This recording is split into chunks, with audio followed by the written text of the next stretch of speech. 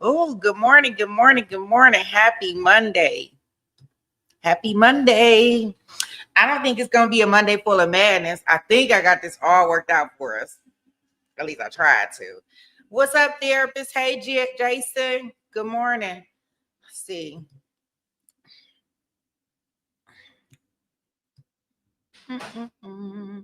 Yeah, I was like, let me go make me a little bit more coffee this morning.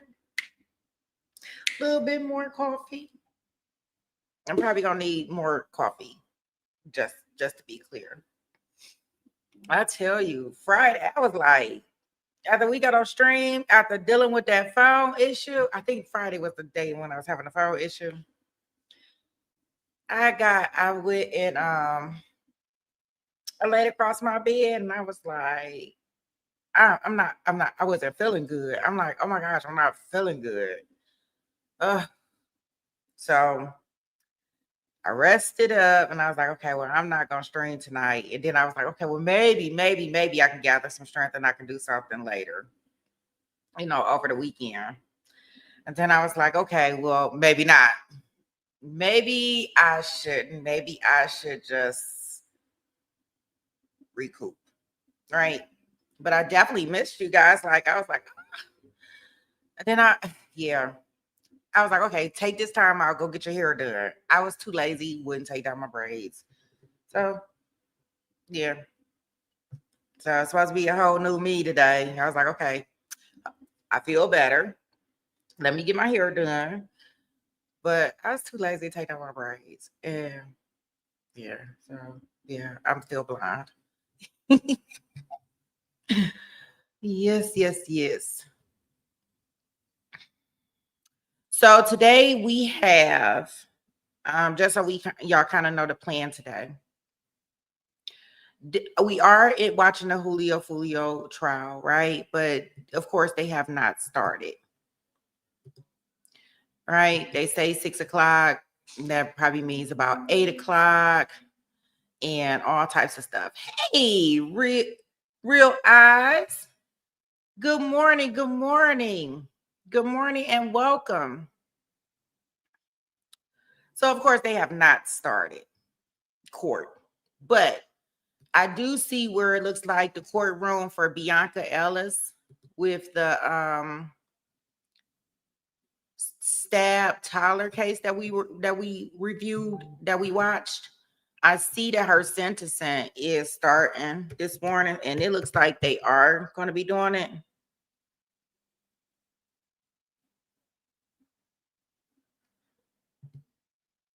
on time, if that makes sense.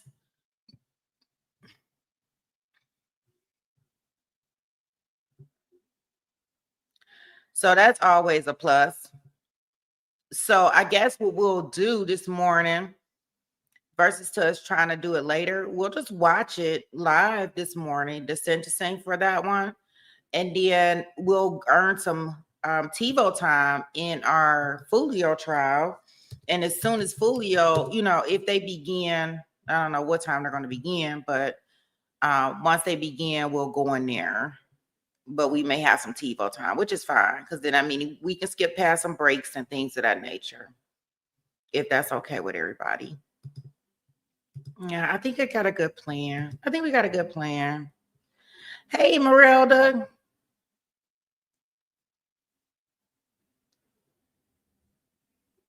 I was looking, I'm like, where is she at? Hey, Just Shamrock, good morning. Good morning.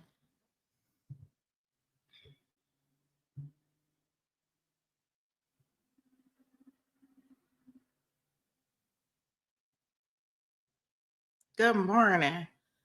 So I think that I'm gonna take us into the Ellis case.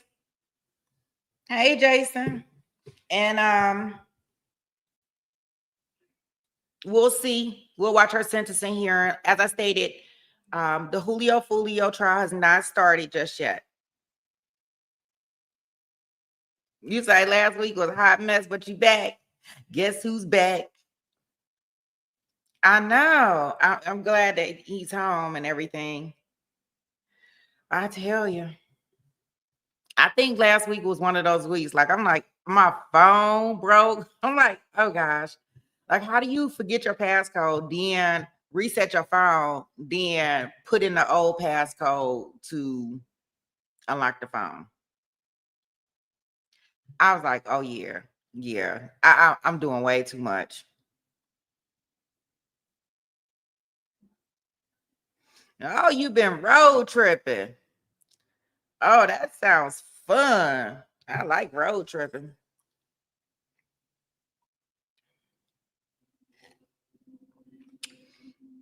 Yeah, be done with me and this phone. I got it together. I think. I think. Yeah, so we got a busy day. Did y'all see the alert for the new trial that we're starting today? Got a new trial. We still got Dusty Durham. We still got that one going on. That one should be going to a jury pretty soon. But so we'll cover him later on today. I may do him like a no break. I don't know. I got him scheduled. But we got this new trial, the hidden body in the woods, where he unalived his girlfriend, allegedly. He's accused of allegedly unaliving his girlfriend while he was on the way to the while he's on his way to physical therapy. So he had about 16 minutes that he was missing. And they say he unalived her during that period of time. Opening statement's supposed to begin today. So we will hopefully we'll get in there. We gonna I'm gonna figure this out.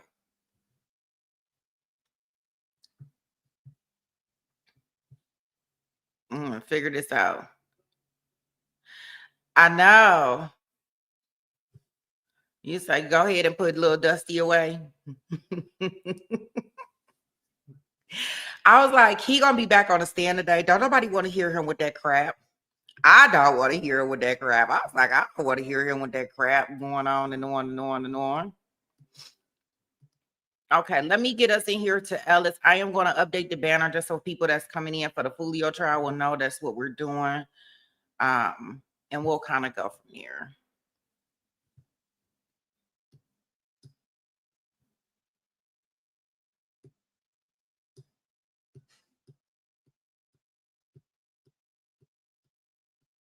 Guilty.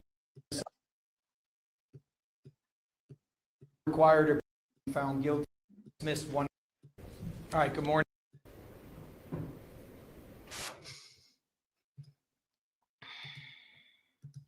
Remember, as we're going through this and listen to the sentencing, y'all know it's going to be victim impact statements. Please make sure that if you do need to step away, it's okay. You can always come back to this. Your mental health is first, right? Because I know these can be very, very emotional, emotionally charged. Okay. So just so everybody's aware, that's kind of what we're about to be watching right now. And I want to make sure everybody, takes care of themselves throughout this process. I am going to go ahead and update our banner here.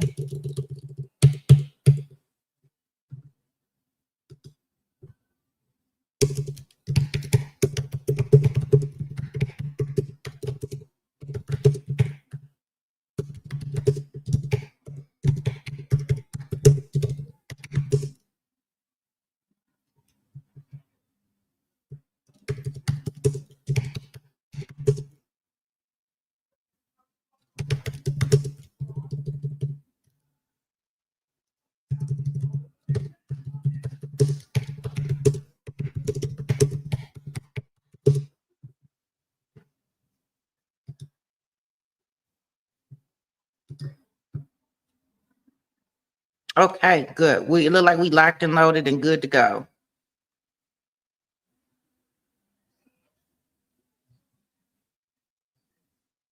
You said, I think I need to go back and see Alicia testifying in Foolio. She hasn't testified, Shamrock.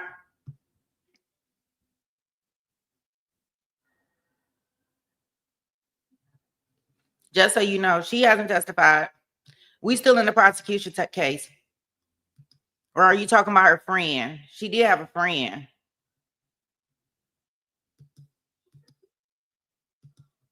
A friend that got up there and testified. But That was about it so far. Oh, anytime. Yeah, I definitely know. Yeah.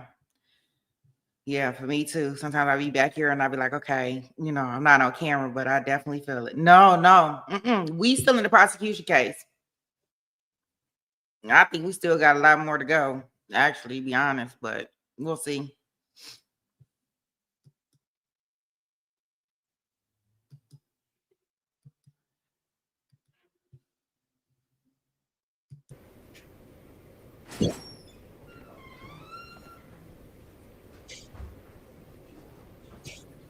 All rise.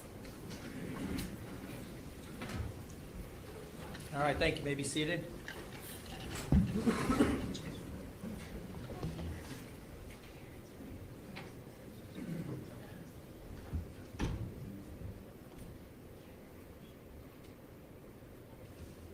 All right, good morning. We're here for sentencing this morning.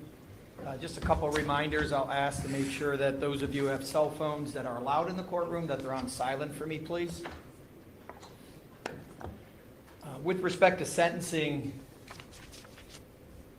I'll just note to all of you present here this morning that there are certain things I'm required to do as a judge that is told to me by our legislature as well as the higher courts, Supreme Court and Court of Appeals.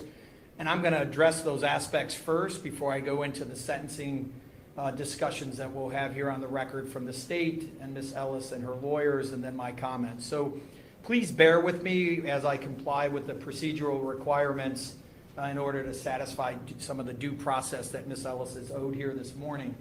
So with respect to a number of items that I'm going to address this morning, the first would be that based on the verdict that was handed down, and why don't I go through again just for the record. It was a 10-count indictment. I had dismissed one count during trial. The jury had returned a verdict on case 692-604 of guilty of all the remaining 9 charges. Those 9 charges, count 1 being the aggravated murder, count 2 being murder under the A section of the code, count 3 being under the B section of the code. Count 4 was felonious assault, as well as count 8, endangering children, guilty verdict. 2 counts of attempted murder, guilty verdicts. And then finally, the last count, which would have been count 10, which was the theft charge, the misdemeanor. Having found and rendered a verdict of guilty, the jury brought forward the requirements under the statute. One is that there's a duty to advise Ms. Ellis of a violent offender being found guilty on the aggravated murder, of some reporting requirements that she's to report in the event that she's placed back in the community. So Ms. Ellis, I'm going to address you on a few items that need to be addressed with you before I go into the sentencing phase. Ms. Ellis, you've had an opportunity to meet with your lawyers before coming out this morning. I have provided them the duty to enroll as a violent offender. I know they spoke to you about it, and I'll go through it just briefly. Your signature is on that form from this morning as well. And so I'll just ask you, Ms. Ellis, did you have a chance to speak to your lawyers about this duty to enroll as a violent offender this morning? Did you have a chance to discuss that? And did you sign that today? Yeah. Very good. Being convicted or being found guilty of this offense of aggravated murder, you are required to enroll in person with the sheriff of the county in which you establish residency within 10 days of coming into that county. You're going to have to provide that sheriff a number of items: your social security, full name, residence, the information regarding this verdict from the jury, addresses of employment or school, driver's license information. All of that's required to be provided if given that opportunity to be back in the community to the county sheriff. You're required to provide fingerprints and palm prints, and after the date of initial enrollment, you're required to re-enroll annually as well. And that's something within 10 days of the anniversary that you sign initially with the sheriff. If you change any of your addresses, you do have to provide written notice to the county and the sheriff as well. Failure to do so, you could be charged with additional felonies by the prosecution. And having reviewed that with your lawyers, do you understand that, Ms. Ellis? Yes. All right, very good. I'm going to go ahead and sign.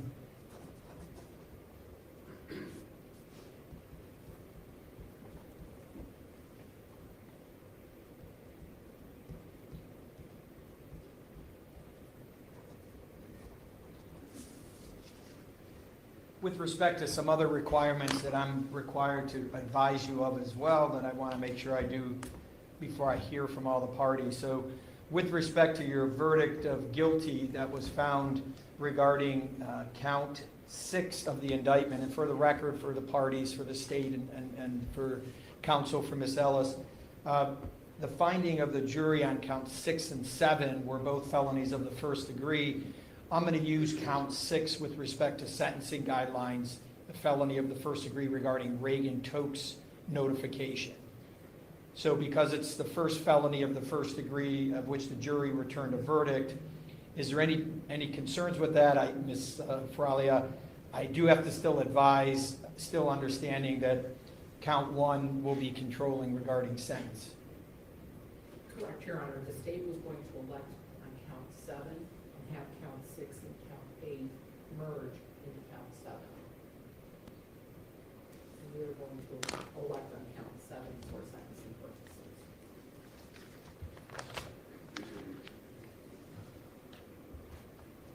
So with respect to count 7, so let me just make sure.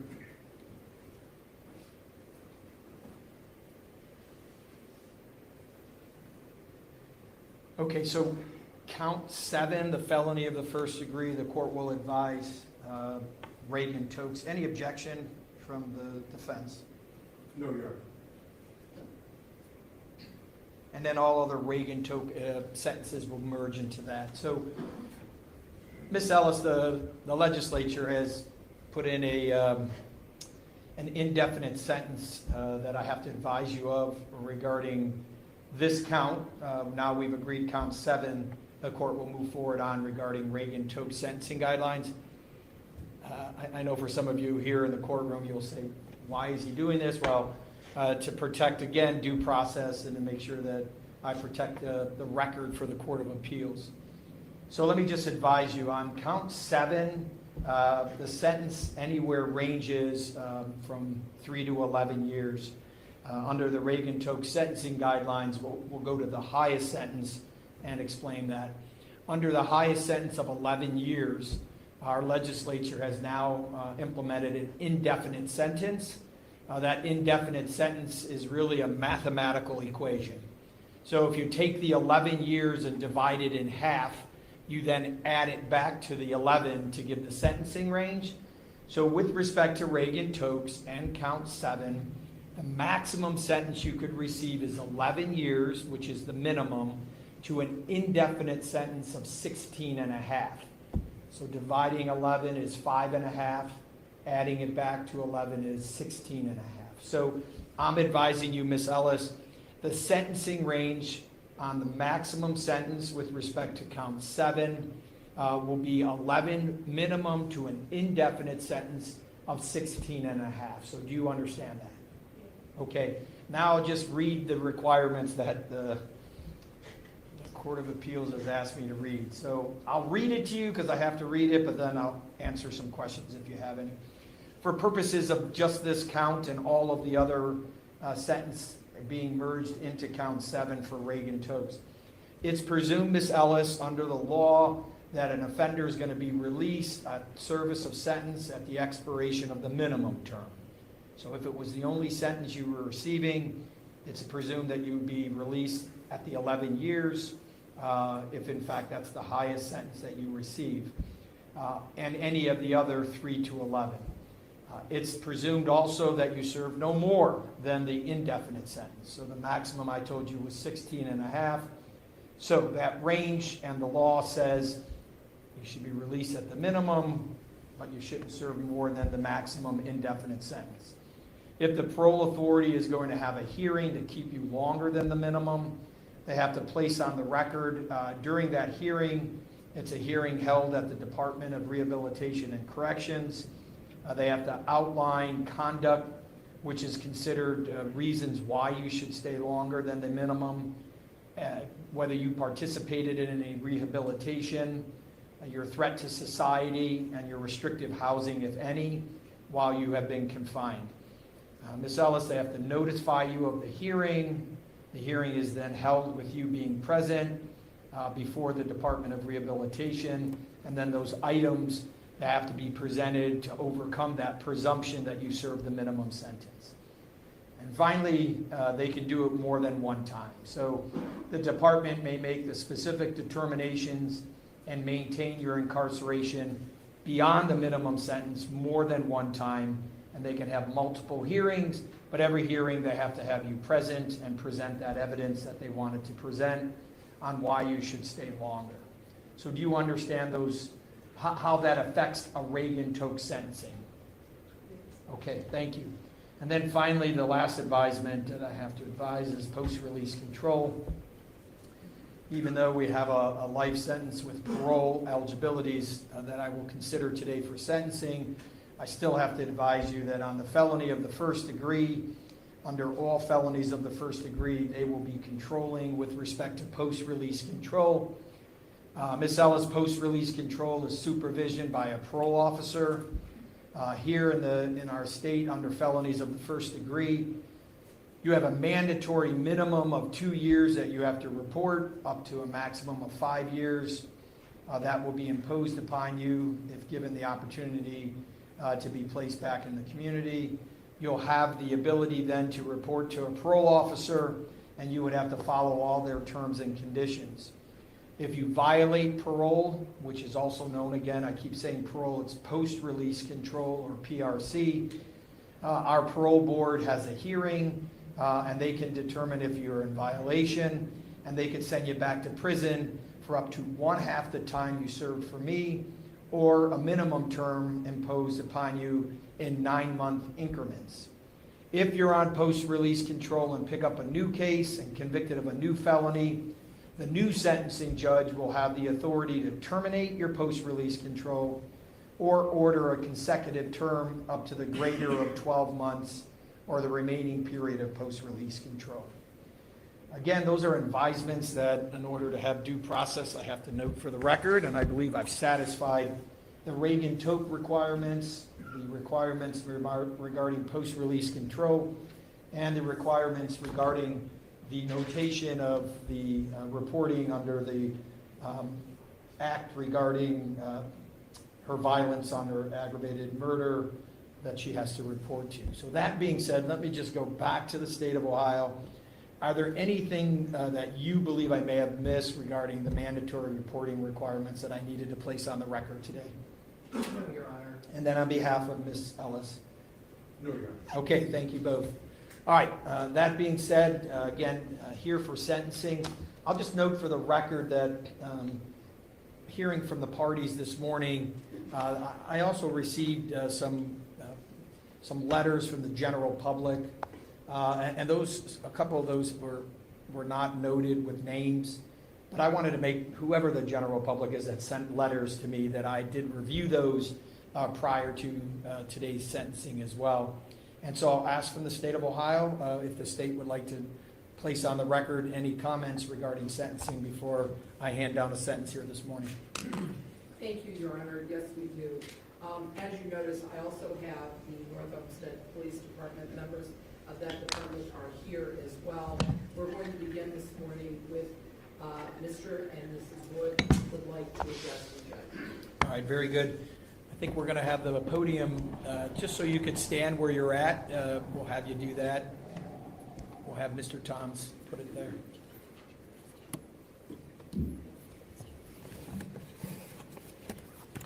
Good morning. Good morning, Your Honor. And I'll just note, I do have the microphone on. If you could just speak loudly and clearly, take your time if you're going to read from something. If you don't mind stating your name for the record and just spelling it for the record. All right, well, my name is Jared Wood, Jaredwood. Very good. I'll ask the advocate maybe just to push that up a little. Is this better? Sure. All right. And thank you. I'll hear from you this morning. Oh, thank you. I am here today to speak on behalf of my son, Julian Miles Wood. who is no longer here to speak for himself, and I am thankful for you to be giving me this opportunity to do so.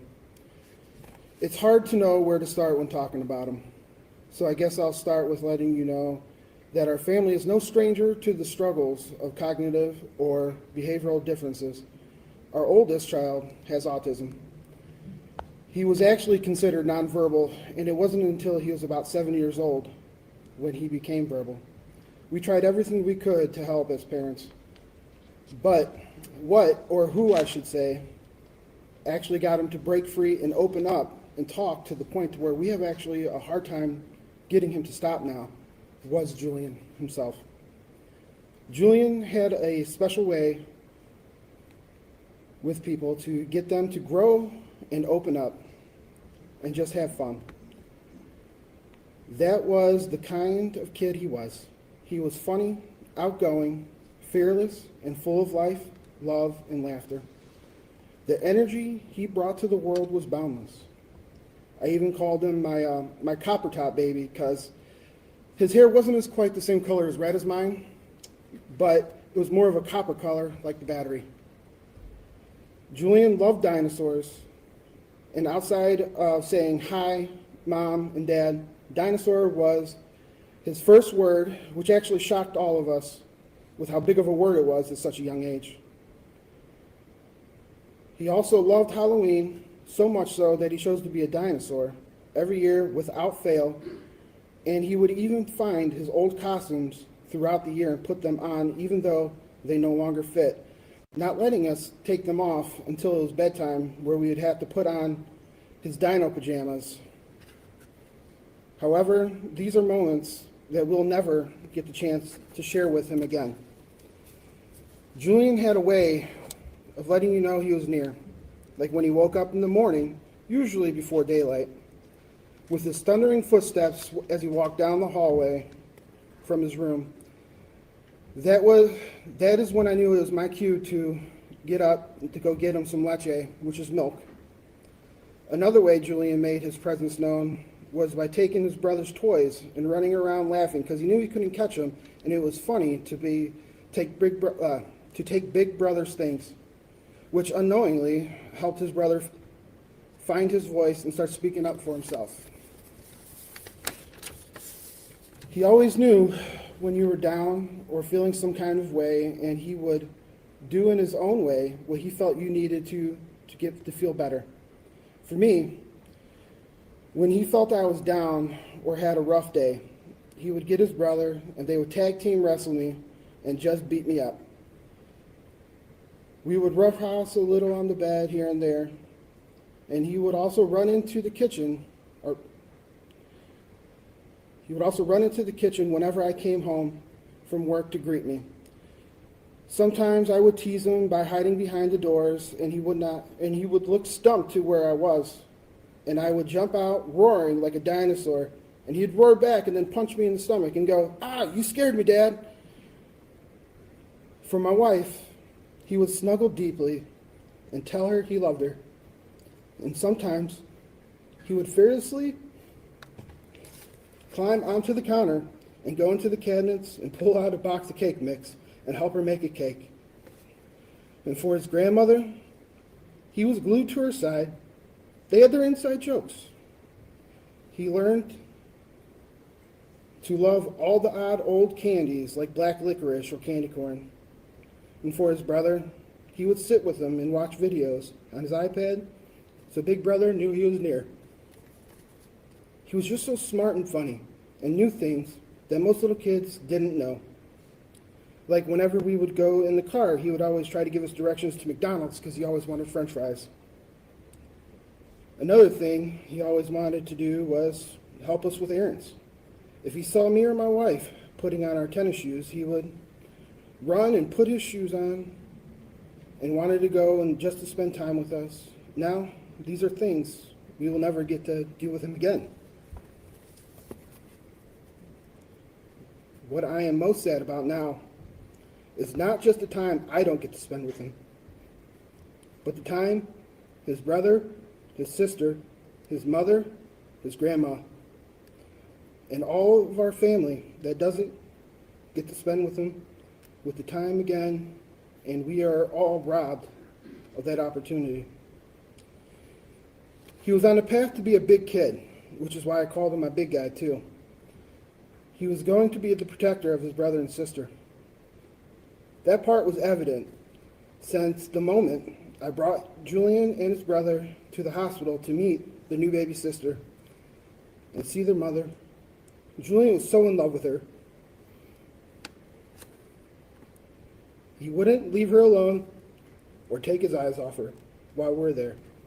And he even tried feeding her while she laid in the crib sleeping. His sister won't get to know the amount of love he had for her, other than from what we tell her. She didn't even get a full 2 months with him before he was taken from us. When we had our daughter, I finally felt I had a full life. I had everything I ever wanted. A beautiful, loving wife, 2 sons and a daughter. It didn't even last all of 2 months before that monster took him from us. Now all of our hearts will forever be missing a piece, and it's up to all of us to keep his light shining, even though his star is gone. With that, I would like to thank you for taking the time to hear me out and speak about our son and what he was able to give this world in such a short time. And thank you again to the prosecution, Anna and Jillian, for fighting so hard for our boy and my wife. And thanks to the jury for getting it right. And thank you to the North Olmsted Police Department for all the work you guys did with helping on that day. And to the community for the continued support. We will be forever grateful. With all that being said, to Judge Russo, I ask you to do what's best for my family and the community, so she has no opportunity to commit these heinous crimes again. I'm asking you to give her the maximum sentence possible, life without parole. Thank you. Thank you.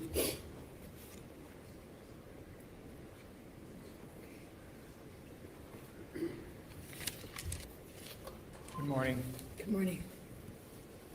I'll hear from you, Margaret. I say my name. Well, sure. I'm sorry. My name is Margot Wood, Margot.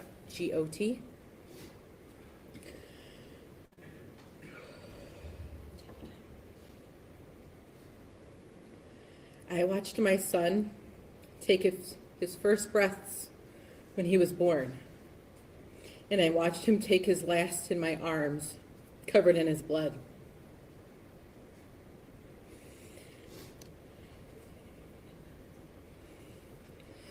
A mother should never have to bury their child. A mother is supposed to go first, not her children. A mother shouldn't receive her child's death certificate at 3 years old, and his cause of death is by homicide.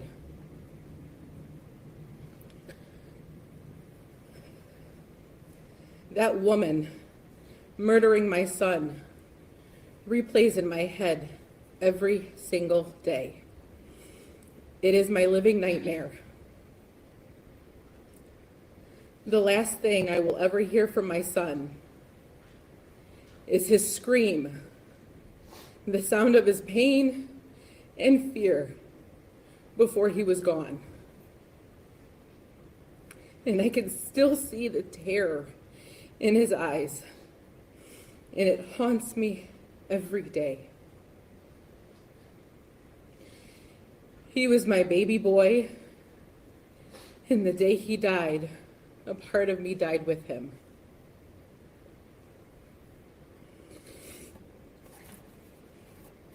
My older son has autism.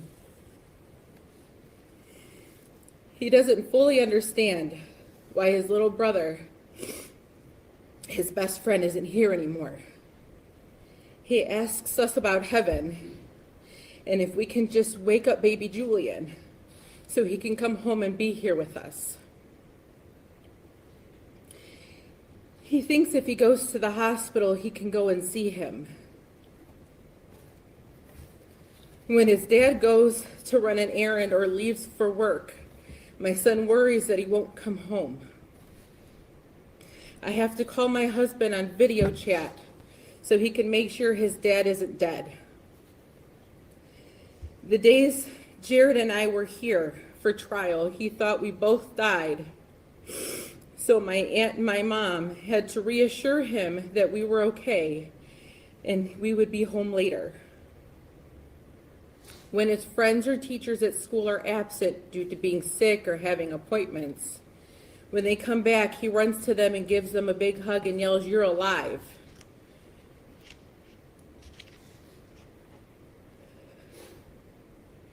You have not only hurt me, you have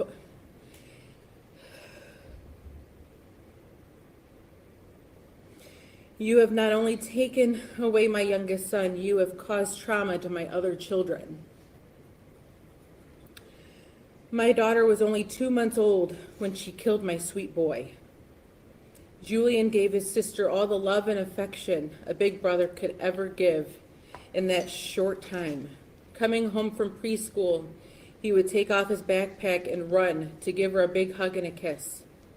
He helped with bath time, stood next to me during diaper changes, and would help with giving her a bottle. They were like two peas in a pod, Velcroed together. Wherever she was, he was right next to her. My daughter is 18 months. And now she only knows going to the cemetery to see her brother. She will never get another hug, a kiss, or a cuddle from her older brother. He is now just her guardian angel. She will never know how much he loved her and how happy he was to see her when she was born. Only the stories that we tell her.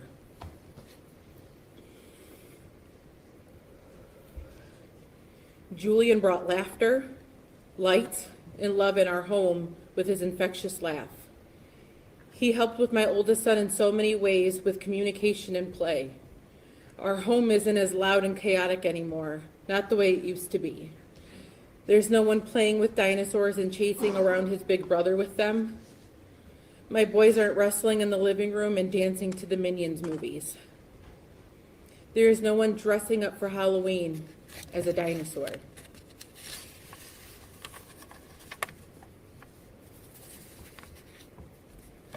My son would have been 5 in 2 days. She took that from us. She took birthdays, holidays, milestones, graduations, seeing what kind of man he would have turned into. No grandchildren, no nieces or nephews for his siblings. When you murdered him, you took those potential lives, moments, and memories from all of us. If I want my family to be whole, we have to go to the cemetery where all of my children could be together.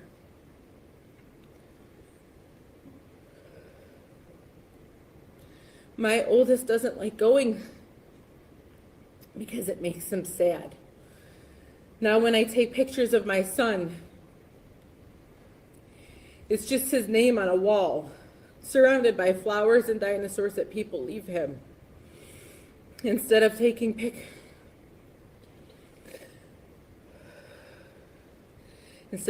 photos of him making funny photos, cute smiles, or laughing pictures.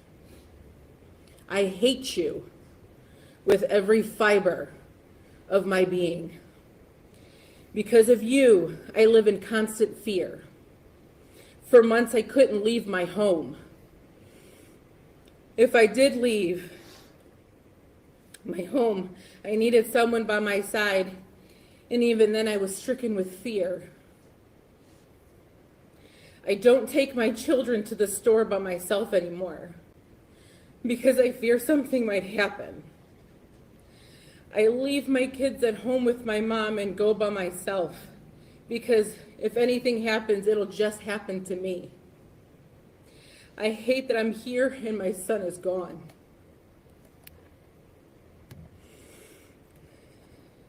Just because you have a mental illness doesn't mean you can use that to justify you murdering my son.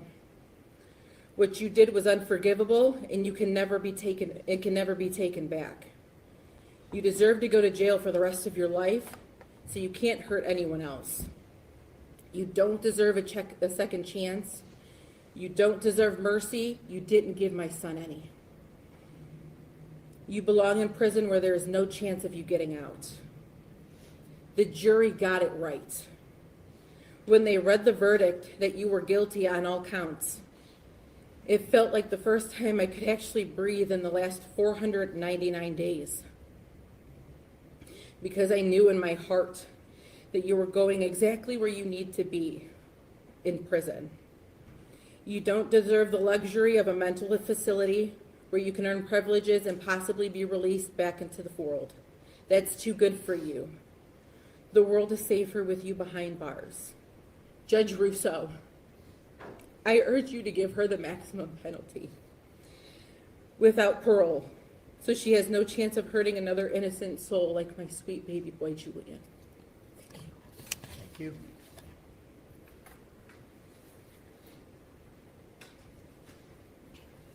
Ms. Faralia? Yes, Detective Sean Ventris from the North Olmsted Police Department was going to speak.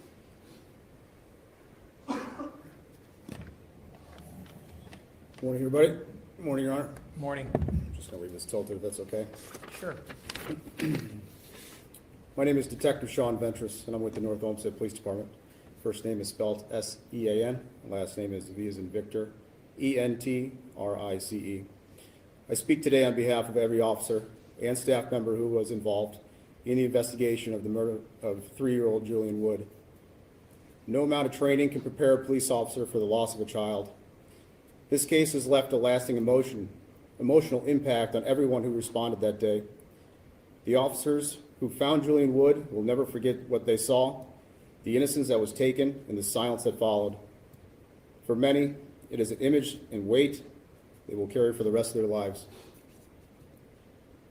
Our department has seasoned officers, people who have spent decades on the job, who struggle to sleep, break down in private, and question how something so cruel could happen. Some sought counseling, others withdrew, and all were changed.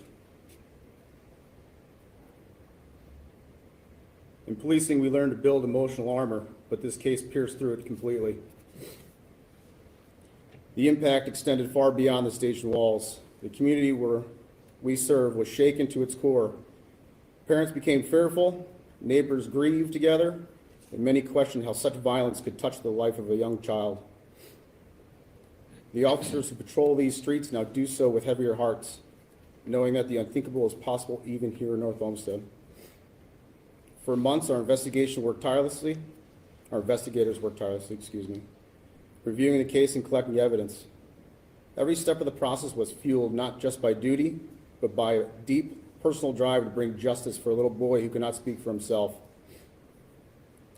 This case has reminded us all of both the fragility of life and the weight of our responsibility as protectors of our community. It has strengthened our resolve, but also revealed the deep emotional cost of what we do. On behalf of the North Olmsted Police Department, I ask the court to recognize that this crime did not only destroy one young life, it profoundly affected an entire community and the officers sworn to serve it. The justice in this case is not only about punishment, it is about acknowledging the immense harm done and ensuring that such tragedy is never repeated. Thank you. Thank you. Ms. Faralia? Thank Ms. you, Mateo? Your Honor. The overriding purposes of felony sentencing are to protect the public from future crimes and punish the offender. The state, Your Honor, is going to ask you to impose the maximum penalty allowed by law in this case. Life without parole for Julian Wood and consecutive time for Marco Wood. Your Honor, you sat with us for 8 days and learned about Bianca Ellis. She had no regard for human life when she stabbed a vulnerable 3-year-old child sitting in a shopping cart. She stabbed him to death after hunting him down. targeted him. And I'm sure, Your Honor, you remember how this defendant selected her weapon of choice. She left Volunteers of America with 2 knives in her hand. She goes to Things Outlet, and you observe her on the video searching and looking around with knives on her back, behind her back. She walks out, and she goes to a cement column to check out the pliability of the knife. She keeps the 8-inch butcher knife. She continues to walk into Giant Eagle, passing people on both sides of her. But once she sees Julian in a shopping cart and Margot pushing that shopping cart, she does an immediate about-face, and she follows them closely behind. Mrs. Wood stops. The defendant continues to walk past her. But she waits. She waits at the foyer of Giant Eagle, the entrance. As Margot and Julian pass her by, she gets right behind them. She resumes walking behind them through the parking lot until she gets to Margot and Julian. And then you know what happens next.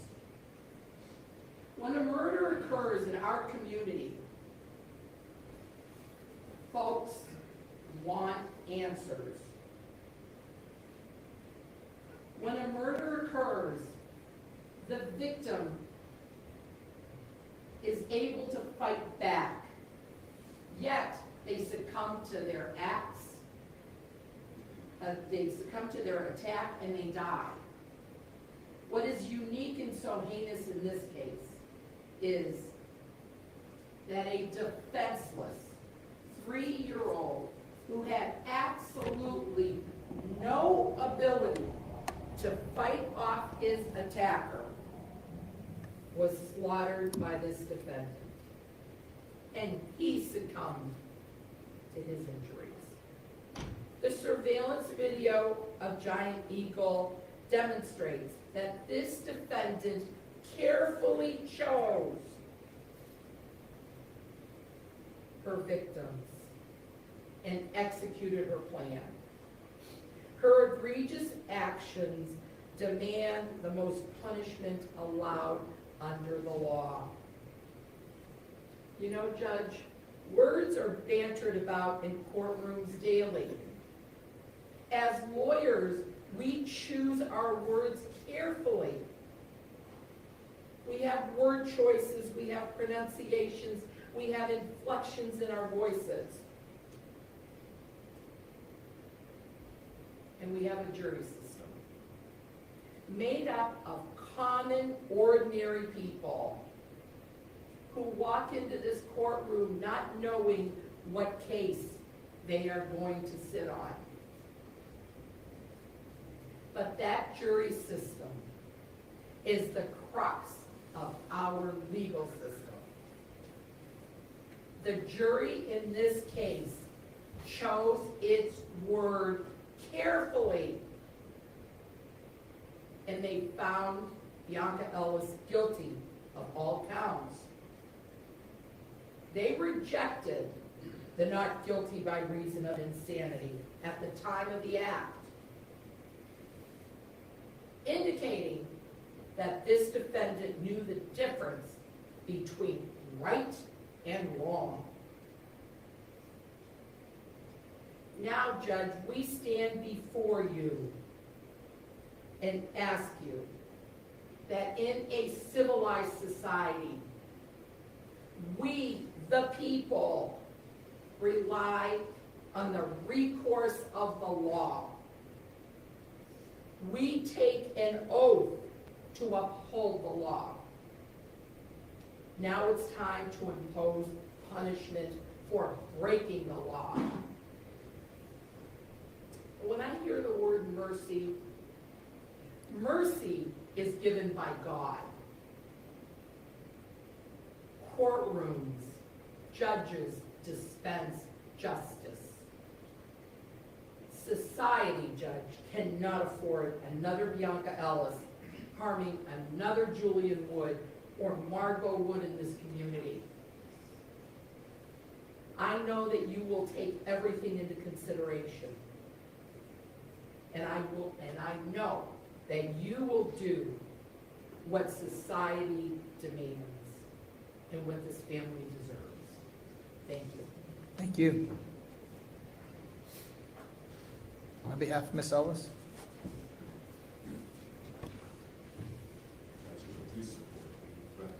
Yes.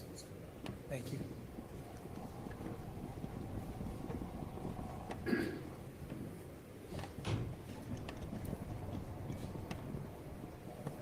Thank you.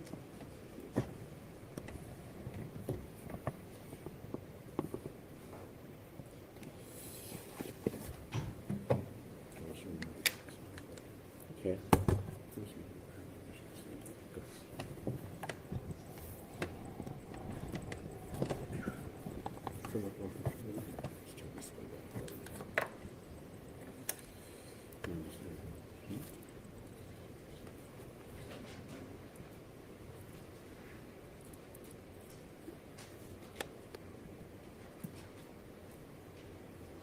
Judge, thank you, first of all.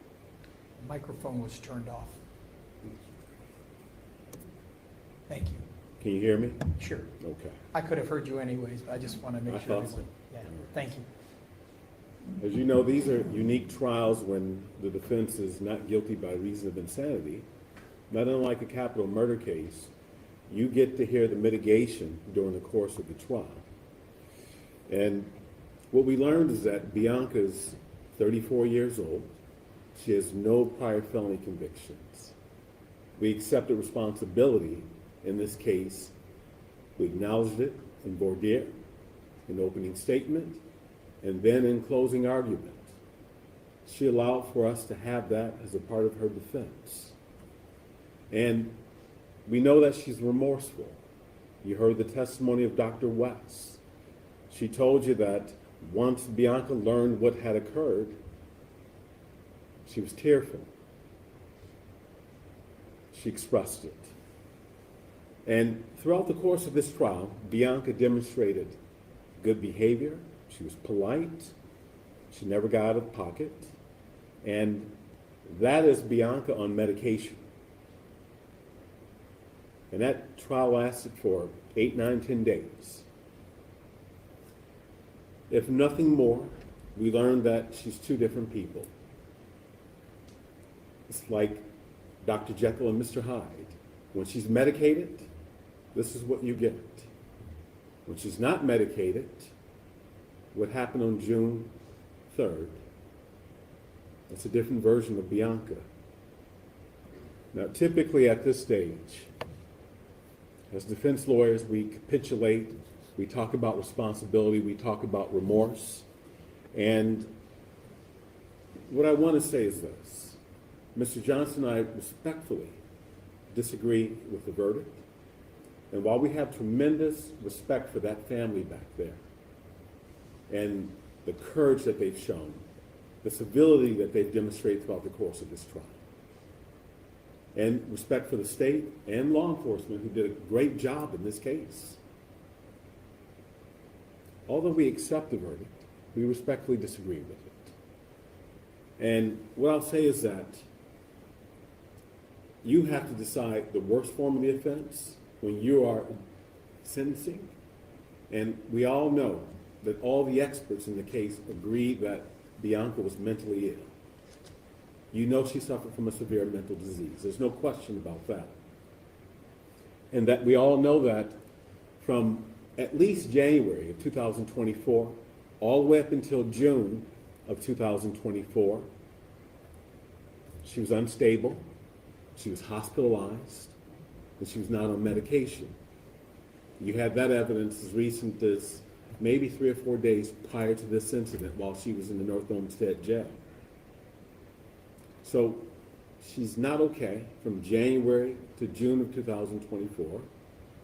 And then once she's arrested and she comes into the arraignment room for the next couple of months, we know that she's incompetent. Somehow, just on the day of the incident, she's not well. And I'm by no means, I'm not relitigating this. That's not my intention. You understand that. This is something that you're allowed to take into consideration for purposes of mitigation and deciding whether or not this case is the worst form of the offense. I am firmly convinced that had she been found not guilty by reason of insanity, based on my experience with these cases, that she'd probably be in hospital for the next 20, 30 years. You're allowed to weigh all of that. And she's been in custody for almost a year and a half. Went on medication. She's been on custody without incident. I don't know if they want me to point them out, but she's had strong family support throughout the course of this trial. And looking at the sentencing factors under 292912, I think that there's a lot of mitigation in this case. And I know how powerful these facts are as it relates to the death of a child. And I know it's a very weighty decision for you. But judges don't make decisions based on emotions. You follow the law, you look at the sentencing factors, and then you make a decision based on their history and their characteristics. You make a decision based on what you know about her. So, both Mr. Johnson and I respectfully ask the court to consider 20 years before she's parole eligible to a life sentence and sentence her accordingly as it relates to Margot's injuries. Thank you. Thank you. Mr. Johnson, anything? Anything on Ms. Ellis would like to speak? I just want to say I apologize. I'm sorry. Okay. All right, you can be seated. Thank you. Just push him right up to me so it's out of the way. Thank you.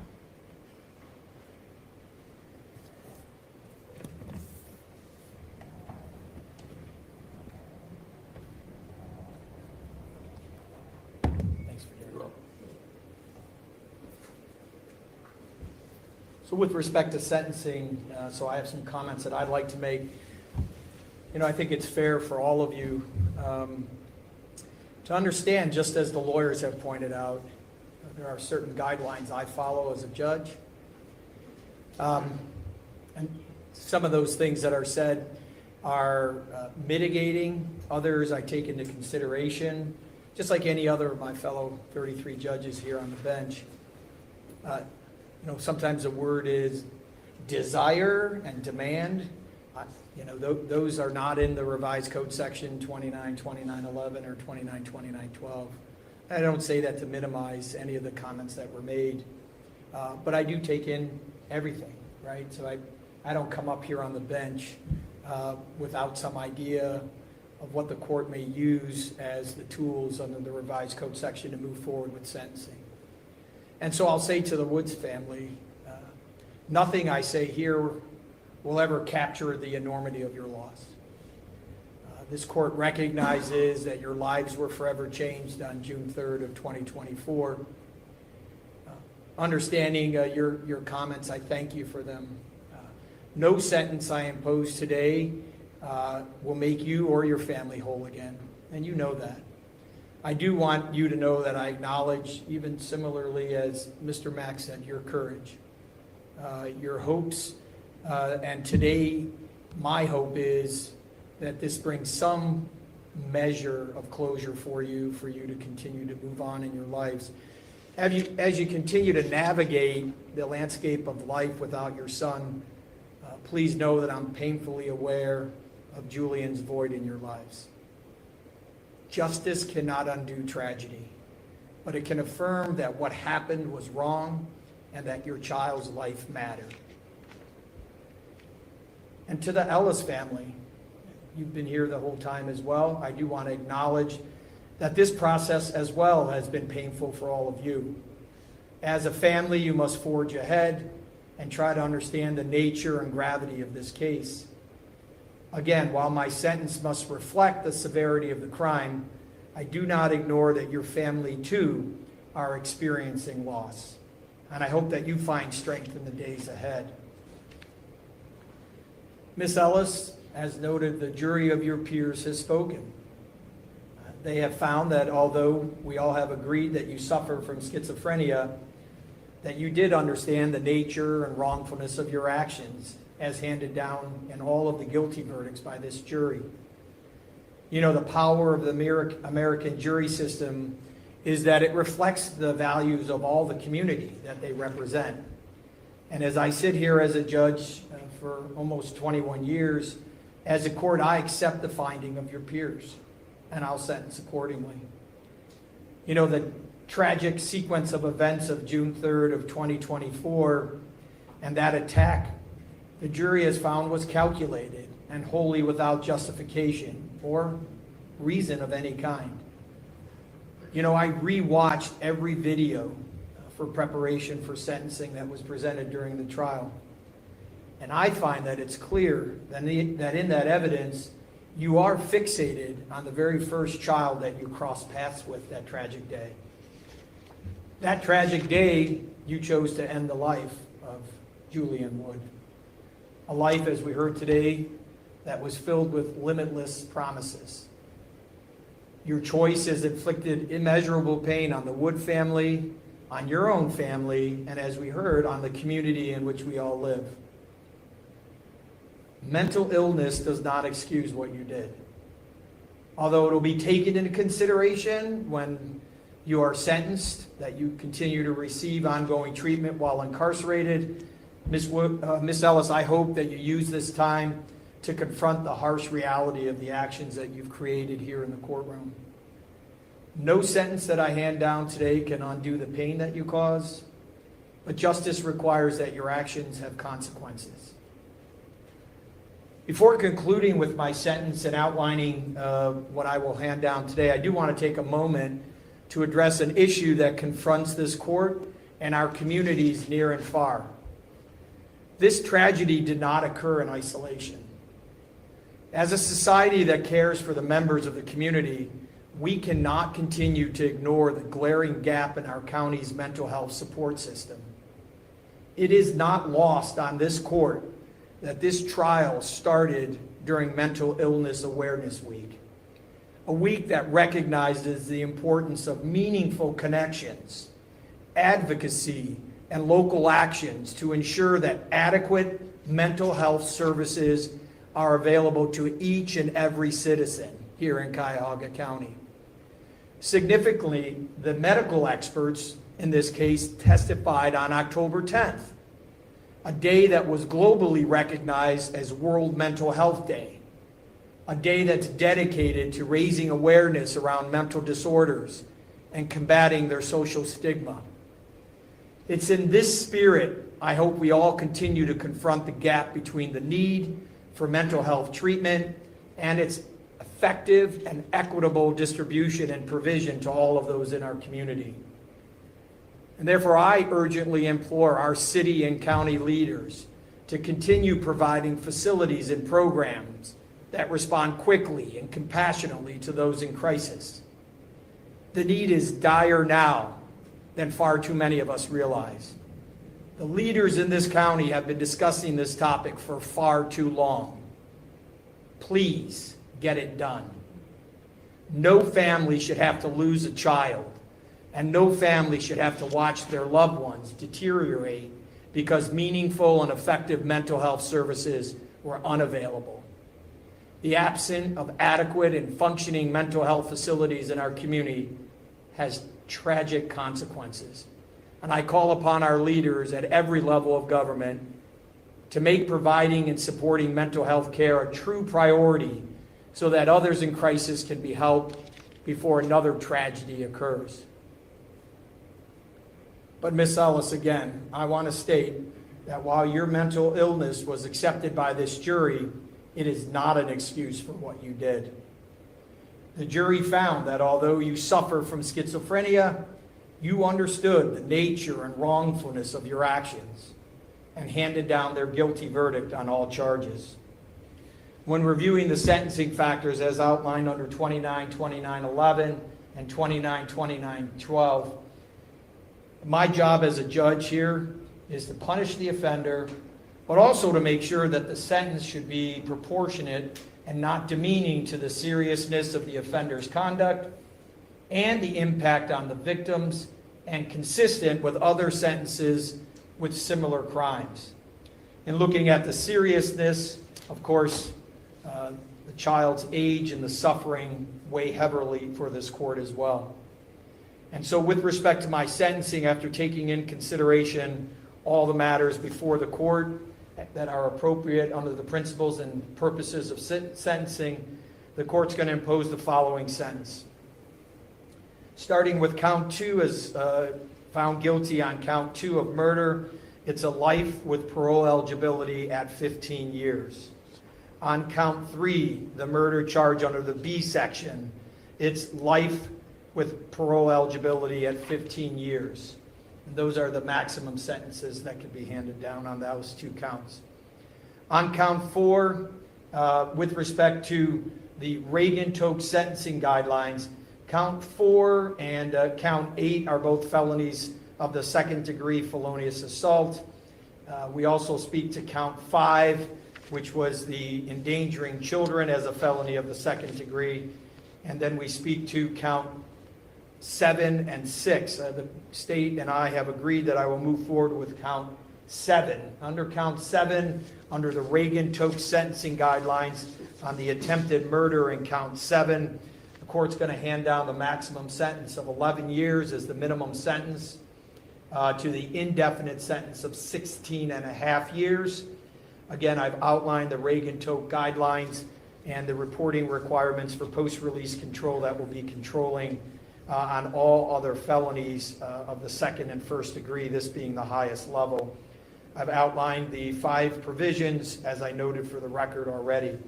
And then with respect to the count 4 and 8, the maximum sentence is 8 years. I'll hand down that sentence. Count 5, 8 years. Count 6, 11 years. Count 8, 8 years. And then as indicted, count 10, which would be a 6-month sentence on the misdemeanor charge.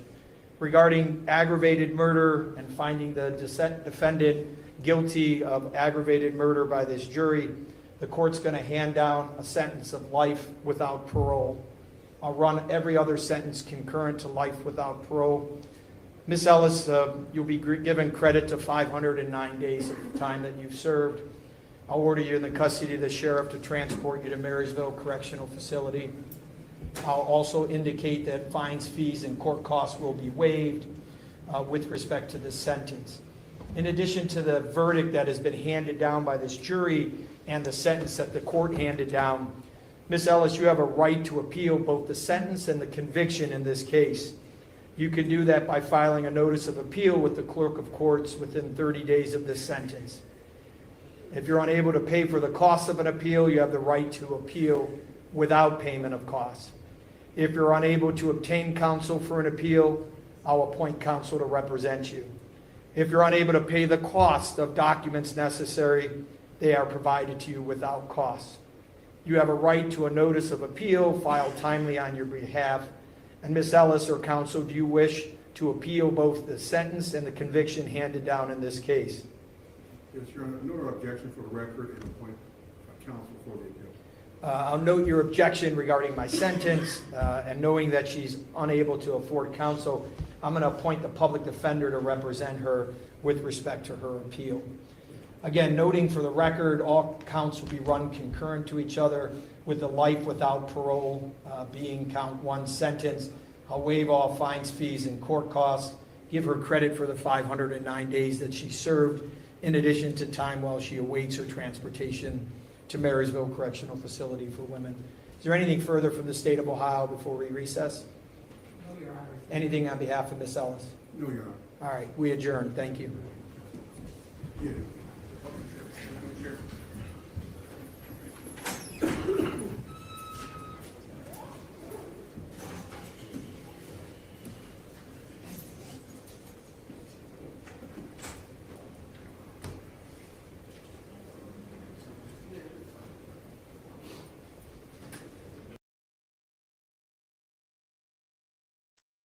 Well,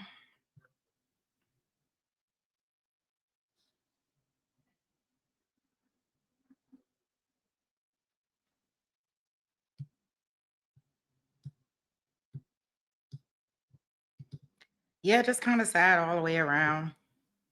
But yeah, he gave it all to her. He gave her everything he could.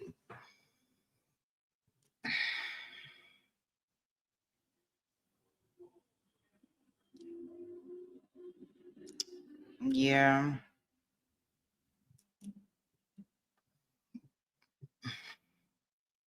So,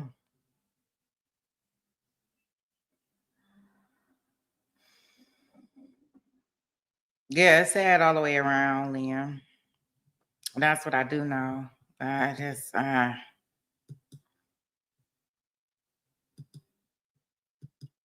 just for life, but I mean, in regards, not just to life, but you thought she would get less time? No, I kind of figured they was going to throw it all at her once they found her guilty because of the heinous act. And,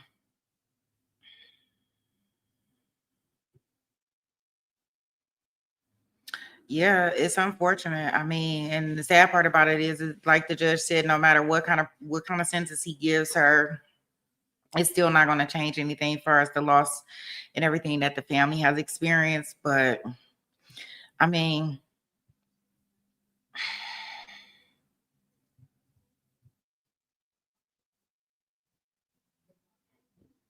yeah,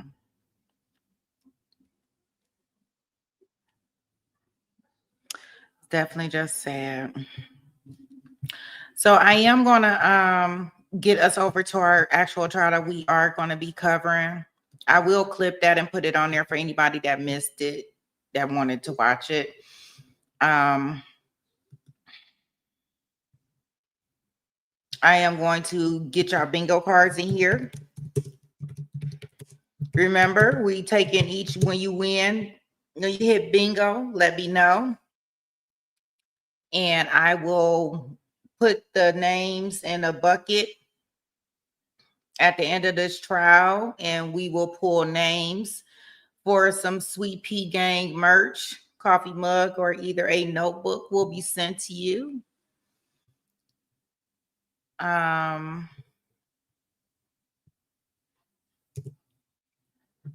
So I'll pin that to the top, and I'll also put it in description for anybody that comes late. They can have it. Let's play bingo. Good morning, Pretty Brown. How are you?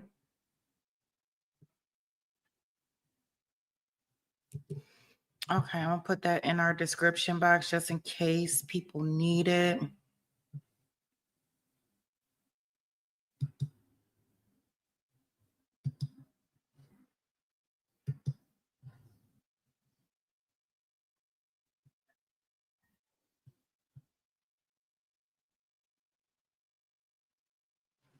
And I guess the way we'll do it is if you hit bingo, let me know. I'll check it. Make sure that we got a valid bingo. Put your name in the box, in the, in the thing on the list. Right now, I know we got Lynn, and I know Baca had one the day before Lynn had one. What I would say is that if you want to continue to play, just play along with everybody. Or if you want to continue after you have hit your bingo, I'll try to see if I can recycle, if I can send you out a new bingo card. But if not, you can always just do the blackout on it. I mean, it won't count as multiple bingos, but at least, you can still play along. But we can try the other, sending out another card, Leanne. I know you were asking me about that, if I could do that. So I'll try. We'll just have to, I don't know how it will work. Like if you need to close down the window after you get the bingo and take the link and open it up again. So it's gonna be trial and error with that, but at least as long as I get your first bingo accounted for, I think we're great there, because we want to make sure we get as many names in the bucket as we can, right? Okay, so let's go into our Foolio trial and see what we have going on with him.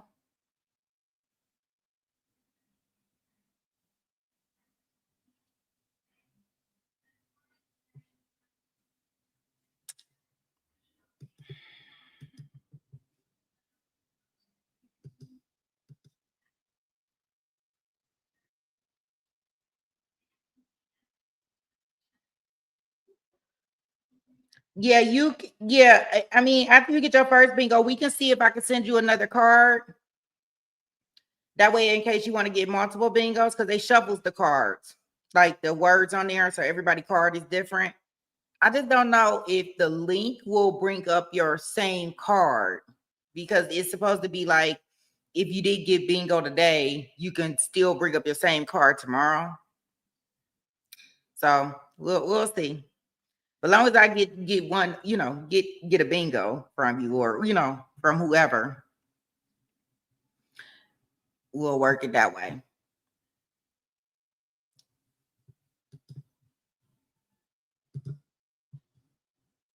So today we looking like Olive Oil. That's all I could think of when I seen her. She got her nice little bun, and she got on her, I guess this is olive green. Would y'all call it olive green?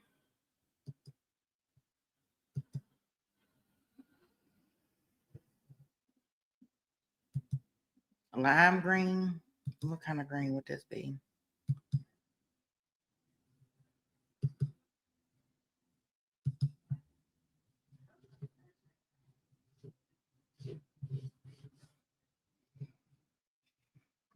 Okay, let's go in here and see what we got going on today.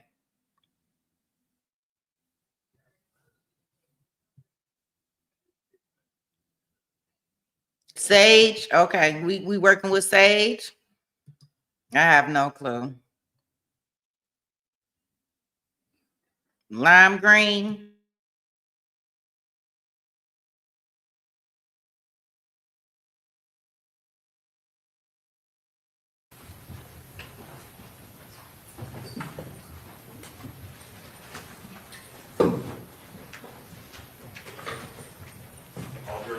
All right, very good. Thank you. Everyone have a seat.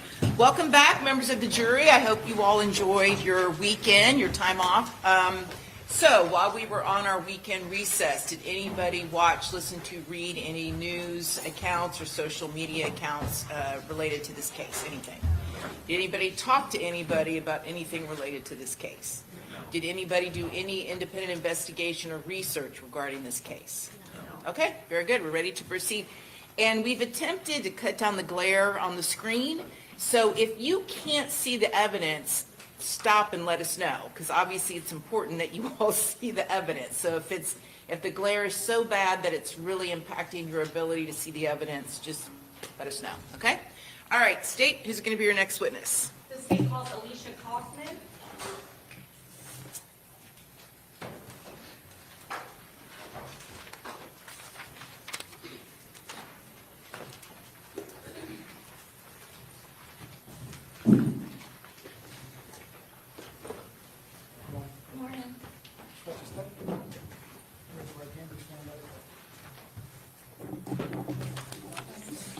Do you swear or affirm that the testimony you're about to give will be the truth, the whole truth, and nothing but the truth, so help you God? Yes, ma'am. Thank you.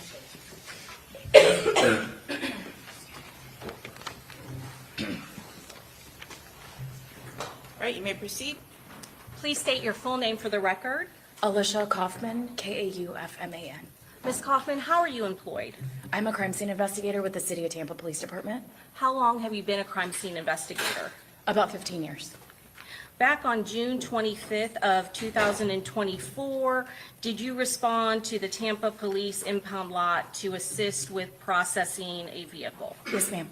And was that pursuant to a search warrant that was obtained by law enforcement? Yes, ma'am. Were you working alongside homicide detectives? Yes, ma'am. It would be, believe, Detective Alverson and Detective Kirkpatrick. And was the vehicle that you were processing, was that the black Dodge Charger belonging to the victim, in this case, Charles Jones? I do know that it was a Charger, but at that point in time, I didn't know who actually it belonged to. What was your role when processing that black Dodge Charger? I was advised by the detectives that the first portion of the search warrant had been completed, the swabs, other photographs, etc. And my sole job was going to be to photograph further and document the the damage and potentially pull any projectiles from that vehicle. So there had already been a crime scene investigator who had already done those things that you have just mentioned. Is that correct? Yes, ma'am. How did the vehicle appear then when you came to the impound lot? It was in one of the secured bays, and it had what we would call as yellow markers or yellow stickers. They look like little rulers. They have our police department logo on them. And with that being on there, that indicates to me that something had either been notated or prior photographed and documented. And you said the detectives briefed you that they had already had the vehicle processed for swabs for DNA.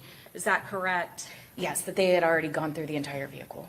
As well as the photographing the damage to the exterior of the vehicle. Is that correct? That's correct. Part of what you were documenting was that to do the interior of the vehicle and to collect any sort of projectiles or bullet fragments that were still contained inside the vehicle. Yes, ma'am. I'm going to show you what's been marked for identification states 68A through double K.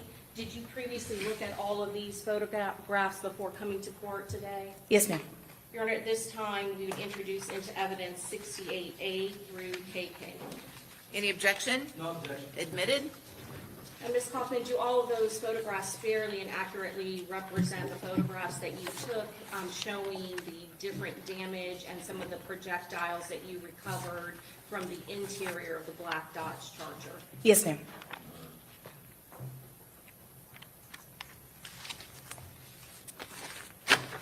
Was there a projectile that you recovered from this vehicle that still appeared to be intact?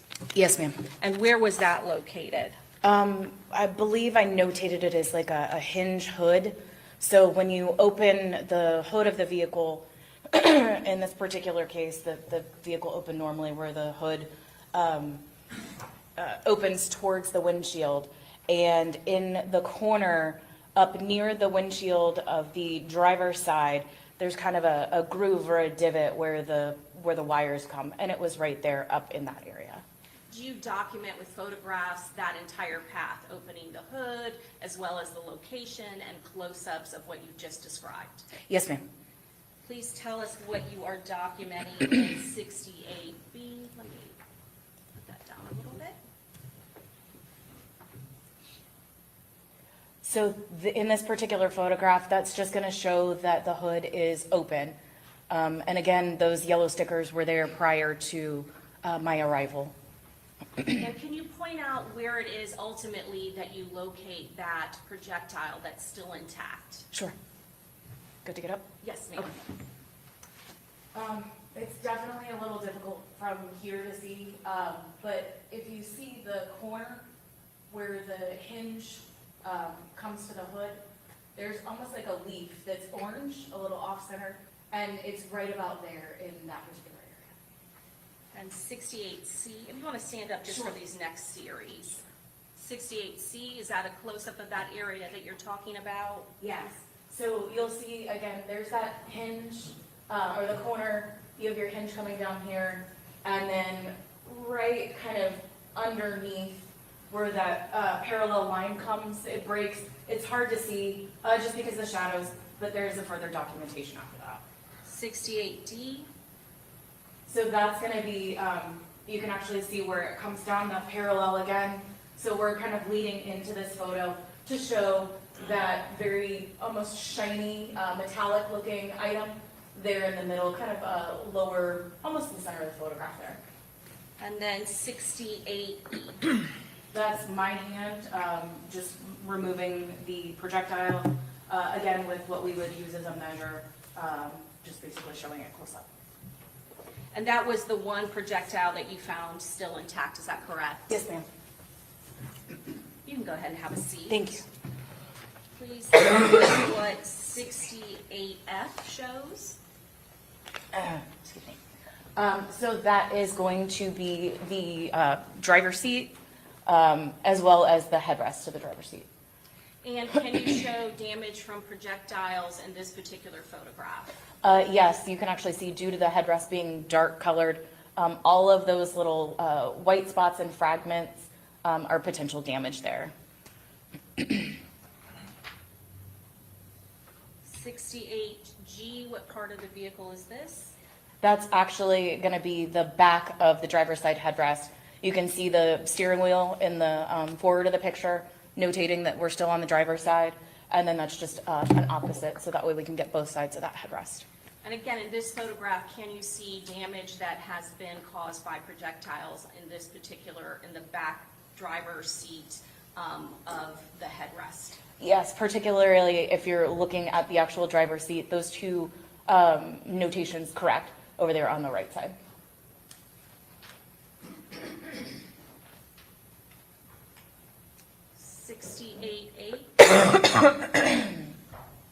I believe that's the driver's side.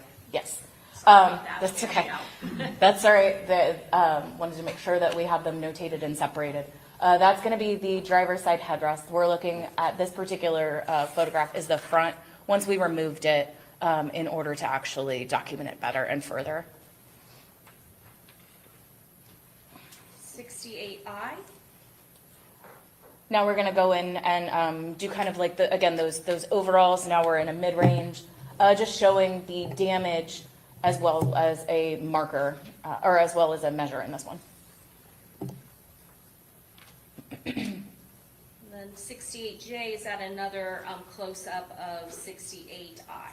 That's correct. Did you do the same process for the back of the driver's side headrest? Yes, ma'am. 68K? So again, notating that we're in the back of the driver's side headrest now. Those are the same two spots that you noticed on the photograph of the seat when it was actually still intact. And do those correspond with the holes that are in front of the headrest on the driver's side? For the most part, it's a little difficult. Is there kind of at an angle? Yes. 68L, what are you documenting here?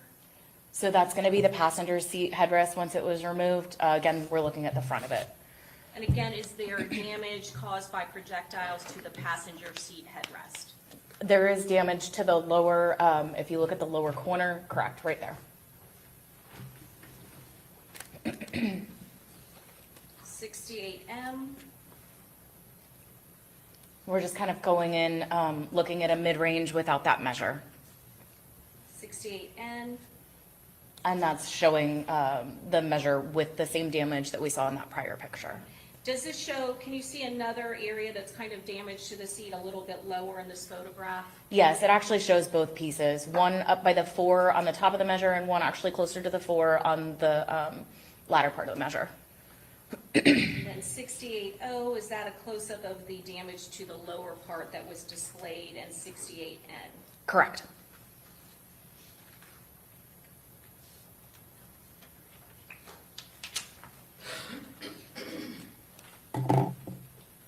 Please tell us what is in 68P. I believe that that is going to be the back of the passenger headrest.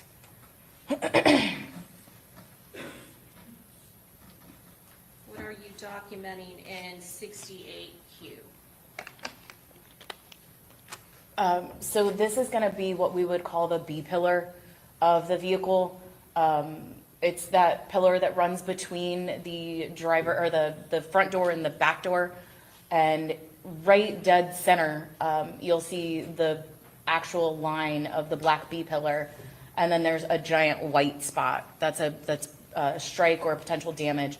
So we're just kind of getting that overall angle so that we can maneuver in, so that we can see how we're moving forward in our photos. You also see damage to the window of the driver's door, is that correct? Correct. And then 68R. Is that the same area in the center of the photo, just at a better angle? Yes, ma'am.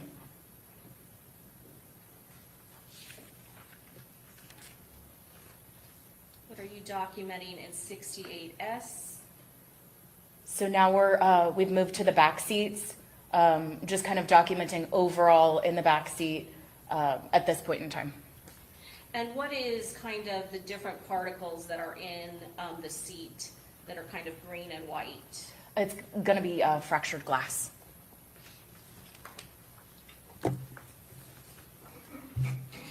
.68T.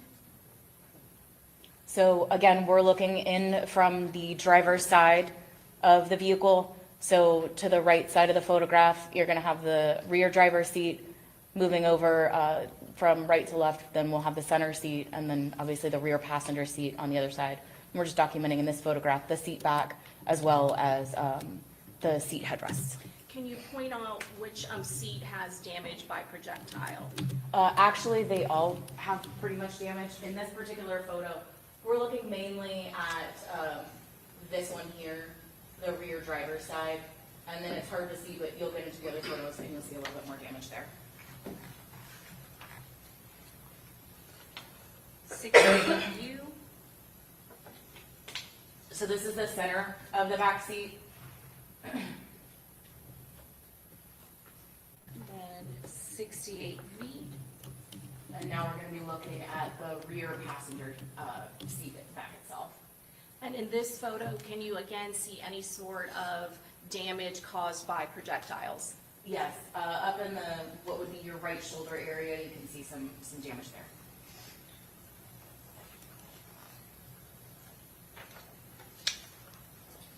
I'm going to show you 68X. What are you depicting in this photograph? This is going to be damage to the rear passenger side seat, up near the top where the seat back is, or where the headrest is. You can kind of see it. It's a little faint, but it's next to the one, between the 1 and the 2 there. And just for reference, is the tan in the photo, is that depicted back in 68V? Yes, the tan is.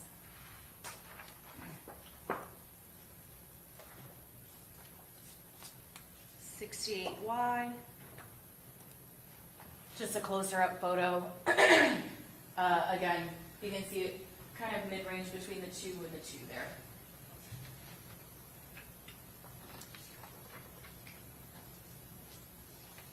.68Z.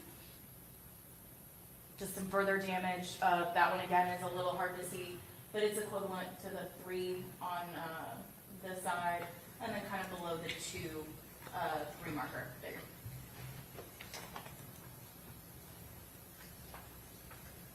Going to 68AA.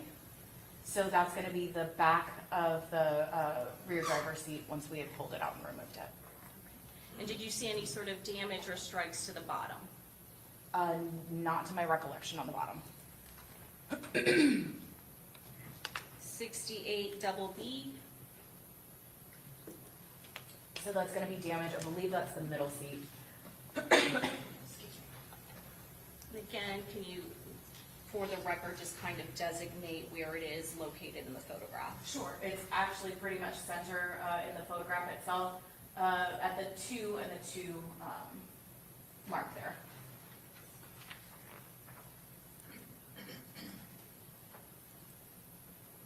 What is in 68CC? That is going to be the seats once they were removed. That's going to be your middle seat and your driver's seat. And we're still looking at the front of that, is that correct? Correct. And again, can you see damage in this particular photograph from projectile strikes? Yes, it's going to be in the actual headrest up on the right. Then you can see in the tan portion where that line comes down. And then it's a little harder to see, but between the headrests, there's actually some more damage there. 68DD. That's going to be kind of between those headrests. A The close-up damage you'll- from when we just looked at 68CC. Correct. 68EE. So now we're in that, we're doing a mid-range photo again. That's going to be the driver, the rear driver. Dead center, you'll notice kind of the discoloration coming down right at the line that goes up and down as well as the vertical. and the horizontal way. 68 double F, what are we looking at? It's gonna be the back of the seats for the middle and the driver. And in this particular photo, can you see damage from a projectile strike? You can, there's some small damage down on the bottom, to the right. Right there, there's some damage pretty much in the center on that particular photo. 68 GG. So that's just marking where that is, especially because it's kind of hard to see without that marker, specifically saying where it is on that photo. And then 66 double E, is that a close-up of the damage that was at the lower end of that seat? Correct.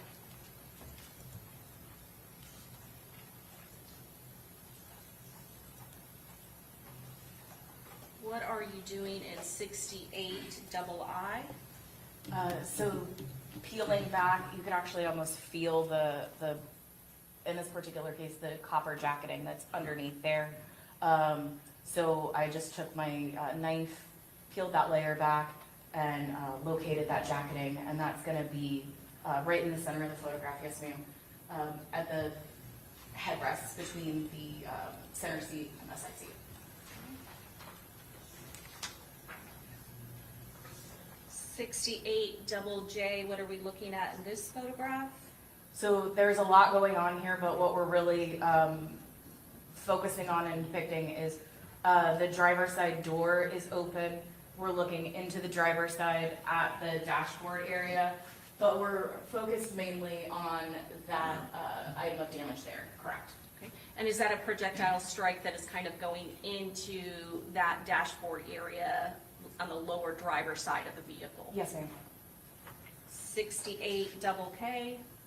So now we're doing a closer up photograph of that with the measure again. After you basically peeled back some of the seats and pulled out various parts of the car, can you tell the jury, I know that there was one intact projectile that was found in the hood area, what other either projectiles or fragments did you locate? I did locate some other, what I would call as fragments or debris, pieces of metal, essentially, from some of the seat rests, as well as I believe a small sliver came out of the dashboard. The part of the back or that seat that you peeled back and you kind of saw a fragment, was that the only other thing other than the projectile that you could qualify as a fragment? Were the other pieces that you qualified as debris too small or too tiny to be able to truly discern if it came from a projectile? Yes, ma'am. Your Honor, may I have one moment? Yes. Your Honor, at this time, we pass the witness. Okay, cross-examination? Okay, thank you. May this witness be excused? Yes. Okay, very good. You're free to go. All right, who's your next witness? Judge, our next witness is Detective Kaylin Small.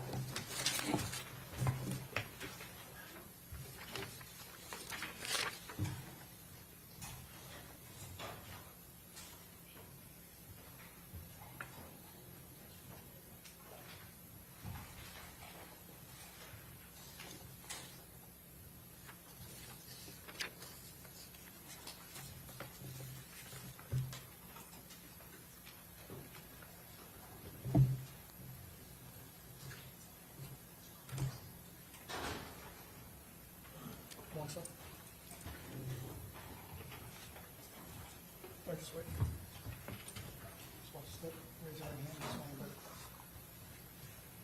you swear or affirm that the testimony you're about to give will be the truth, the whole truth, and nothing but the truth, so help you God? Yes, ma'am. Thank you, sir. Okay, you may proceed. Please state your full name for the record. I'll let you get situated, sorry. First name is Kaylin Skull, S-C-U-L-L. How are you employed?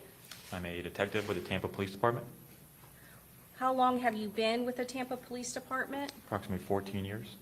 What unit are you currently assigned to? I'm assigned to a firearm investigations unit. How long have you been in the firearms investigation unit? Approximately 6 years. What prior assignments at the Tampa Police Department did you have before being put in the firearms investigation unit? I was assigned to a narcotics unit and patrol with street crimes unit. As part of the firearms investigative unit, are you also a member and cross-designated as a member of the ATF task force? Yes, I am. What are your duties as an ATF task force officer? We investigate violent crimes with firearm cases, commercial robbery cases, long-term trafficking cases with firearms, any violent nexus to a crime involving a gun. Does your unit respond to homicide scenes? Yes, we do. What type of homicide cases does your unit respond to? Anything that homicide will ask for our assistance on, usually it's either mass shootings or 3 or more people, any high-profile case that they may deem may be high-profile at the time, or anything that they need assistance on from the ATF. Did you respond to the home to suites located at 11606 McKinley Drive in Tampa, Florida? I did. Did you respond to that area on June 23rd of 2024? Yes. What time did you approximately arrive at that location? It was just before 9 o'clock, around 8:45 or so. Was there already law enforcement presence in the area at that time? Yes, there was. Can you describe the type of law enforcement presence at that time? When I arrived on scene, I parked on Fowler Avenue in the grass area, side of the road. There was approximately 10 or 12 law enforcement vehicles already there. There was a large, I observed crime scene tape around the perimeter of the hotels. I saw multiple law enforcement members, crime scene vans, stuff like that. When you first arrived, did you meet with other officers from the Tampa Police Department for a briefing? When I first arrived, I met with the officer holding the perimeter. He had a crime scene log, so I checked in. I then went over and talked to the homicide unit, which I believe was the sergeant at the time, Rachel Cholnick, and then another detective from my unit, which is Detective Michael McNamara. Sergeant Rachel Cholnick, she is the sergeant of the homicide division, is that correct? That is correct, yes. And you said you also met with Detective McNamara with your unit? I did, yes. Were you at that time apprised of the investigation of what had occurred prior to you arriving? Limited information. I was told that there was a deceased individual in the vehicle. I was told that he had maybe a rapper from Jacksonville area. And then there was the scene had started in the back of the hotel from where I originally arrived to meet with detective and sergeant. What did you do at the scene? After I was briefed on limited information, I kind of just walked the scene.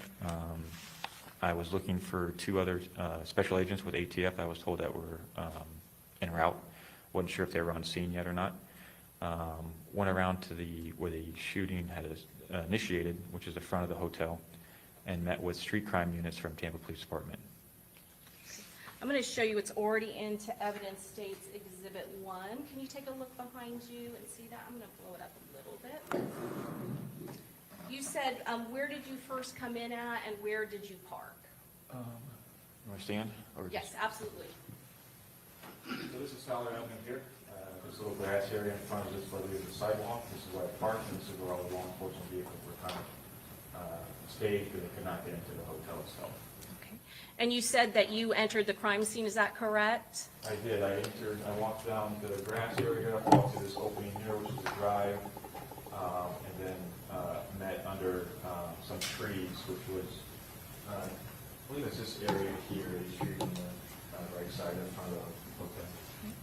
Where did you do your walkthrough? So when I arrived and met with them, there was a black Dodge Charger that was situated between Holiday Inn and those tree lines there, which I believe is where the victim was in the vehicle. And then I kind of walked down, I saw a path of what I believe the vehicle fluid from either a radiator or a transmission coming all the way down this little grass area in between the 2 hotels, through the grass, all the way down. And I kind of made my way where the initiated shooting was, which is in front where it says Sarah's Amiga Natural Horse Training, this little overhang here. Okay. And then a crime scene, or the street crime unit were kind of in that side of the parking lot. I met with Detective Andrew Trotter. When you met with Detective Trotta, was there some damage to a vehicle that was pointed out to you? There was, yes. What sort of vehicle was it? And can you point out on State's Exhibit 1, this diagram, where it was parked and located? It was a yellow, I believe it was a Ford Bronco, or I'm sorry, maybe yellow or light orange. You can see a small little vehicle in these parking spots here. Maybe it was the second or third open available space there. And did you note any sort of damage to that vehicle after you were alerted by Detective Trotta? I did. I'm going to show you what's been marked for identification, State's Exhibit 17A through D. Did I previously show you these photographs? Yes. And do these photographs fairly and accurately represent that yellow vehicle that had sustained damage by a projectile and where it was located at the time on June 23rd of 2024? It does. Your Honor, at this time, we introduce into evidence States 16A through K. Any objection? No objection. Oh, it's 17A through K, I apologize. Okay? Okay, admitted. And you said previously on State's Exhibit 1, it was parked in this area in the lower kind of center of the picture where there's some parking spaces near this kind of grassy field. That is correct, yes. What is in 17A? That's the yellow Ford Bronco. 17B, is that a close-up of the tag? Yes, it is. And then 17C, in this photograph, can you see where the damage from the projectile strike is on the vehicle? Yes. Can you stand up and point it out where it is and describe the location? Directly above the gas tap door, the different color, and the paint color, silver color. This area right here? Yes, that's where the projectile entered the vehicle. And then 17D, Same projectile, just a close-up of it. and can you tell us what it is? Is there any significance to this particular photograph? Yes, it seems the entry point of the projectile entered from the front of the vehicle towards the back of the vehicle. So if you go back to 17C, where would be the location of the shooter when they are firing this particular projectile? It's my belief that they were in front of the vehicle, firing towards the back of the vehicle. And then again, going back to 17D, can you show what is the basis of that? You can see the projectile, how it's like an arrow-type shape. It enters the vehicle on this portion here, scrapes the side of the vehicle, and actually enters to the back portion. Then I'm going to go put State's Exhibit 1 again. So based on this photograph, can you kind of tell us the general area where the shooter would have been at that point when that yellow vehicle was struck? My belief would be somewhere in this light-colored area near the parking spot in the grass, maybe either on the parking bumper, in the grass, or just in front of the vehicle itself. You can go ahead and have a seat.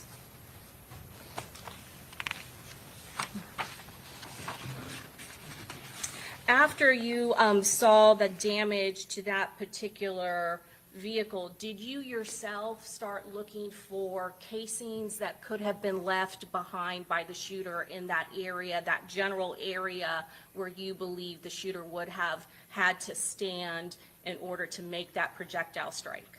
I did. Were you able to find any sort of casings in that area? No, I was not. After you saw the damage to the vehicle, did you alert the crime scene investigators so that they could take photographs and document the area as well as the damage to that vehicle? Yes. Were you also asked to assist in narrowing down a vehicle that was located in the Home to Suites video footage?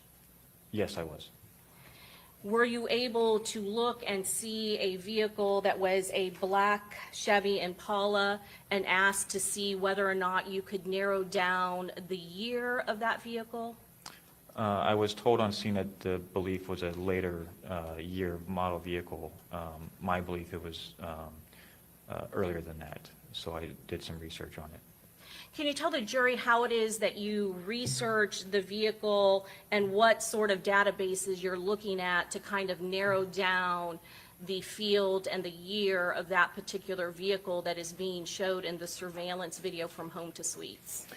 Yeah, so I saw the video of the vehicle, realized it was a Chevrolet Impala, believed it was a between a 2006 to 2000 maybe 15 or so vehicle. Researched the generations within that Chevy model and realized it was a 9th generation model Impala. Those years were 2006 to 2013. I pulled up all of the trim levels on a 2006 to 2013 Chevrolet Impala, which are LS, LT, and LTZ, and I broke down which each exterior characteristics are for each trim. I put all those on a spreadsheet and then looked at the trims for each year, looked at the video again, and I noticed some identifiers in the exterior vehicle that were not in each year of the trim or each trim itself. I narrowed it down to an LTZ trim based on a GM emblem that is on the front quarter panel of the vehicle, which was only on 2008 and 2009. I also saw that it was the upgraded wheels on the LTZ, which is a different year than the 2007. It was a 2008 wheel because the spokes were a little bit wider. It had the rear spoiler, which is on the 2008 and 2009 vehicle. And then I noticed that it had potentially body color matching door handles from the video. There was a little bit of light on the door handle, so I wasn't sure if they were chrome or body color matching. Through the research of the LTZ, the 2008 and 2009, 2008 had body color, 2009 had chrome, so I nailed down my search to an 08 or 09 Chevrolet Impala. I then, through my research, was told that they were from Jacksonville, so I took the VIN, researched. Let me stop you right there. Sorry. That's okay. So did you have an interest in cars before becoming a member of the Tampa Police Department? Yes. How long have you been interested in cars? Well, I'm 42 now, so since I was a small kid, so. So you have talked about some different trims that are available on the Chevy Impala, is that correct? That is correct, yes. And based on you researching the different types of features on the particular vehicle that is depicted in the Home to Suites video, you could narrow it down to the year based on the particular year and model and the features and the trim that were available that were unique to each year. Is that correct? That is correct, yes. And so far, based on the appearance of that black Chevy Impala, you said that you were able to narrow it down to 2008 and 2009. Is that correct? That is correct, yes. Now, I want to ask you, now you've mentioned the VIN. Is there unique numbers in the VIN that correspond to trim features? Yes, the 4th through 8th digit in the trim correspond to trim levels on particular vehicles. So is that how you're able to come up with a potential VIN number for our suspect vehicle? Yes, that is correct. Now, I imagine there's more than one 2008 or 2009 black Chevy Impala, so are you getting more than one VIN? Yes, I researched the VINs and broke down the LTZ trim within the VIN number and was able to verify that the trim for LTZ is the letters W and U in the VIN number. Okay. So that is how you're coming up with a possible selection of vehicles that may have been involved in this particular case and may be the black Chevy Impala in the Home to Suites video. Is that correct? That is correct. Sustain as to leading. Okay. After you come up with the VIN, are you asked, is there a further way that you can narrow down your search to possible Dodge Chargers relevant to this investigation? You mean Impalas? Yeah, what did I say? Charger? Impalas. I meant Impala. That's correct. And can you repeat the question again? Sorry. Yes. What did you do after you were able to get VIN numbers in the state of Florida to that particular LTZ trim of 2008 and 2009 black Chevy Impalas? How could you further narrow it down to be relevant to this particular investigation? So I researched a website we have access to in law enforcement. It's the DMV website. I inputted 2008, 2009 Chevrolet Impala with LTZ trim black, and then selected Duval County, which is oversees Jacksonville. And why are you selecting Duval County? I was told originally that the suspect may be from Jacksonville because the victim was from Jacksonville. When you access that database, how many vehicles, black Chevy Impalas, did it become narrowed down to at that point? 3. After you had 3 black Chevy Impalas, LTZ trim, between 2008, 2009, is there further analysis that the Tampa Police Department can do to assist in further narrowing it down? There is. We utilize license plate readers. I provided my 3 vehicles to an analyst with homicide, who was Brittany Jackson. I told her these are the vehicles that I was able to populate and come up with, and then I was later told that there was a confirmation of a vehicle. One of those 3 that actually were picked up on a license plate reader in Tampa during the weekend of the homicide, is that correct? Yes. Okay. And was that for the black Chevy Impala LTZ trim for Florida tag number 68DLWD? Yes. Now, does your member as the ATF task force, do you also sometimes assist in being able to collect shell casings to determine whether or not DNA can possibly be collected and identified on shell casings from a crime scene? Yes, Was that done in this particular case? it was. Were you notified that there were 31 shell casings that had been collected, 31 9mm shell casings that had been collected at this particular crime scene? I was. Did ATF, and your role in ATF, did they eventually collect 30 of those 31 shell casings? They did. And was it for what specific purpose? The 30 were going to go to an ATF national lab for analysis. 1 was left over for other investigation purposes. And if they are going to be tested for DNA and DNA analysis, is there a special packaging that those shell casings have to be packaged in? There is. Can you describe that for us? Yeah, it's a black plastic cylinder tube. It has points inside of it that hold a casing. What that is for is so it doesn't rattle around. It can't touch any other items within a bag or anything. Basically preserves the DNA within that collection tube. Protect the integrity of the evidence that may be contained on that shell casing, is that correct? That is correct. And one of the shell casings was to remain in Tampa Police Department, is that correct, for them to do their own testings and comparisons? It was. And at some point, did you assist with the transporting of the shell casings back to Tampa Police Department custody after the testing had been completed? I did.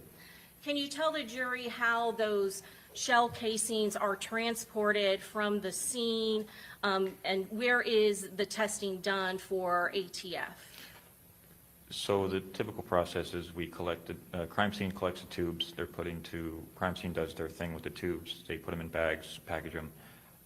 Then as agents and task force officers will remove those casings within their packaging.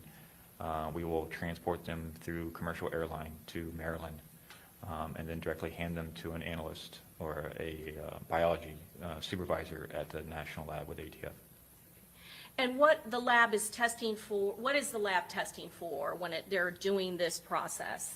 Their initial process is just to see if there's presence of DNA on a casing to begin, if they have enough to move forward with further analysis. And was that done in this particular case? Yes, it was. For all of the 30 shell casings that was sent to ATF in Maryland? Yes, it was. And was there any DNA that was found to be suitable for DNA testing or comparison to any suspect? I'm not sure on that one. Did you, were you the one that got back the report from the ATF lab in Maryland? I was not, no. Okay. Would that have been another ATF agent in your unit?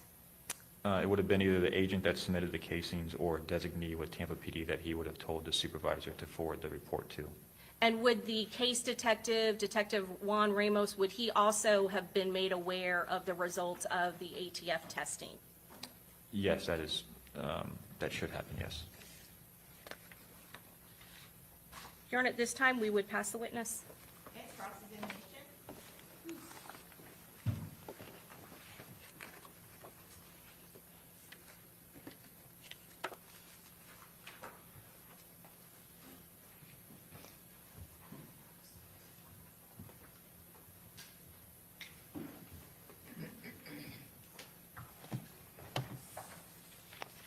Good afternoon, Detective. Good morning, sir. Good morning, Yes, sir. Detective.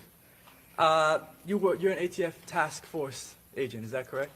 Yes, I That am. means you're employed by the county, city, but you work hand in hand with the federal government? Yes. All right. And you said you've been doing that for how long? I've been with ATF for approximately 6 years. All right. And you met with the ATF agents, the other ATF agents that were working this case on the scene. You met with them, correct? I did, yes. And you discussed the case? We discussed kind of what we were seeing on scene that morning. We really didn't know what the reason for the shooting was, but we were just discussing what we saw on scene, how many casings there were, and kind of just going over investigative tools or tactics we could use to try to help homicide. All right.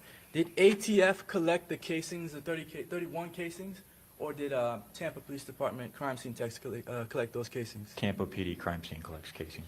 All right, and they're put into a special, like a container? Yeah, it's a black plastic tube. It's not a full cylinder tube. It has openings on it, so DNA can breathe. And then inside it has these little, I don't know what you call them, but they're almost like a bracket, so the casing is held in its place the entire time it's in that tube. All right, and though it's kept in that tube for what purpose? So it can't be rattled around or moved, and DNA can't be compromised. All right, so that tube is to protect the integrity of that evidence. Correct, yes. All right, so when you all are putting the casings into the tube, I assume the person that's handling the casings has on gloves? That'd be crime scene, but yeah, that would be my assumption. All right, and you don't have any reason to believe that anyone was not wearing gloves when they were handling the casings, is that correct? Oh, I don't have any part in that collection, so I wouldn't be able to accurately answer that question. All right. The ATF, federal government, you all refer cases to them at times, right? Tampa PD can refer cases to ATF. We adopt cases that are state cases, and we adopt them federally, yes. All right. And that was a conversation that was had in this case? No, this case was not adopted federally, to my Well- recollection. Yes, it was not adopted. The federal government did not pick up this case, correct? That's my belief, yes. All right. And the DNA that was submitted, or the casings that were submitted to ATF, they were tested for DNA? Presence of DNA, yes. Or analyzed to see whether there's DNA on the casings? Correct.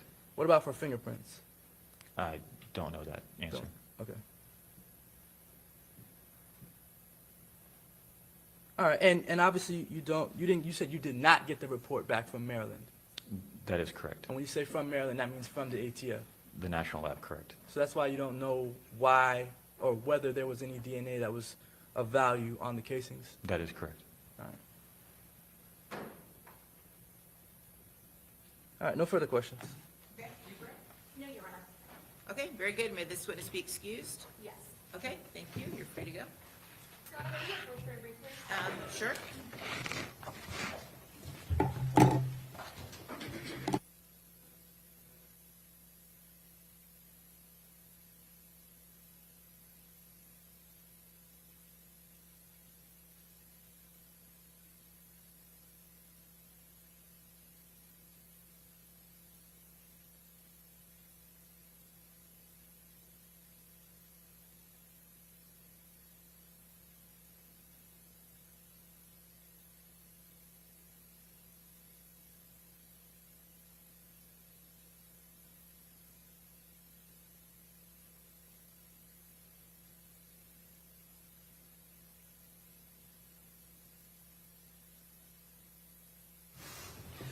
All right, Call your next witness. Your Honor, the state calls Detective Daniel Wilson.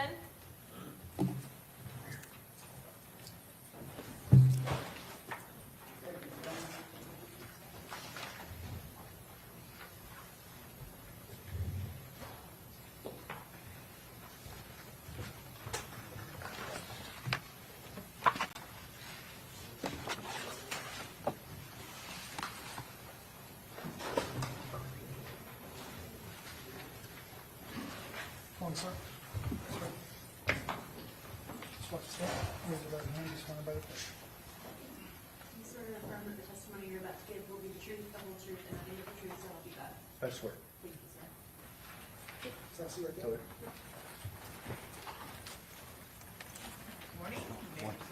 Good morning, sir. Would you state your name for the jury? I am Detective Daniel J. Wilson, And where are you employed?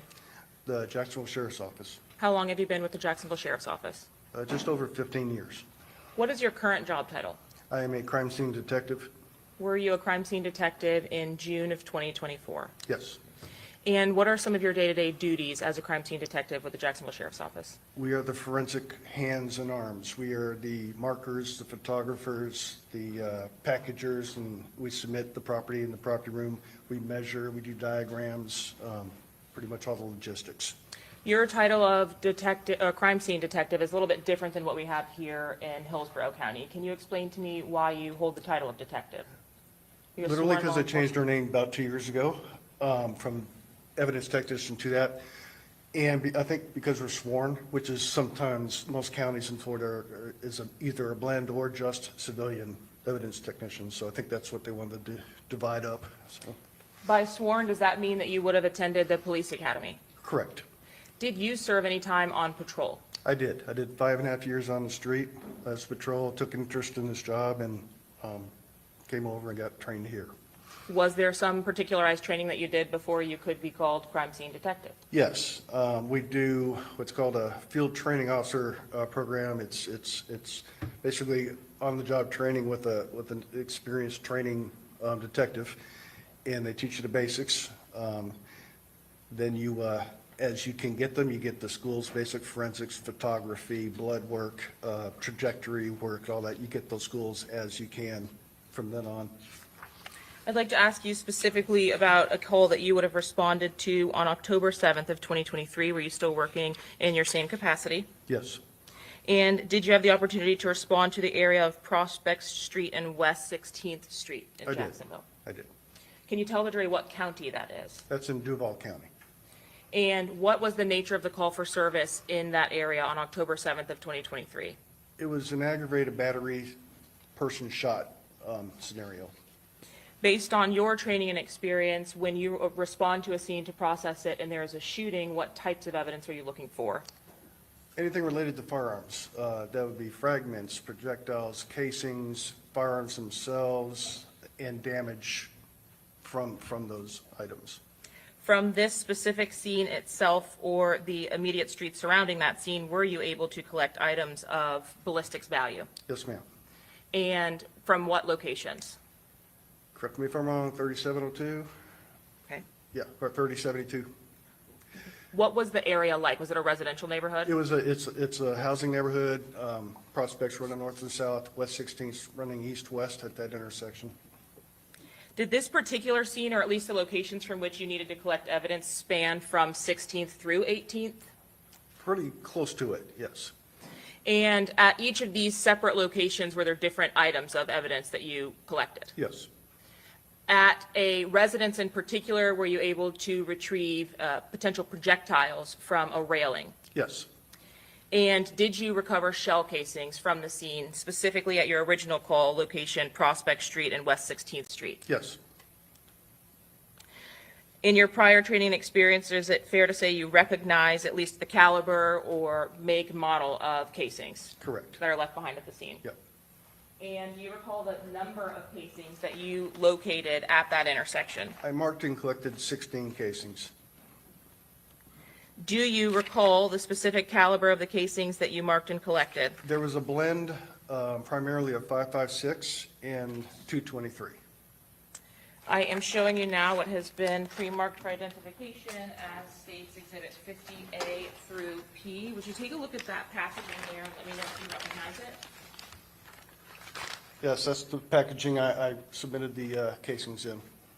And how is it that you recognize it? Do you have markings on it in some way? That's my writings, 16.223 caliber casings, evidence 1 through 16, which are the placards I used. On the back, that's my terrible writing and on the seal. So, Your Honor, at this time, State seeks to admit States 50A through P into evidence. Any objection? No, sir. Now, you indicated that this exhibit, 50A through P, was a blend. Did you document in your report the blend that you actually collected of those casings? So what specific nature of the casing? The only objection I would have is pre-trial objections that we raised. Okay, same ruling, then it'll be admitted. You can answer the question. You indicated that they were a blend of casings located at the scene that were collected. Were they all from the same area? they were. And you said there were more 5.56 NATO. Is that the 13 fired casings that were of one type? Yes, And there were 3 .223 Remington caliber cases located at that scene as well, correct. but all in the same area, They are. Meaning the casings were combined or grouped there. Yes, yes. The projectile that was recovered from a residence some ways down, I believe 2 streets down, at least 18th, that was not in the same location as the casings that you collected? No, Did you also have an opportunity to respond to the hospital in that case where the victim was being treated? I did. Was the victim in that case identified as Charles Jones? He was. Are you familiar with Charles Jones in the Jacksonville area? Outside of this case, no. And when you responded to the hospital, were there any items of potential evidentiary value that you could recover from Mr. Jones's person? Meaning, were there ballistics that were retrieved from his person? From his person, the only thing I did was take pictures of him with his wrapped foot. I did not collect anything from him. So nothing was provided to you at that time from medical staff that had been retrieved or removed from his foot? Nothing. And at that same time, did you have an opportunity to view or process the vehicle in which he was traveling when that shooting occurred? I did. And was that vehicle struck by gunfire? Yes. Your Honor, may I have one moment? Yes, We'll pass the witness, Your Honor. okay, cross-examination.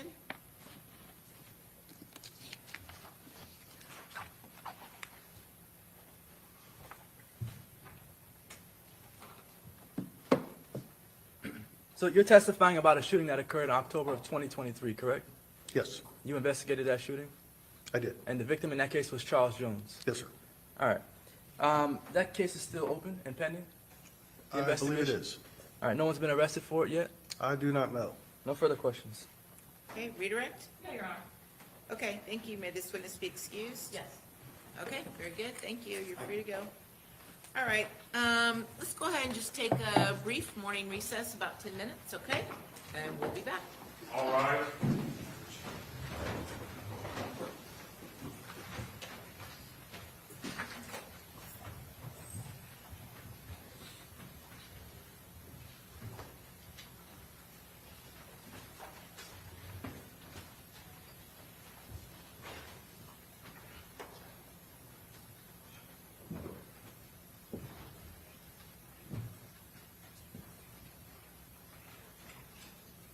All jurors out, please. Okay, very good. Thank you. Okay, so, next up, you're gonna bring the firearms or introduce the firearms? We may have one brief witness in between, but yes, the witness right after that is extensive with the firearms. Okay, and then, so what is your question regarding how the firearms are being stored or shown to the jury, or what is your issue? Correct. I believe that we were going to have some acrylic cases for those, so I did not know if both the clerk or HCSO had a preference as to how they were presented, because right now they're still in the evidence boxes. So I don't have cases that big, I have plastic bags. They're like a, We just want to make sure with the recently implemented policies that we're Yeah, as long as they following own the something, procedures. if she has these big bags. so I have these, and then they have a lock, that I lock these into. Okay, That's good for fine. you guys? Yes, ma'am. Okay, May that's what, we do that? Sure. Mariana? yep, go ahead and do that. as far as taking them, go ahead and taking them out of the evidence box, correct? Yes, Your Honor, and we can do that with the defense. Okay, is there any objection, defense, to going ahead and taking the firearms out of the evidence boxes they're currently in and putting them into the clear plastic bag? No, definitely. Okay, very good. So you guys can both do that together. All right? We'll be back in a few.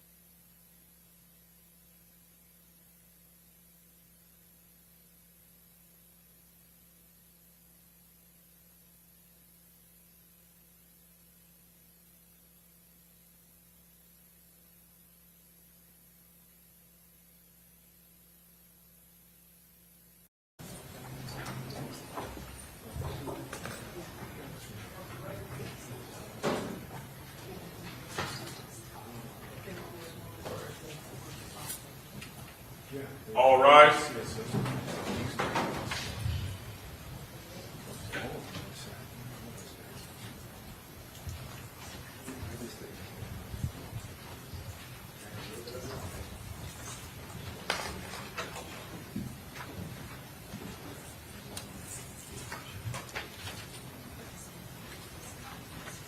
All judges are right there.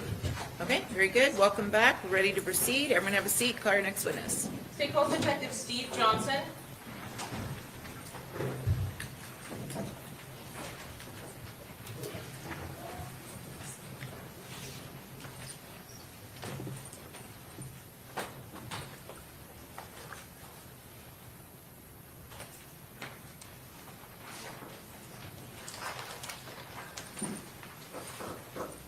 Melissa.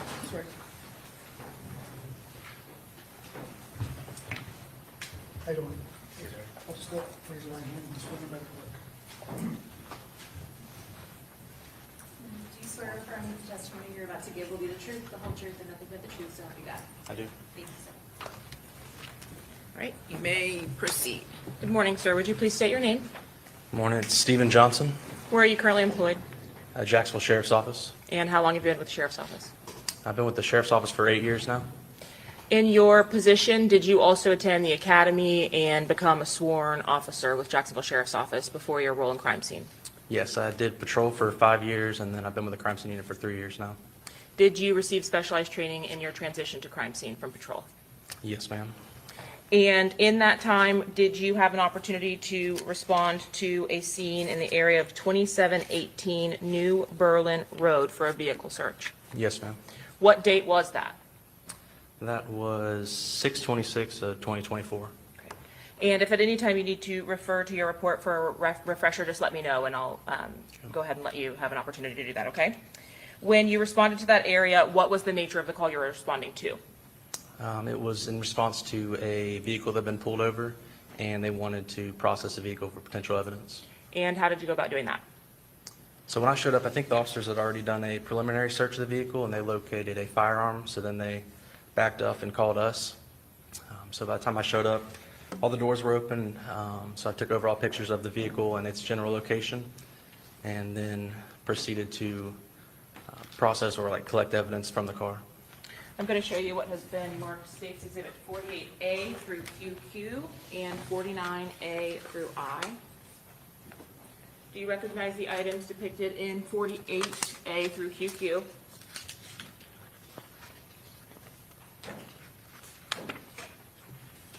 Yes.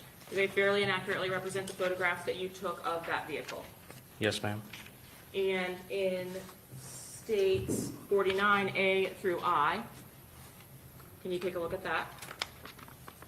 And do you identify that as an item of evidence that you collected from that vehicle after photographing it? Yes, ma'am. Your Honor, at this time, the state moves to admit States 49A through I and 48A through QQ. Any objection?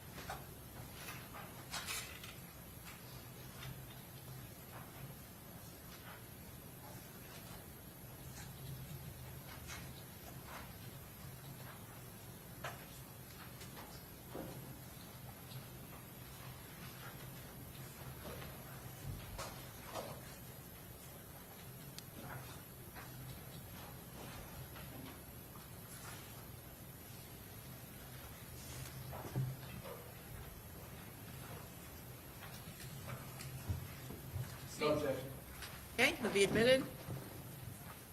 When you actually responded to that Forerunner vehicle, were there already officers standing by with it? Yes, ma'am. In your photos and showing you 48A, is this the standard card that crime scene techs with the Jacksonville Sheriff's Office will prepare in order to establish a cover sheet for the photographs that are taken at a scene? Yes, ma'am. And did you have an opportunity to photograph that vehicle as you saw it when you arrived, 48B? Yes. In making your way around the vehicle, did you document the exterior and then move in with the photographs that were taken of the vehicle, just showing an example of that in 48E? Yes, ma'am. As you actually entered to process the interior of the vehicle, were there any potential items of value that would have been collected, 48F, from the driver's seat of that vehicle? I'd have to refer to my report if there was particular items from different areas. Sure, I can maybe be more specific. Were there cell phone, items of electronic evidence retrieved from this vehicle and impounded or seized? Yes, ma'am. I believe we collected a cell phone from the driver's side. And did you also, in the search of the vehicle, collect some items of ammunition or ballistics-related items? Yes, there were ammo and gun parts as well as the firearm. In 48H, is that the firearm that you're referring to? Yes, ma'am. And where was that firearm located? That's in the glove box. Or not the glove box, center console of the vehicle. In between the passenger and driver's seat, center console? Yes, ma'am. Once the item was photographed in place, did you remove that item and photograph it as in 48I?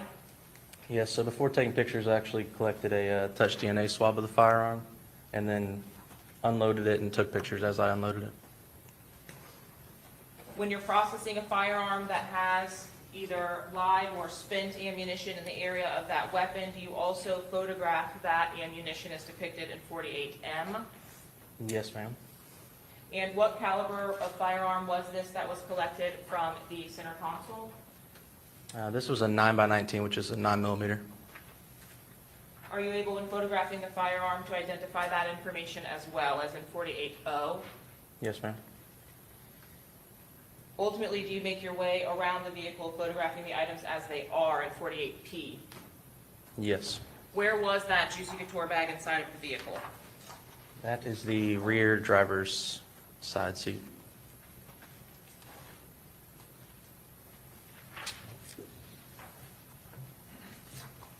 Was there also another bag inside of that vehicle which was removed and photographed, and it states 48S? Yes, ma'am. And can you describe which bag we're looking at here in 48S? Specifically that was removed to photograph, 48T, maybe more specific. Yeah, I'm not sure what I referred to in the report, but When looking at 48S, is the item with the blue strap on the bottom the same as 48T? yes. What was recovered from the interior of that bag? Can I refer to my report for that one? Yes. Because I know there was a few bags in there.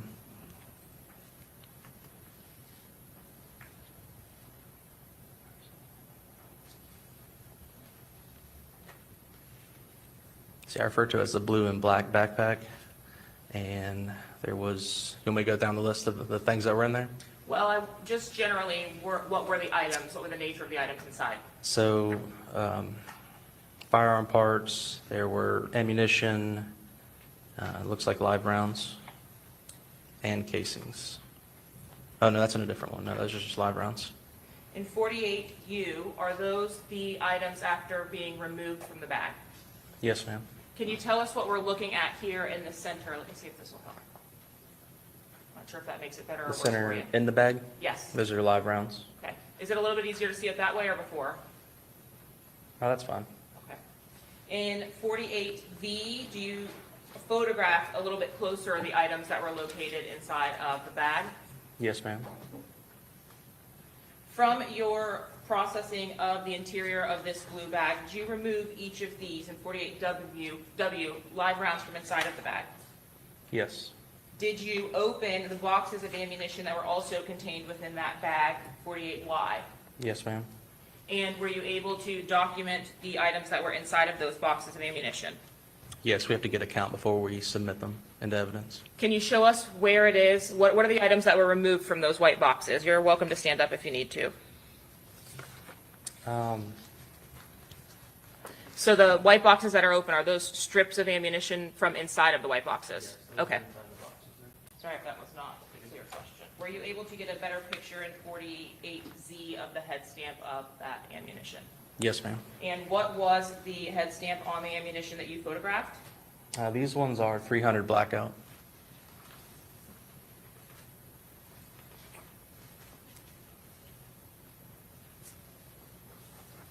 Once the larger rounds of ammunition were also removed from the bag, the loose rounds, did you have an opportunity to photograph those? Yes, ma'am. Is that what's depicted in 48CC? Yes. There were several bags containing ballistics evidence in this case retrieved from this vehicle, were there not? Yes, ma'am. In 48D, D is this white plastic bag here, another bag that was located inside of that 4Runner. Yes, I believe that's the Bucky's bag, and it was located in the Juicy Couture bag. So inside of the Juicy Couture bag that we previously saw as in the back seat. Yes. And this is your processing of the interior of that bag now. Yes, ma'am. Different bag. You again remove all of the items from inside of that in 48EE. Yes, ma'am. Is that what's depicted here? Yes. Inside of the Juicy Couture bag and then ultimately inside of that white plastic bag, were there additional cardboard boxes? 48FF, I'm referring to the top left of this photograph. Yes, that's correct. And is this as those boxes were when you pulled them out of the bag? You mean with the items inside? Yes. Yes.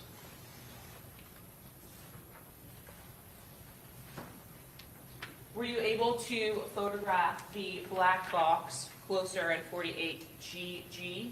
Yes. And the material that's inside of that black box, what were those? So I believe there were casings and then maybe some miscellaneous gun parts or tools. But those would have been casings from fired rounds. Correct. Oh, 48HH, did you have an opportunity to collect and process those fired rounds? so we don't actually process them, but we did collect them. And did you photograph the head stamp on the rounds that were retrieved from that? Yes, ma'am. 48II. And can you tell me what brand or information you were able to obtain from that head stamp? Actually, with those head stamps, there's not a lot of information on there. 48LL, were there also additional boxes of ammunition located? Yes. Also inside of that Juicy Couture bag? Yes. And what was the brand of that ammunition? Those are Max Tech, and they look like 9mm. Did you perform the same process where you document the head stamp on those items by opening the box of ammunition? Yes, ma'am. In 4800, were all of the items of ammunition from this box present? In this picture, it looks like there's 2 missing. Is there a count on the box typically with ammunition just based on your training and experience? On the box, yes, ma'am. And would this tray be full if it were unused, essentially, brand new? Usually, yes.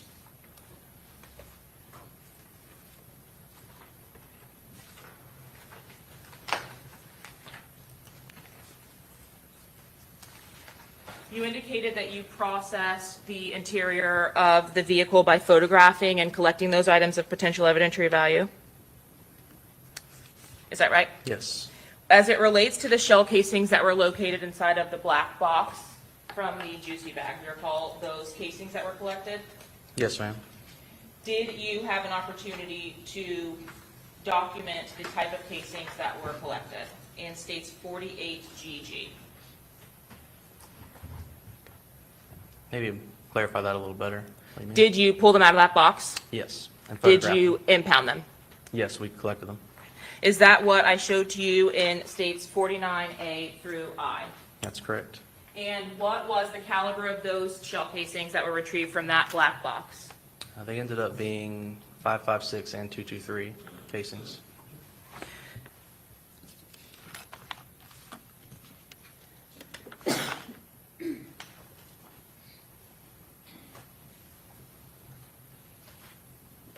When you concluded your processing of this vehicle or photographing and impounding the evidence from this vehicle, were you called the following day to another scene to assist law enforcement? Yes, ma'am. And would that have been the 2798 Captiva Bluff Road North address? Can I refer to my report? Yes, if it would refresh your recollection. Yes. So 2978 Captiva Bluff. That's correct. Was that a residence that you were responding to? Yes, ma'am. In reference to serving a search warrant. both addresses, the area of the vehicle stop at 2718 and 2798 Captiva Bluff Road North. What county are both addresses located in? Those are in Duval County.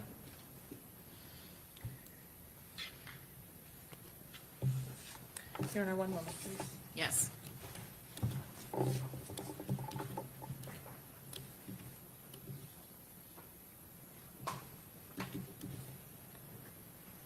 I'll pass the witness, Your Honor. Okay, cross.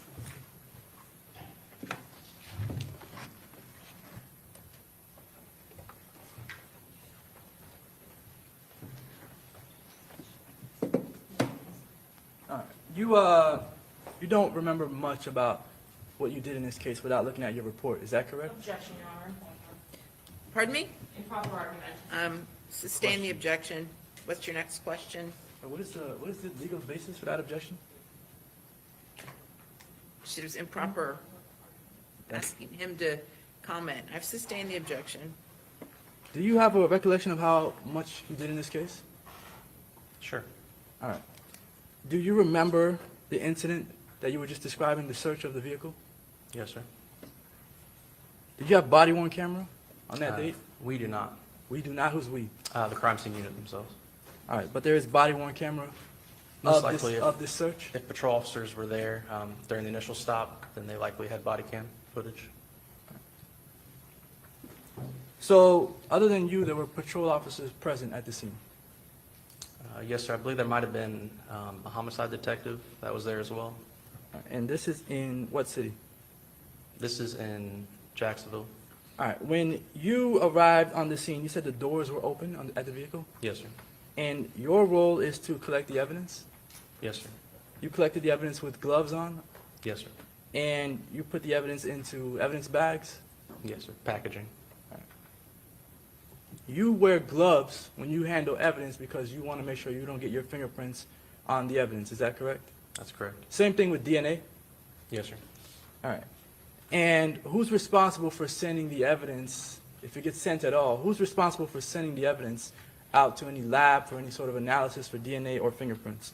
That would be the lead detective on the case. And who's the lead detective in JSO? I believe this one would be, his last name was Drabeck. All right. So Detective Drabeck is the lead in Jacksonville Sheriff's Office for this case? For this particular incident, yes, sir. All right. Do you know if Detective Drabeck or anybody in the Jacksonville Sheriff's Office sent any of the guns, the parts, the bullets, anything out to be tested for DNA or fingerprints? No, sir, I'm not sure about that.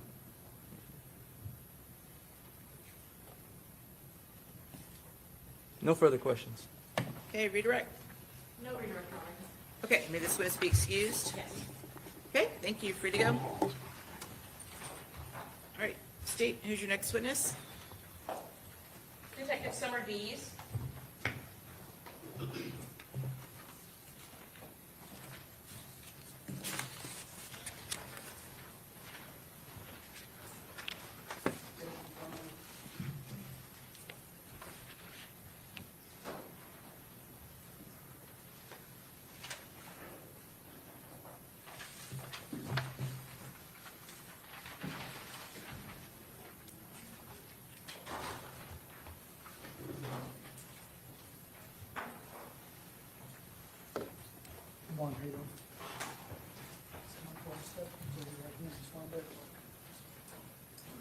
Do you swear or affirm that the testimony you're about to give will be the truth, the whole truth, and nothing but the truth, so help you God? I do. Thank you. Ma'am, would you state your name for the jury? Yes, it's Crime Scene Detective Dees, Where are you employed? Jacksonville Sheriff's Office, And how long have you been employed with Jacksonville Sheriff's Office? for almost 6 years. Did you attend the academy before transitioning to the crime scene unit? Yes, ma'am. And did you work patrol for any period of time before you moved? Yes, ma'am. How long was that? The academy was about a year and patrol was about 2 years. As a crime scene detective, do you commonly respond to scenes to process for evidence? Yes, ma'am. And do you collect the evidence as directed by detectives, but also based on your own training and experience? Yes, ma'am. On In this particular case, did you have the opportunity to respond to a home or residence on Victoria Lakes Drive? Yes, ma'am. And would that have been 13751 Victoria Lakes? Yes, ma'am. Is that address located within Duval County? Yes, ma'am. Upon arriving at that residence, what was your responsibility? Just to photograph and document everything in the residence, as well as collect anything that the detectives wanted.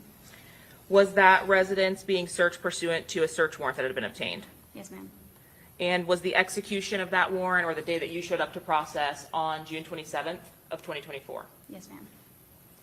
On your arrival, did you start with any particular area of the residence? The exterior.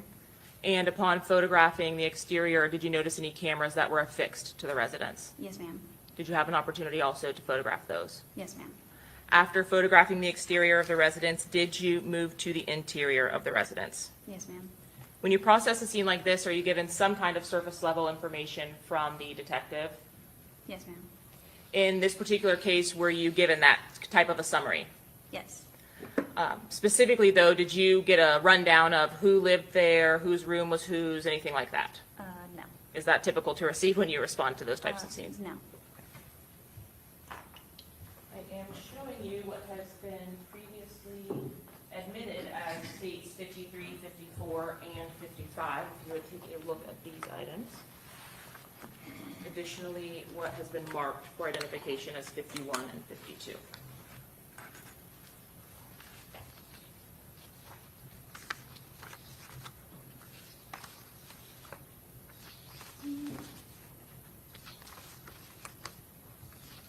There's a lot of pictures. Sure. Did you previously review the contents of the photographs that you took at the residence as noted? Yes, ma'am.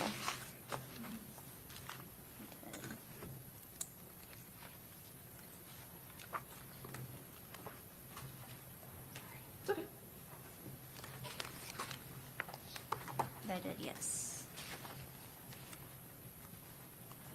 And specifically in 51 and 52, do these photographs fairly and accurately reflect the photographs that were taken of the exterior and additional photographs taken of the interior at this residence? Yes, ma'am.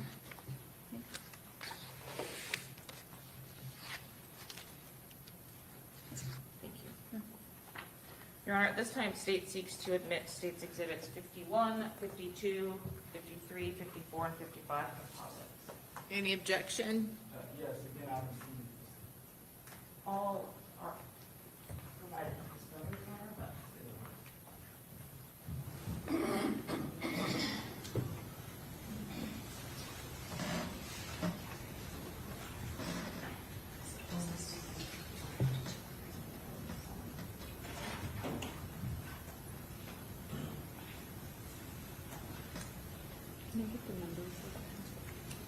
I believe they are 51, 52, 53, 54, and 55.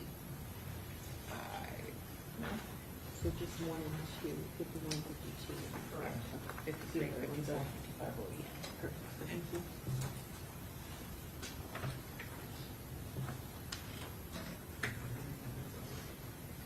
Yes. 53, 54, and 55 are in evidence.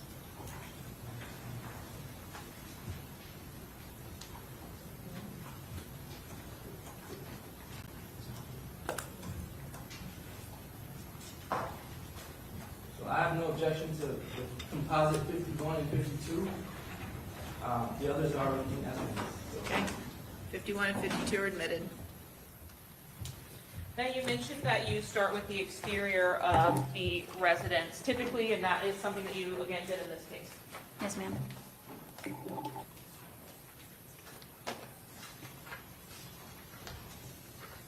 In showing you 51C, if you're able to look over your shoulder there, is this the residence for which the search warrant was executed? Yes, ma'am.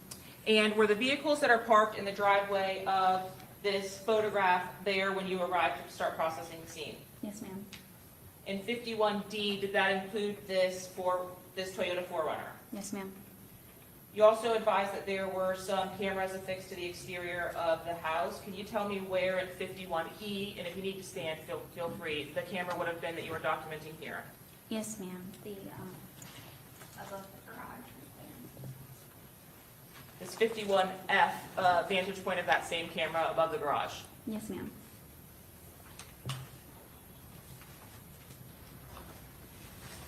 When you entered the residence, was there also a camera affixed to the opposite side of the home? 51I? Yes, ma'am. And is that what's depicted in the top right corner here? Yes, ma'am. In photographing the entryway of the residence, was there an additional camera at 51L for this residence? Yes, ma'am. Ultimately, did you learn the at least name of the occupants of this residence? Not that I recall. And in your search, were other law enforcement officers from the Jacksonville Sheriff's Office present? Yes, ma'am.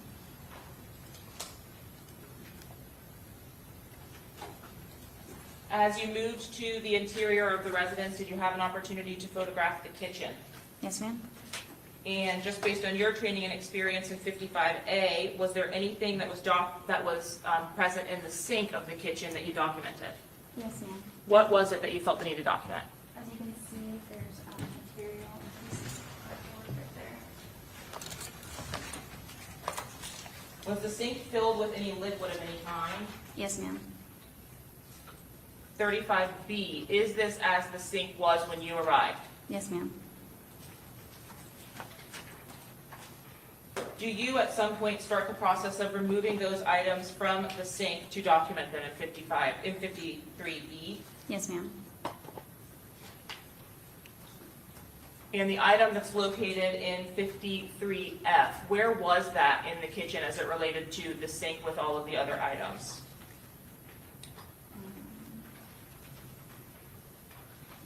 The item in the center, I'm sorry. The cover, correct. Okay. Where was it in relation if we look at 53E? Is this 53? Yes. Okay. By the sink? Okay, so on the little metal rack there, do you see that? Yes. Okay, so this is a close-up of the same thing. Yes. As you removed the items from the sink, were you able to spread them out in some way so that you were able to photograph them a little bit better? Yes, ma'am.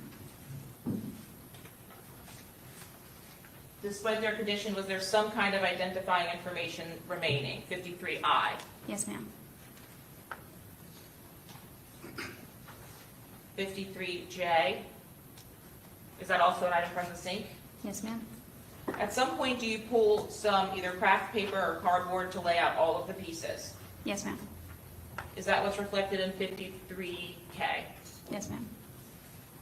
And again, do you continue the process of photographing each of those to obtain any kind of identifying info? Yes, ma'am. 53L from the same sink? Yes, ma'am. 53N? Same? Yes, ma'am. Were there any other rooms in the house or any other sinks that had been filled with items like this? No, ma'am. So the items that are depicted here in all of your photos from this scene that are reflective of wet pieces of paper, manuals, 53O, are all from this kitchen sink? Yes, ma'am.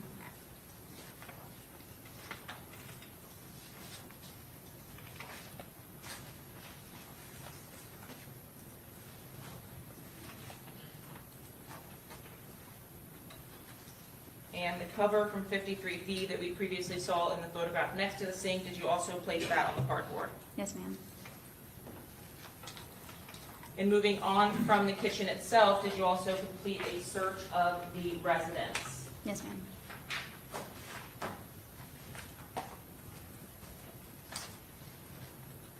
Did you have an opportunity to search the hallway of the residence leading to the bedrooms?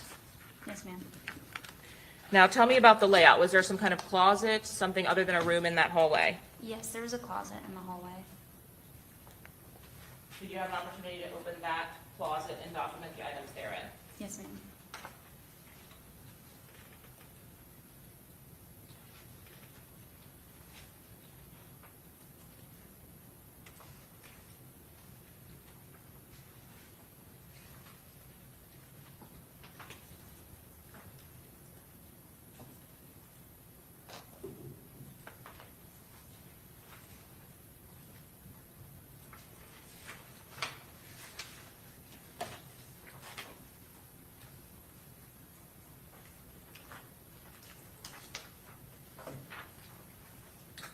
The items that were contained within that closet, is that what we are seeing at 55A?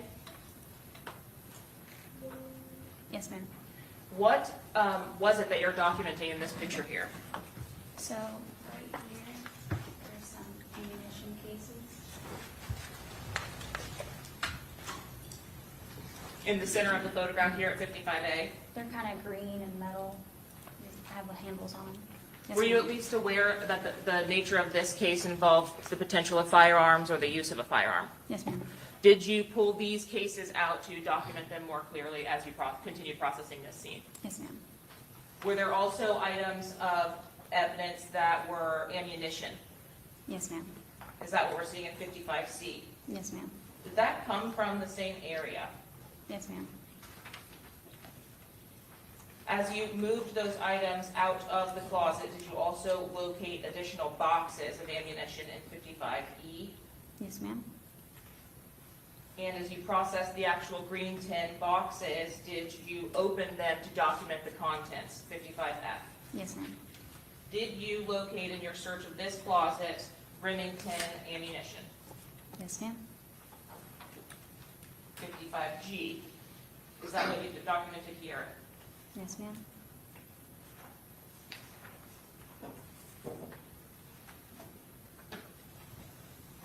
Contained within the green metal boxes, were there live rounds of ammunition? Yes, ma'am.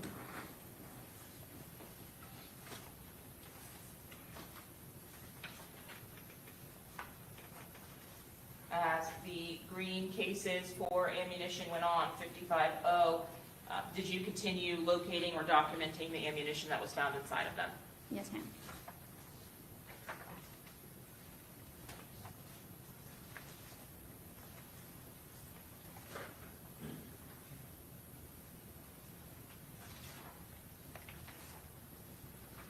In the back section of that closet, did you locate an additional box, 55U? Yes, ma'am. And also contained in this closet, were there other household items, clothing items or shoes, things of that nature? Yes, ma'am.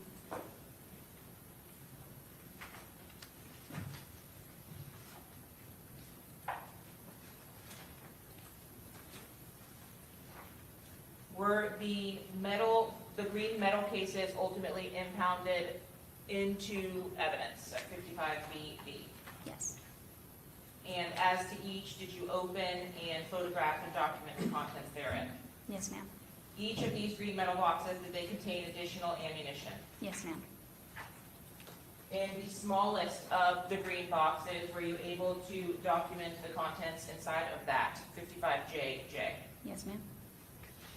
And what did you find inside the smallest of the green boxes? More live rounds of rifle ammunition. Of rifle ammunition? Mhm. And is that what's depicted in 55NN? Yes, ma'am.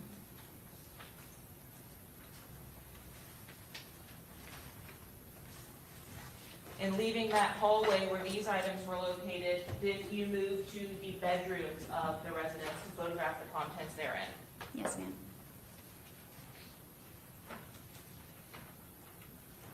And again, you don't know the identity of the occupants of those rooms when you're photographing. No, ma'am. In the first room, did you locate a gun case in 52A? Yes, ma'am. Was there an actual... Yes. Yes, ma'am. Okay, you keep saying so just say yes or no. Yes. Was there an actual firearm located inside of that box, 52B? No. Were there magazines located inside of that box? Yes. What was the firearm make that was meant for this particular box that was located? 52E? Yes. But no firearm located with this box? No. Did you locate as well in the house or in that same bedroom, a mask in 52J? I don't recall if the mask was in the bedroom. Is it okay if I refer to my report real quick? Would it refresh your recollection? Yes.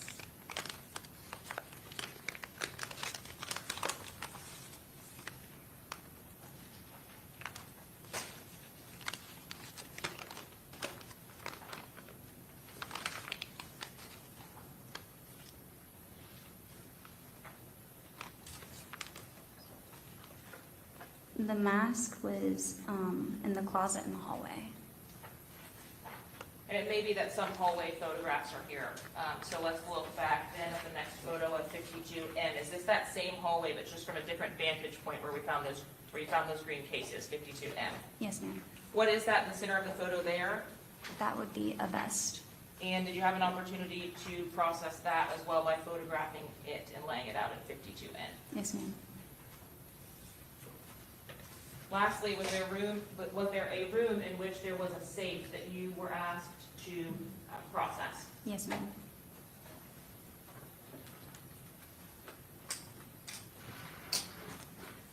In 54A, is this the safe that you were asked to process from this same residence? Yes, ma'am. And did you have an opportunity to photograph the contents of that safe? Yes, ma'am. Does 54D fairly and accurately represent what the safe looked like when it was open? Yes. 54G, what are we looking at here that you're documenting? Just the interior of the safe as it is. As it relates to the firearms or the rifles that are located inside of that safe, were those rifles ultimately impounded into evidence? Yes. Was there ballistics evidence also located inside of the safe? Could you clarify ballistics? Sure, shell casings or items of live ammunition. Yes.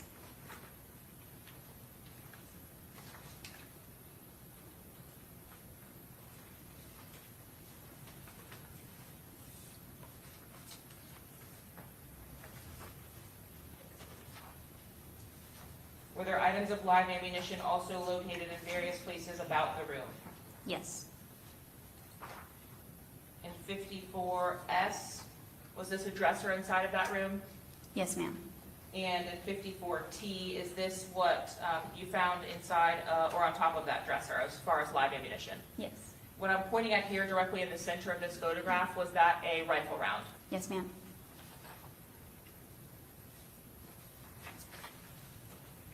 Was that dresser located directly next to the safe? I do not recall. I'd have to look at my pictures.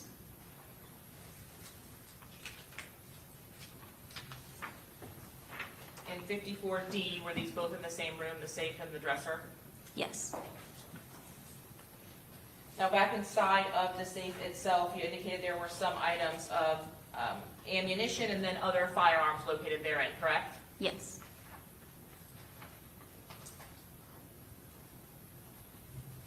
In your processing of the safe, did you collect an item in 54Y that looked like this? Yes. Do you know what that is? It's a brass catcher. Were you able to document the contents of that brass catcher in 54Z? Yes. I'm showing you what's been marked as states 58, excuse me.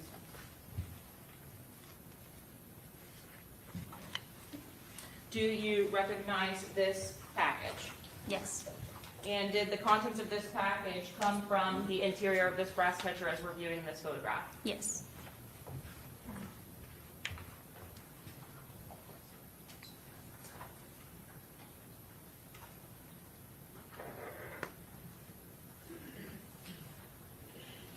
All right, this time state seeks to admit states 58. Any objection? No objection.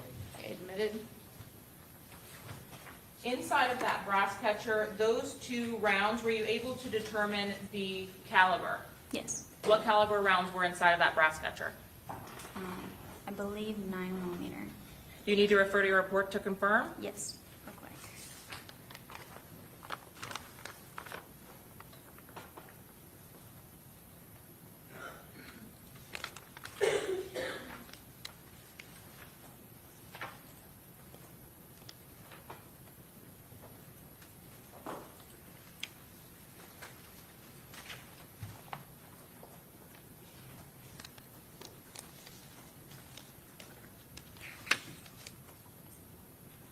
Yes. 2 9mm casings from that brass catcher. Yes. But this was not attached to anything at the time that you photographed it and then ultimately pulled it from the safe, is that correct? No, ma'am. Did you locate additional brass catchers inside of that safe? Yes. 54B. Referring back to the firearms that were actually recovered, did you have an opportunity to pull out the firearms from 54DD that were recovered from that safe? Yes. Once those firearms were recovered or they were determined to have potential evidentiary value, were they impounded or boxed up by you? Yes, ma'am. In 54HH, is this one of the firearms that was removed from that safe? Yes. What is depicted as attached to that firearm, was that brass catcher already on there? Yes, ma'am. Was the rifle in 54, OO also removed from that safe? Yes, ma'am. In 5500, are we looking at the Black Forge rifle as depicted in 54QQ? Yes. And was the first rifle that had the brass catcher attached the Anderson rifle from 54II? Yes. Ultimately, at your conclusion of processing this scene, did you impound both of those rifles into evidence? Yes, ma'am. And upon impounding those rifles, were they boxed up and preserved and taped up? Yes, ma'am. I am showing you what's been marked as states 56 and 57.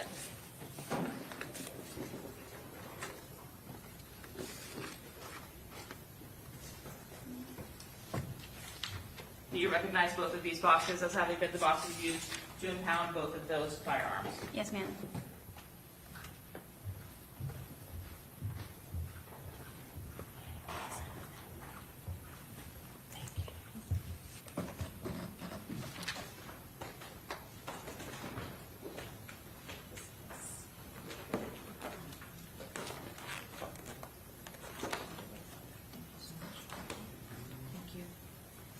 Your Honor, at this time, the state seeks to admit states 56 and 57. Any objection? No objection. Admitted? Is state's exhibit number 56, based on your review of the packaging from which it was contained, the firearm that was retrieved from the safe? Yes, ma'am. And was this particular firearm the Black Forge rifle that was retrieved from the safe of this residence? Yes. Was there an additional rifle that was retrieved? Yes.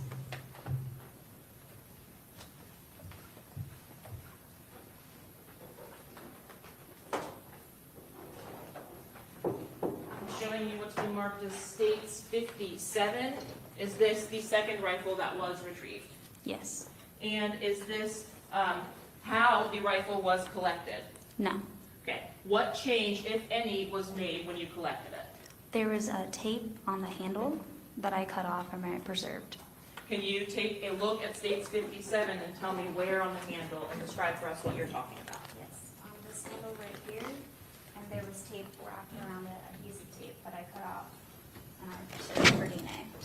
Okay, if you'll just say that into the mic, I think we got caught up there. Sorry. Yes, just on that handle, there was adhesive tape wrapped around it that I cut off, and I preserved it for DNA. So on the handle of the firearm itself? Yes, ma'am. As it relates to this brass catcher that's attached to the right side of the firearm, was that affixed to the rifle when you pulled it out of the safe? Yes, ma'am. And was this sight on the top of the rifle also affixed to it when you pulled it out of the safe? Yes, ma'am.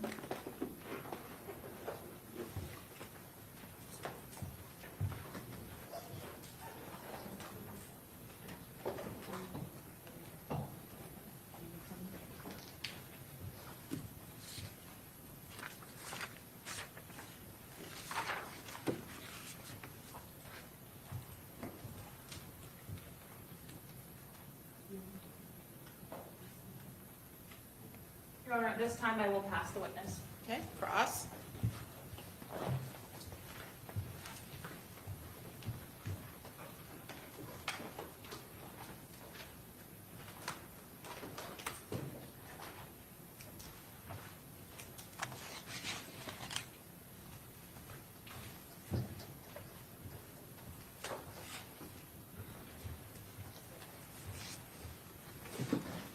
Good morning. Morning. All right. So you assisted with the search warrant at the residence, is that correct? Yes. That's Sean Gathrights' residence? I don't know. You don't know who lives there? No Do idea. you know how many people live there? No idea. Do you know how many bedrooms are in the house? No, I would have to refer to my report. You could.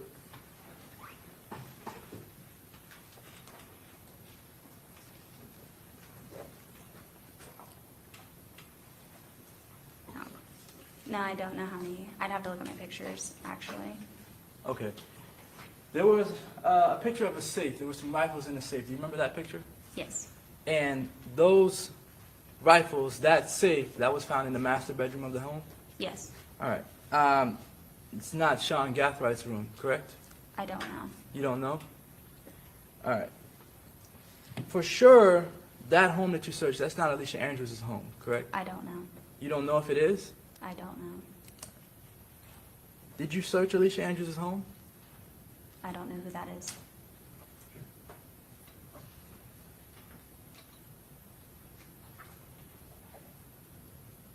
So you wouldn't know if Alicia Andrews' DNA or prints are on any of the weapons that you found?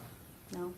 You wouldn't know if Alicia Andrews' DNA or prints are on any of the casings or the gun parts that you found? No. You wouldn't know if her DNA or prints are on any of the cardboard boxes that you found? No.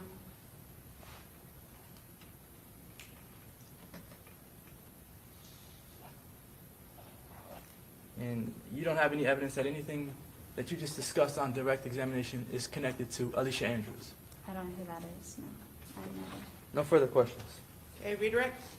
Ma'am, when you respond to a scene, do you know the identity of any of the suspects typically? No. Do you know the underlying circumstances or facts of the case? No. Is your job strictly related to the processing of the scene you respond to? Yes. The facts that are provided to you, are they relevant to the investigation, the whodunit of it all, or is it just for the purpose of processing? Just for processing evidence. The items of evidence that you did receive, did you relay that you did process or impound into evidence, did you relay all of that information to the detective on the case? Yes. No further questions, Your Honor. Okay, may this witness be excused? Yes, from the state. Okay, thank you. There you go. All right, who's your next witness? Detective Richard Nieder.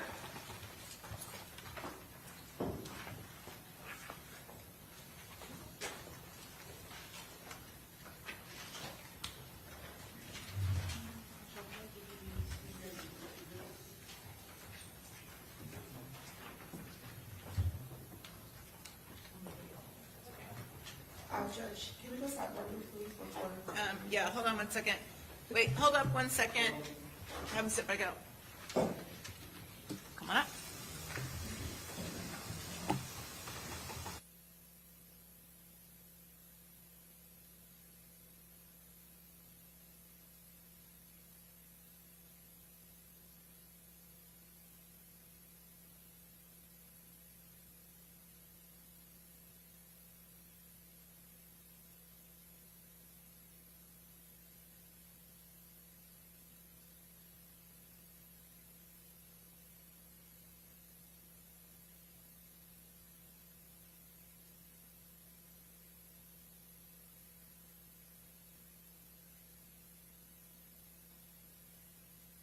For a moment, I'll be with you momentarily. Just tell the detective to sit tight. All rise. Leave notes.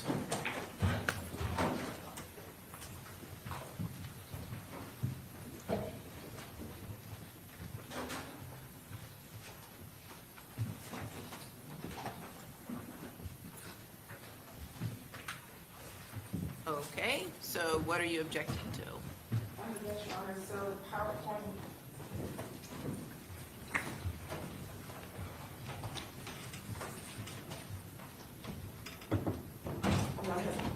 I do. Okay. So the first objection would just be to the actual statutes being listed. I think it's inappropriate for the witness to advise the jury of the law. That would be Your Honor's purview. What's your response to that? The detective is listed as an expert, Your Honor. No, but expert on the law?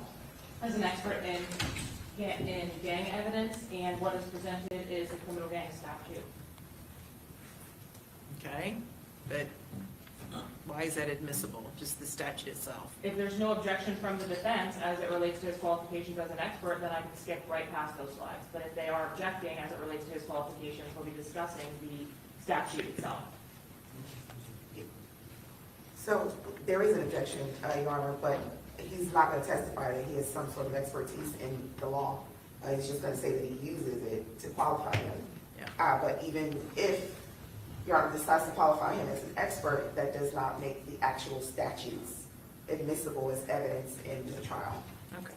Well, I tend to agree, so at this point, I'll sustain the objection just as to the language of the statutes themselves, and that would be Criminal Gang Florida Statute 874.031, 874.032, and 874.033. Okay. Next, Your Honor, we have a general objection to the videos coming in as hearsay. Okay, state what's your response to that. Certified business records provided for those, Your Honor, and the witnesses testifying, not as it relates to the truth of the matter asserted of the content of those videos, but only as it relates to the intent and knowledge of the defendant based on the history of the criminal gangs. Okay, overrule the objection? So, Your Honor, I'd like to respond to that. Sure. I don't find that to be, not personally, but as being a response just based on the fact that they have specific lyrics highlighted. None of those, I believe, related to any of the text messages that Your Honor has admitted thus far, where the state claims that they go to the defendant's knowledge. So it might go to maybe some of the co-defendants, their knowledge of what has happened, but not specifically to Ms. Andrews' knowledge.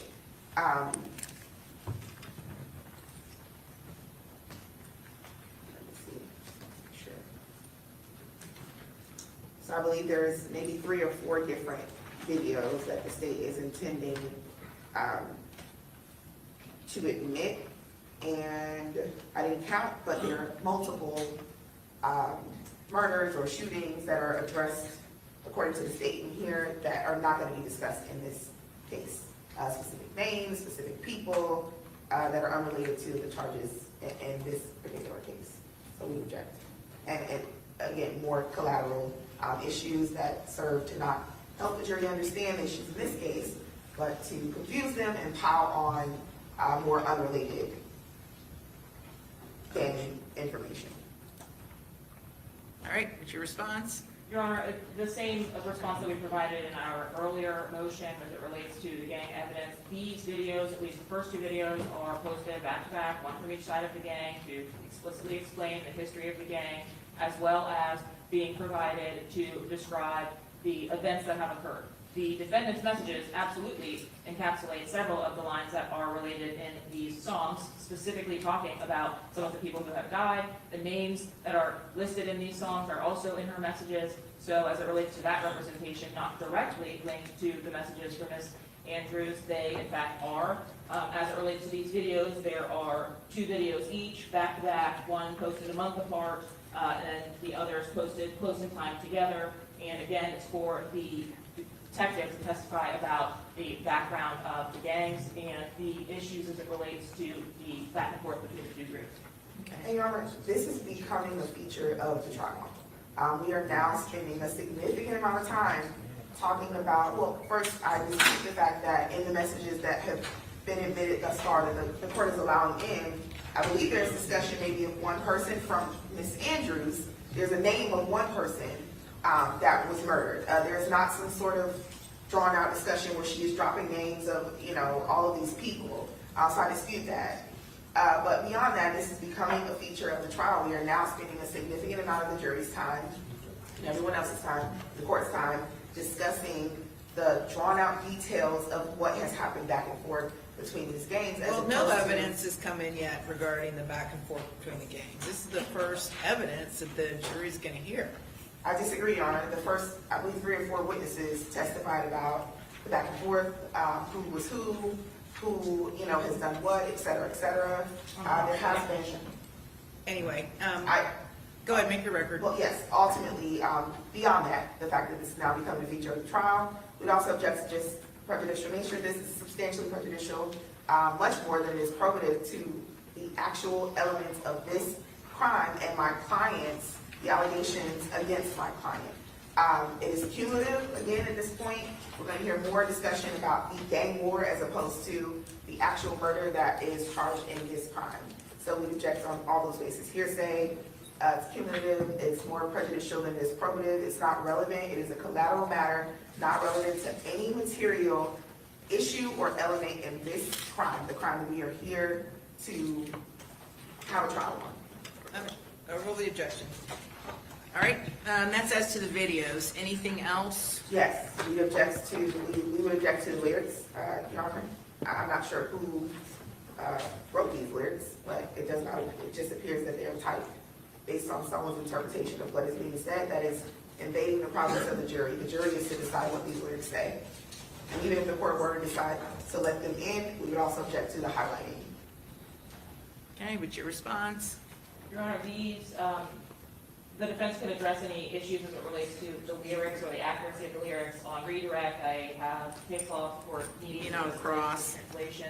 I mean, on cross, excuse me. As it relates to the translation, if there's an issue as it relates to the content of the messages themselves. But we discussed this previously in referencing these videos and lyrics being provided with these videos. The highlighting itself is in an attempt to limit what we are questioning the witness himself about as we go through the videos and to highlight specifically what would be related to this case or specifically related to the evidence that we intend to present of the war between the two groups. Overrule the objection. Any other objections as to the PowerPoint? Your Honor, we'd object to the charts, the organizational charts as hearsay as well.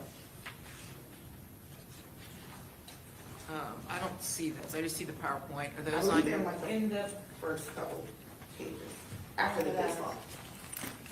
Look. Oh, I see that. The members and associates of ATK and 1200, right? So you're referring to in 6 block? Yes, Your Honor. Okay. I'm assuming they're coming in or an attempt to come in through your gang expert? That is correct, Your Honor. The detectives from the gangs presented and each of them have been listed as experts. Okay. All right, overrule the objection. Okay, Your Honor, just for the record, our objection relates to hearsay is just to the idea that, look, this is testimony that can be given without these actual charts. But specifically the labeling of these individuals as gang members, our objection is hearsay based on that. Okay, same rule, overruled. And then finally, Your Honor, there is a slide, or there's one slide relating to an August 16th and 17th, 2023 shooting. We would object vehemently to any additional shooting outside of the one from October 2023 being discussed in this case.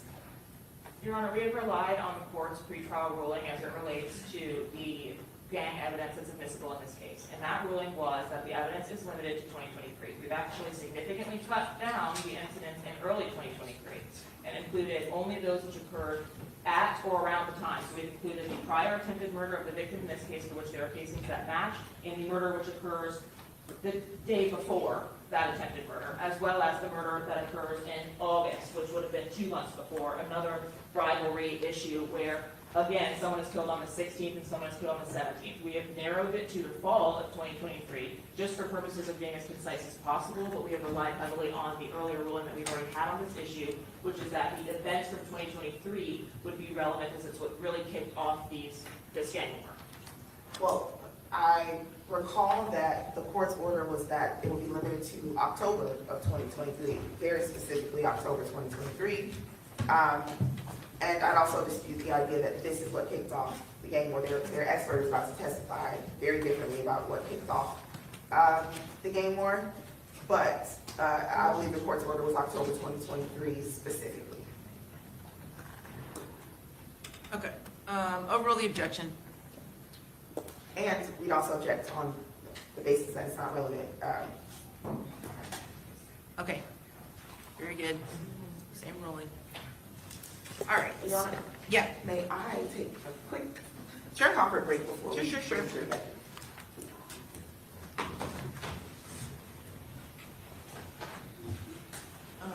This here's your PowerPoint back.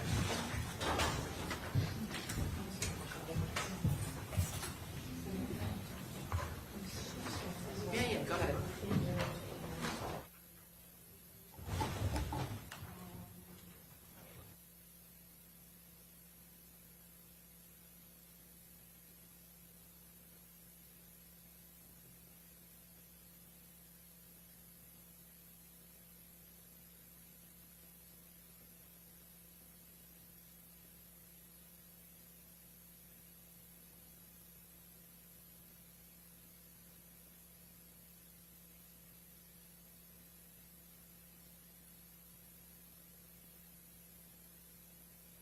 It's the state's motion right now. Are you holding it in abeyance until?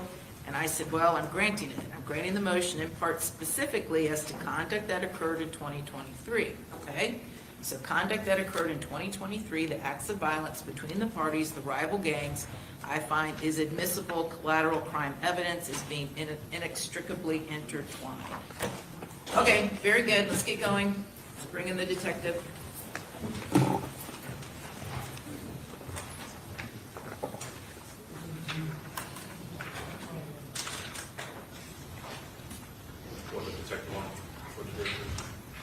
Oh, yeah, go bring the jury in.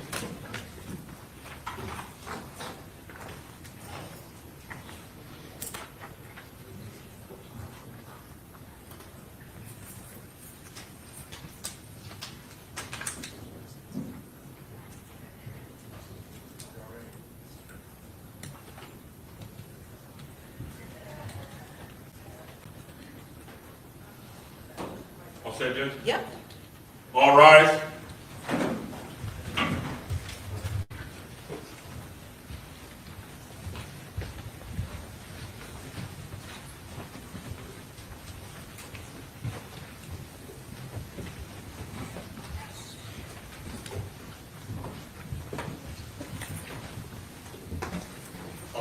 Okay, very good. Everyone have a seat. Let's take our next witness. Okay, we call Detective Richard Weiner.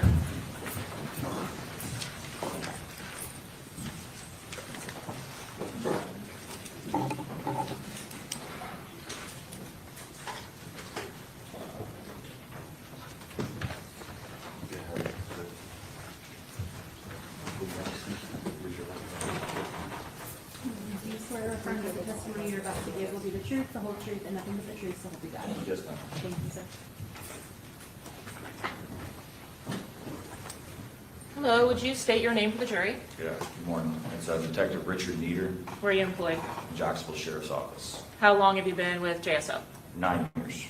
What is your current assignment? I'm currently assigned to the Gang Investigations Unit.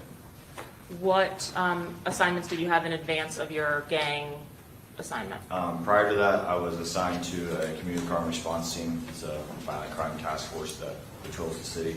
Prior to that, I rode the east side patrol, which would be like the east side of downtown Jacksonville. Did you have the opportunity when you were actually a patrol officer in advance of that to patrol different neighborhoods in Jacksonville? Yes, ma'am. And what neighborhoods were those, if you recall? The main neighborhoods would have been out east in Springfield. When you say out east, what does that mean to a layperson not from Jacksonville? So the out east area of Jacksonville is well known for its gang territory for the criminal gang 1200 out east. And so did you become familiar with that area out east in 1200? Yes, ma'am. Does that title 1200 and out east, does it relate to or refer to an area where the people live? Yes, ma'am. Does it also refer to a moniker for their gang association? Yes. If someone from out east was a member of 1200, is that a fair or accurate representation of their membership? Yes. In addition to patrolling some of these areas, now that you've become a gang detective, what do your day-to-day duties or activities look like in that role? So our day-to-day duties is we monitor the gang and the members along with their associates. We also purge them if they no longer meet Florida state statutes. That is simply like undocumenting them, where the status of a gang member is no longer on them through NCIC and FCIC records. We also conduct custom notifications. This is where we take community outreach and influential people in the community out to troubled youth and at-risk adults' homes and offer them a way out. When you were mentioning that you document or undocument members, tell me about that process. You said you document based on statute. What is that statute? Yes, ma'am, it's 874. And what do you do? Overall, go ahead. What is it that you're following as a guide in order to document a gang member? There's 11 of the criteria that's laid out in the statute. Some of them are like admits to criminal gang membership, physical evidence, tattoos, style of dress.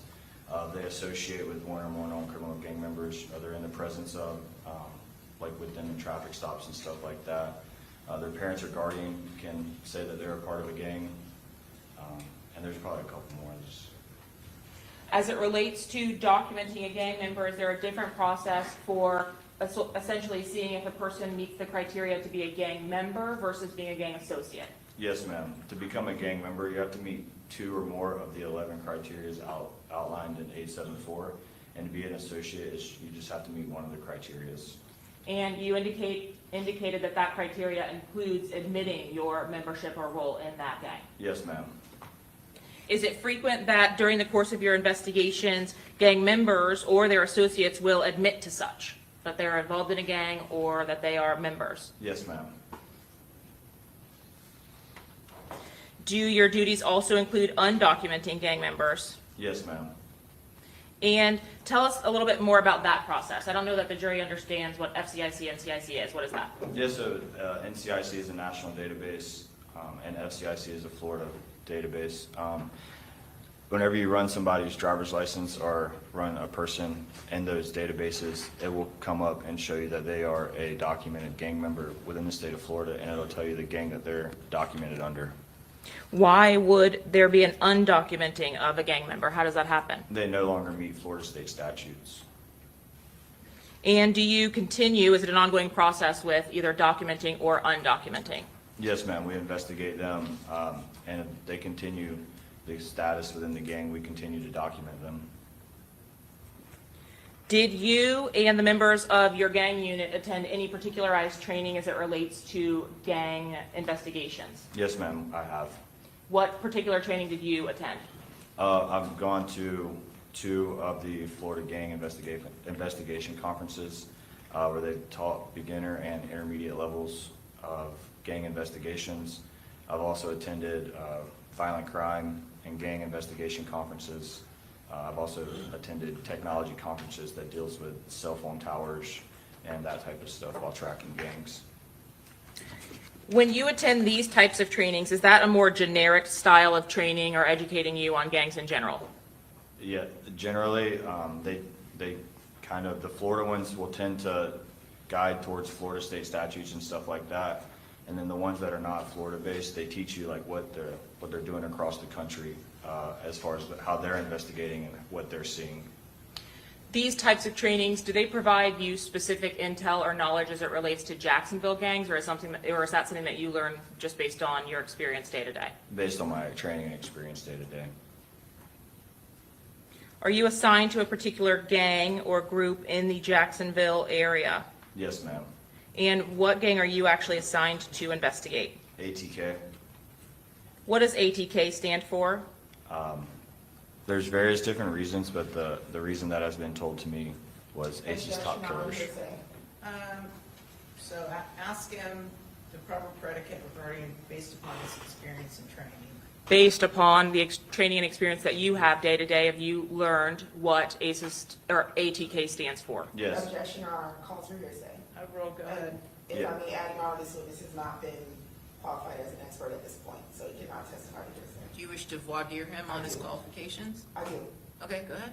I'll wait until she attempts to No, qualify him. do it now. No problem.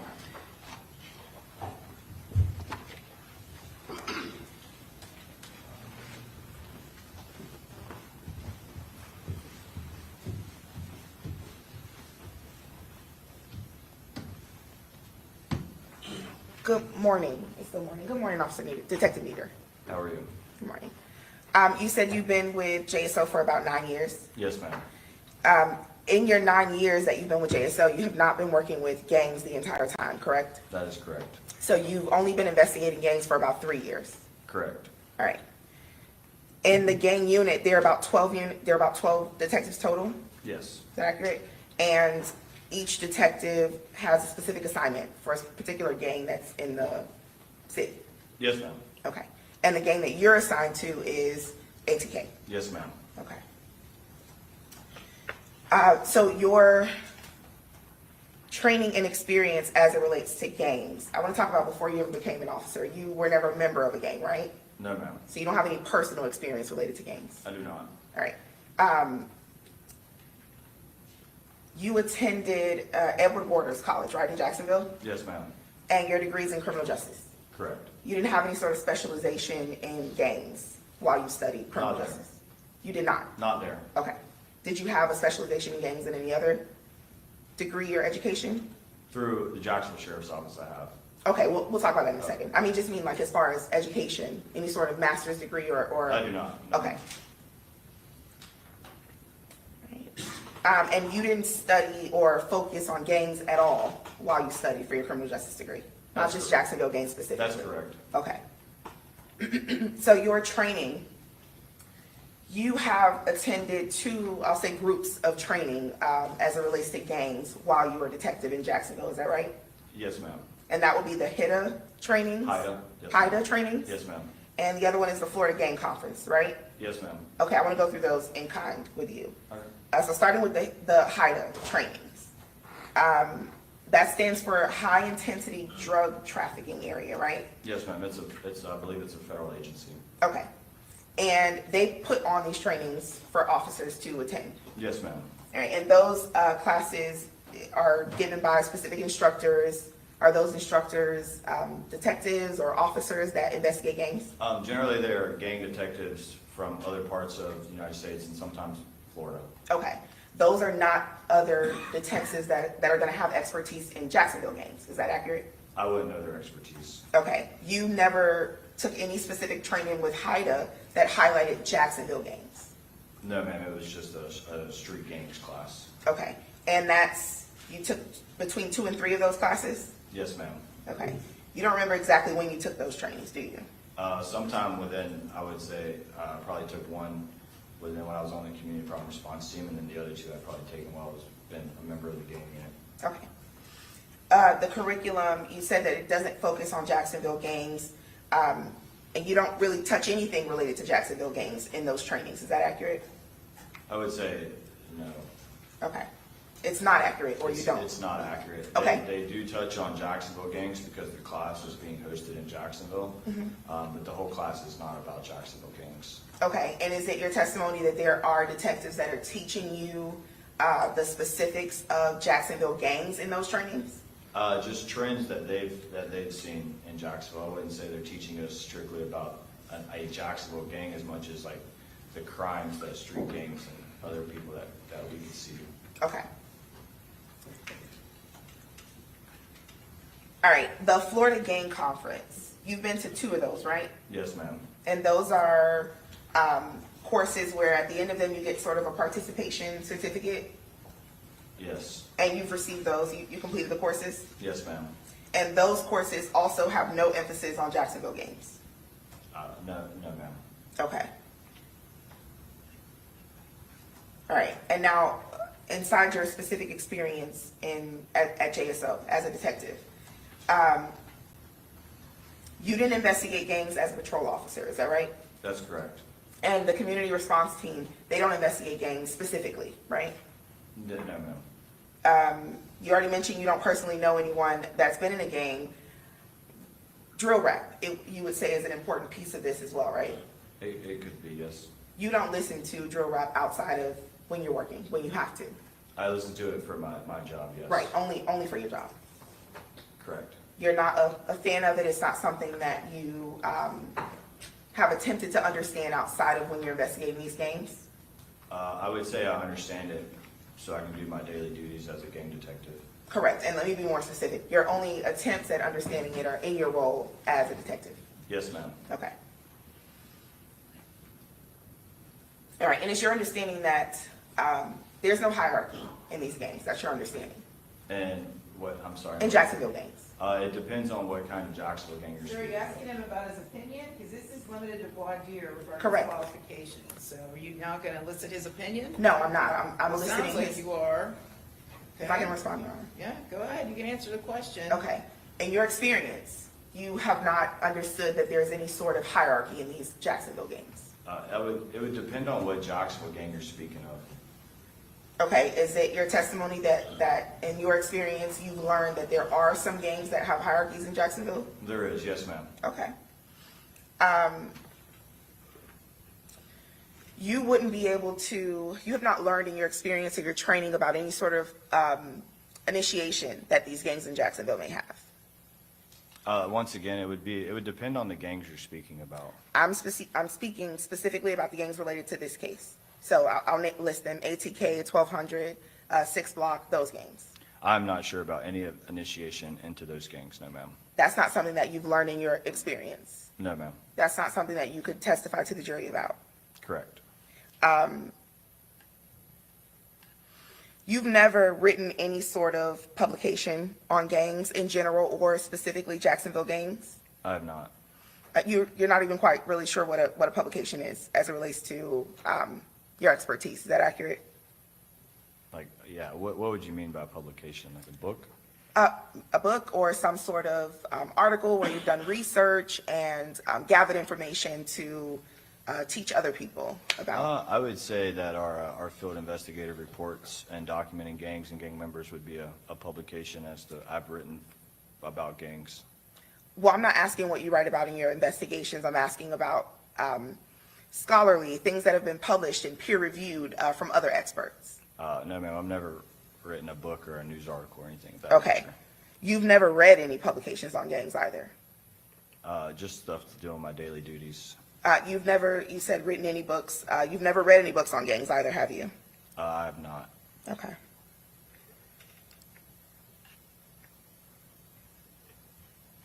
All right, Your Honor, I don't have any other questions at this time. I don't know if you want me to make arguments or. Okay.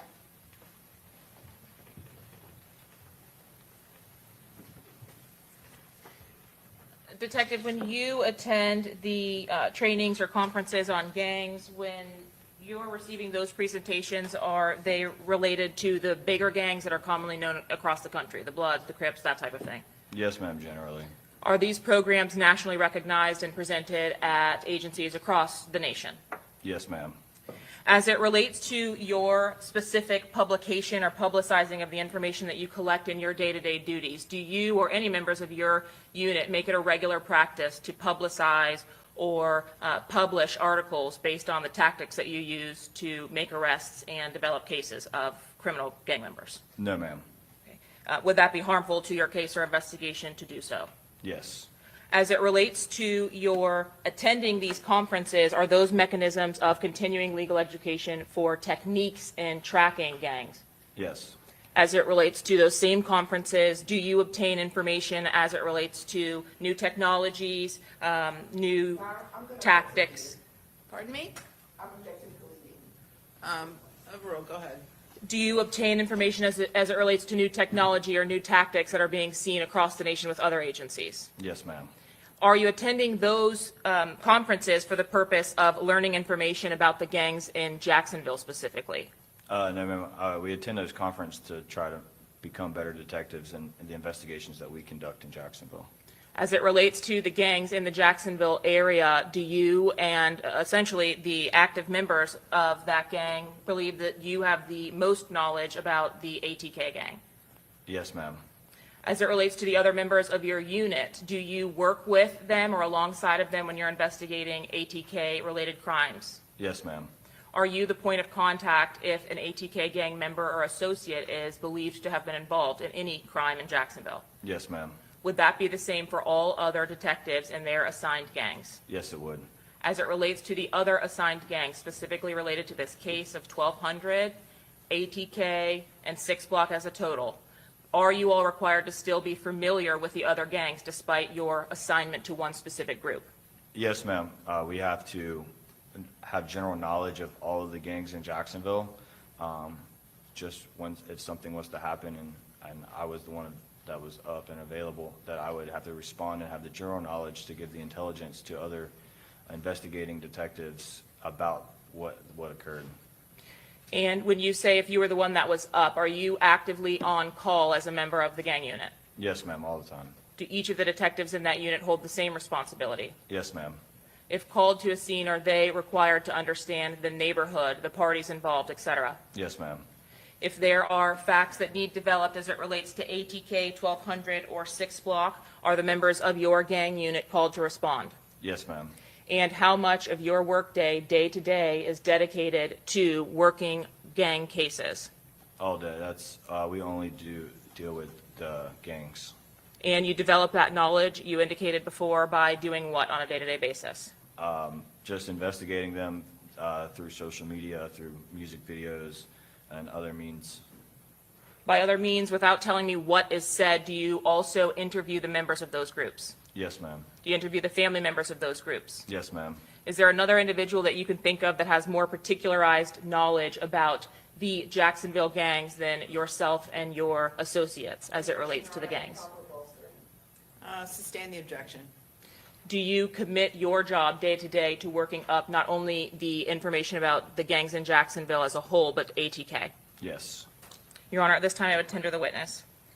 Okay, well, the witness has already been tendered, so the question that was left on the table was, what does ATK stand for? There was an objection, and I'm going to uphold the objection at this point. I'm sorry, you said the witness has been tendered as an expert? I didn't- We don't tender as experts anymore. We just allow questions to go forward or not. And so after the voir dire regarding this witness's qualifications, I'm going to allow the question to be asked and answered, okay? All right. During your course of your time as a gang detective, did you develop information as it relates to what ATK stands for? Yes, ma'am. And have you had an opportunity to develop the potential members of that group in your time working up the ATK gang? Yes. As it relates to the term ATK, what does that stand for, if anything?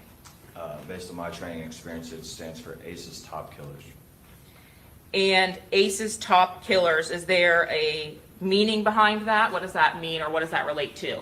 The name ACE would be the face or the head of ATK. His rapper name is Young and Ace. Why does he then become the head of that group? Based on my experience, he's the most influential. He's got the most views as far as his music. Are you familiar with the drill rap scene as it relates to each of these groups? Yes, ma'am. Speaking to you today specifically about ATK, 1200, and 6 Block, are all involved in the drill rap scene. Yes, ma'am. Is the scene something that you follow closely day to day? Yes, ma'am. Where are the music videos that are created by these groups posted? They're posted on their social media accounts and YouTube. What social media accounts are included in the accounts that are posted to?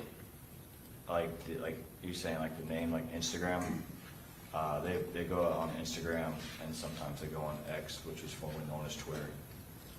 As it relates to ATK specifically, Ace's Top Killers with a face of Ace, is he the most influential or most followed person from that group? Yes. How is it that you're able to determine that he then becomes the most prominent member? What are you observing to make that determination? It seems that based on the investigation, was that everybody seems to follow him where he's at. There's usually a bunch of people. He has the most Objection, not followers. speculation. Overall, go ahead. He has the most followers on social media, on his accounts, and he gets the most views on his videos on YouTube. Now, multiple members from these groups post or have music careers, right? Yes, ma'am. How is it that you are able to determine a view count or a popularity count when you're looking at these YouTube videos or videos posted to YouTube? On YouTube, when you watch the video, it'll tell you how many people have viewed it below the video. And are those videos something open to the public and viewable to the public? Yes, ma'am. How about the social media profiles of the members of ATK? Most of them are public. There is some of them who have private profiles, but for this, right now, Ace's profile is public. As it relates to 6 Block, do you do the same thing? Despite not being directly assigned to that group, are you following that group closely? I do follow them, but not as close as other members of our unit. Specifically, do you know who the members of 6 Block are? Not all of them, but I could name off a few of them. By a few, what's that number? Maybe like 3 to 5. Okay. And have you had an opportunity to meet with and discuss the developments that the person that is assigned to the 6 Block group would have had in his investigations? Yes, ma'am. What is the name of that individual that's assigned to 6 Block? His name is Detective McCullough. As it relates to 1200 and that group, who is assigned to 1200? Detective Griffin. Day to day when there are developments, so say that a crime is reported, do you all work independently or together in order to ascertain what the issues are currently between the groups? We would work together. In ultimately identifying the members of ATK as it relates to this case as, or the relevant members of this case, were you consulted by Detective Nieder in his creation of a chart? Yes, myself, Detective Drabeck and I, and McCullough and Griffin all pitched in to make the chart. Is it common that you all work together to develop cases, develop what's going on between the gangs with each other, et cetera? Yes, ma'am. They intermingle a lot. As it relates to what we've talked about as being ATK and 1200, what is the difference between those two groups? One of them, ATK, is they're two separate gangs, but they associate with each other through music and just like having a common enemy. Who is the common enemy of ATK and 1200? It would be the groups on the north side. The prominent one over there would be 6 Block. And when you're talking about these groups, you're talking about them in areas. So you've told me out east and north side. Is that typically where their association or affiliation with these groups come from, is a location? Generally, yes, ma'am, but you don't have to be from those parts of town to be a part of the gang. You said that ATK and 1200 associate with each other. Have you personally, in your training, in your day-to-day work with these gangs, seen 1200 and ATK members on music videos together? Yes, ma'am. In social media posts together? Yes, ma'am. How about, you said both of those have a common enemy, which is 6 Block. Yes, ma'am. When it relates to 6 Block, are there individuals a part of 6 Block that claim other groups? Yes, ma'am. What does that mean, to be in 6 Block but be associated to something else? 6 Block has subsets, which is they're documented as gangs, but they kind of like associate with each other. The subset would be like We All We Got. They call it WAWG, and then Bully Gang. So those are other groups that are associated to 6 Block. Yes, ma'am. Would those members from We All We Got or 6 Block associate with each other? Would they be present in music videos together? Yes. Would they be on social media and pictures together? Yes. So despite being in separate groups or subsets, they are together at least enough to form a common enemy. Yes. And the enemy of 6 Block, at least as it relates to this investigation, was whom? It would be like 1200 and ATK.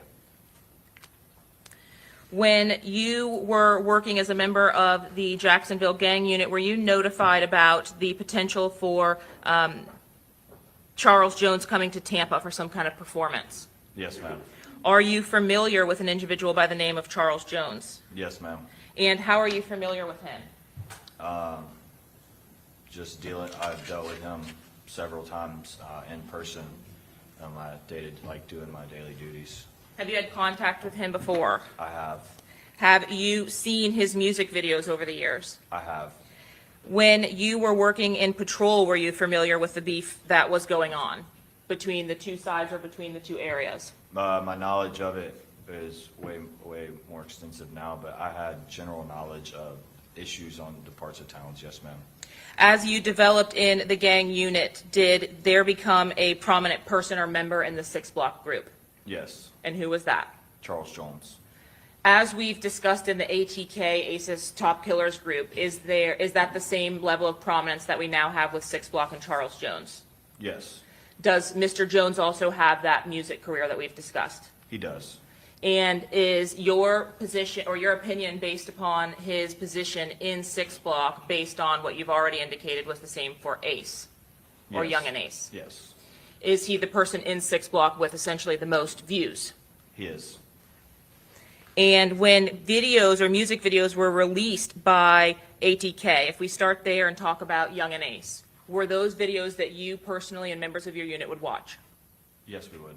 What is your process in viewing the drill raps or music videos that are released by each of these sides? My process is I listen to it, the whole thing through, and then after that, I will break down the video. You can collect a lot of good evidence towards the gang in them, as far as like hand signs and clothings and other stuff of that nature. And then once I get through all of that breaking down, and then I break down the lyrics.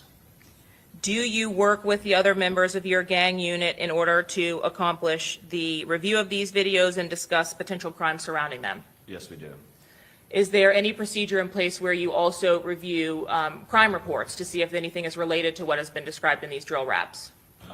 Yeah, generally the drill raps, they come after the crime, so they'll talk about stuff that has already happened.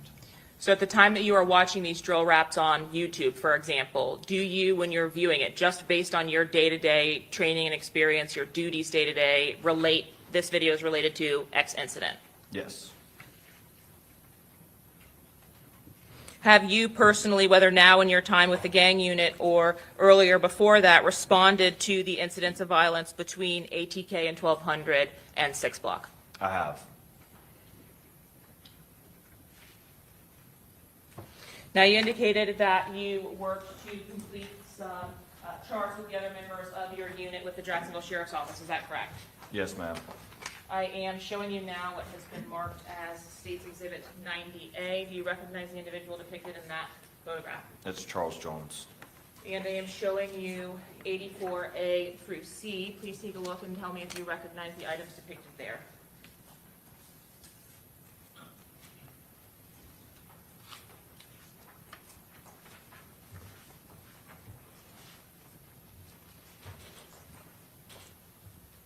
Yeah, these would be members and associates of each group, but it's not like it's not everybody. It's it's like a more of the prominent guys, a part of the groups, rather than everybody inside of the group. As it relates to the image of Charles Jones, does this image fairly and accurately depict Julio Foolio, or the person you came to know as Julio Foolio? Yes. And as it relates to these charts, despite not being all-encompassing of all of the members of 6 Block, ATK, and 1200, do they fairly and accurately represent the members or associates of those groups? Yes. Please ask them to be shown these prior to approaching the witness with them.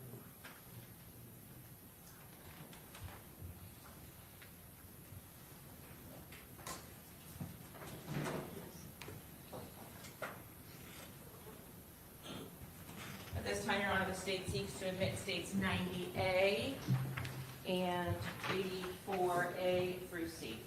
Any objection? No objection to the photo of Mr. Jones. We just renew our previous objection to the chart. Okay, very good. Same ruling, so 84A through C will be admitted as well as 90. I'm showing you on the screen, if you can look over your shoulder there, what I've previously shown as 90A. Is this the person that you know to be Charles Jones? Yes, ma'am.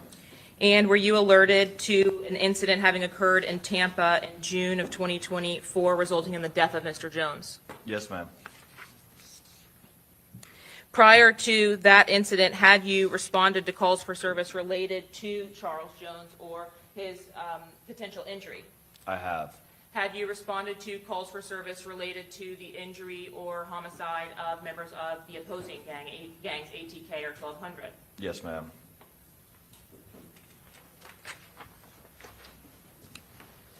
Speaking specifically about your viewing of the music videos in these particular cases, did you have an opportunity to view the music videos put out by Young and Ace in advance of your coming to the unit? I'm sorry, can you ask that? Before you came to the gang unit, were you aware of these drill raps in Jacksonville? I was, just based off of my time in the community crime response unit. Since you're having come to become a detective in the gang unit, have you studied the videos that have been released, the music videos or drill raps released by Young and Ace? I have. Have you studied the music videos or drill raps released by Charles Jones? I have. Let's speak specifically about the evidence that you previously mentioned as the charts that were created by your unit.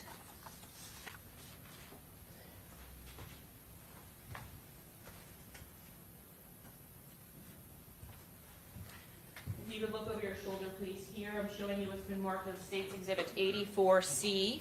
Do you recognize that chart? Yes, ma'am.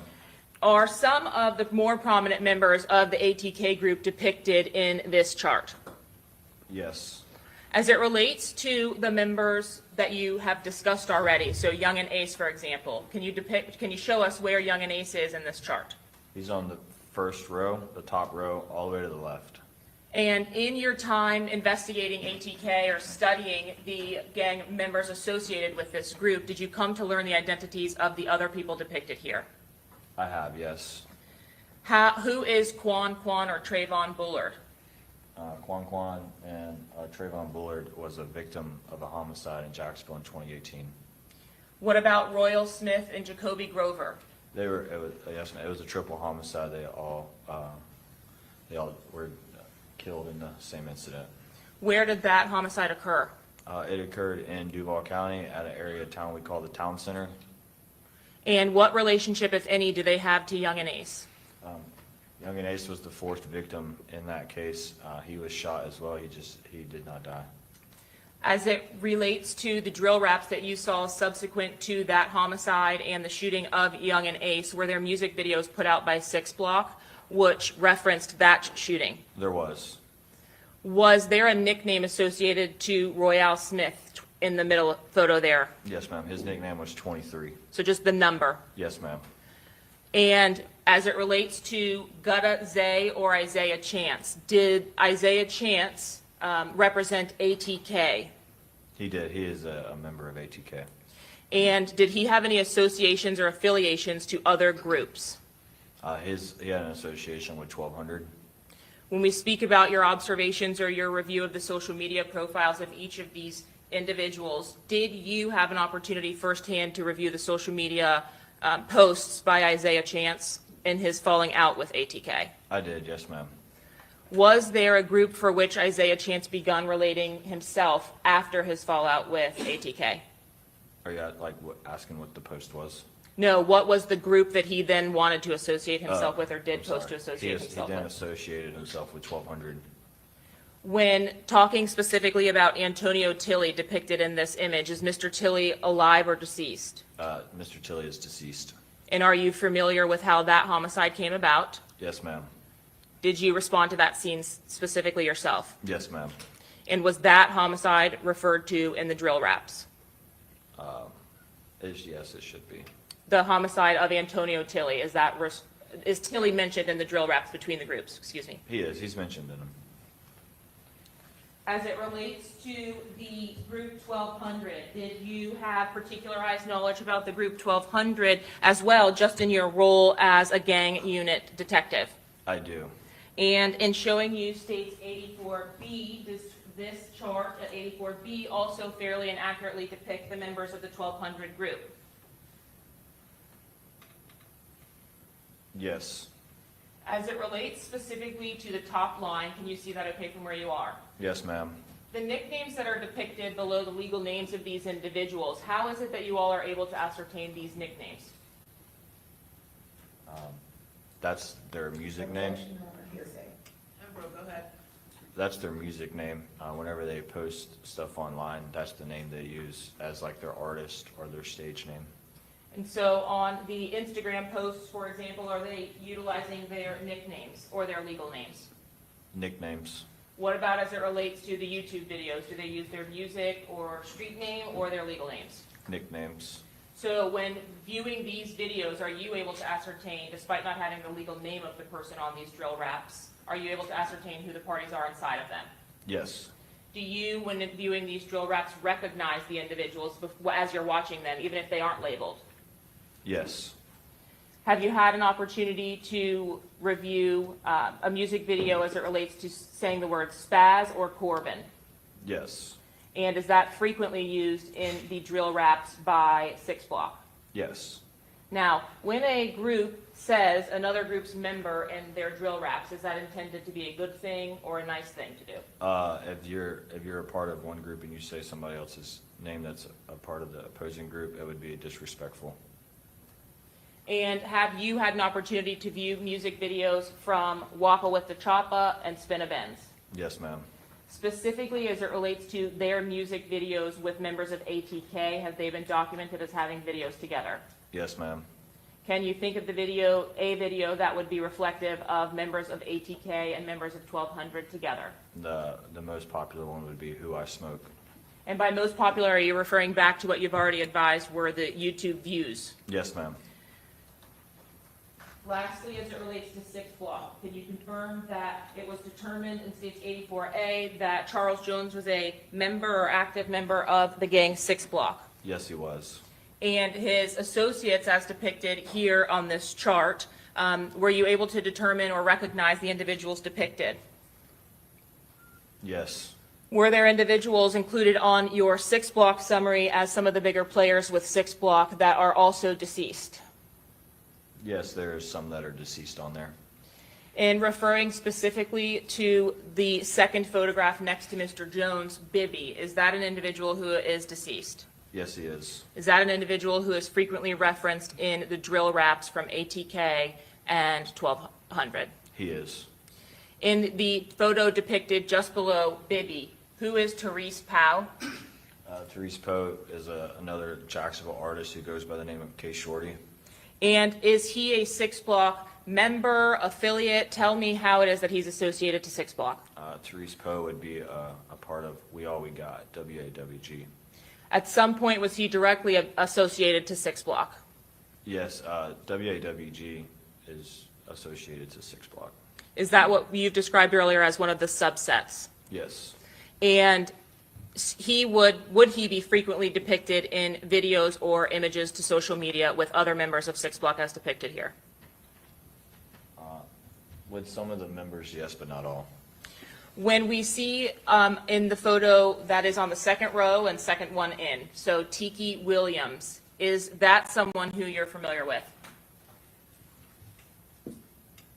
Yes. Are you familiar with whether his name has been referenced by 1200 and ATK members in drill raps? It has.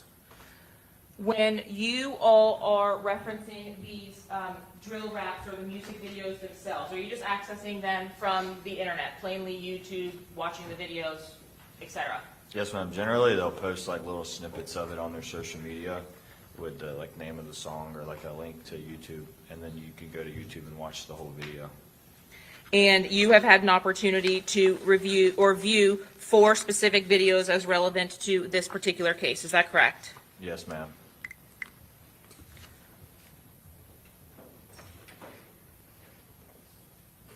Was there a video that was published by members of ATK and members of 1200 called Who I Smoke? Yes, ma'am. Is it fair to say that that is one of the more popular videos that has been put out by Jacksonville gang rappers? Yes, it is. And in your experience, have you had an opportunity to see the number of views that have been racked up to that video at this time? Yes. Approximately how many views, if you know, has that video received? Last I believed it was around 50 million.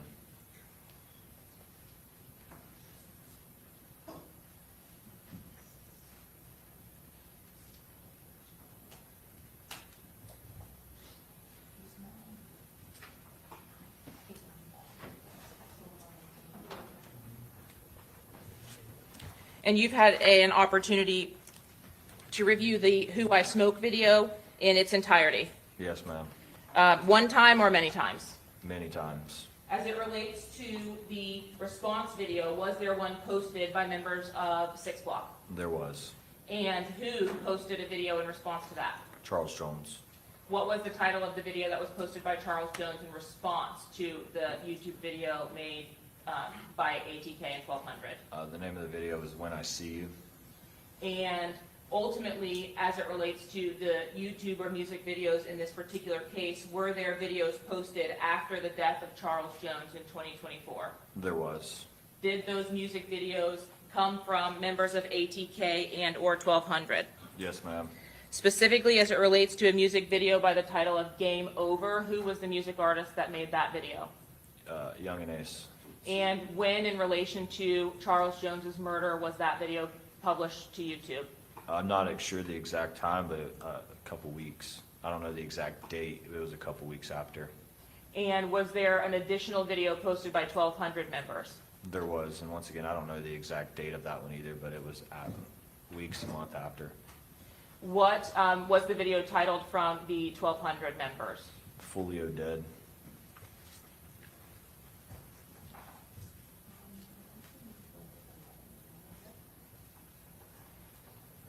All right, are you getting ready to play the videos? Yes. Okay, so I tell you what, it's 12:15, so it's probably a good time for us to go ahead and take our lunch recess. We'll come back and then you can play the videos, okay? All right, so if you all can be back at 1:15, we will continue with the trial. And just remember my previous admonition while we're on the break, don't talk to anybody about the case, all right? Okay, see you all back at 1:15. All right.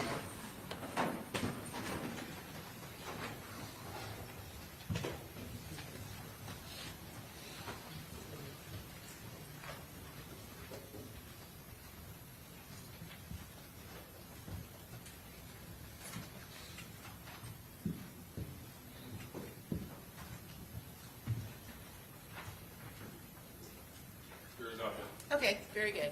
All right, Detective, since you're on the witness stand and have not yet been cross-examined while we're on the break, you can't talk to anybody about anything related to this case, including the prosecutors, okay? Yes, ma'am. All right, see you back here at 1:15. Thank you. All right, thank you.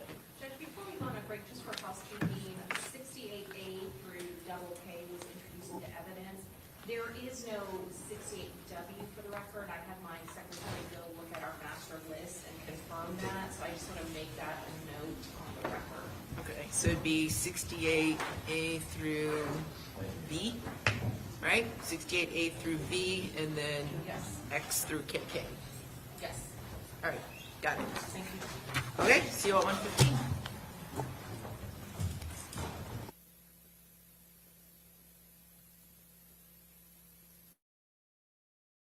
We are going to lunch.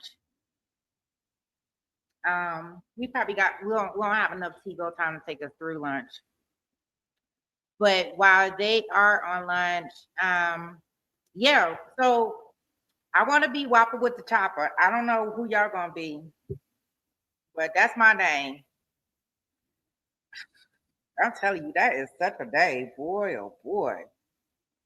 Yeah, so it like makes me wonder, because I tried to explain, it is confusing, right? So many different names, so many different people. And like I said, when we was watching that queso trial, like that's part of this whole thing. Because he supposedly had unalived Bibby. And yeah, it's just a lot, right? So even when we're looking at the charts, but Young and Ace is still like a very well-known rapper out here. He's actually the one that was the biggest in Jacksonville at the time. Now, how they, they get out of the hood, but they still protecting the hood, they still doing hood things, I have no clue. But they are. So, Whopper with the Chopper, if they play the video, this is the thing. I don't think I can play the music.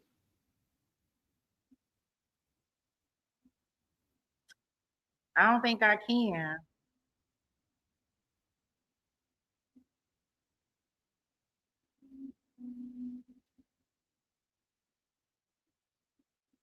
You say Sketchy Surf Girl is your name? I know that's right. Uh-oh. Yeah, let's get our names together. SweetPGang. We just not gonna do RICO activities. No RICO activities. And and if y'all heard him, right?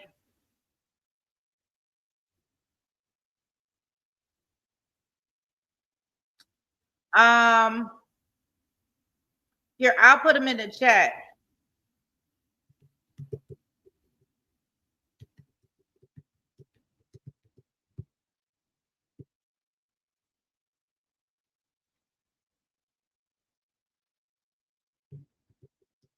Now, the one who I smoked, I don't know who that's by. I think they said Whopper with the chopper. And then they got, after Julio passed away, there was another song that I think Young and Ace might have made. And this was like right after he passed away. I'm talking about like within hours. So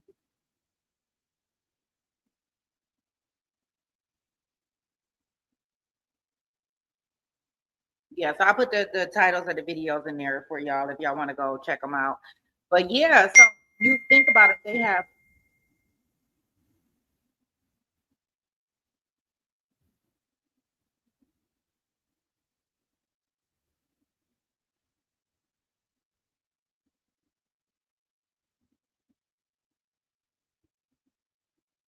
so oh, you say Young and Ace made Who I Smoke? Okay. I didn't know who made it. I just know Julio made When I See You.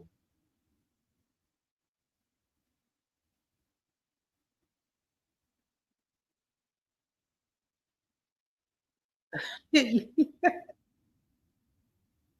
want to be old at Ace?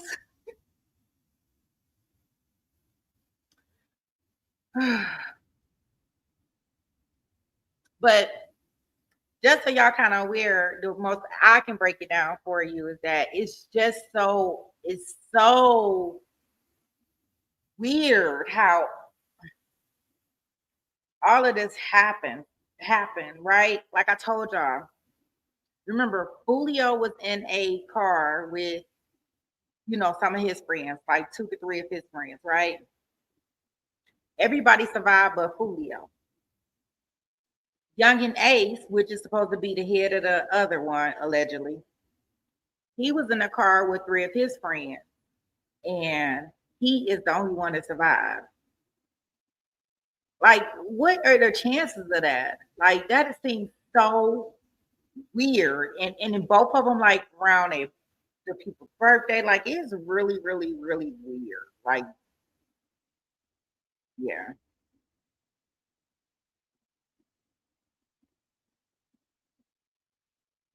No, I don't think that Marilda, I don't think that it was anything about being the best singer.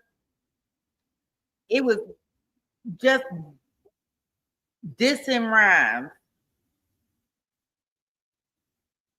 That's all it was.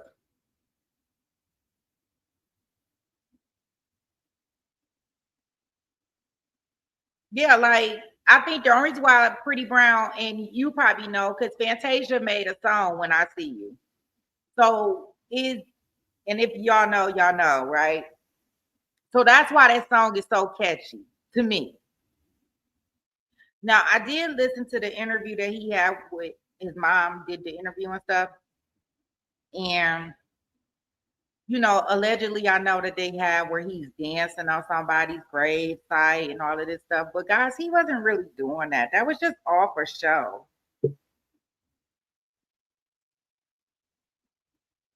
And it's so, of course, when you in these kind of rivals and things like that, nobody's actually going out to check and make sure that he wasn't on the homies. I mean, because nobody wants anybody talking about their loved one, right? But what degree do we go to, where we unalive them? Well, I just think that some things just our way. I don't know.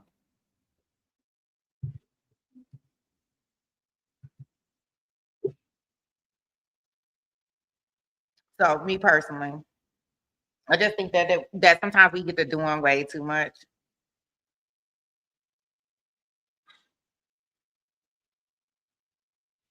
I think that rap can. I think because he was singing in between it. I think for the most part, for some parts, he was singing in between it. But I wouldn't consider rap as it. Yeah, and Marilda, I don't think. I mean, he was dancing on somebody. I don't think that it was anybody particular grave. Like, even if he was dancing on anybody's grave, right? That's still disrespectful, right? But they don't know how to, they don't have any limits. Like, they are really ridiculous. I'm telling you, I remember when the news broke that Foolio had passed away. And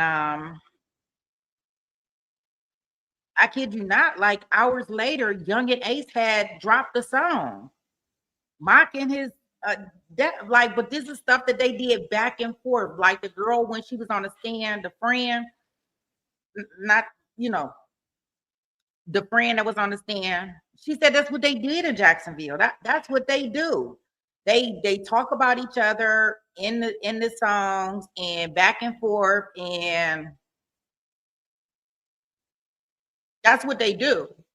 Like that's their whole MO. Like it's called drill rap, you know. And I think that it originally started like really out of Chicago, at least from my understanding, from what I've researched. And like Chicago, like they would literally like they tell you everything they going to do in the rap song and go do everything in the rap song. Now, if you ain't, that's where like the Little Dirk, Young Von, King Von. I'm like Young Von, King Von, those people. Like that's where they come from, and they would rap about the stuff and be doing the stuff, and the police would lock them up, and the police would let them go, and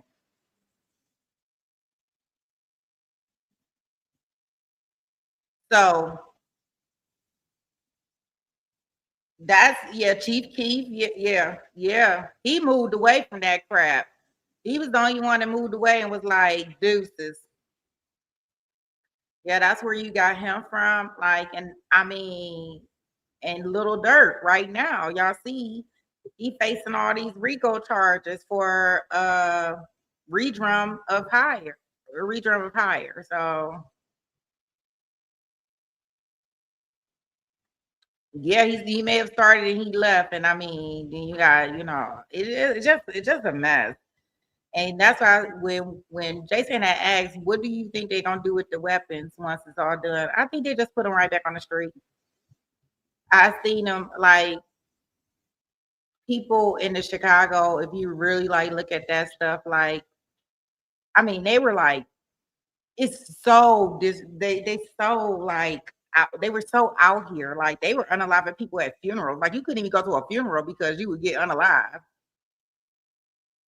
No, he know he will. He just moved away. Mm-mm. No, he's still alive. Yeah, he got a slide for Vine. Oh my gosh, I don't know why Tekashi 6ix9ine got that out in the air because that was definitely something that he decided that he had to do, right?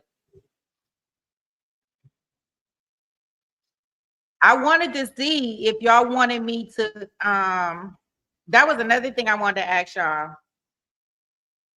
I do have the documentation for, I don't know if anybody interested because I was looking at it last night, all the stuff with the federal charges that are going down for Chauncey Billups and Damon, it's somebody else. I know Chauncey Billups is in there. I have to look at the other one. It's a couple, it's two more. Gosh, what is his name? It's right on the top of my head. But I didn't know if y'all wanted to go through that. I was gonna do like a little segment and we can kind of, Terry Rozier, and it's another guy from Cleveland. That dang on Cleveland. They would have to come from Cleveland. Damon something. I was able to pull the documents for it. I was like scared. I was like, oh man. I'm like, when they like mafia, well, in the Chauncey Billups one, they got the mafia, and I'm like, oh shoot, like, oh no, oh no, oh no, say it ain't so. Oh boy, I was like, I don't even know if I want to read this.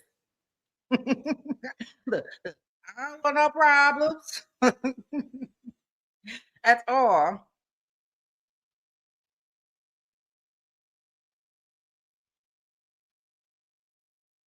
Yeah, so they do have a I was able to pull those documents. And I think that far as our new, okay, so just so y'all can know, Dustin, Dirty Dustin. Hey, Kelly. Dirty Dustin, he over here. He has finally got off the stand. I am recording it. I am going to do it as a premiere. They are currently doing the charge conference for him now. So I'm assuming that they'll be going into jury instructions and stuff real soon. So that's just to give y'all an update. Okay, Lynn. Yeah, so what I'll do is I'll set up like a little stream where we can look at it. And I can review them with you guys. But yeah, I was looking at, I mean, they got all types of names up in there. I was taking notes last night over the weekend, and I was like, I don't even know. Should I be doing all this research? Because they probably don't want to listen to it at all.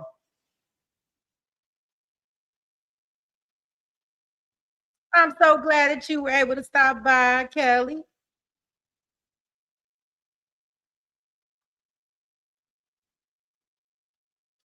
So for the premieres, you should get it up under. No, don't give me the line.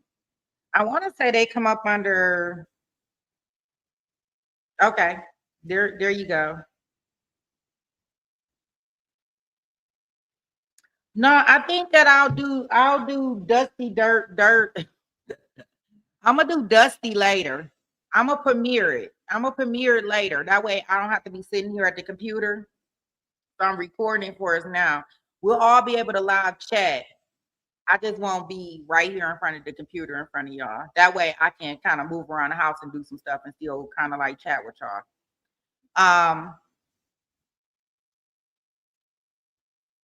We do have our new trial that started. They did opening statements on that trial. Let me get that up here.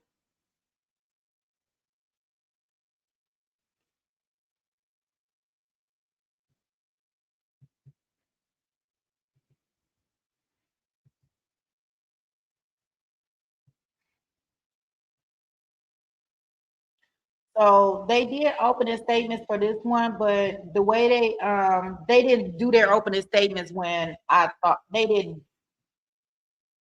They waited.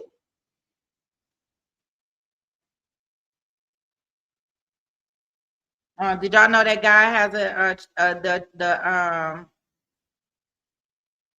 yeah. You say the body found somewhere. Yeah. I don't even know why he going to trial, but whatever. We'll watch it. I know they had a delay, something with the jurors this morning, where it didn't start on time. I did notice that. I was like, oh, what happened here? And I guess the judge was seeing something about misstep in that. So we'll watch that one. I think the way that I'm gonna do that one. Let me see. I'm just looking to see where they at in it.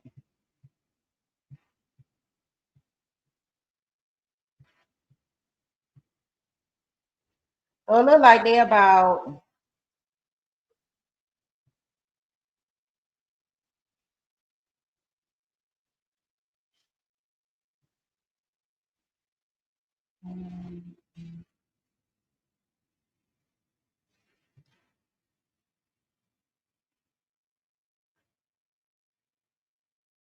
I don't know. They got a day one part 2 out here. I don't know why it's day one part 2, but it looked like day one part 1. Oh, they must have started it and then they must have ended it because I see Law and Crime has it as day one part 2, but day one part 2 has the opening statement and the current testimony. So it's about 2.5 hours so far in.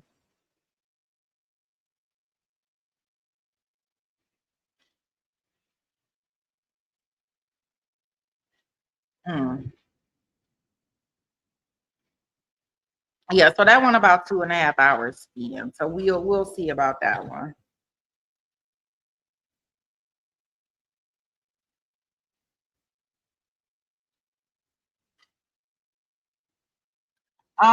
It is the hidden body redrum trial, Wisconsin. I think Wisconsin, right, in Waukesha, and it has the same prosecutor that was on the other one, Sue Hopper, I believe. Against this, his name is Matthew Paul. He is 55 years old and he's charged with the first degree redrum intentional homicide and hiding a corpse of his girlfriend, 44-year-old Stephanie Pavlons. She was discovered in a wooded area very close to where he went for his orthopedic therapy. So he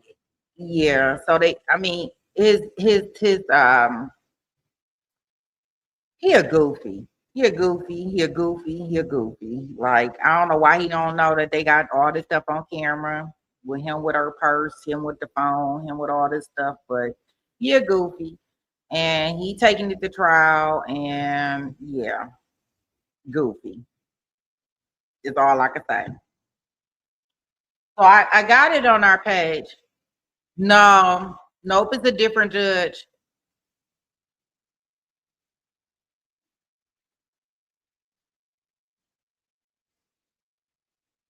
Yeah, it just don't make sense that I mean, he a goofy, but I don't understand why he would put the body so close to a location that he was going to be at all day or be at during that time of day. It just don't make sense. But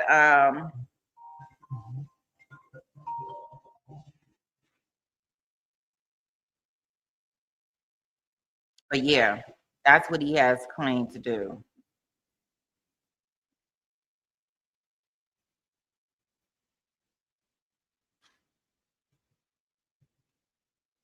Claimed to have done, rather. Yeah. But he really a goofy. Like, he got in the back of the police car and everything. Like, he a goofy. Cause I was like, now he gonna it took them a whole year to arrest him. Now he got back in the back of the police car. He was like, yeah, I kind of figured one day y'all be coming because it's been close to a year.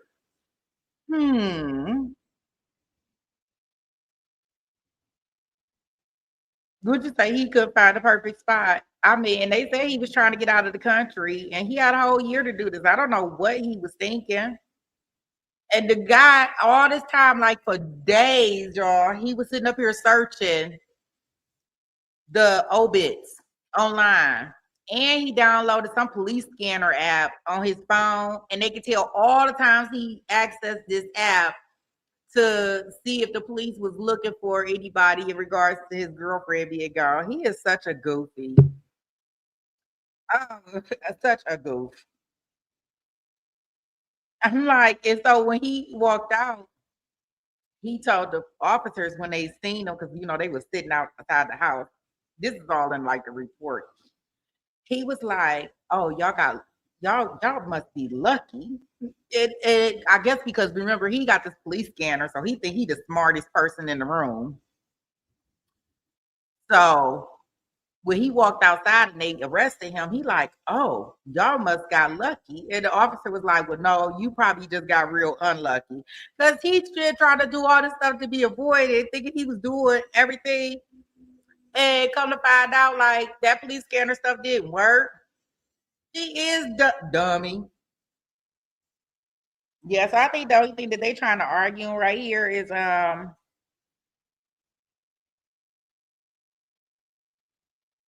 think with them, the thing that they're trying to argue right now is the timing of her unaliving. I guess some kind of way to try to say that he didn't do it, but I just don't think they're gonna get that off. But so it looked like they did opening statements for that one. So I was thinking that what we could do tomorrow,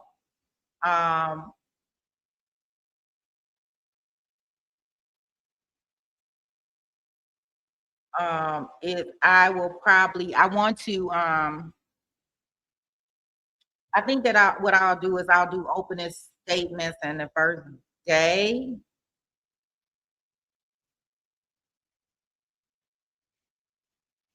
And second day, kind of run those together. And I was thinking just getting up and doing it early. So like Marilda, OnlyFans, anybody that's on the East Coast will probably, be up and ready. Like I was thinking about doing it maybe about 3 or 4 my time getting started. So if I get started about 3 or 4, that'll probably be whatever time wherever y'all at. So I think I'm gonna run those two in together. Only because I want to do the premiere for Dusty. Only because they're gonna go into verdict watch. And I don't know if I guess y'all want to hear the rest of what he gotta say. His mouth has so much diarrhea. But I can't believe they even he was on the stand all morning long. I don't know what he said, but I'll premiere that for anybody that wants to come see it this afternoon. And that way, at least we'll be caught up. And when the verdict comes in, we can watch the verdict unless y'all don't want to do that. If y'all don't want to do that, that's fine with me too. We could just listen to the verdict. And we could go ahead and look at our new trial this afternoon. But I can't I don't think I'm gonna be able to do both of them. But yeah. Oh, I tell you, that one there.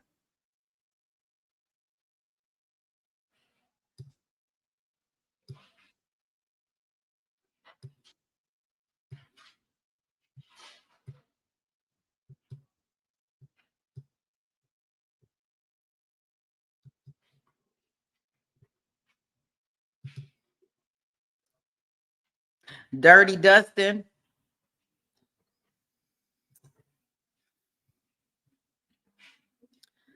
All right, so I am going to put us. They are back from court, so that's one good thing, right? So I am going to put us back into the courtroom so we can stay on track because they back from lunch. So we'll go back in and we'll just kind of figure everything else out as we go along throughout the day. Okay. All right.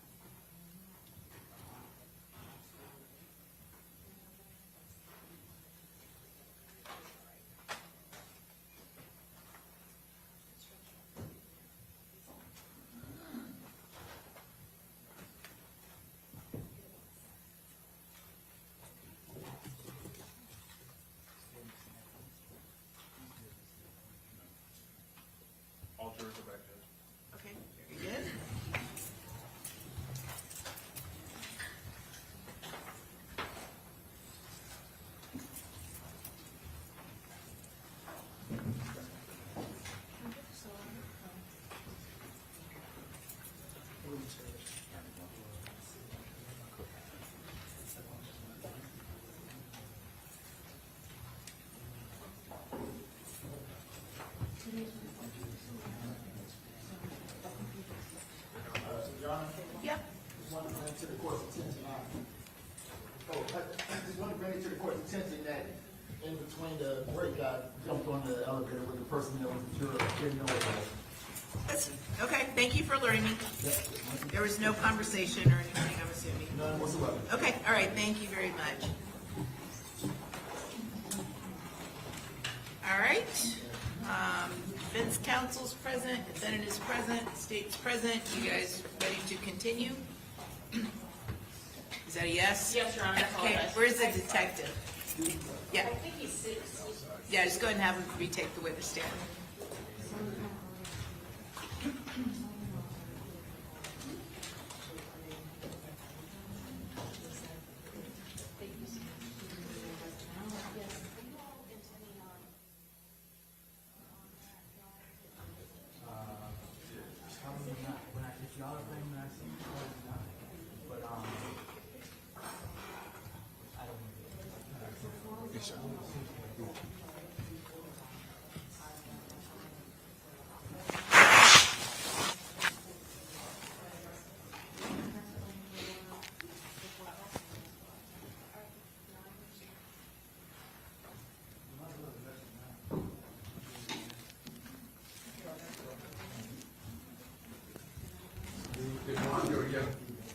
No.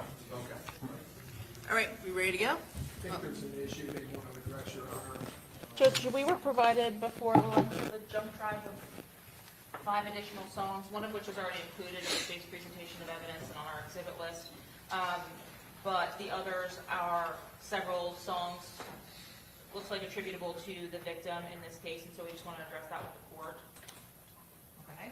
Some of them obviously refer to or extend the time frame as previously discussed and of course objected to by the defense. So the playing of 4 additional videos is something that the state's going to be objecting to. It is. Well, what's the basis of the objection other than it extends the time? I mean, if they open the door, they open the door. Sure, but at some point, the playing of 4 in a row videos from our victim becomes cumulative by the defense when we're playing one from each side in the state's presentation of evidence. At some point, playing all videos that the victim published that were bad opens the door for then the state to publish whatever extra videos that the ATK members or 1200 members also published that were bad. I don't know what the basis or honestly the relevance of publishing 4 more videos in addition to what we've already discussed and litigated is. What's the relevance of 4 additional videos of the Mr. Jones? Well, Your Honor, first, I guess to address the scope, there is no particular scope of these music videos that the state is entering. They're not limited to the 2023 incident. They're discussing murders that occurred well before. No, I'm not as concerned about that. I mean, Okay. yeah, I'm not as concerned. The cumulative was the objection. So what's your response to that? Well, first, Your Honor, I find that objection problematic as been our argument, and the state has been wanting to open the door to all of these videos. We're specifically introducing them or attempting to on this particular witness because he has been listed as an expert in gangs. He is the person that is testifying as to his analyzing of these different songs. They have said over and over again about my client's intent, and that it goes to her intent and her knowledge. And these go to establish that she actually does not have that, right? That she's not involved in any of this back and forth.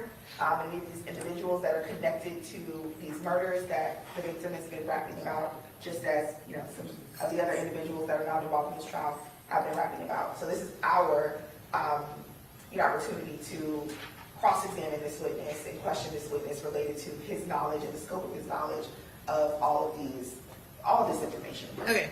So I haven't seen these videos. So at this point in time, you can go ahead and show them, but at some point, if it becomes cumulative, obviously, then the state can renew their objection and I'll just rule. Yes, Your Honor. Okay? So, all right, let's go ahead and bring them in. Yes, sir.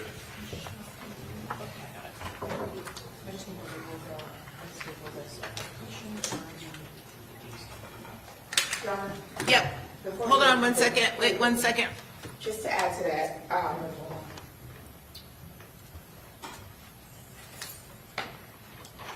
the other reason that these videos are going to be relevant is to complete the story. The state has sort of cherry-picked particular videos.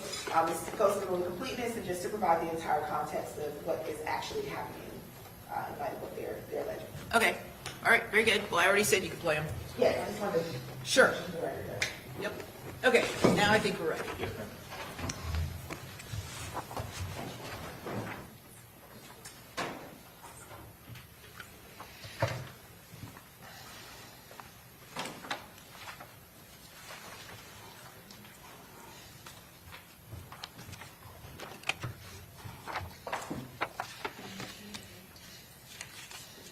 All right.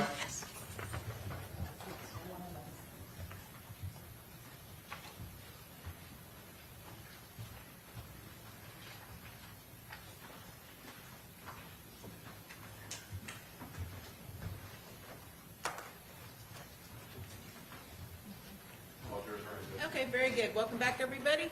Have a seat and state you may continue with your direct examination. Detective Nieder, before we broke for lunch, we were discussing some of the music videos that you've had an opportunity to review in relation to this war between ATK and 1200 and the 6 block members. Is that right? Yes, ma'am. And included in the videos of that back and forth there are some videos that we previously discussed as being Who I Smoke and When I See You. Yes, ma'am. And the videos subsequent to the homicide being Game Over and Folio Dead. Yes, ma'am. I am showing you what has been marked as State's Exhibit 89A through D. Essentially, have you had an opportunity to review all 4 of the videos that I've previously mentioned? Yes, ma'am. Have you had an opportunity to dissect or to at least decipher the language that's used in those videos as far as the lyrics that are being rapped to or rapped about? Yes, ma'am. At this time, Your Honor, the state seeks to admit self-authenticating exhibits, states 89A through D in the certification of Exhibit 111. Okay, any objection other than those previously made? No, Judge. Okay, same ruling and they'll be admitted. And Your Honor, permission to publish. Yes. In discussing states 89D, if we are, or 89A, excuse me, if we are reviewing the videos that you've previously described in order, which video occurred first? Who I Smoke. And who was the creator of the Who I Smoke video? It would be Young and Ace, Fast Money Goon, Wappa with the Choppa, and Spinabins. All of those names, are those all separate people? Yes. And of the individuals that you've identified, are they associated with different groups or gangs? Yes. Young and Ace and Fast Money Goon would be ATK, and Spinabins and Wappa would be 1200. I'm going to publish those videos before we look to the screen here. Are these those lyrics that you believe to have been included in that Who I Smoke video? Yes, ma'am. And looking at the screenshot here depicted on the screen, are the individuals related to ATK and 1200 as being the rappers of this song the only members of ATK that were included in this music video? No, ma'am. The guy you see right there on top of the golf cart with his hand in the air is an ATK gang member. His name is Malquise Worthen. And does he have social media for which you all have been able to access or monitor as well? Yes, ma'am. Is his social media account named ATK Keese? Yes, ma'am. And during the review of the video, could you please refer us to some of the lyrics for which you all took note as it relates to your duties in your gang unit? Yes, ma'am. The first one, we see 12 paramedics. They use the number 12 because that represents 1200. The next one we see is Rod K. dead and he never coming back. Rod K. was a prominent figure of 6 block. And then he says, I don't go nowhere without my heat coup. I object, Your Honor, at this time to speculation and invasion of the province of the jury. As to what these lyrics mean. Overruled, go ahead. I don't go nowhere without my heat coup. Coup is a subset of 1200. 1200 gang members often call themselves coups. Smoking on Lil PD, and I was smoking Trey D too. Little PD and Trey D were also prominent figures in the 6 block gang. And when you see the language smoking on, what does that mean? When they say they're smoking on somebody, it's a sign of disrespect or a sign of like a diss towards the opposing gang. Is that different from smoking someone? It's very similar to the meaning, smoking on someone or smoking someone simply means that they were killed.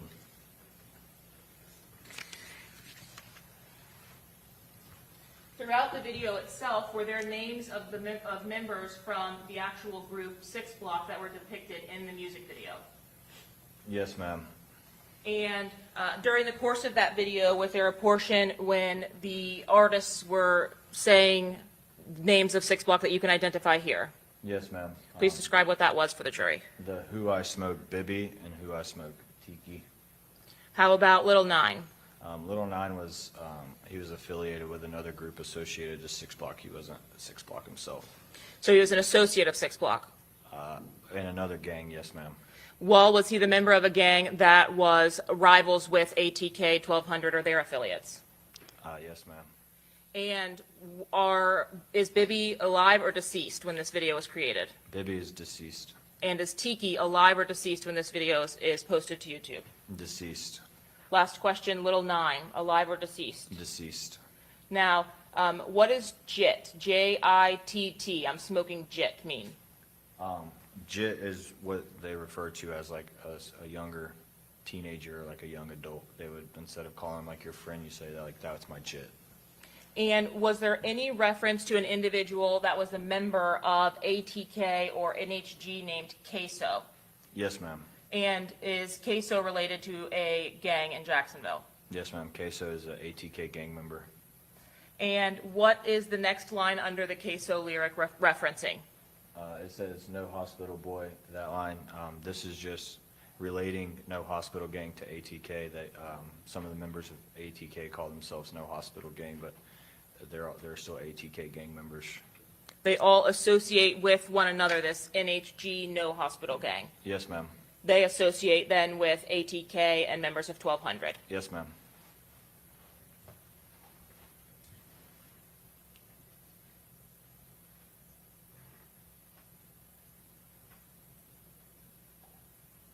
Now, are you familiar with an earlier attempt on Mr. Jones's life that occurred in Houston, Texas? Yes, ma'am. And did that occur on or before the date that this video was posted to YouTube? Before. And what was it that happened to Mr. Jones at that time? Mr. Jones was shot in Houston. Overall, go ahead. Mr. Jones was shot in Houston, and shortly after he got shot, he went live on his Instagram page in a hospital bed. Okay, so describe for us what we're seeing here in these center paragraphs, please. In the center paragraph, it says, I was lurking on his page and caught him lacking in Houston. We laid off shots, and he went live, and I was tweaking like he ain't die. And then, so that's speaking in direct relation to the attempt on Charles Jones's life in Houston. When the videos here, these drill rap videos are actually posted to YouTube or posted in some way, are you all, in addition to documenting these, relating them back to whatever offenses that they're referencing? Yes, ma'am. And did you, in seeing these lyrics, relate this to the offense that occurred in Houston on the prior attempt on Mr. Jones's life? Yes, ma'am.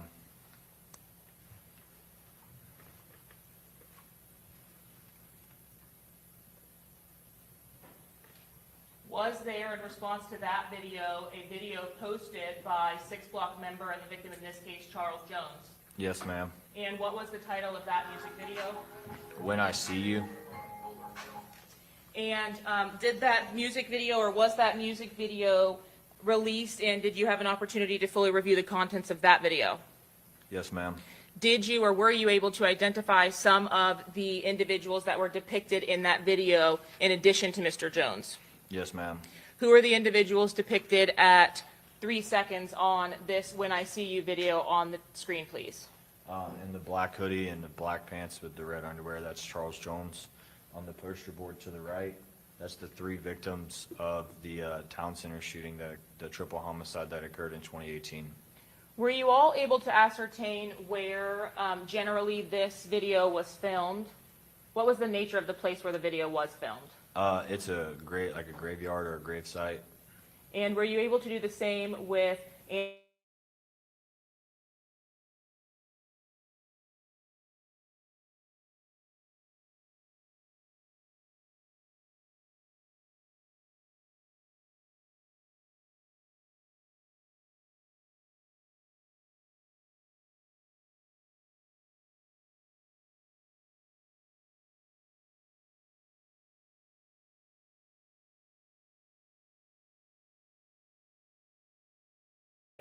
Disrespect. And when we started this past video, there was some kind of language from a related news article. Are you familiar with the reports of the homicide that occurred in the town center? Yes, ma'am, at the beginning. And was there some specific reference as it relates to the date in which that homicide occurred, where 4, 23, and Royal Smith were killed? Yes. Excuse me, Trayvon Bullard were killed? Yes. Okay. And what was the significance of that date? It was 23's birthday. Was Young and Ace or Kenyatta Bullard the only person who survived that shooting? Yes. But he was with the other 3 when they did not survive? Yes. What was the nature of that shooting itself? It was a drive-by shooting at a red light. And were the victims of that shooting located in a vehicle at the time that they were shot? Yes, all 4 were in a vehicle. In your review of the lyrics of this particular case, what is it that was relayed, and then ultimately highlighted? The very first line, he says he's sliding through the 12. Once again, 12 is the representation of the 1200 out east part of town. He said Ace is from the west, how he clicked up with the east side. He's talking about Young and Ace originally is from the west side of Jacksonville in the Clay County, Duval area. And he's simply calling him out, asking him how he even got clicked up with the east side. And then he says he hasn't been the same since he's seen them other 3 die. That's the reference to the triple homicide of the town center. And then he says, I'm 2-3 high, which is Royale Smith. So he's saying, like, he's high.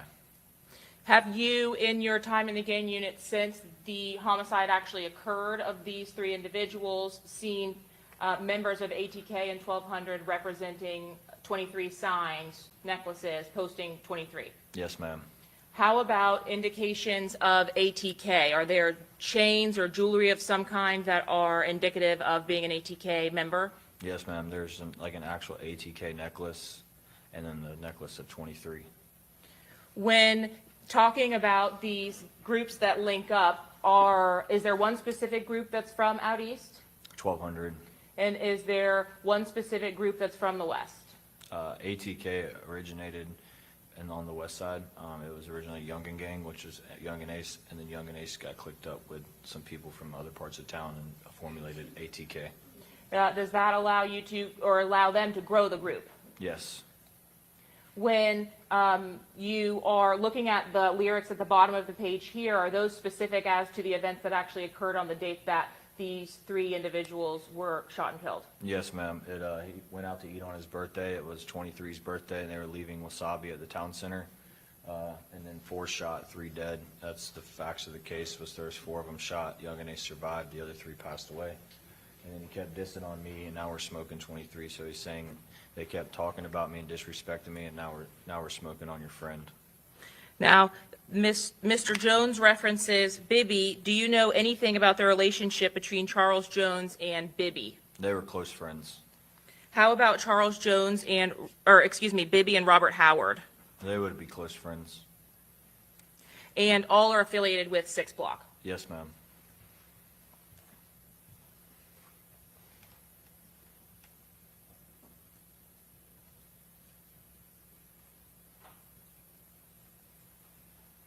What area of town is Melvin Park in? It's in Jacksonville's west side. And what gang is affiliated with Melvin Park or the area? ATK. If members are posting from the Melvin Park area, is that seen as a sign of disrespect of some kind? Yes. When the lyrics indicate caught Keese, who is Keese? Malquise Worthen. Is that the individual we've previously discussed as ATK Keese? Yes. And do you know what they're referencing here? He's referencing that he basically called him lacking, and he didn't go through with a fight or anything. He kind of just walked away. When you look at the next line that's depicted here, please, who is Papa? Lil Papa is a prominent rapper for 1200. And again, Queso, is this the same individual that was referenced before? Yes, Hakeem Robinson. Is there an individual that's associated with ATK named Red Dot? It is Torgon Williams. And are you familiar with Torgon Williams? I am. Are you familiar with Queso? I am. And in the next line, there's a mention of an individual by the name of Shug. Can you tell me who that is? Shug was a prominent name in 1200.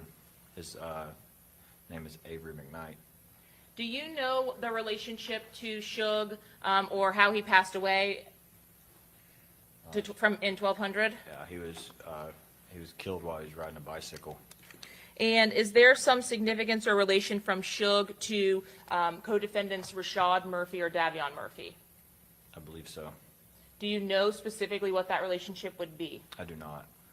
Now, have you had an opportunity to review the photographs of the tattoos on Davion Murphy's person? I have. Are you the individual who actually took the photographs of the tattoos that are on Davion Murphy's person? Yes, ma'am. And did those tattoos include reference to several of the individuals that are mentioned in these songs? Yes. What does rolling Michi in this wood mean? Michi was a prominent figure of 1200.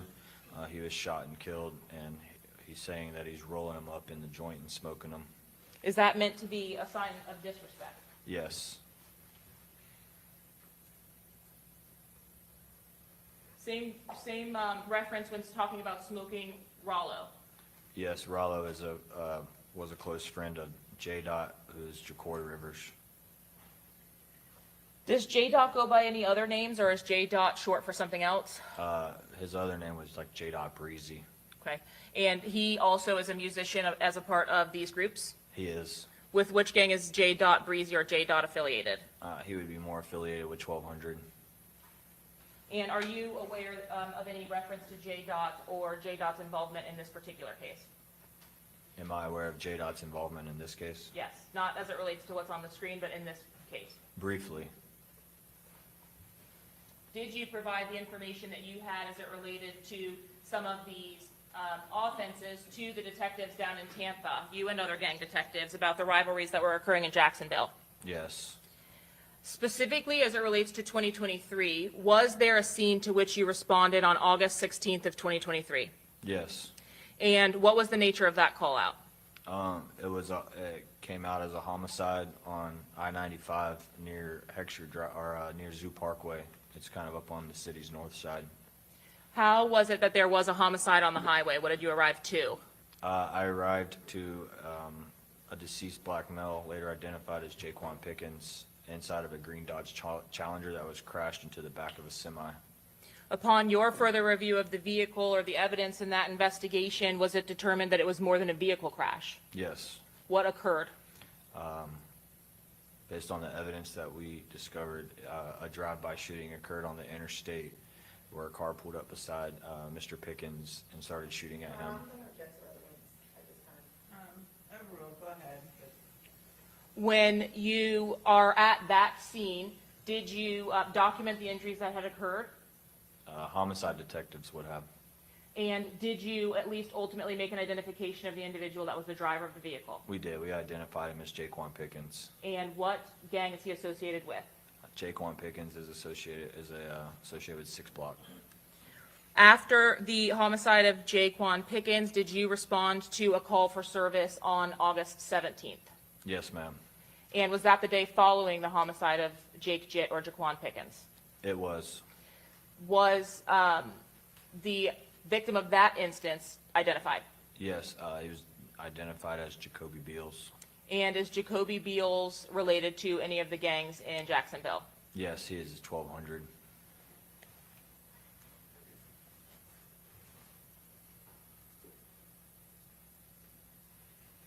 Following the incident that occurred in August, were there several social media posts that occurred after Jaquan Pickens was murdered?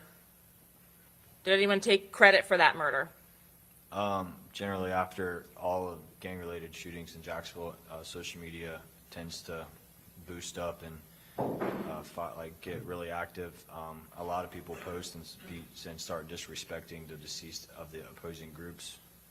Does that also happen on October 6th and 7th when there are additional offenses that occur?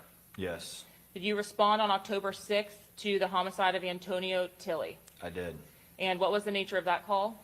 Antonio Tilley and an Uber driver was located deceased after they crashed into a house Evidence in that case showed that a female named Diamond Harris set up Antonio Tilly by sending him provocative.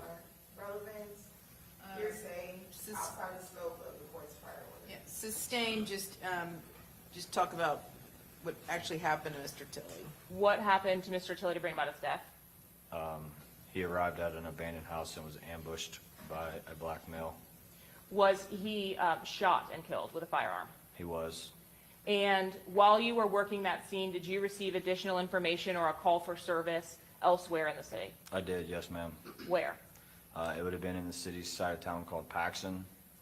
Is Prospect and 16th located in that Paxton area? Yes, ma'am. And what was the nature of that call for service? Were you able to determine who the victim of that was? Yes, it was Charles Jones was shot in his foot. Did you receive that call and request to respond while you were still working the first scene? Yes. Approximately what time did the October 6th shooting of Antonio Tilly actually occur, was reported? I believe it was reported around like 2300 hours, which would be at 11 o'clock at night. I was not dispatched until like 1:30, 2 o'clock in the morning. And while working that scene, you received notification of the scene that Charles Jones had been shot? Yes, that notification came in around probably like 6:30, 7 o'clock in the morning.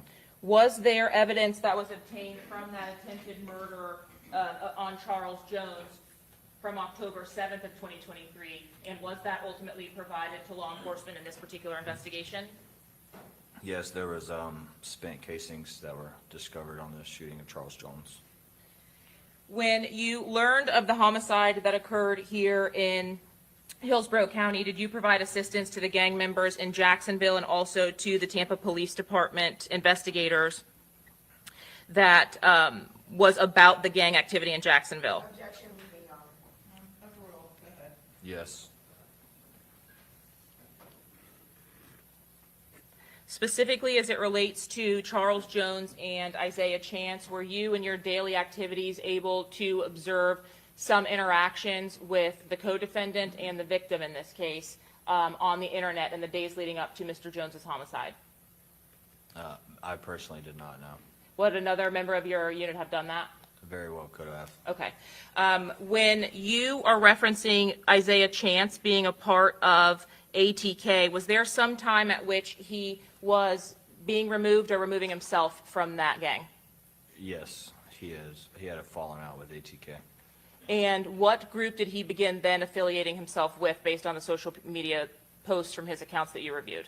1200. Objection, Your Honor. Hearsay and speculation. Overruled. Go ahead.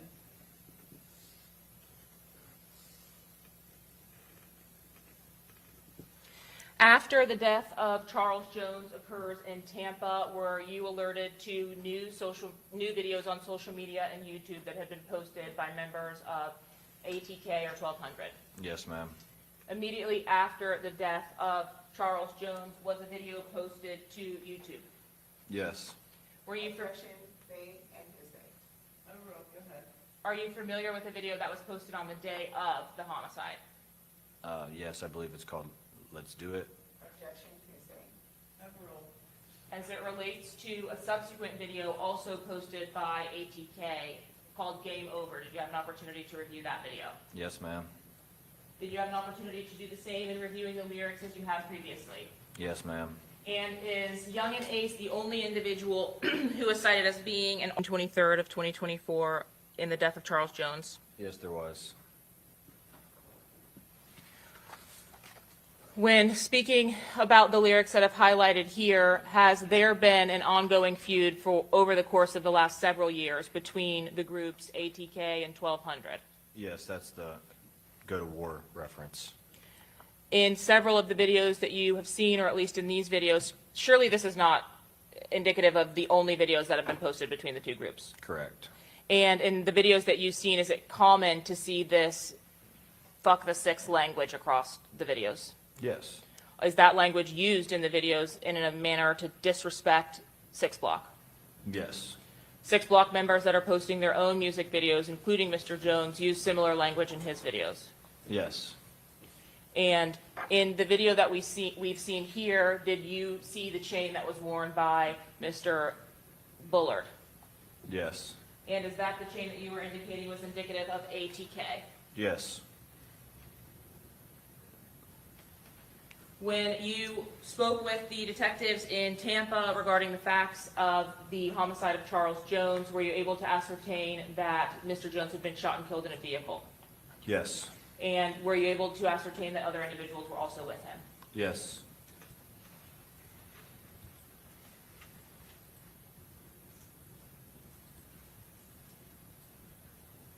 And the last video that we saw of When I See You that was actually published by Mr. Jones, was there some reference to Young and Ace, the artist of Game Over, in reference to him losing it over the death of 23? Yes. In your review of the lyrics and depicted here on the screen, is that a reference that Young and Ace himself also is making in his music videos? Yes. Your Honor, invading the province of the jury. Overruled, go ahead. What is it that's indicated in this video? Once 23 died inside my eyes, I lost my mind. Can you describe for the jury what the 556 reference is as well? 556 is a caliber of round. And was that used in the lyrics of this song? Yes. What was the 556 lyric? 556 increases the murder rate. Was there a description as to as to clothing in this song as well? Yeah, mask on, get up close. This is another closed case that's referencing like suspects or individuals. Wait. And invading the province of the jury. Okay, overruled, go ahead. It's referencing suspects or other individuals masking up and getting very close to the people that they kill. And it's another closed case because they died and there's no a living victim. Overruled, go ahead. As it relates to the language when the artist Young and Ace is referring to Mr. Six, do you plainly, based on your training and experience in day-to-day work in this area, understand who he's referencing? Mr. Six is Charles Jones. And the showing of Don Julio bottles, is there some significance to that as it relates to these videos that started in June of 2024 that were posted by ATK or 1,200 members? Objection, speculation, objection to invading the province of the jury, Your Honor. Overruled, go ahead. Yes, ma'am. Objection of relevance. Okay, overruled. Yes, ma'am. During my investigation into the criminal gang ATK, until after the death of Charles Jones, Don Julio bottles were not referenced in any music video or any type of photograph that they have taken until after the death. Is the Objection to hearsay as well, Your Honor. is the bottle of Don Julio a bottle of alcohol? Yes, ma'am. And is that something that was commonly related to Julio Foolio or Charles Jones? Objection, speculation. Overruled. It was related to him after his death. Some people knew him as Julio Foolio, some people knew him as Foolio, so the name Don Julio brought in the rapper name of Charles Jones. Depicted in the beginning of this Game Over video, we see a Don Julio on top of the head, and we've heard some of those lyrics about having the head of another member. What does that mean? Like they're killed. They've been deceased, usually by gunfire. After the publication of this video by ATK's Young and Ace, was there a music video also published by the individuals who were in that first song? Yes, ma'am. The Who I Smoke video had members of both ATK and 1200, is that correct? Yes, ma'am. And included in that video with Young and Ace were individuals by the name of Wappa with the Choppa? Yes, ma'am. He's also known as Ducci. And were there any other individuals also depicted in both? Can you ask that again? I'm sorry. Yes, were there?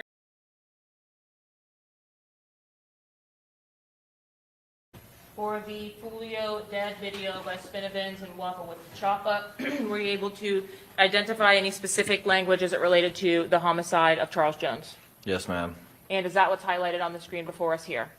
Yes, ma'am.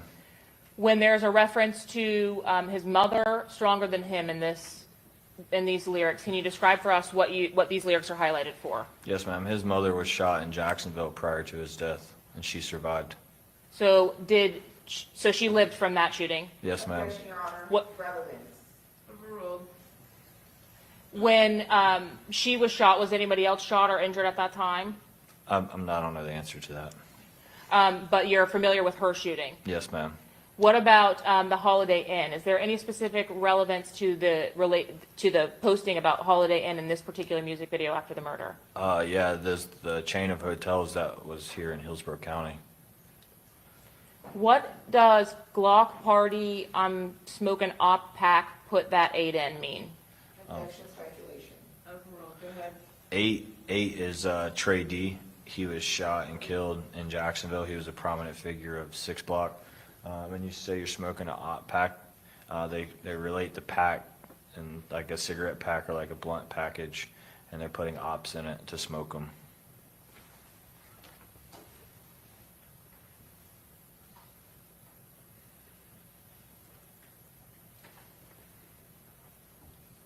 In addition to having viewed the music videos that were posted, did you have a chance to review the images that were depicted in those videos? Yes, ma'am. And do Wapa Wita Chapa or Spinabins have a hand sign for the gang 1200 to which they're related? Yes, ma'am, they do. And do they throw that sign in these music videos? Yes, ma'am, they do. Are you familiar with what that sign is? I know of it, but Detective Griffin with 1200 would be able to demonstrate it better than me. And be able to tell us the history of it itself? Yes, ma'am. All right, Your Honor, I'll pass the witness at this time. Cross?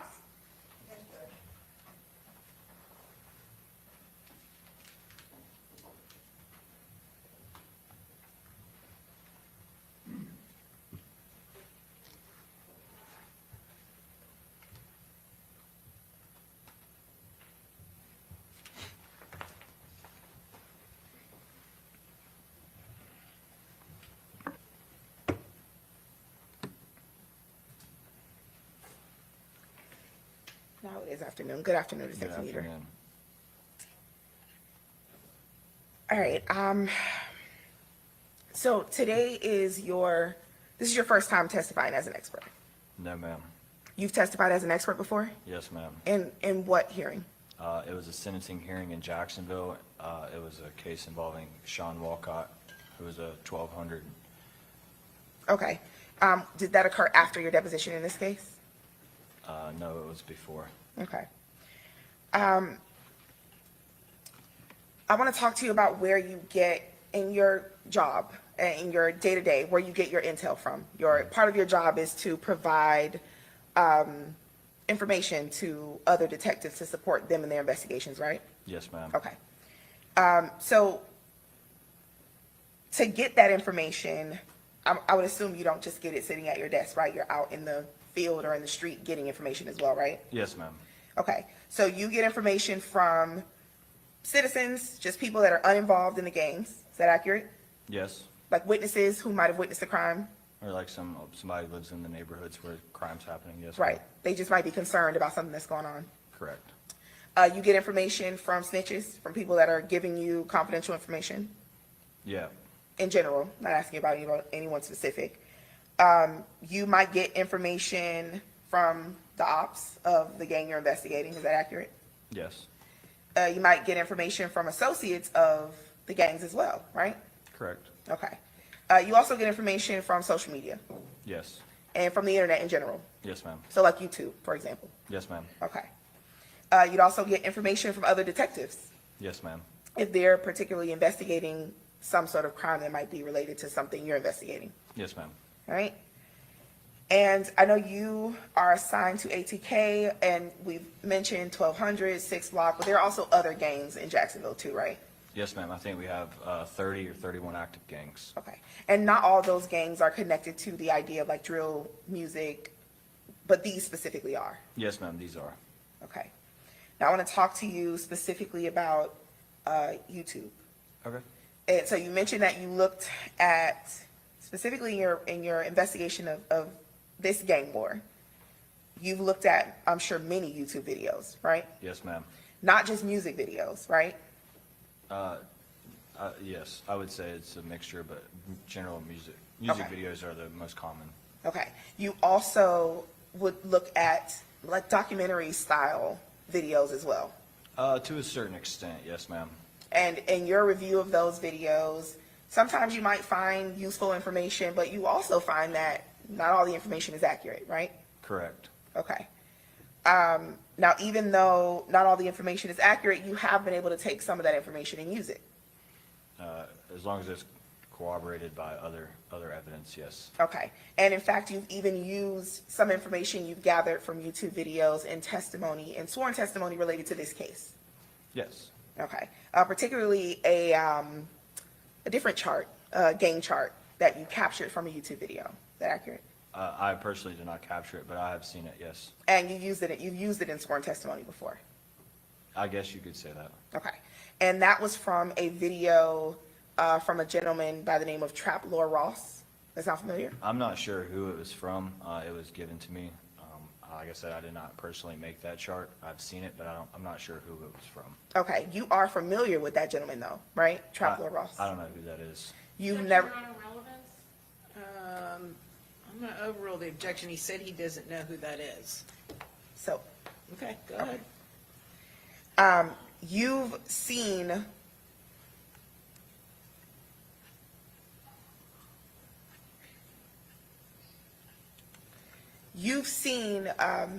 some of the hours-long documentary videos that sort of try to break down the gangs in Jacksonville. I've seen a few. And those videos have like millions of views. Potentially, I'm not sure how many views they have. Okay, a lot of views. You'd agree with that? I'm not sure how many views they have. Potentially thousands of comments, a lot of comments. I'm not sure about the comments either. Okay. You would agree with me that a part of in your investigations that you sometimes go through the comments in these videos? It depends.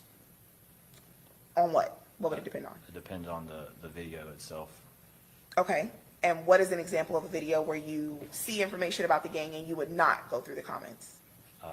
Generally, it just depends on what occurs in the videos. If the comments are worthy. A lot of times the comments are just trolling, so it's kind of a waste of time to scroll through all the comments. And how would you know if the comments are trolling unless you go through them? Well, I don't go through all of them. I've went through them on some videos, but not all videos. Okay, so it sounds like what you're saying is you might go through them, and then if you don't see anything useful, you move on. Yeah, depending on the video. Okay. And that's not just for the documentary style videos, it's also for the videos where there's music videos. Yes, And that's also going to be for videos that are posted on social media. sometimes. Or pictures or any sort of post that's posted on social media. Yeah, sometimes. And these social media posts and YouTube videos and other information that's posted on the internet, in those comments are going to be people that are talking about what occurred or their opinions of those things, right? Sometimes. And this is stuff that's just open to the public, Yes, ma'am. right? So it could be people from Jacksonville commenting on this stuff. Could be. And I'm sure you've probably seen people from other cities or even other states commenting on this stuff. The usernames, I'm not real familiar where they're from. Understood, but you wouldn't dispute me that there's no, it's not specified to Jacksonville. You don't have to be from Jacksonville to comment on this stuff, right? That's correct. Okay. All right, and you'd agree with me that the fact that this sort of gang beef is ongoing, this is common knowledge. I would say yes. You'd agree with me that the fact that 1200 and ATK or 1200 and 6 Block have a beef is common knowledge. It would depend on your definition of common knowledge. I would say that like a normal citizen of Duval County may not know about this, but if you live in the neighborhood, it's pretty common knowledge to people who live in that neighborhood or into these type of wars and gangs. Okay, so let me take it a step back. You're saying that people in Jacksonville don't have knowledge of this? I would venture to say that there is people in Jacksonville who do not have knowledge of this, yes. Okay. These crimes, when they occur, these are things that are posted on the normal news, right? Some of them, yes. Okay. And I'll just use one example. When I See You video, these videos have millions of views. Yes. The Who I Smoke video has millions of views, Yes. right? But it's your position that just normal people in Jacksonville probably don't know about this? Yes. Okay.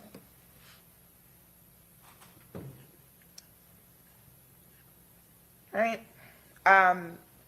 So you wouldn't agree with me that it's common knowledge that in Jacksonville, that Young and Ace was shot in this 2018 town center shooting? Once again, I would probably venture to say what the definition of common knowledge is, that not everybody in Jacksonville is going to be aware of that, no. Okay, so I'm not asking about what everyone knows. I'm not asking for every person that has ever, touched foot in Jacksonville. I'm saying generally, that people who watch the news, who are on social media, who maybe listen to rap music, or who just live in Jacksonville and are concerned about the safety of their community, that in common knowledge, people are aware that these things are going on. That shootings in Jacksonville occur, yes. Specifically, that shootings between ATK, 1200, 6 Block are going on. I wouldn't say that. Okay. The shooting that happened in 2018 at the town center, that was on the news. Yes, ma'am. That was highly publicized on the news as well, right? Yes, ma'am. And that's the subject of the When I See You video. Yes, ma'am. Okay. The one that has millions of views. Yes, ma'am. Okay. All right, so the music videos that we watched on Direct, the ones that we just saw, those aren't the only drill music videos that exist within this amount of time, within this, let's say 2021, 2023 time period. No, ma'am. There are a couple others, right? Yes, ma'am.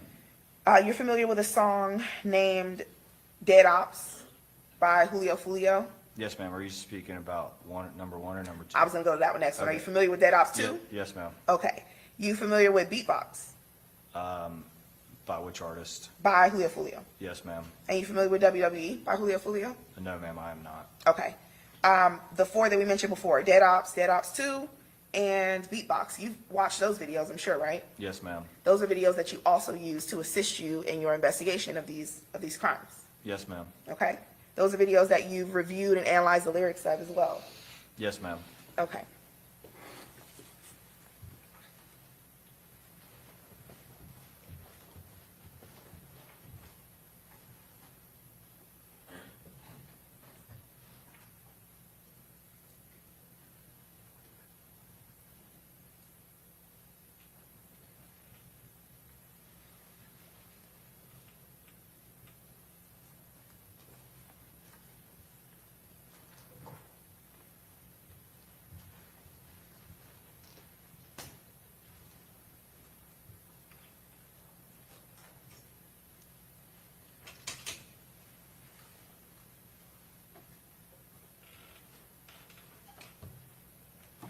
And so while we're doing that, those videos are videos that you also just sort of viewed on YouTube the same way you did the other ones, right? Yes, yes, ma'am. Okay. Your Honor, I would move to introduce Defense Exhibit 1A through E as a composite into evidence. We're in the state's case. Are you objecting to them introducing evidence during your case in chief? We are objecting, Your Honor, as it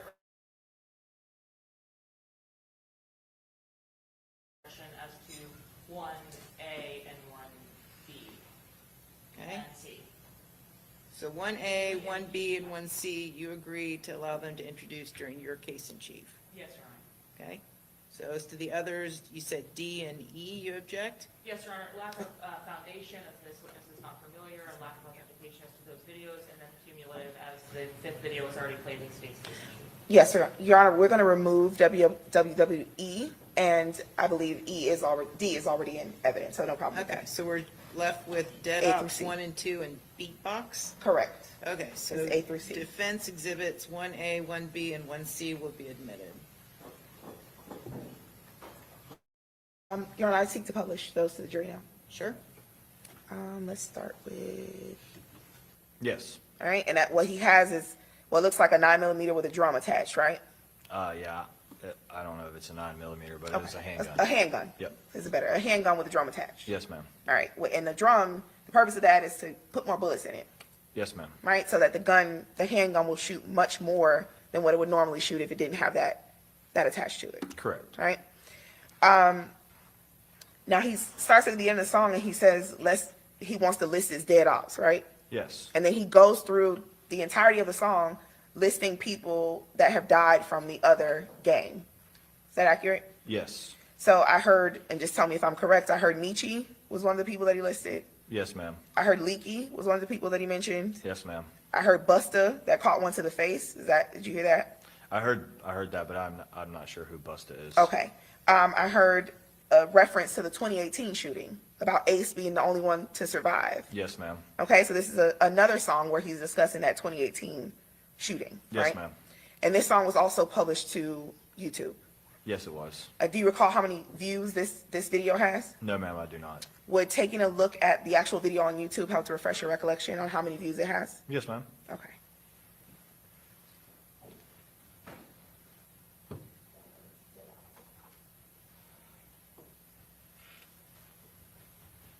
Okay, so just take a look. If you just, oh, scroll down. Sorry, Your Honor, I didn't ask for permission to approach the witness.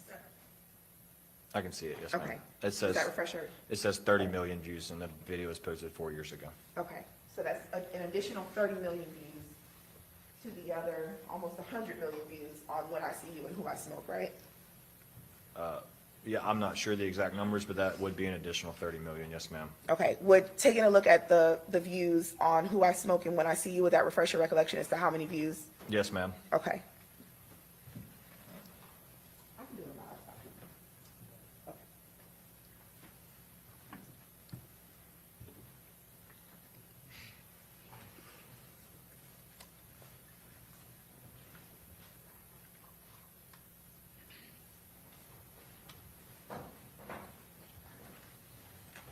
Okay, so this is related to When I See You. Yes, ma'am. It says 69 million views. 69 million views.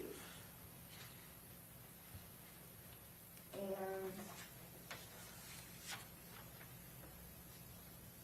for Who I Smoke, 57 million views. okay, so we have 57 million views for Who I Smoke, 69 million views for When I See You, and 30 million views for Dead Ops. Yes, ma'am. I don't really feel like doing math right now, but it's definitely over 100, right? Correct. Over 130, right? Yeah, roughly.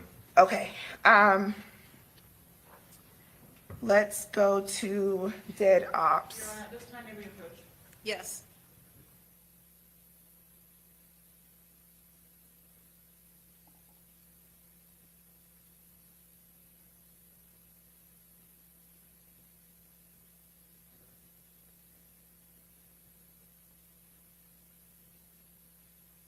Okay, anyway, go ahead, play the next two videos. We need to wrap this up, okay? Yes, Your Honor.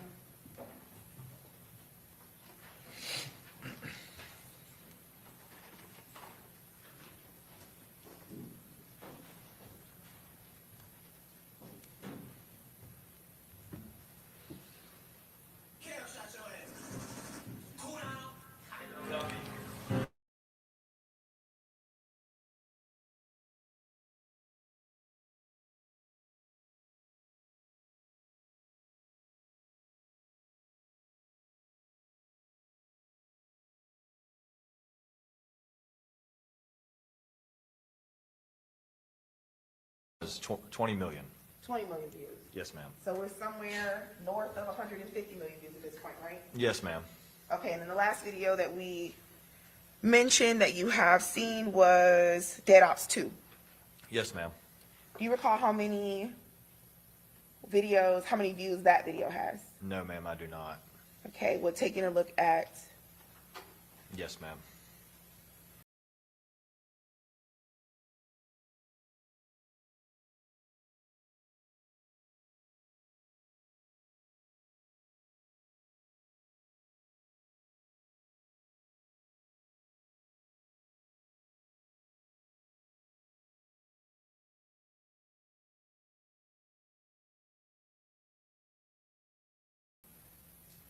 okay, and those aren't all the videos, right? There are other music videos as well, right? Yes, ma'am. And those potentially have millions of views as well. Potentially, yes, ma'am. Okay. All right.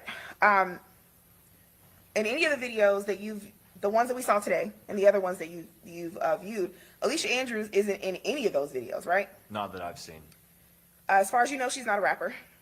Not that I'm aware of. As far as she's not a ghost rapper writing lyrics for any of these people, as far as you know? The lyric part, she hasn't at least been on where you like Apple Music and stuff like that. You can see written by. Her name has not come across any of those. No, ma'am. And that was going to be my next question. First, if you've ever looked to see who was credited for this music. Yes, ma'am. And Alicia Andrews is not credited for any of this music. Not that I've come across. Okay. You also haven't heard her mentioned in any of these songs. No, ma'am, I have not. And I believe you already said you haven't seen her in any of the videos, right? I have not seen her. Okay. In the Who I Smoke video, I'm sorry, in the Game Over video, Yes, ma'am. despite the fact that Young and Ace is sort of taking credit for the Julio Foolio murder, he hasn't been arrested related to this case. Is that accurate? That's accurate. All right. I want to talk to you about the October 2023 shooting of Mr. Jones in his foot, I believe it was, right? Okay. So, where did that occur? It occurred in Duval County in an area town called Paxton. Okay. And is that one of those towns that has like a separate police department, or? No, ma'am. Jacksonville in Duval County itself is very large. So there is separate neighborhoods that have different names throughout the city. Just for a couple examples, just so you can, like, there's a town center, there's Southside, Mandarin, Paxton, Sherwood. So like there's different, each little area of town has its own little nickname. Got it. And, but all of those are under the jurisdiction of JSO? Yes, ma'am. Okay. And as the, I don't believe I asked you this question, so I'm going to ask you. Even though you are assigned to ATK, it's possible that other detectives, other gang detectives, could end up assigned to like a specific investigation for ATK.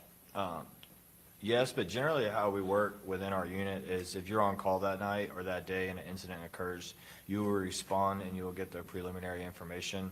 And once I come back to work, I will then take over the role of assisting the other units as the main ATK chain of point of contact. Got it. Okay. And in this case, actually, that's exactly what happened. Detective Drabeck was on call, Yes, right? ma'am. So he ended up initially connecting with the Tampa Police Department in this case. Yes, ma'am. Okay. But back to October 2023. So, would you describe yourself as like the lead detective as it relates to that shooting? No, ma'am. Within the sheriff's office, we have different investigative units. We would be more like an intelligence unit, or we have a robbery violent crimes unit that handles robberies and violent crimes, more like shootings where people do not die. And then we have a homicide unit that handles homicides. So we assist them with intelligence and other information that we may have. Okay. So you could end up assisting as far as giving intelligence to any, on a wide range of different crimes, Yes, ma'am. right? So you could be helping a robbery detective, homicide detective, maybe even like a grand theft situation. You could be working on any crime as long as it's connected to a gang. Yes, ma'am. Okay. And you were actually working on this crime as well? Yes, ma'am. I responded to that scene. Yes, ma'am. Okay. And so your job and your responsibility is to assist them, to give your, and any information that you might have that could assist is to give to them, right? Yes, ma'am. Okay. And as far as what you know about that crime, you know that he was shot in the foot and that he drove himself to the hospital, right? Yes, ma'am. And you know that it occurred after, or within hours of an ATK member being shot, Shot and killed. Yes, ma'am. shot and killed, right? Yes, ma'am. You still have not made an arrest in that case, the October 2023. There has not been an arrest. No, ma'am. All right. And you don't have any evidence to suggest that Alicia Andrews was involved in that shooting? I do not. No, ma'am. No, she obviously, you have not made an arrest, so she was not arrested in relation to that shooting, That would be correct. okay? You don't have any evidence to suggest that she knew about that shooting, I do not. that she was on the scene of that shooting. I do not. You don't have any evidence to suggest that she was aware or knew any of the people that you suspect were involved in that shooting at the time. No, ma'am. I do not. Okay. Now I want to talk about the evidence in this case specifically. Okay. You didn't draft any reports in this case, right? Related to the homicide in itself, no, ma'am. Okay. Did you draft any other reports Some Duval County related incidents, yes, ma'am. connected to this incident? It would be connected to Duval County cases. Okay, not the murder in this case. No, ma'am. Okay. You didn't collect any physical evidence. Obviously, you weren't in Tampa. You were in Jacksonville, right? Yes, ma'am. Okay. At what point do you kind of step in to assist or to take over from Detective Drabeck? We worked along together pretty much the entire case, just because it was a lot of information and stuff in the back and forths. So I would say I never took it over completely. We worked alongside each other the entire time. Okay. And if you had to put like a time on it, how long would you say you and Detective Drabeck are assisting in this case? From the day it happened until current day. Okay. All right. You'd agree with me that one of the catalysts to this back and forth gang war is that 2018 shooting at the town center. I would say that was a very big moment in this war. Yes, ma'am. Okay, and we've heard a lot about, so I just want to kind of refresh the jury's understanding. So Okay. this 2018 shooting, Young and Ace is shot and survives, correct? Yes, ma'am.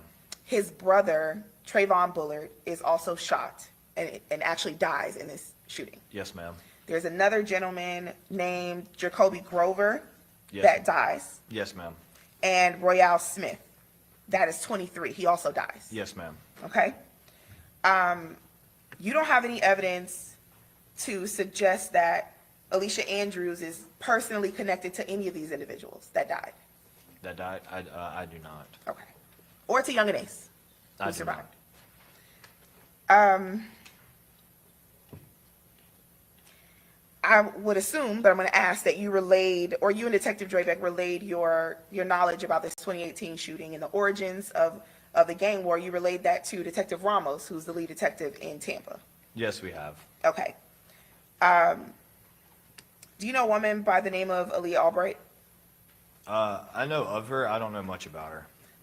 Are you aware that she was on the scene the night of this shooting, this murder, the murder in this case? Yes, ma'am. And I'm sure you have reviewed the video footage, the surveillance in front of the hotel. Yes, ma'am. Right before the shooting occurs? Yes, ma'am. Okay.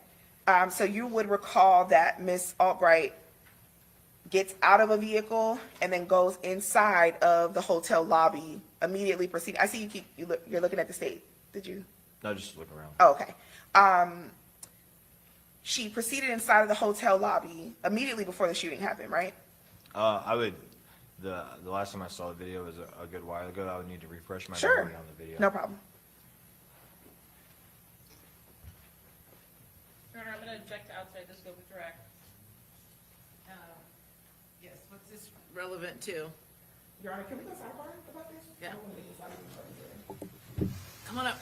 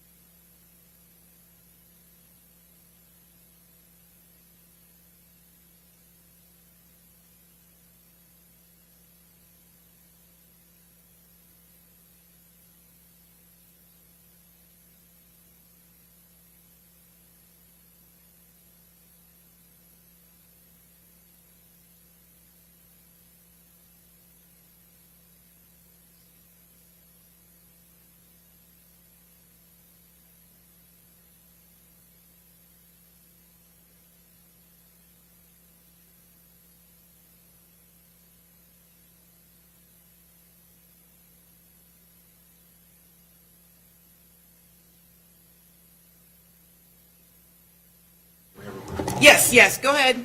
Take a 5-minute recess. All rise.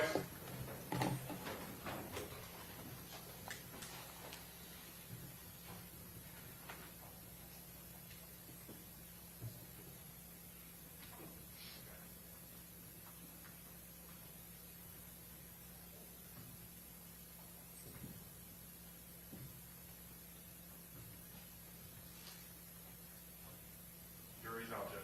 Okay, very So 5-minute recess again, same rule. You're under cross-examination, so you can't talk to anybody, including the prosecutors, about anything related to this case, all right? We'll be back in 5.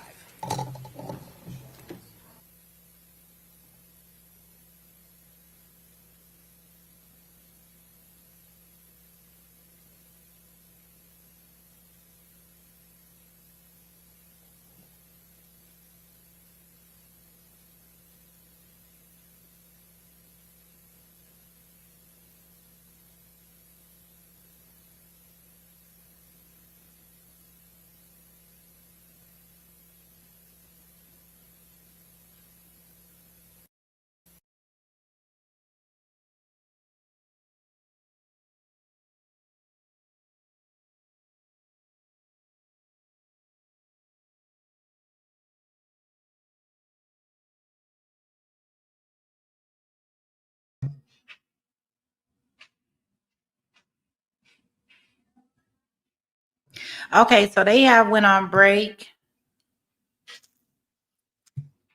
there. Let's see what we got going on here.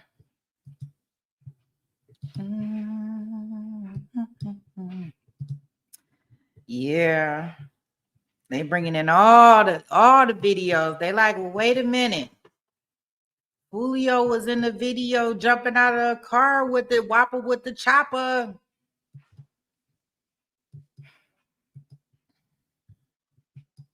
And why has nobody questioned, investigated, looked at, or anything with Young and Ace? Why? Interesting.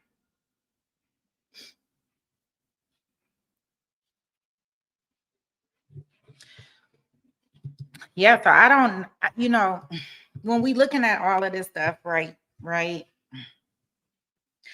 I know it becomes kind of like, well, we can't understand if she drove all the way down there, how she was unaware that all of this was going to be happening. But I mean, I can see her not knowing when they got down there. I can also see her finding out when they left. So accessory, I think accessory after the fact is what I would have liked to see more charged towards her.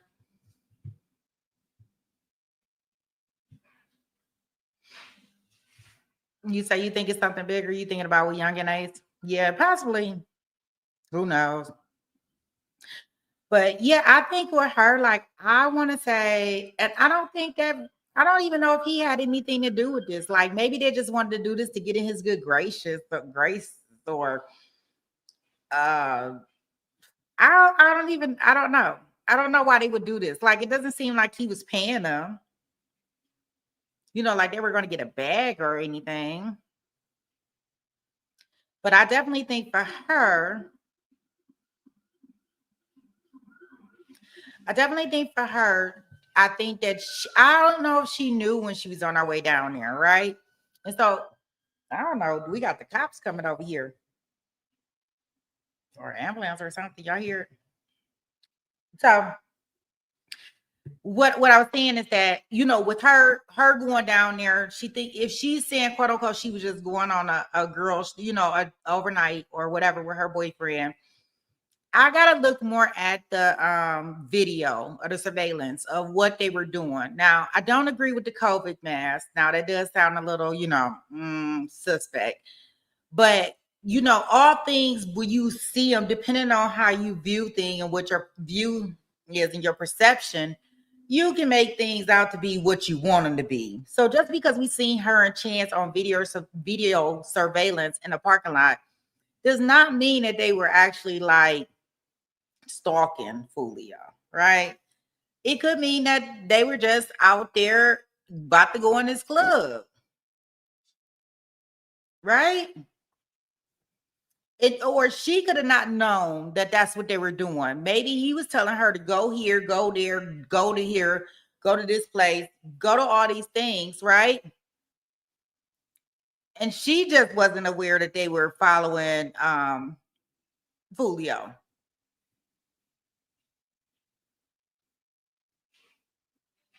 Yeah, they did. They did follow on to every place. But what I'm saying is that she may have not known. Chance may have known, right, that this was the intentions and this is what he was doing, but she may not have known. I definitely know after it happened. I definitely believe she knew after it happened, right? Because they were in the parking lot. And if I'm not mistaken, I don't even think she have a driver's license. So she was not the driver of the vehicle. So she might have just been down there, you know, I'm just hanging out with my boyfriend. We doing our 1-2.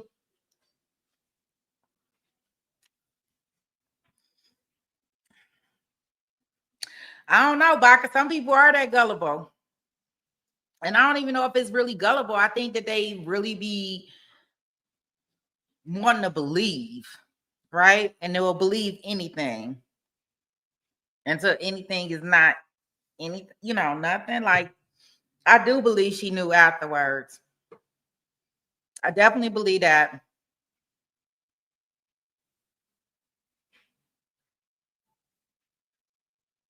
You say you could see Chance not telling her she was a new girlfriend. Yeah, I mean, I could just see where, you know, she could have not knew. And all up until when they were about to leave. No, I do not like the mask situation. I don't like the fact that afterwards she said, and then the other thing that's really, really damaging to her case to me, guys, is her friend getting on the stand and those text messages being brought in regards to how she said that he needs to, you know, be unalive. That right there, that was really like, that's what made me feel like she was guilty. Because there have been stories where she's saying that she didn't even know him, right? And I can understand her saying that she didn't know him. Maybe she was scared. Maybe she didn't want them to, you know, connect 2 and 2. Could have been all those things. But to come back and find out that she did know him, I'm like, well, okay. All this time, I'm thinking that she didn't know him. And I'm just thinking that her boyfriend knew him. Until we really get down to the bottom of what's going on. Like, I had no clue that when she was back there in the interrogation room that she said she didn't know Sean. Now, the only way I could see that she didn't know Sean, which is the AKA the weapons man, is if she's saying like she might have just met him that same day when they were leaving to go on a road trip. But you can't tell me that you don't know him and y'all were just in the car together. Y'all were just at an Airbnb together. So those are the things that, you know, when you get to telling stories and lying and stuff, like, and all three of them was arrested around the same time. Her and Chance were arrested together. I believe most likely at her house. So yeah, you certain things that you're not gonna be able to pull.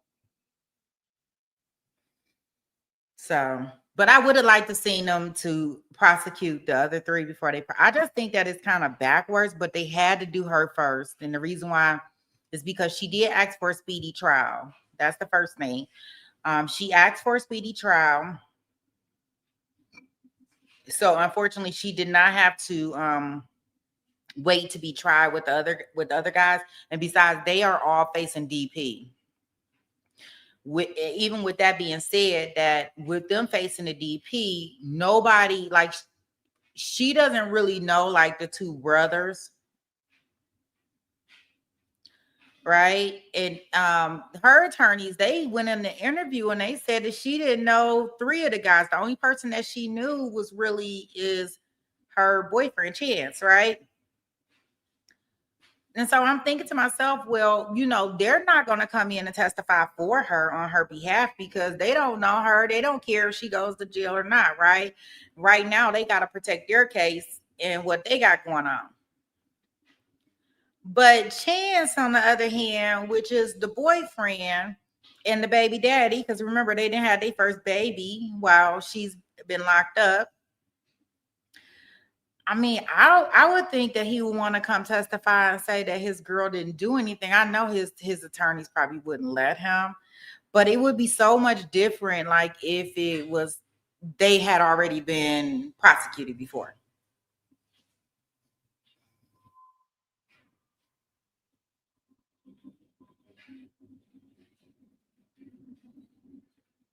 You said they stayed and prayed. Gavel, guilty. Yeah, I think they did too much. Right. They so silly. And they drove 3 hours to do this. Nobody even thought about it when they got in the car that this wasn't a good idea. Yes. Right? Nobody As a sort of celebration thought it. on the iCloud. Ma'am. Right? Nobody at all.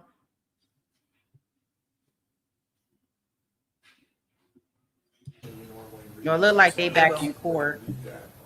The judge was the judge shooing them away when they was talking. I was see when they was at the bench and she was like, get away from me. I'm gonna have to go find that. I almost sure she was like, get away.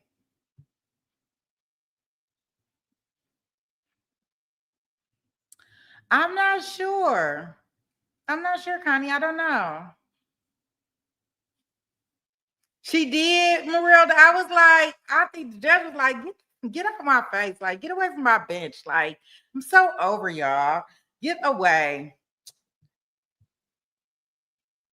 You say the judge was being shady. She is sick of them. That's what I can tell you. And she did that, and the jury was in there when she did that. Yeah, the jury was in there. Yeah, I have to go back and look at that and see what was going on again there. I have to kind of listen to the closed captions when we doing this on because I have the other case playing over here, so I can't listen to both of them at the same time. You say you would like to know what she asked. I don't know, but she was like, all of y'all please get away from me, like they kids or something. Get away from me.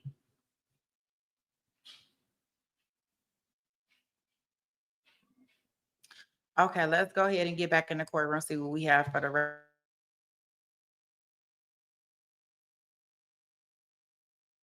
Sure. Okay, very good. All right, now let's bring in the jury. Yes, sir.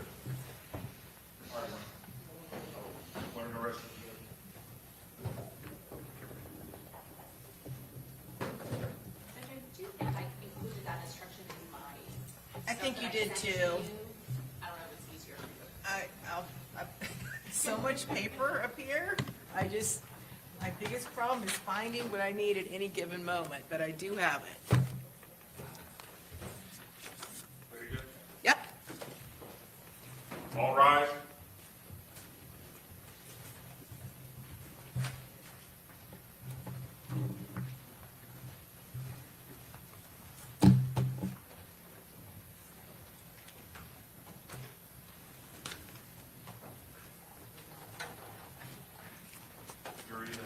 Okay, very good. You may proceed attempting to lay the predicate. Go ahead. Yes. Wait.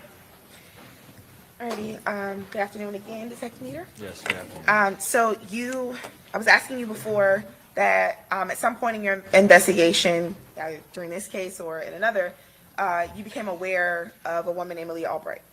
Yes. All right, and you're aware that she was on the scene the night of the murder.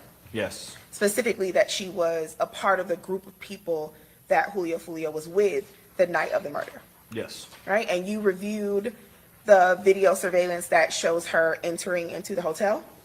I have. Okay.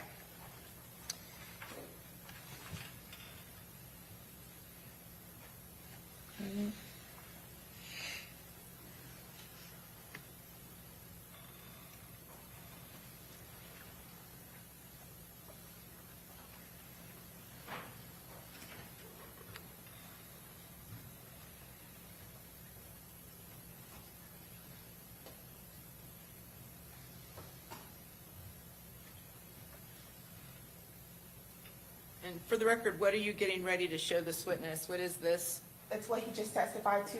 I know, does it have an exhibit number for the record? Yes, sure, Your Honor. It's exhibit 22B. Okay, very good. 22B6. All right, so I guess you're supposed to be looking. I'm gonna go, try to limit this to exactly where it is.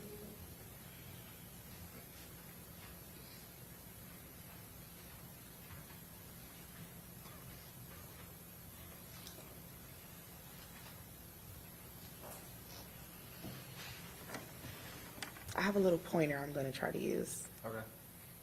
if it works. It doesn't.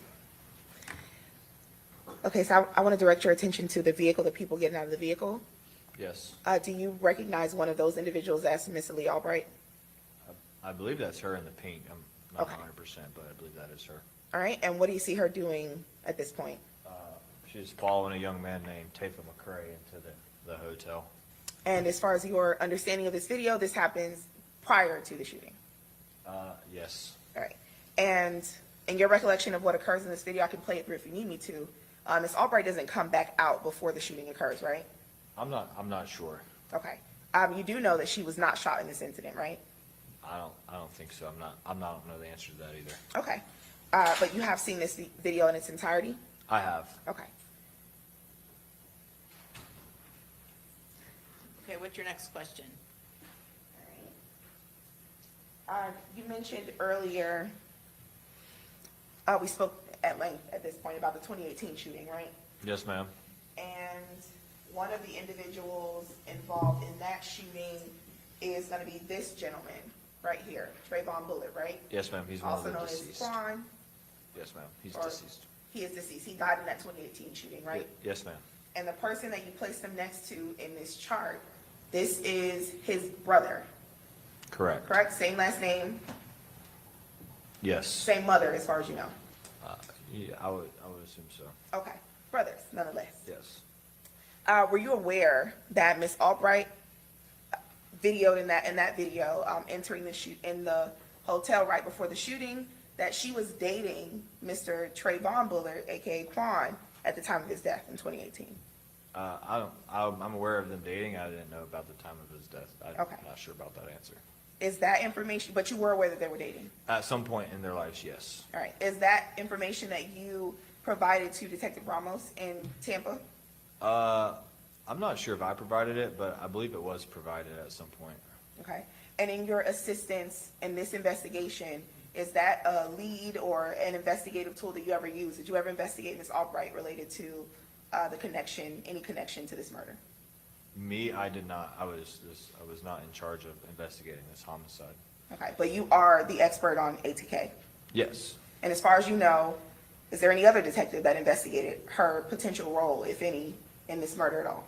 In this murder, I'm not sure. Okay.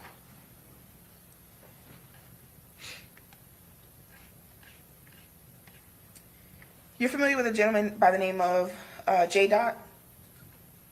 Can you elaborate more? There's multiple. There are multiples. Ja'Cory Rivers. Yes, ma'am. Okay. Nickname or street name or rap name, J. Dot. Yes, ma'am. All right.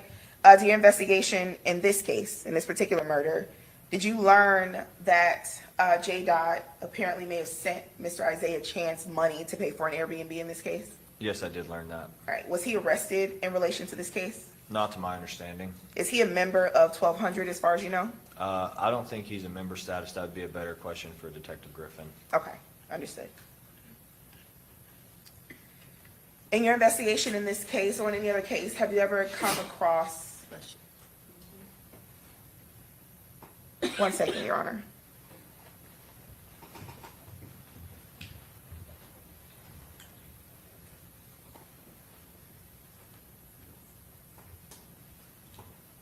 Have you ever come across a young woman by the name of Kyla Enright? I believe, I don't recall her name, but I believe so. Yes, ma'am. Let me ask let me frame it a little bit better. Okay. Did you review any of the information that was taken from the iClouds of the suspects in this case? Very limited. Did you review any information from the iCloud of Mr. Sean Gaithright? No. None. None. Okay. All right, let's talk about what occurred after the murder in this case. Is it your understanding, based on information that you've received, that after this murder, that Mr. Isaiah Chance and Mr. Rashad Murphy made posts on social media sort of celebrating this murder? Yes. And specifically made posts of, not a football girl, Tom Brady and Bill Belichick, Yes. right? As a sort of celebration to successfully having committed this murder? Is that your understanding? My understanding, yes, Brady and Belichick are, in the football world, are considered the GOATs, which would be like the greatest of all time. Right. And that's not something that's uncommon. That's done often, right? What's that? Celebratory posts, if you will, Correct. on social media. Yes, ma'am, that's Right. that's not uncommon. Okay, and that's outside of the music, right? This is just like an Instagram story or some sort of post on social media. Yes, ma'am, that's correct. Okay. And this will be done specifically by the ops? Yeah, most times, or just somebody who didn't like them. And that might not necessarily be their op, or it's just somebody who is what would be considered trolling that Okay. group or that person. All right. And in your investigation of this case, have you seen any posts, do you have any evidence to suggest that Alicia Andrews ever posted anything celebrating the death of Julio Foolio? Not that I'm aware of. Right. And not as a potential op or someone trolling or in any way, you've never seen any posts to suggest that she celebrated this death after it occurred? Not that I'm aware of. All right. Now, at some point, you actually have contact with Miss Andrews. You speak with her in an interrogation or an interview, right? Yes. All right. And during that interview, when you spoke with her, you asked her about her tattoos, right? Yes. You asked her about whether she had any tattoos related to Isaiah Chance or Gutter Man. Yes. And she actually opened her blouse to get ready to show you those tattoos, right?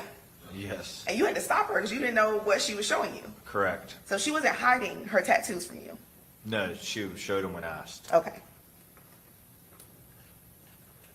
Now I want to talk a little bit about, it's going to sound a little vague, but subliminal language in general in relation to gangs. Okay. Is that something that you see kind of often, that they will use language maybe to try to avoid people knowing what they're talking about? No, I wouldn't say it's too often, but they do use it. Now I want to ask a very specific question. Subliminal language in, for example, jail calls, Okay. right? Is that something you see common or often? Yes, ma'am, they try to get their point across without law enforcement understanding. Right. And the goal of that is so you don't know what they're saying, Yes. right? Yes, ma'am. So they're not being explicit, they're not telling you their plans or anything like that, right? No, ma'am. They will be using like code words or symbols of some sort to. Yeah, with whatever they have created that they both people on each side of the lines understand. Right. And when you are listening to a jail call, it's going to be on recording, right? Like it's like a jump drive or a CD that you might have. For us in Duval County, we have access to the system, so we listen to them once they are recorded. They are uploaded to like a website under the name.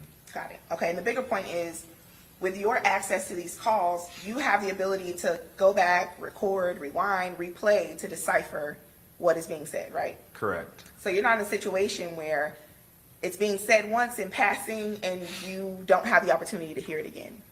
Yeah, That's we're not your situation. Yeah, no, that's not our situation. Okay.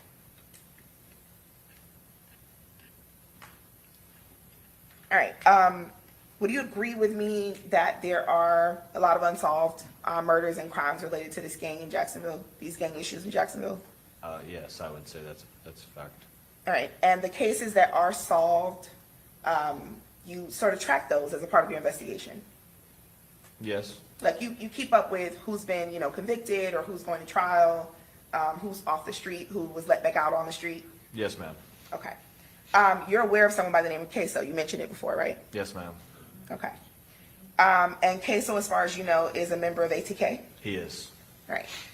And you listen to many of Young and Ace's songs that mention Queso. Yes. You're familiar with the lyric in one of Young and Ace's songs where he says that he dropped $50K on Queso's lawyers? I don't know the exact song that you're speaking of. But you're aware that Young and Ace or ATK has paid for Queso's attorneys? Allegedly, I don't know if that's the truth or not. Okay. You're not aware allegedly or in fact that Young and Ace or anyone associated with ATK paid myself or anyone sitting at that defense table. Objection, Your Honor, improper, calls for speculation. You can answer. That would be between you and y'all and Young and Ace. I have no idea. I'm asking you if you know. I have no idea. Okay, you don't know. No, ma'am. All right.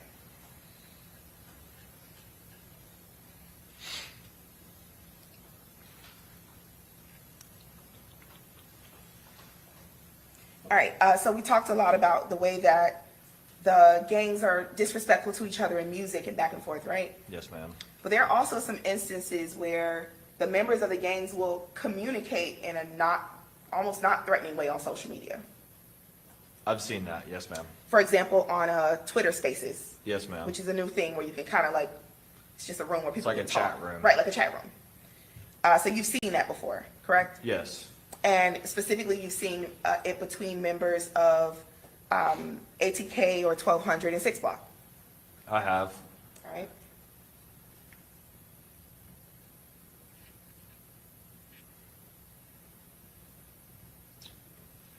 One second, Your Honor. Okay.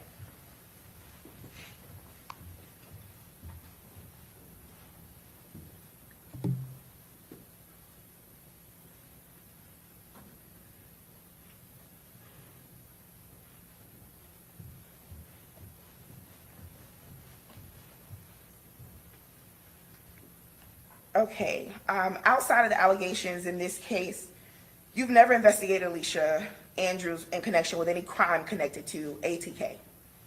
No, ma'am. You've never investigated her in connection to any crime connected to 1200. No, ma'am.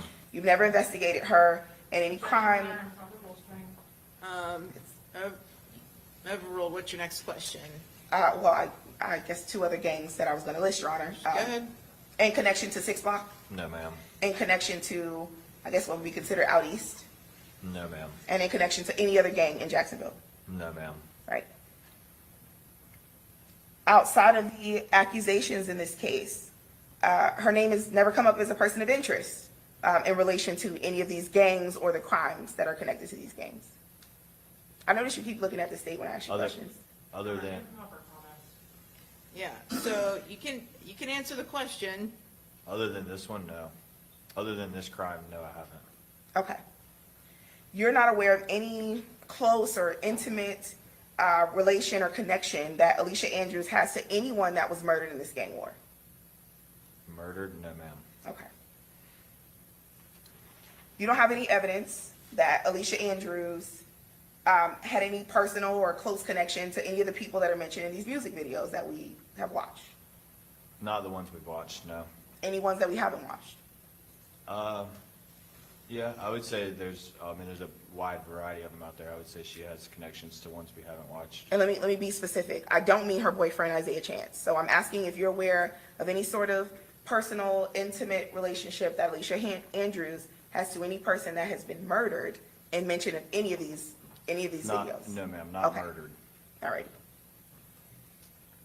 Other than the fact that she was dating Isaiah Chance, strike that question. You don't have any evidence that Mr. Chance has ever given her any sort of information that's not just public knowledge about this gang war? Objection, calls for speculation. If you know I- what the defendant has ever told Isaiah Chance, go ahead and answer if you know. I do not know.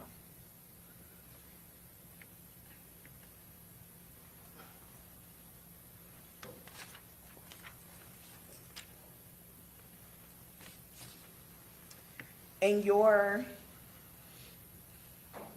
work on these cases, throughout Jacksonville, these gang cases, you've never discovered any motive for Alicia Andrews to want Julio Foolio to die, No, ma'am.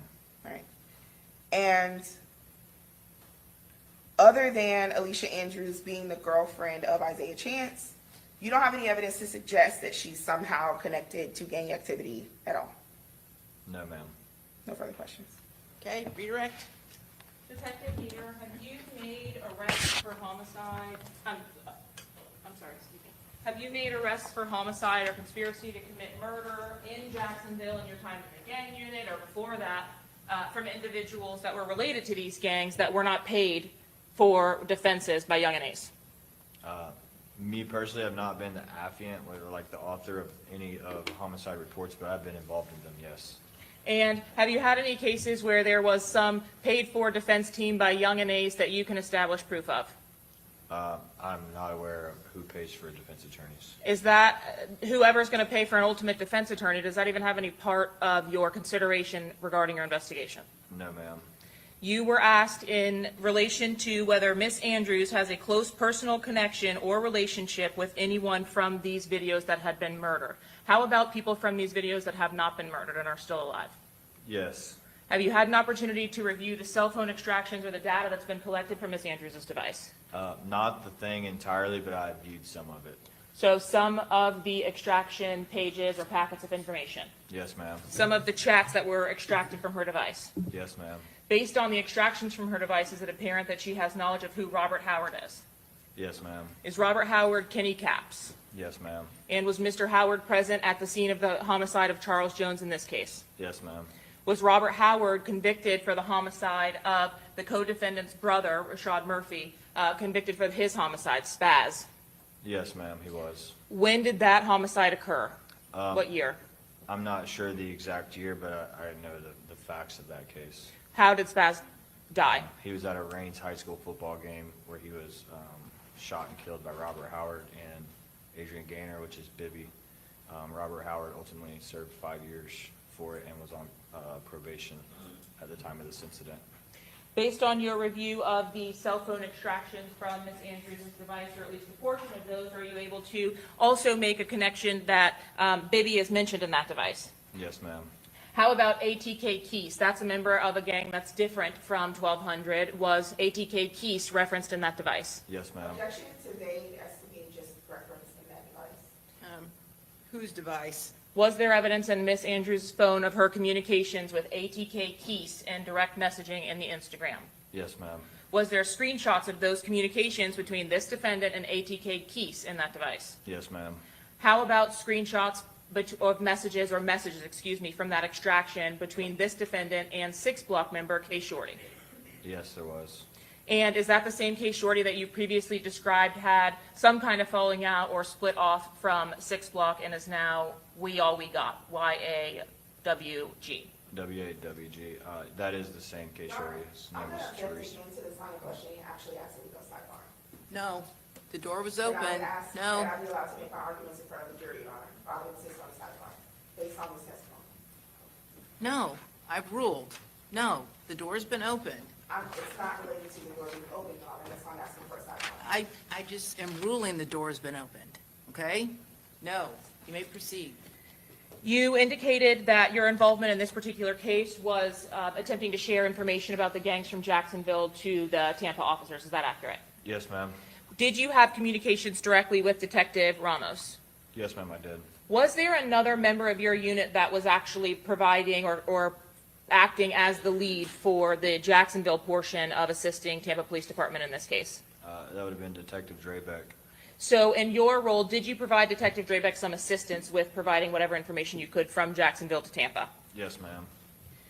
You indicated that the homicide at the Rains High School was of Spaz. Do you know the real name of Spaz? Joe Rod Adams. And the relationship to Spaz and the co-defendants in this case, Rashad Murphy specifically, what is that relationship? It's either his brother or cousin, I'm not sure. Overruled. What was the answer? It's either brother, it's a close family, it's either brother or cousin, I don't know for sure. Is that the same for Davion Murphy? Yes. Would the lead detective who investigates 1200, Craig Griffin, have a better idea of the relationship between the two? Yes, ma'am. And again, you are providing information as you can as to what posts you believe were relevant from social media, and again, the information is history, as far as history is concerned from these Jacksonville gangs, is that right? Yes, ma'am. You were asked about whether you had the opportunity to speak with Alicia Andrews in Jacksonville, is that correct? Yes, ma'am. Did that occur after her initial interview with law enforcement as it relates to her relationship to this homicide with Detective Ramos? I'm not sure when Detective Ramos spoke to her. I can just recall myself and Detective Drabeck speaking with her. And do you have an independent recollection of the interview that you had with her? I wouldn't be able to tell you everything that happened in there. Was it a formal interview? I don't believe so.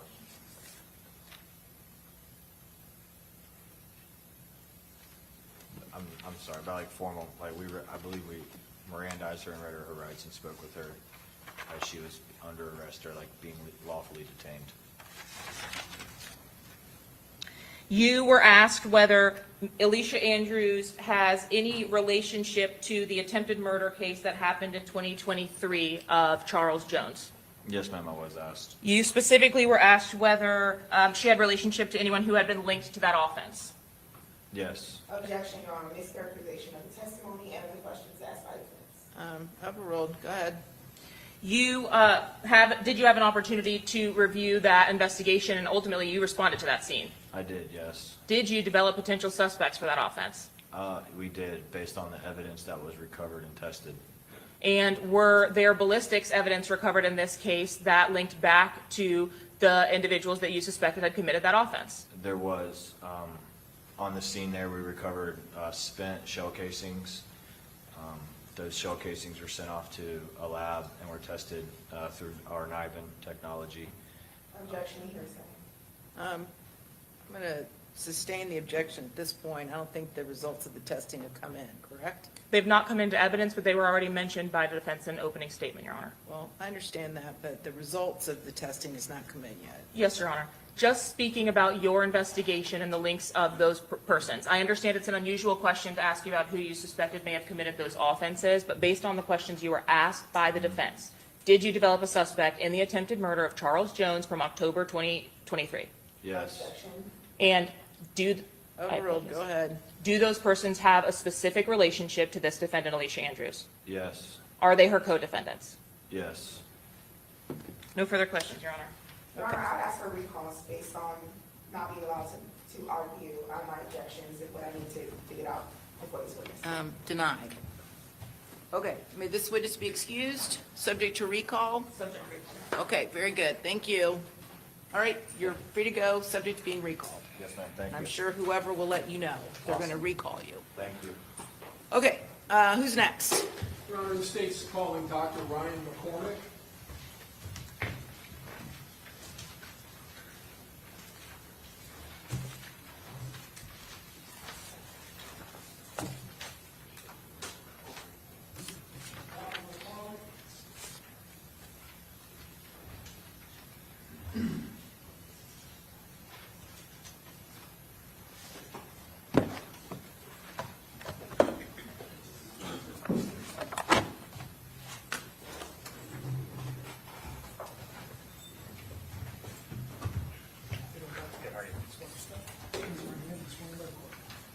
Do you swear or affirm that the testimony you're about to give will be the truth, the whole truth, and nothing but the truth, so help you God? Hey. Thank you, sir.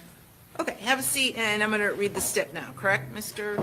Harmon? Yes, Your Honor. Okay, so, ladies and gentlemen of the jury, when the parties agree that certain facts are true, that is called a stipulation of fact. You must accept stipulated facts as having been proven. However, the significance of these facts, as with all facts, is for you to decide. In this case, the stipulated facts that you must accept as true are stipulation to identity. It is hereby stipulated by and between the defendant, Alicia Latoya Andrews, and the state of Florida, that Charles Jones, the person named in count 1 and 2 of the indictment in this cause, was found deceased on June 23rd of 2024 at 11606 McKinley Drive in Tampa, Hillsborough County, Florida. An autopsy examination was performed on the body of Charles Jones on June 23rd, 2024 by Dr. Noah Riley, D.O. We hereby certify that the foregoing stipulation is made in good faith and for the reasons herein alleged, dated this 27th day of October, 2025. And then the stipulation is signed by Mr. Harmon, Assistant State Attorney, Jeremy McClyment as attorney for the defendant, and the defendant herself, Ms. Andrews. All right, very good. You may proceed. Thank you, Your Honor. May it please the court. Good afternoon. Would you please state your name? Ryan McCormick? Can you spell your last name, please? Yes, McCormick. How are you employed, sir? I'm an associate medical examiner at the Hillsborough County Medical Examiner's Office here in Tampa, Florida. And what do you do there? So my job as an associate medical examiner is to perform autopsies and to determine cause and manner of death. All right, how long have you worked for the Hillsborough County Medical Examiner's Office? I've worked for Hillsborough County for just over 6 years. Can you tell the jurors your educational background? Yes, so I received my undergraduate degree in microbiology from the University of California, Davis. I then attended medical school and received my medical doctorate from Temple University in Philadelphia, Pennsylvania. Afterwards, I went to residency for anatomic and clinical pathology over at Emory University in Atlanta, Georgia. At the end of my anatomic and clinical pathology residency, I took my board examinations in both anatomic and clinical pathology and passed those. The board exams are really just multi-day exams to show you're competent to go out and practice on your own. At the end of my residency, I then started a one-year fellowship in forensic pathology at the Fulton County Medical Examiner's Office in Atlanta, Georgia. And at the end of that 1 year, I then went ahead and I took my board exam in forensic pathology and passed that exam as well. So are you now board certified in certain areas of pathology? Yes, I'm board certified in anatomic, clinical, and forensic pathology. Doctor, how many autopsy examinations have you performed in your career? I've performed approximately anywhere from 2,000 to 2,200 autopsies. And have many of those involved gunshot wounds? Yes. Do you have an approximate number out of the more than 2,000 autopsies?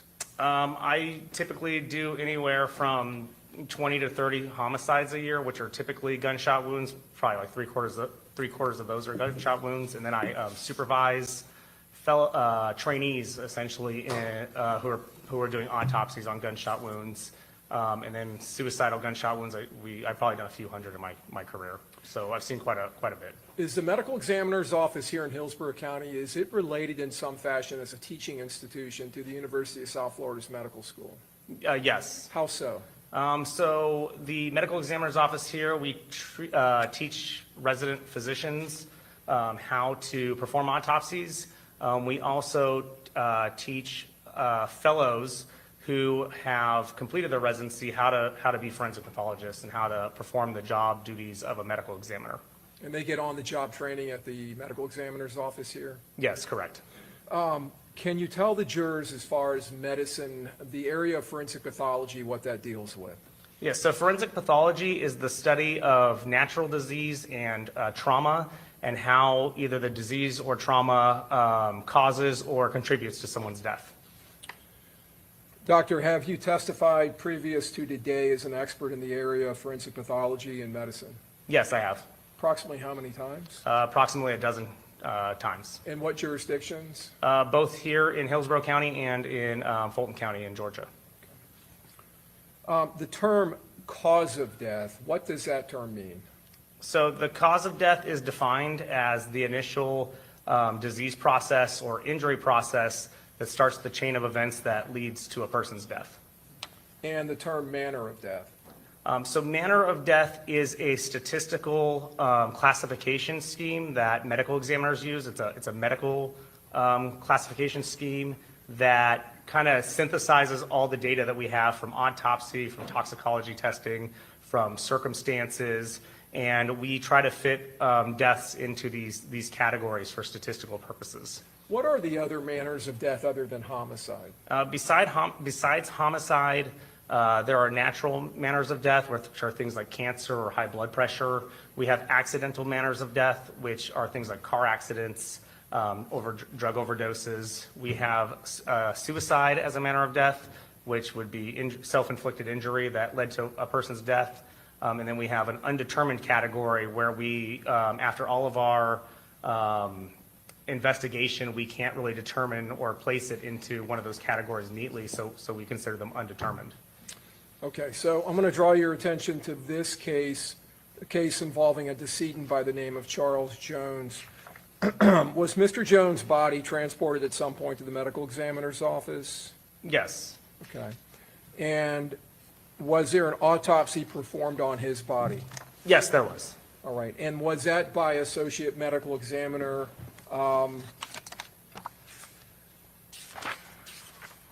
Dr. Noah Riley? Yes, correct. Excuse me, okay.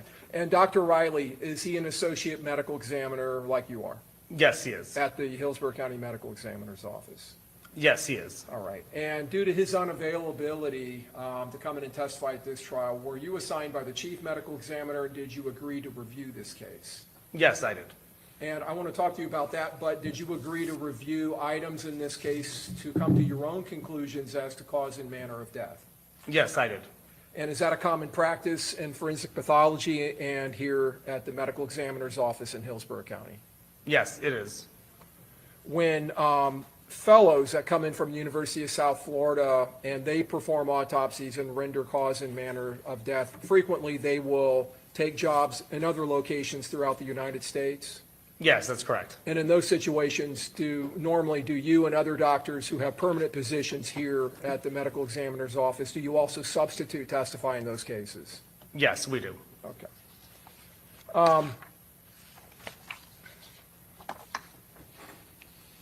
Is there ultimately, when a autopsy examination is performed, is there ultimately a report of diagnosis and autopsy on that decedent that is generated by the examining doctor?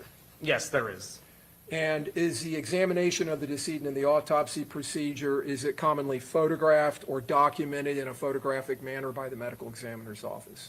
Yes, throughout the autopsy process, really throughout from the time the body gets to our office to the time we complete the exam, we're doing digital photography.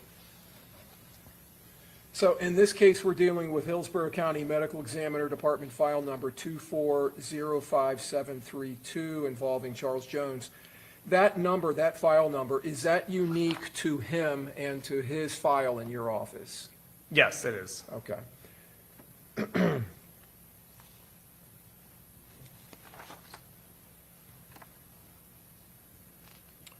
And Dr. Riley did in fact generate a diagnosis and autopsy report on Charles Jones? Yes, he did.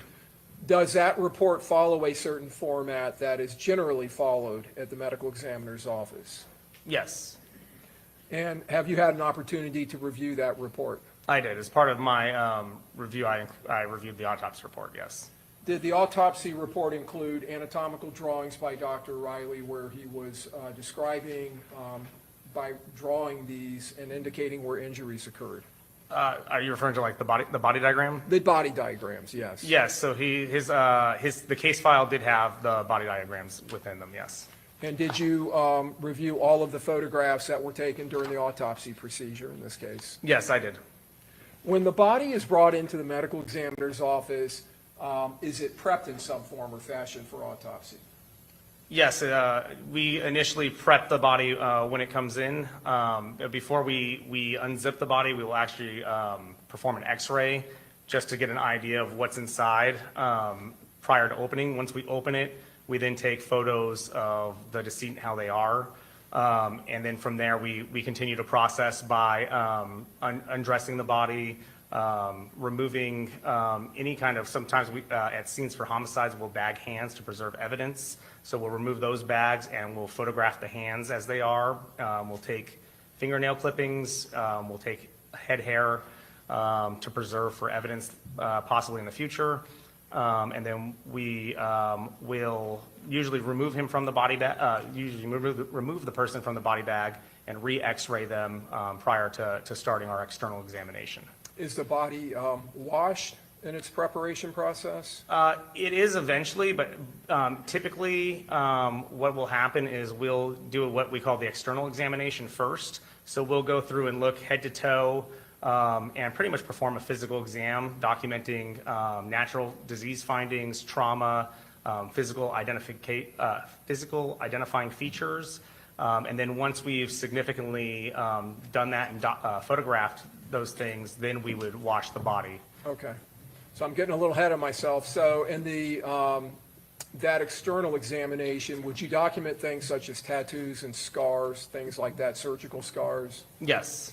And would you make observations of any external injuries, such as a gunshot wound that may have an external component? Yes.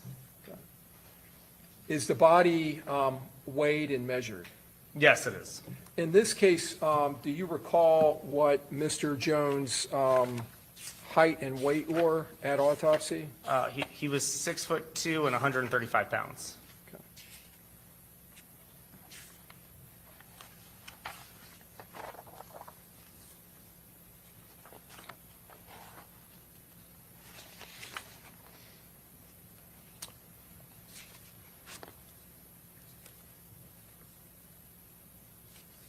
Does the file, the medical examiner's file, also contain a death investigator report of scene investigation?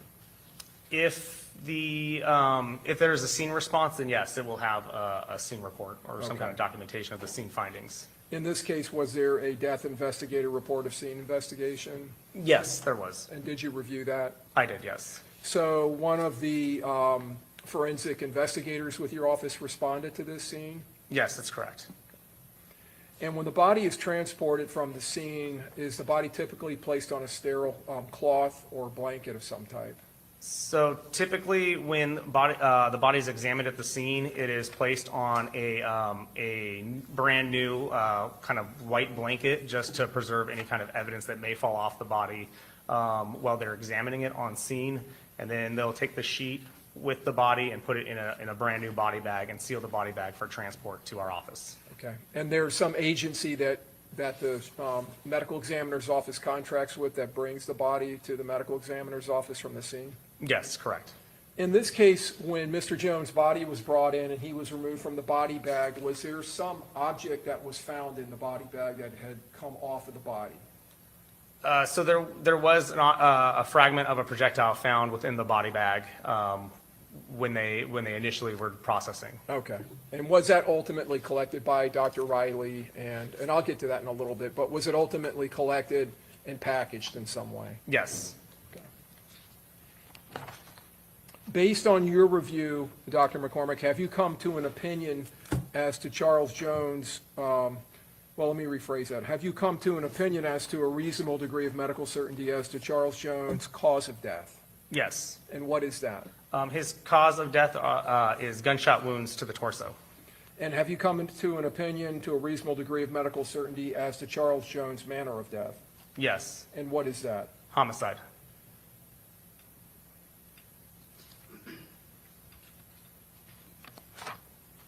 Now, the external examination that we talked about, was that documented in Dr. Riley's report? Yes, it was. And is there an evidence of injury section where wounds to the body may be documented? Yes. Now, in this case, did Dr. Riley document several gunshot wounds to Mr. Jones' body? Yes, he did. And is there past that, is there an internal examination section of the report? Yes, there is. And in the internal exam section of the report, did Dr. Riley document his findings and observations of his internal examination of Mr. Jones' body? Yes, he did. Now, would that include examination of things such as body cavities, the head, the neck, the cardiovascular system, the pulmonary system, internal organs such as the liver, the gallbladder, the pancreas, the spleen, the lymphatic system, and other systems and sections of the human body? Yes, that's correct. Okay. And is one of those sections referred to as the musculoskeletal section? Yes, that's correct. All right.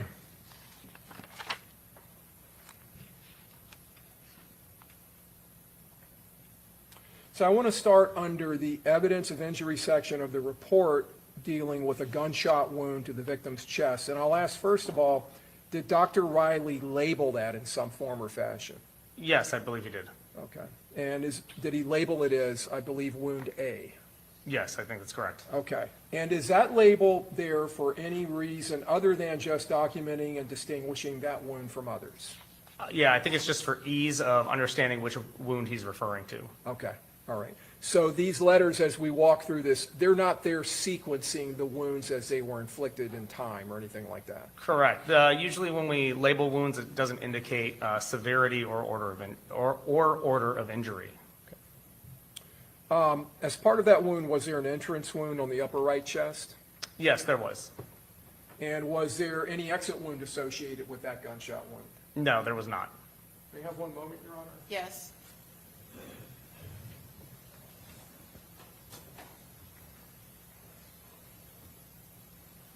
Your Honor, we would tender states 32A as an alpha through triple W, W as in whiskey. Any objection? Anything more specific? Okay, admitted. Publishing states 32A, and I'm just looking, you can look over your left shoulder there, Doctor. Do we see the wound on the right side of Mr. Jones' chest? Yes. And is it right here where my finger's pointing? Yes, correct. Now, we see another wound that I'm going to talk to you about a little bit later, this wound on the upper right arm. Do you believe that these two wounds are associated in some form or fashion? Yes, I do. Can you explain to the jury? So the general, so first off, the wound on the right arm that you see in the exhibit is superficial. It's what we consider a graze wound. And so it doesn't actually enter into the right arm itself. And if you, just from this picture, can kind of see that it's kind of in a line with the entrance wound on the chest. So my opinion is that it's likely the same projectile or bullet that caused this injury pathway. So it grazes the right arm and then enters the right chest. Okay. Can you tell us what internal structures in the body that projectile passes through during the infliction of this wound to the right chest? So the injuries sustained to his chest included pretty much defects or perforations of the lungs, the heart, and the aorta. Now, there's a documentation about a right second intercostal space where the bullet core and the jacket separated. First of all, the right second intercostal space, is that related to the rib cage? Yeah, so the intercostal muscles are the muscles between your ribs. Okay, the muscles between the ribs. So Yes. there is musculature there on the rib cage. Yes, that's correct. Bullet cores and jackets separating, is that an uncommon event? It's not common, but we see it. Okay. See it enough to where you recognize it when you see it? Yes. Okay. And the jacket portion of this projectile embeds in pectoral musculature somewhere in the body, is that right? Yes, so it actually is pretty much gets caught in the right chest muscle, the right pectoral muscle. And then the core continues to course through the body after that? Yes, it continues on, and it's found later on the left side of the chest. Now, you indicated that core passed through, I guess, the upper lobe of the right lung, the aorta, the heart, and I believe you said the lower part of the left lung? I just said the lungs, but yes, I believe Dr. Riley documented it as the left, or the lower lobe of the left lung. Okay. Was there also some type of injury to the pericardial sac? Yes, there would be holes in the pericardial sac. The pericardial sac is pretty much this fibrous tissue or this tissue that surrounds your heart. And in this case, it had defects in it consistent with within the wound path. And then it ends up in the musculature of the lateral left chest. Yes. Let me ask you first of all, would this wound have been fatal? Yes. The aorta, for those of us who don't know, what is that structure? What is its function within the human body? So the aorta is like the main pipe that takes all your blood to all your other organs to every other part of your body. So it comes off of the top of the heart, and it's pretty much responsible for making sure that blood gets everywhere inside of you. Is it a pretty large artery? Yes.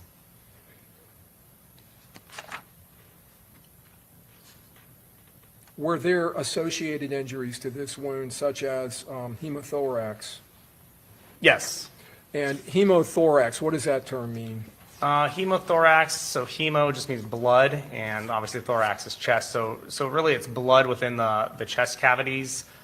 So you have some really minuscule space between your lung and the inside of your chest wall, and fluids can accumulate there. So there's a buildup of blood in those spaces.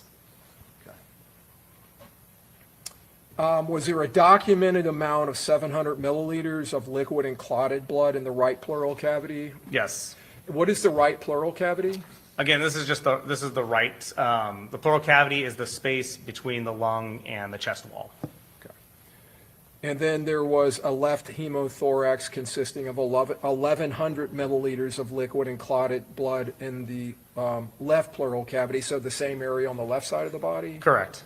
And then another 50 milliliters of liquid and clotted blood in the pericardial sac, which you've already told us is a sac that it surrounds the heart. Yes, correct. So we're talking about almost 2 liters of blood just in this wound. Yes. Is that a significant amount of blood and bleeding? Yes, that is. What is the total volume in an average adult male? The average adult male can have anywhere from 4 to 5 liters of blood. Was the separated jacket and bullet core, were they recovered? Yes, they were. And were they photographed? Yes, they were. And were they sealed into appropriately labeled envelopes? Yes. So those would have been available for law enforcement to come and pick up? Yes, so anytime we collect evidence such as bullet fragments, we tend to photograph them with the package that we label, and then we place them inside, seal them, and then we will turn them over to law enforcement at the completion of the autopsy. So I'm going to publish States 32C, and this is just another view of this wound, this grazing wound to the upper right arm, and then the wound to the upper right chest. So the grazing wound, is that going to affect any structures other than the skin and the subcutaneous tissue underneath the skin? No. Okay, so that's just kind of going straight across the skin. Yes. All right. And, all right, let me move on then. Oh, with this wound, the way it entered the body and its direction, were you able to determine or, based on your review, the direction of that wound track? Yes, I was. And what was the direction of the wound track? So when we give trajectories, just to understand this, is we don't know what position the person is in when they have these wounds inflicted, right? We move around a lot, we're flexible, and since we can't tell based off the wound track, we have to go by what we call the standard anatomic position. So standard anatomic position is standing upright with your arms extended by your side, your palms forward. So in relation to the standard anatomic position, this bullet path was right to left, front to back, and downwards.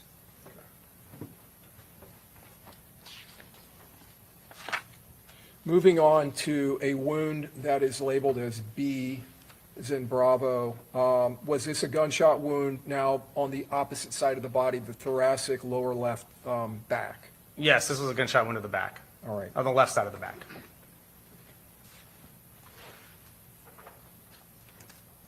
Publishing states 32E. Is that wound reflected here in this photograph, at least the external portion of the wound? Yes. Okay. And we have these 2 wounds that I'm pointing out on the lower left back. Were both of those gunshot wounds? Yes, the wounds that are labeled 3 and 4 were both entrance gunshot wounds. Okay. And one of these is the B wound that we're talking about? I believe it was number 3 was the B wound. Okay. Or what Dr. Riley had distinguished as B. All right, so the one that is, for lack of a better way of describing it, above number 4 wound. Yes. That is an entrance wound. Is there an exit wound component to that gunshot wound? No. Were there any exit wounds in any of these wounds? No. So this wound, what part of the body, what anatomic structures did the projectile pass through? So this wound passes through the left kidney. It passes through the diaphragm, which is your muscle that helps you breathe, and it passes through the left lung. Okay. Is this a fatal wound? Yes, it can be. Now, the diaphragm, is that an important structure as far as its function and it being injured? Does it have an effect on the body when it's injured like this? Yes, it would compromise to some degree your ability to breathe. Does the diaphragm, does it assist or does it work with the lungs in breathing? Yes, so the purpose of the diaphragm is it's a muscle, and as it contracts and relaxes, it actually allows air to enter your lungs and then pushes air out.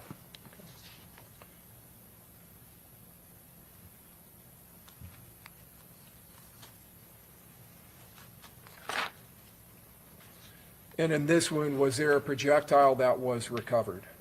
I believe there were fragments recovered from this within the left pleural cavity.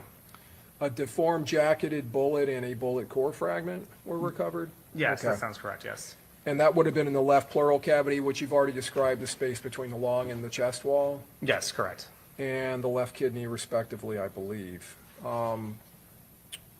Were those projectiles also appropriately sealed into appropriately labeled envelopes? Yes, they were. All right. What was the direction of that wound track? So again, in relation to standard anatomic position, this wound track traveled from back to front. It traveled, I believe it was from right to left and upward. All right. I'm sorry, left to right and upward. Left to right and Yes, upward. left to right and upward. So it's on an upward trajectory through Yes, the it was, body. it was pretty steeply upward. All right. And let's move on to the wound below that, number 4, which is labeled C in the report. Is that also an entrance gunshot wound we're looking at? Yes, that is. And is there, well, you've already told us there's no exit wounds in Yes. this autopsy. Okay.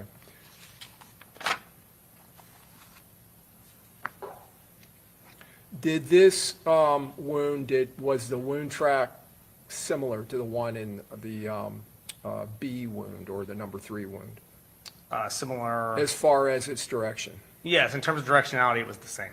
Okay. What internal structures were affected by that wound? It only struck the left kidney.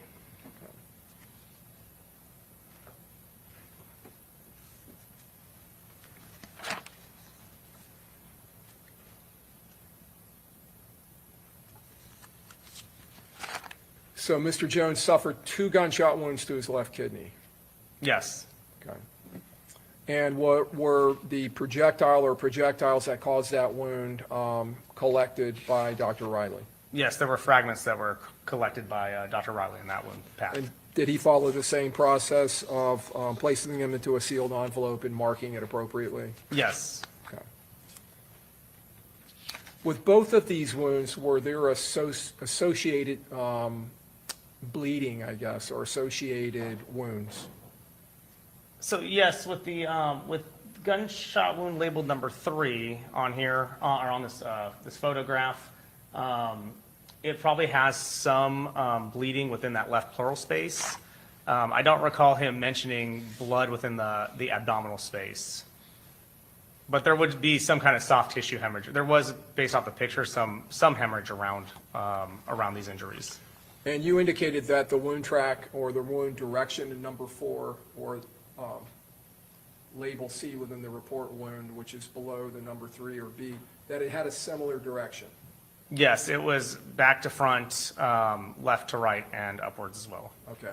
So I want to ask, with these wounds to both the chest, the trajectory of the wound through the chest and the A wound, and then this B and C wound on the victim's back, I want to ask you if those wounds would be consistent with having been caused while the victim was seated in a car by shooters in front of the car while the victim was both turning to avoid the gunfire and then trying to turn his back to the shooters and crawl through the front 2 seats into the back seat. Yes, they could be consistent with that. Especially the fact that he would be bent over, would that, in your opinion, would that account for this upward trajectory, or could it, through his body? Yes.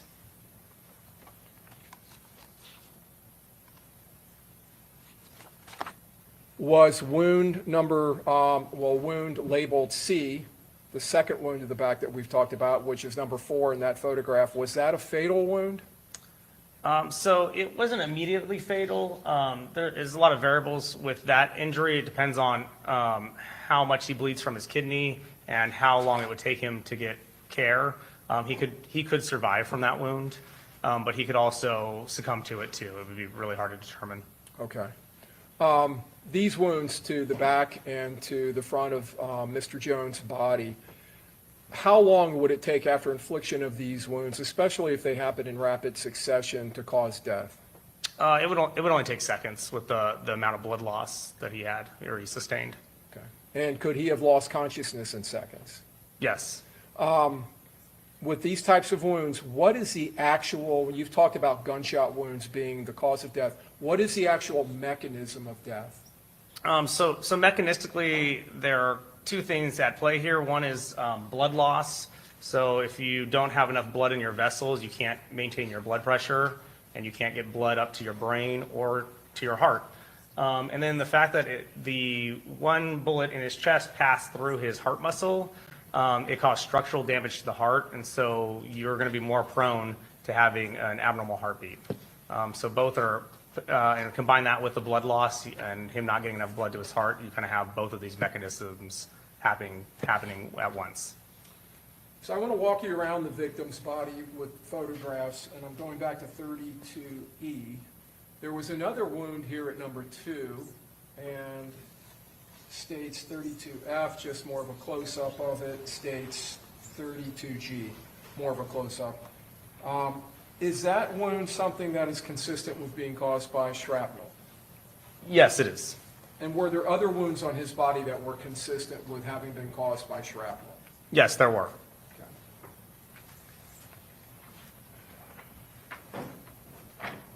States 32P is in Peter. This incised wound to the victims, that's his left elbow, is that correct? Yes, correct. All right, and this would be the interior or the outside of his arm?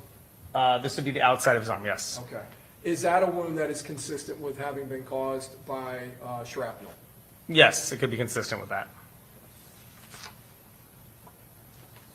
States 32Q, just a close-up of it.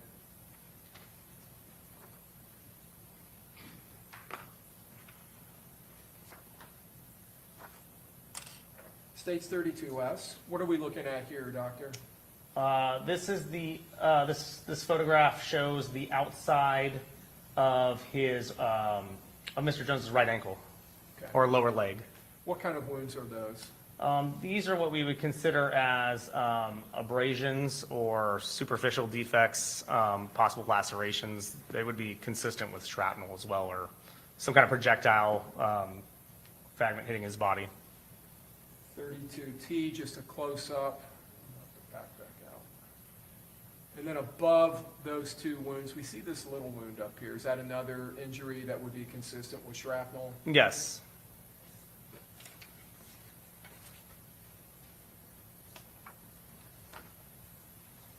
And that's seen in 32V in close-up. V is in Victor. Yes. States 32X. There was an injury to the victim's right hand, right here, in the palm side of the hand. What type of injury is that? This again looks like an abrasion to his hand.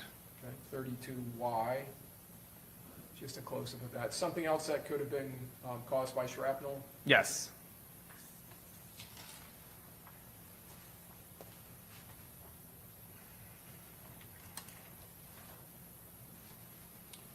These shrapnel wounds, would they be consistent with both projectile shrapnel and intermediate barrier shrapnel, such as automotive glass?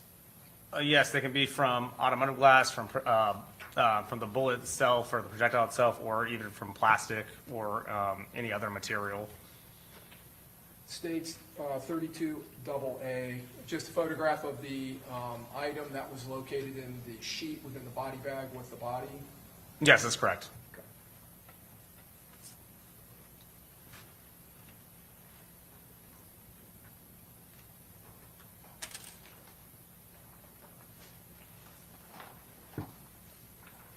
I'm going to show you some photographs of Mr. Jones' clothing. 32K is in kilo, double K.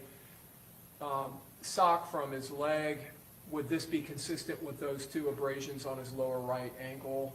The shrapnel coming through the cloth and causing those injuries? Yes, so these could be consistent with those injuries. When a person suffers either shrapnel or gunshot wounds and they're clothed, is it not uncommon to find defects in their clothing? No, it's not uncommon. States 32 double B, we see a hole here with the blue background and another one up here. Again, defects in the clothing where the bullet may have passed through the clothing. Correct.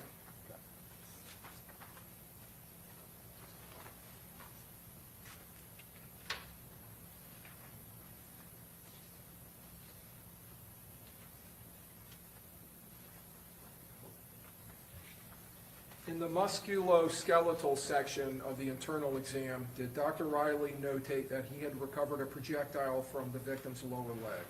Yes, correct. And I think he described it as a remote injury. Yes, that's correct. Would that be consistent with a shooting event that had occurred 9 months earlier where something or a projectile had been lodged in the victim's leg and left there?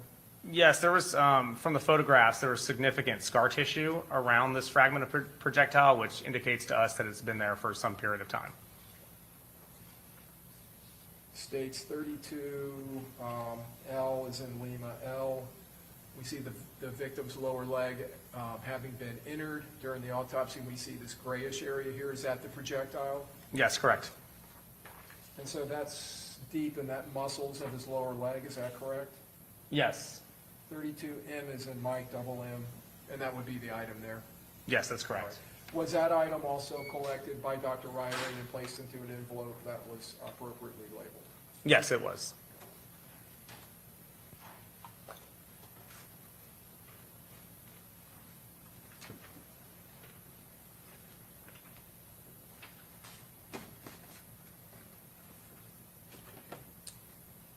So when we were talking about the appropriate labeling, states 32 double P, as in Paul, we have here an envelope that's labeled right leg.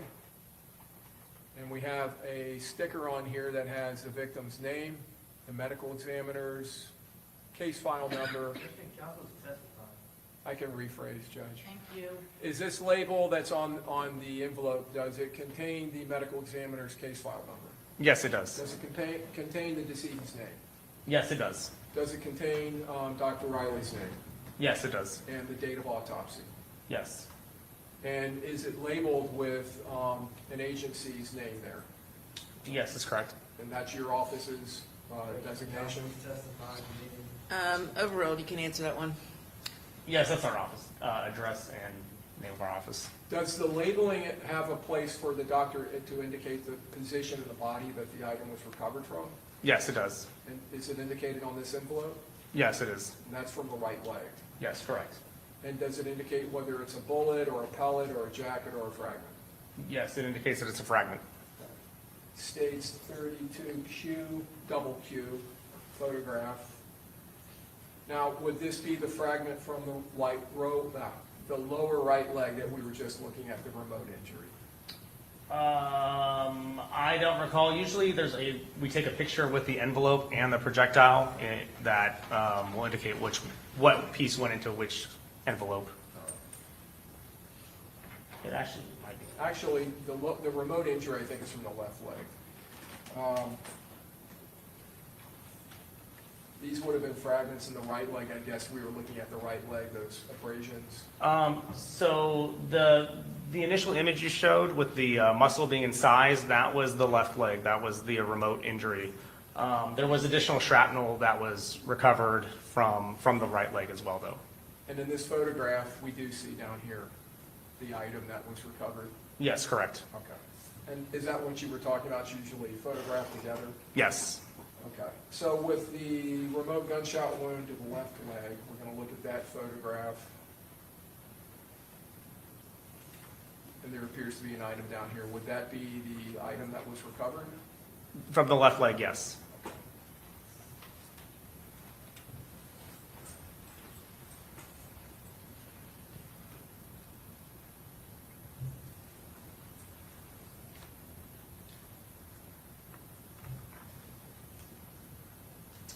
States 32 double V. Once the items are placed into the envelope, is the envelope sealed in some form or fashion? Yes, it is. How is it sealed? We use red evidence tape and we'll seal along the seams on the back of the envelope, and then we'll sign and date our initials on the back, overlying the red evidence tape. This is 32 WW, W is in whiskey. Does that show the evidence tape and Dr. Riley's signature and the date? Yes. And is he following your standard operating procedure as far as sealing those envelopes? Yes.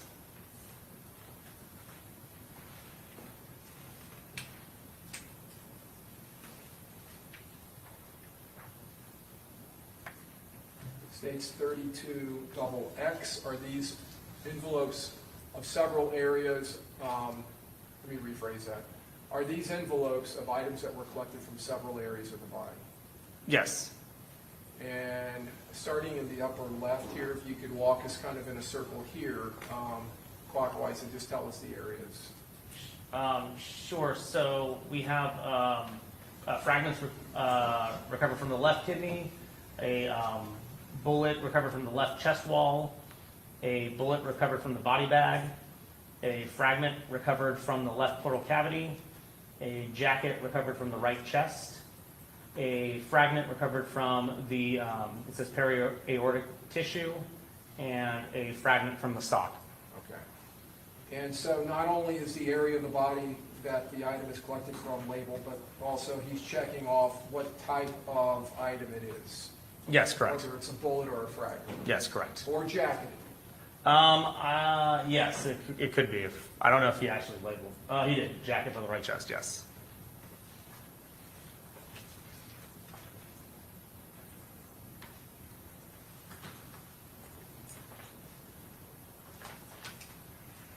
May I approach the witness, Your Honor? Yes. All right, I'm going to show you what's been labeled as 32. I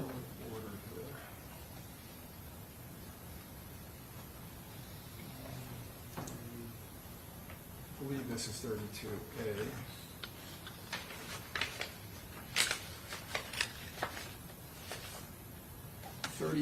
There's a smaller envelope inside of the bigger envelope, is that correct? Yes. Do you recognize the envelope? Yes. And what is the envelope? The envelope is a fragment that was collected from the left pleural cavity at the autopsy of Mr. Jones.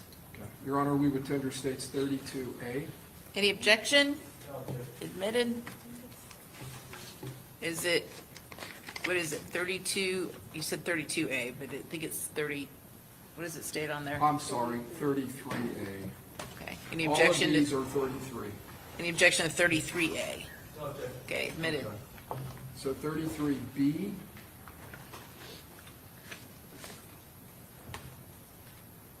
The envelope has a smaller envelope. Do you recognize that, doctor? Yes. And what is it? This is the envelope that was contained the bullet from the left chest wall that was recovered at the autopsy of Mr. Jones.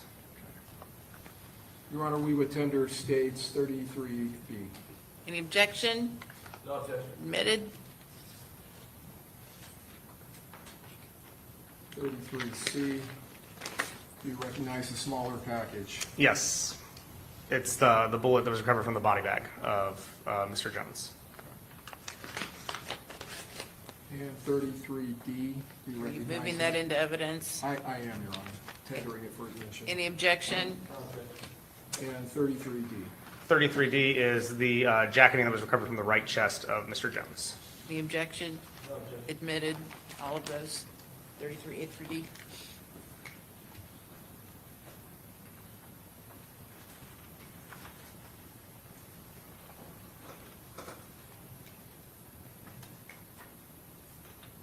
Move to publish 33D as in Delta.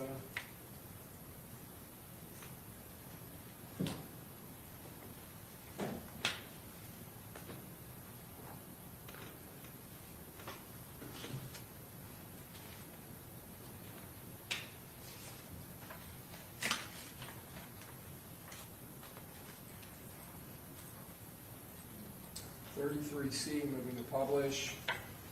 And this is the item that came from the body bag? Yes. And it's described as a bullet by Dr. Riley? Yes, correct.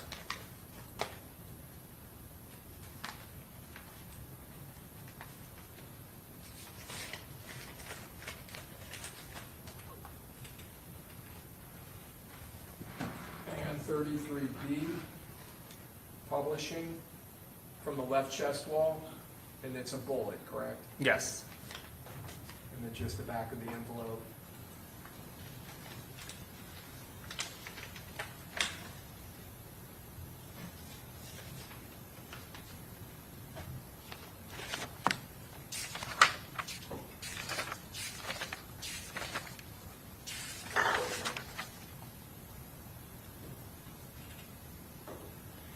The autopsy in this case actually occurred on June 23rd of 2024, is that correct? Yes. All right, I think I had said the 24th. I think one of these may be dated the 24th.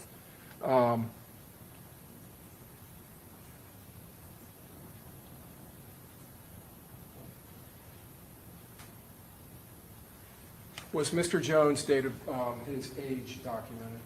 Yes. What was his age? I believe he was 26. Do you mind if I refer to the record or to the? Oh, that's fine if you want, if it will refresh your memory. Yeah, I'm pretty sure it was 26. Okay. Yeah, he's 26.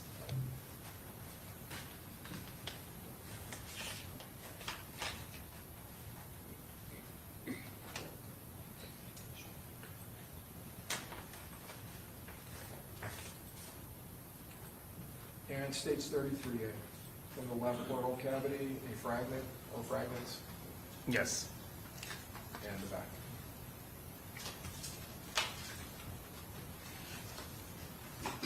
Thank you, doctor. I don't have any further questions, Your Honor.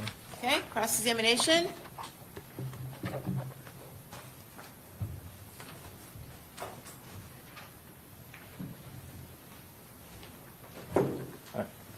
Did you perform the autopsy in this case? I did not. Another medical examiner did. Correct. All right. And how many gunshot wounds did Mr. Jones have? In my opinion, he has three gunshot wounds. All right. And so he passed away as a result of those gunshot wounds. I'm sorry? He passed away as a result of the gunshot wounds. Yes, correct. That's what the core of your testimony is about today, correct? Yes, correct. All right. But you're not here to say who shot Mr. Jones? That's correct. All right. And so you don't know which person that was involved actually pulled the trigger that the gun that was used to kill Mr. Jones? Yeah, so that's beyond the scope of my job. My job is just to determine cause and manner of death. All right. No further questions. Okay, thank you. Redirect. No, Your Honor, he may be released. Okay, thank you. You're free to go. Thank All right, State Clerk, next witness. State Police Detective Craig Griffin.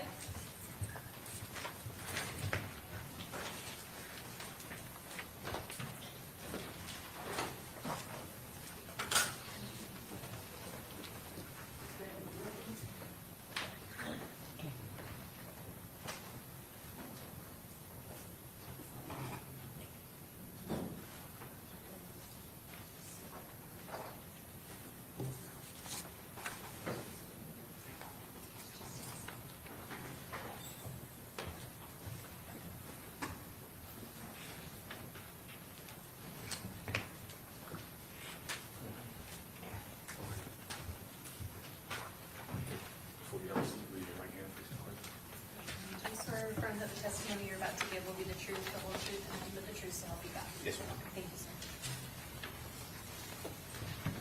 Okay, you may proceed. Good afternoon, sir. Would you state your name, please? It's Craig Griffin, And where are you employed? Jacksonville Sheriff's Office. Do you have a particular assignment with the sheriff's office? Yes, ma'am, I'm currently assigned to the Jacksonville Sheriff's Office Gang Investigative Unit, What is your title in that unit? gang detective. How long have you been in the gang unit? Currently, a little over 4 years. And what was your prior assignment in advance of the gang assignment? Prior to the gang unit, I was assigned to patrol on the north side of Jacksonville. Also was assigned to the narcotics unit or internal affairs unit, and I was also in the jail prior to going to the street. And during your time on patrol, did you have an opportunity to work the areas related to specific gangs that are tracked by your unit? Yes, ma'am. Are you specifically assigned to a particular unit out of the sheriff's office? Yes, ma'am, I currently am. And what is the unit to which you're assigned? The gang or the unit? I'm sorry, the gang. The gang, 1200 out east. And that would be inside of the gang unit. I'm sorry about that. Yes. Have you had an opportunity to review what has been previously admitted as State's Exhibit 84B, the gang chart that was created to represent the members or some of the members of 1200? Yes, ma'am. If you'll look to the screen and publishing 84B, have you had a chance to see that? Yes, ma'am. And in your role with the gang unit, did you help or assist to create this chart, at least as it relates to the relevant members of 1200 as related to this investigation? Yes, ma'am, I did. We have depicted on the chart a Rashad Murphy and a Davion Murphy. Over the course of your investigation, have you been able to assess what, if any, nickname was provided to you or that you learned to be assigned or associated to Rashad Murphy? Yes, ma'am. And what was that? Ghost 187. What, if any, relationship is there between Rashad Murphy and Davion Murphy? I believe they're blood cousins. And what, if any, relationship is there between both Mr. Rashad Murphy and Davion Murphy to Joe Rod Adams? If I stand correct, I believe Joe Rod and Rashad are brothers, and then Davion and Joe Rod are cousins. Is this information that you often collect from social media or videos? Yes, ma'am. Do you oftentimes also have the ability to reference, for example, obituaries that are posted? Yes, ma'am. And in this particular case, was there an obituary for Joe Rod Adams, aka Spaz? Yes, ma'am, there would have been one. And is Spaz the individual that was killed at the Rains High School football game? That's correct.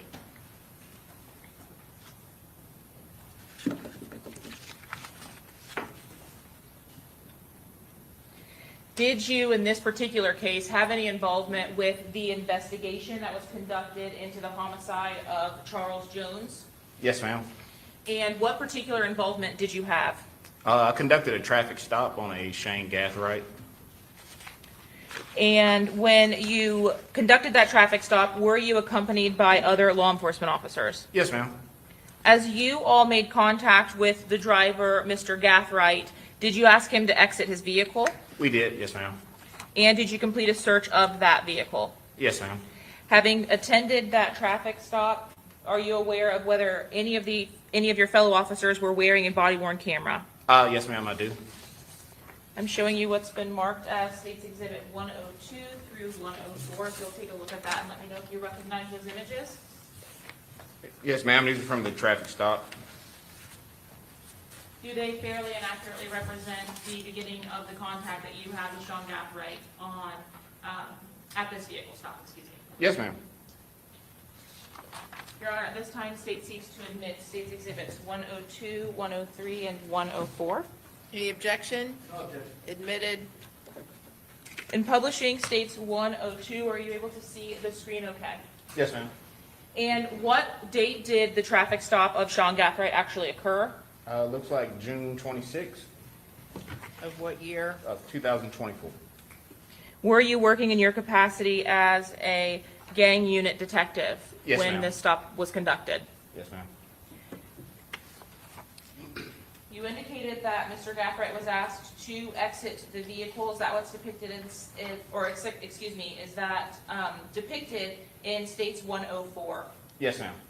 Before he exited, were you able to make contact and ultimately identify the driver of the vehicle, Yes. confirming it was Sean Gathright in States 103? Yes, ma'am.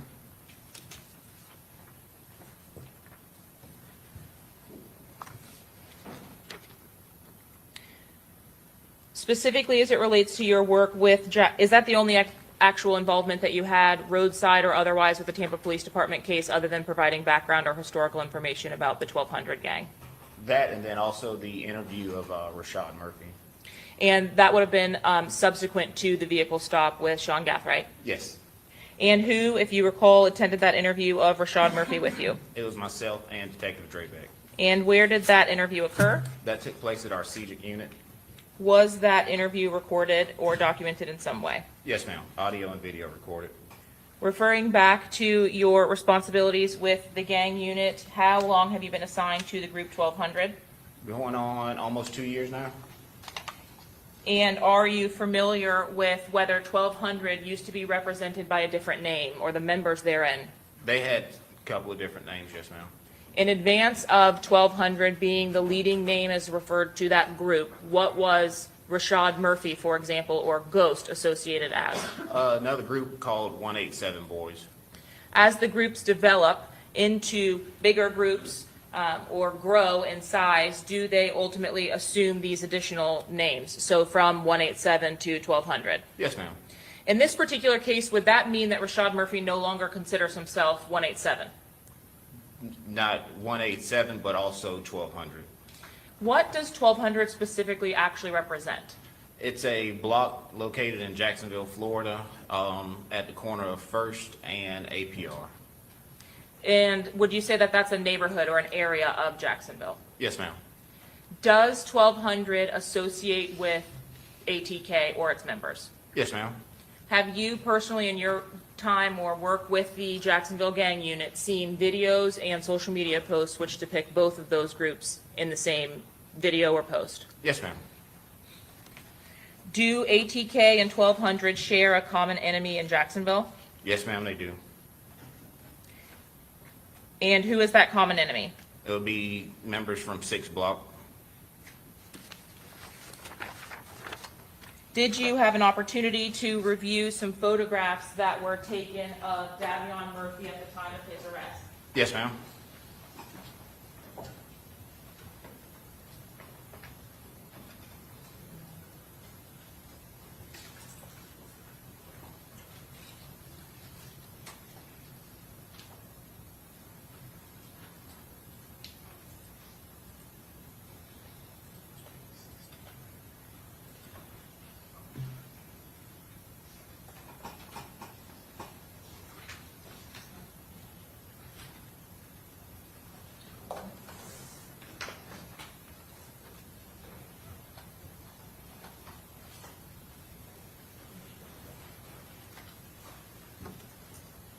I may have one moment.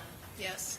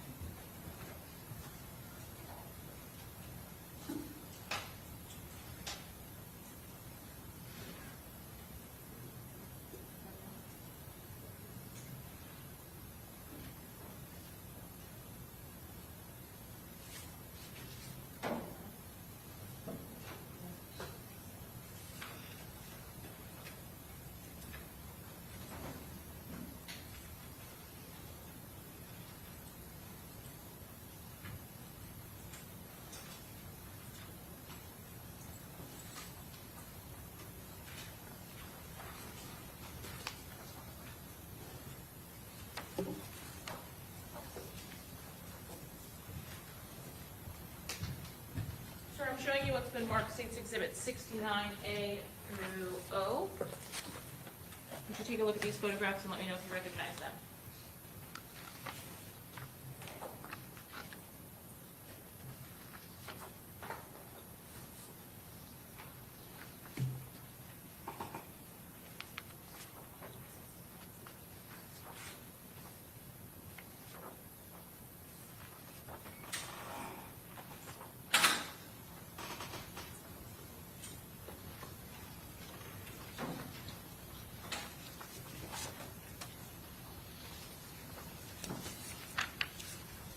Yes, ma'am, they're from the interview room inside the CJIC unit. And Davion Murphy is a member of which particular group? He's a person of interest, not exactly a member just yet of 1200. Are you familiar with the statutory criteria for gang membership? Yes, ma'am. And does Davion Murphy meet the statutory criteria for that gang membership? Yes, ma'am. What elements of that criteria does Davion Murphy meet? He has hand signs, he also has tattoos, and then associations.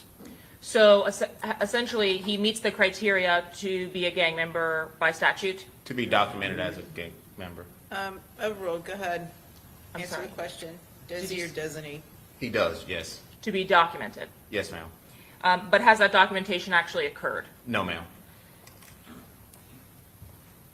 As it relates specifically to the footage from the interview room or the documentation from the interview room, state seeks to admit actually state 69. Any objection? No objection. Okay, admitted. Publishing 69A, you mentioned that he would meet that criteria based on hand signs. Can you tell me what it is about the hand sign that's depicted in this particular image that would meet that criteria?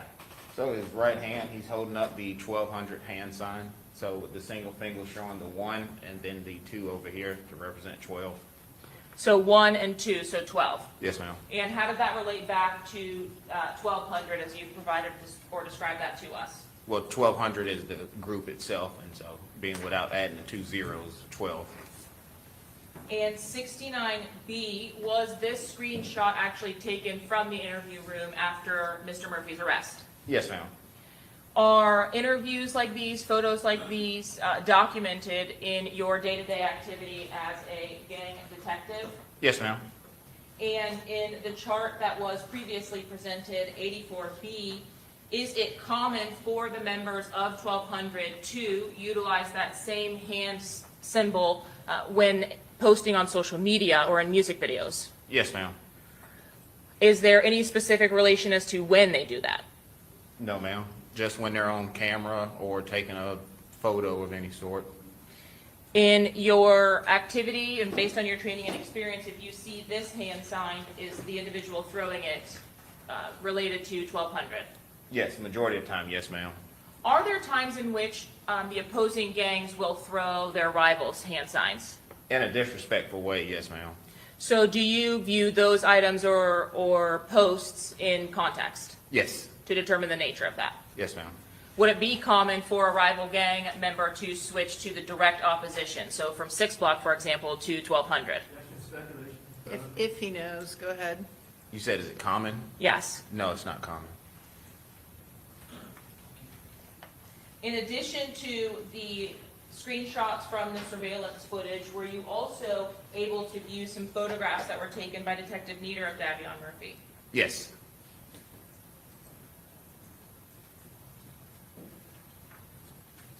In 69D, are you able to tell us what, if any, significance was related to the tattoo on Mr. Murphy's neck? It says rest up Avery McKnight. Is Mr. McKnight an individual who is alive or deceased? Unfortunately, he's deceased. And do you know the circumstances of his homicide? I believe. Overall, just limited, just explain this. Was the circumstance of his homicide something related to the gang war in Jacksonville? Yes.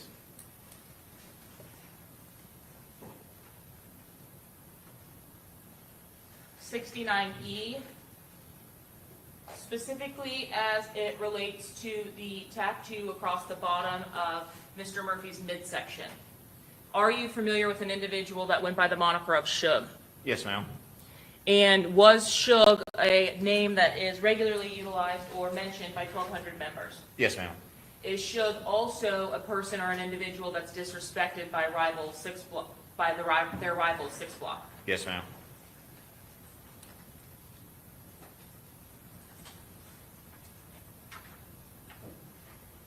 Now, previously had Davion Murphy and Rashad Murphy represented 187. Yes. At some point, do you document Davion Murphy's transition to 1200? Document it, no. Monitor it, yes. So is there some mechanism by which you all record updates that you'll see or items that you think may prove valuable in when you do updates to documenting or undocumenting specific members? Well, yes, because everybody has to be redocumented every 5 years. So is there a log or some record that you can keep for documentation or items that would go towards potentially meeting that criteria? Yes, it's called an FIR. So having received these, would you have added essentially a note regarding Davion Murphy and his tattoos or known tattoos had you not had them before? Yes, ma'am. Was there another tattoo in state 69H that was depicted on the left side of Mr. Murphy? Yes, ma'am. And are you familiar with Jacoby? Yes, long live Jacoby J. I'm not familiar with that Jacoby. Jacoby Wright or Jacoby J? Jacoby was hook on the end, and then you have Jacoby Wright at the bottom. But I'm not familiar with Jacoby Wright. Okay. But did you have an opportunity to view this photograph? Yes.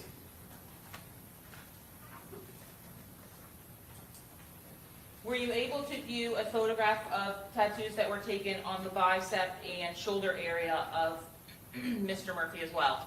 Yes, ma'am. Specifically, do you recognize the image that's depicted on the top of Mr. Murphy's shoulder? Yes, ma'am. It says long live Joe Rod. And are you familiar with Joe Rod? Yes, ma'am. Is that the same Joe Rod Adams that was killed at the Rains High School football game? Yes, ma'am.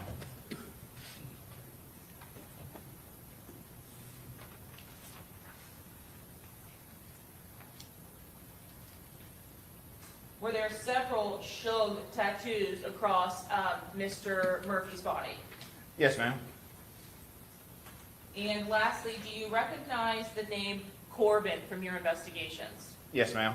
And who is Corbin? Corbin is a deceased member, Corbin Johnson. We heard some music videos earlier today referencing Corbin's kidnapping. Was there some kind of relationship between the gang rivalry and the death of Corbin Johnson? What do you mean? Meaning, was it related to this gang beef or gang war? That, as far as I know, his homicide is unresolved. Correct. Has Corbin Johnson's homicide been the subject of drill raps back and forth between ATK and 6 Block? Yes, ma'am. That's my fault. That was not a clear question.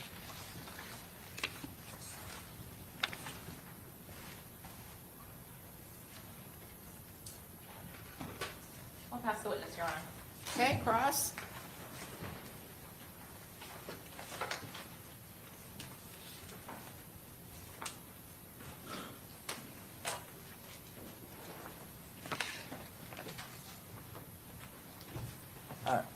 Alicia Andrews, she's not a gang member, correct? No, sir, not that I know of. She's not a gang associate either? Not that I'm aware of. All right, and that's according to the Florida statutes? Not that I'm aware of. Not on my radar. All right. These 1,200, when did it start? Early 2000s? Early 2000s? Yes. So this is going back, you're saying more than 20 years? Roughly, yes, sir. All right, so when was it the 187 boys? 187 would have came around probably 2015, 2010, 2015. Okay, so earlier when you said that, I guess it was Ghost, Rashad Murphy, he was Yes. part of 187 boys? Yes. So, do you know what time frame he was a part of 187 boys? I don't, not offhand. All right, so he was a part of 187 boys and then he switched over to 1200? How does that work? So 1200 as a whole, it's a neighborhood. It's a gang. It's a documented gang. And then within there, they have select groups. Okay, so you have 187 boys. You also had another group referred to as A Team, and then you had another group referred to as Cut Circle. They're all from 1200.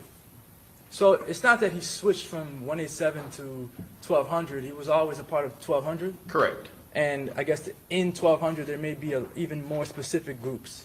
Yes. All right, and those groups are based off of what, streets? Streets, maybe just something that they come up with. Okay. All right. And not all of these people, they're not all born gang members, right? No, sir. All right, they become gang members at some point in their lives? Being documented according to Florida state statute. Okay. This is the 1200 chart. You're the gang detective for 1200, right? Yes, sir. So on this, I guess, chart here, 4 of these individuals, they're no longer alive, at least 4? At least 4. You give me a second, I can.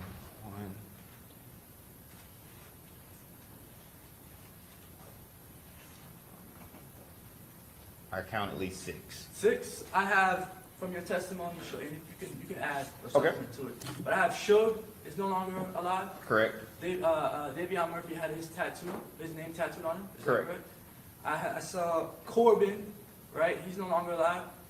That's correct. That's the unsolved murder you were discussing. Correct. And that's the one that Charles Jones, Julio Foolio was rapping about in his songs, Yes. saying that Corbin got kidnapped. Yes. All right, and found in a field, with his bones were found in a field. That's correct. All right, and Spaz was killed at a football game, is that correct? Yes, sir. At Rains. Yes, sir. That's the school where Alicia Andrews went. If you say so. Okay. Well, Spaz went to Rains. Okay. I'm asking. That I don't know. I believe he did. Him along with Kenny Capps, or I'm sorry, Robert Howard. Robert Howard. Okay. And Robert Howard is accused of killing Spaz. That's correct. All right. We have this Leaky. Yes, sir. He passed away. Yes, sir. All right. So I have Leaky. I have Spaz, Corbin, Shug. Who are the other 2? So at the bottom you have Darian Self, Michi, and then Brandon Bevel, 5, who are also deceased. You said Brandon, deceased? Yes. Darren, Michi? Deceased. Deceased. That's also one of the ones that Julio Foolio was rapping about in the songs? Yes. And then what was the third one?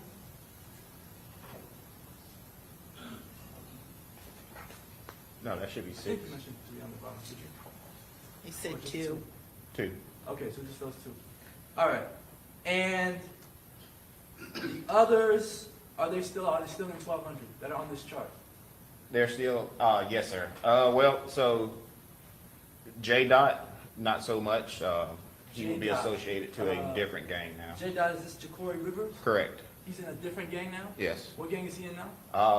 I'll possibly tie him to the Bloods gang. The Bloods gang? Yes. So he's no longer with 1,200. No, Do you know why he's no longer with 1,200? I don't know. And Bloods gang, is that a Jacksonville gang? No.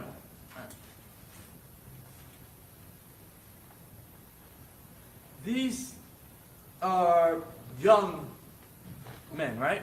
Yes, sir. Like early 20s? Early to late 20s. Early to late 20s. Mixture of. All right. And there are other individuals on here who went to Rains High School, correct? I believe so. I'm not 100% sure on that one. And if I told you that Alicia Andrews went to Rains High School, would you have any reason to doubt that? No, sir. In high school, were all of these individuals, were they gang members in high school? Not that I recall. So at some point down the road, maybe they become gang members after they leave high school or when they drop out. Is that possible? Or during high school, because Sometimes. you have Instagram, you have social media. So sometimes they become gang members in high school, right? Yes. Sometimes after high school. Yes, sir. All right.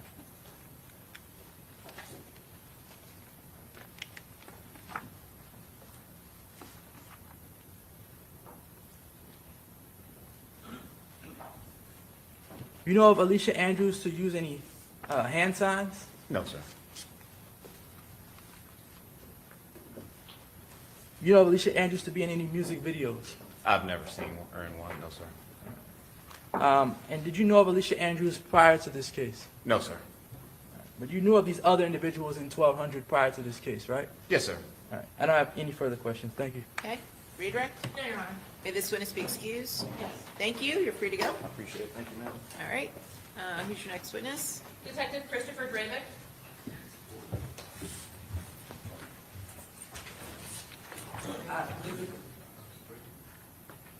Sure, quick one? Okay, yep, we'll take just a quick 2-minute break, okay? All rise.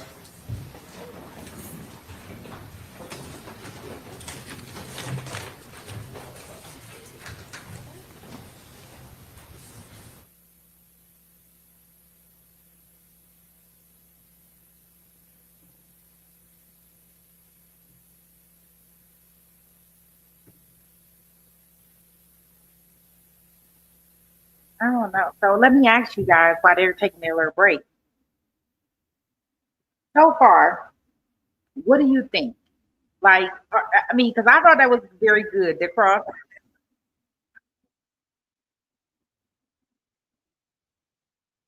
Okay.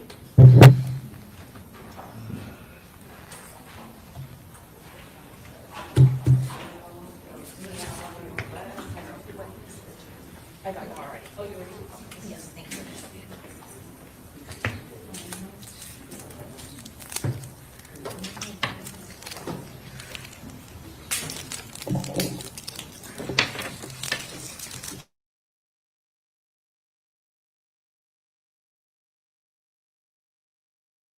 Y'all hear me good? So I think that was some good cross. I mean, he didn't have much to say about her, right? Which was nice because it kind of like it put it back in perspective that no, she's not in the game, right? At least from what I got from it. Like, no, she's not in the game. She was not in any videos. You have never even heard of her until this case came up. So, you know, we use that. We are fighting that, right?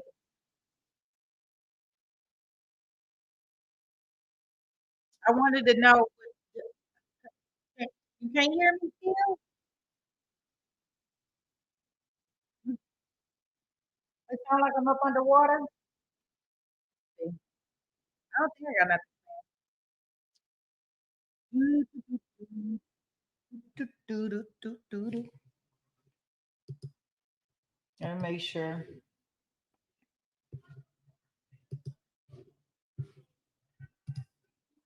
Okay. Is now better? I'm an underwater potato. Potato. I don't want to be an underwater potato.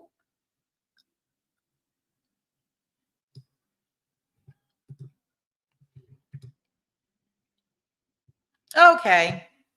I have no clue. I guess I'll be having to pause, like mute everything, but me.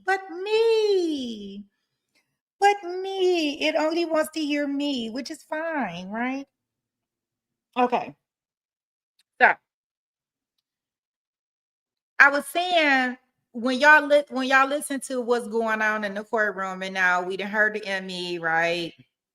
Now we heard from another person in regards to these gangs.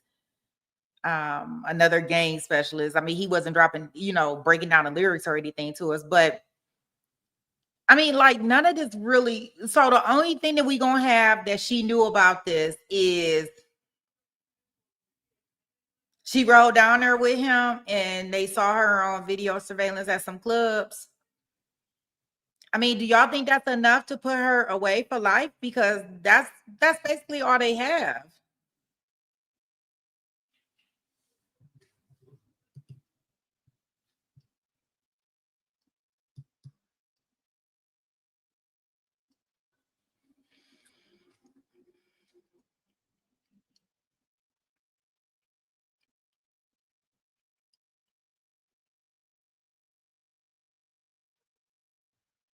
Okay.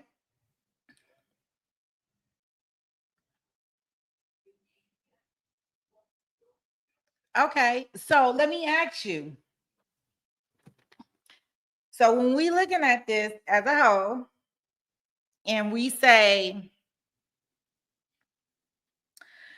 they have that she told a lie, right? Because she lied about Sean Gathright, not knowing him. She lied saying she didn't know who Gutter Butter was, and he all tatted on her neck. Okay, and we know that she was outside the club with a mask. We know she went to McDonald's. We know that she entered the Airbnb by herself in the front. But then they entered through the back. Right?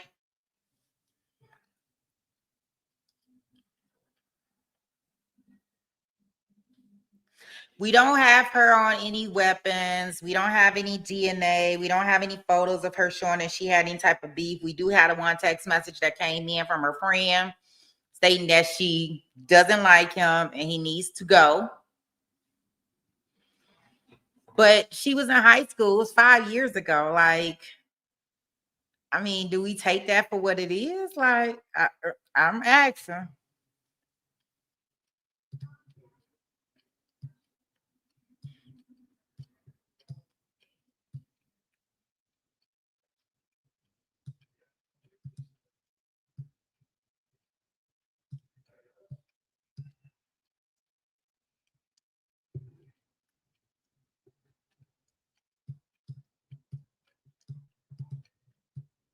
I'm asking it so I can kind of understand where everybody's position is in regards to this.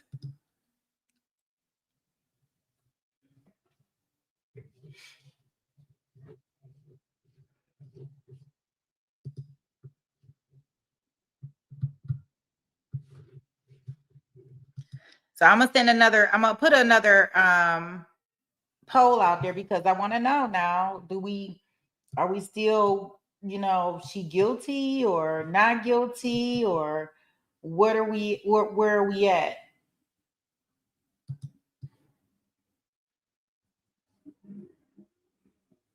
Give me 1 second. I'm gonna get us back in the courtroom, but I need to get us back in another one. Guilty by association. That's messed up, man. I don't want to be guilty by association. That's messed up. So kind of like the wrong place, wrong time, right?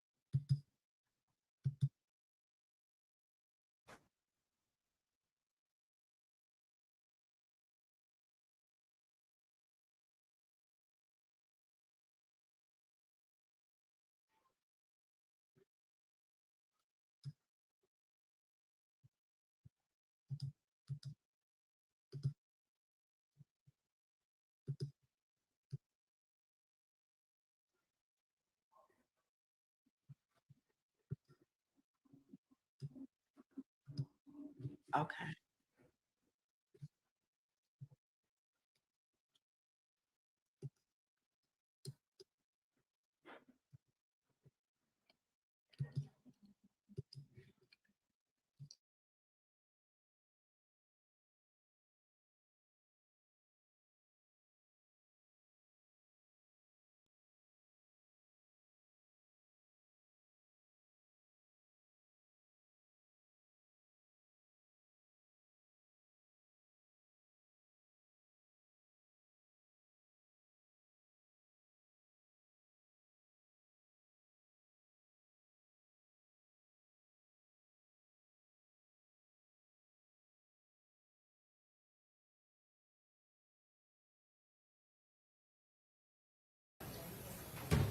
She's here.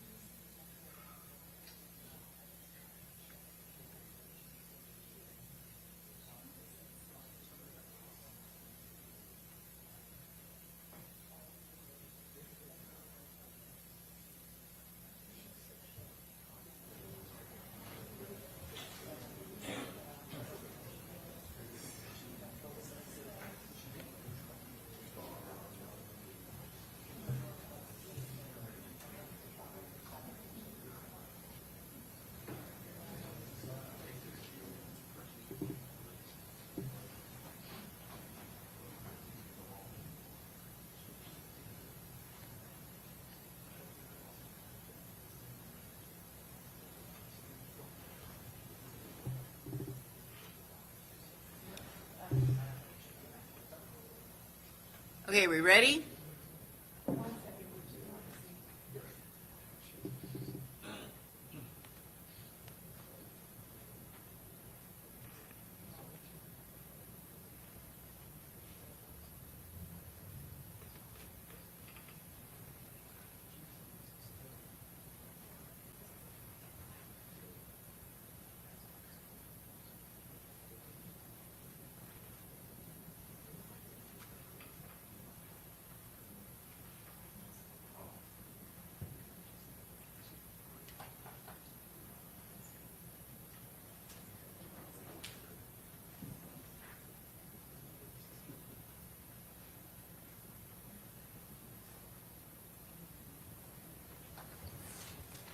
Okay, we ready to go? I believe so, Your Honor. Okay, very good. All right, let's bring in our jury.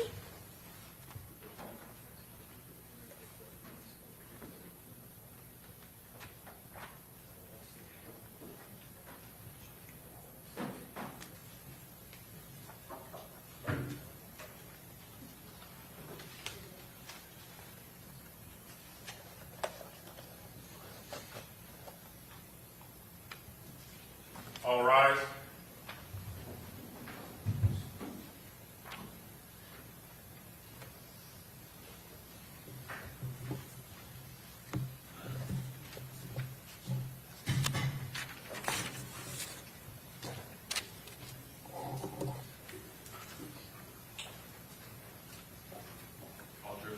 Okay, very good. Welcome back. Everyone have a seat. State who's your next witness. Detective Christopher Dravick.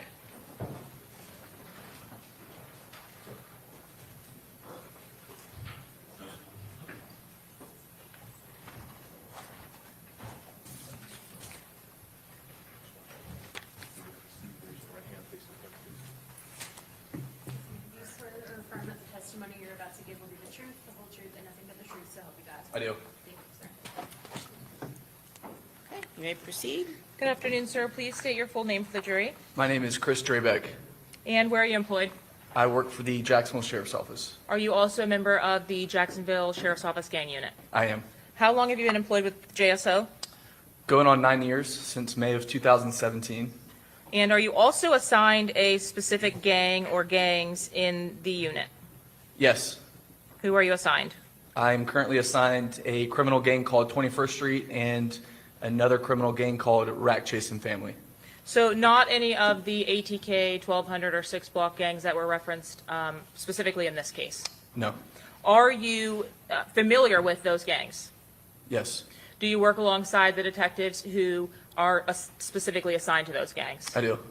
And were you familiar enough with those gangs and in your workings with those detectives to create the charts that we previously admitted as State's Exhibit 89 in this case for the gangs? Yes, we facilitated the charts together. Did you maintain a relationship with the lead detective from the homicide investigation from Tampa? I did. And was that Juan Ramos? Yes, ma'am. From what point at learning about the death of Charles Jones did you begin working with the Tampa Police Department? The morning they called me on June 23rd. And what was the nature of that call? So originally, my supervisor reached out to me because he was notified first, and my sergeant provided me with information of contact info for a Tampa Police Department detective. And I reached out to that detective, and they supplied us with information relating to the death of Charles Jones, and they were inquiring about why this may have occurred. Did you have any knowledge that Charles Jones was going to be in the Tampa area before you received a call about his death? Yes, we did observe posts on his social media where he was advertising his trip down to Tampa prior to him going in reference to him celebrating his birthday. How do some of these rappers or even gang members actually tell people about their events or their appearances? Social media. And in this particular case, did you have an opportunity to see some flyers that were posted to Mr. Charles Jones' account? I did. What is the screen name for the account itself? Did he use his legal name or the moniker of Julio Foolio? He used his rap name, Julio Foolio.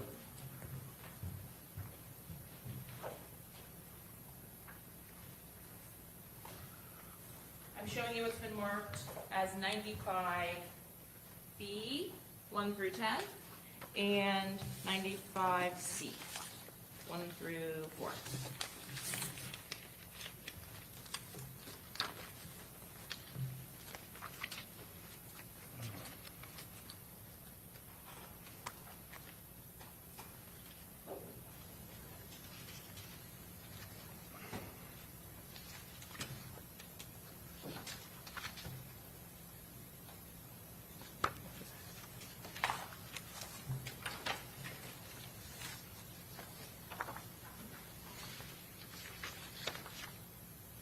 Okay.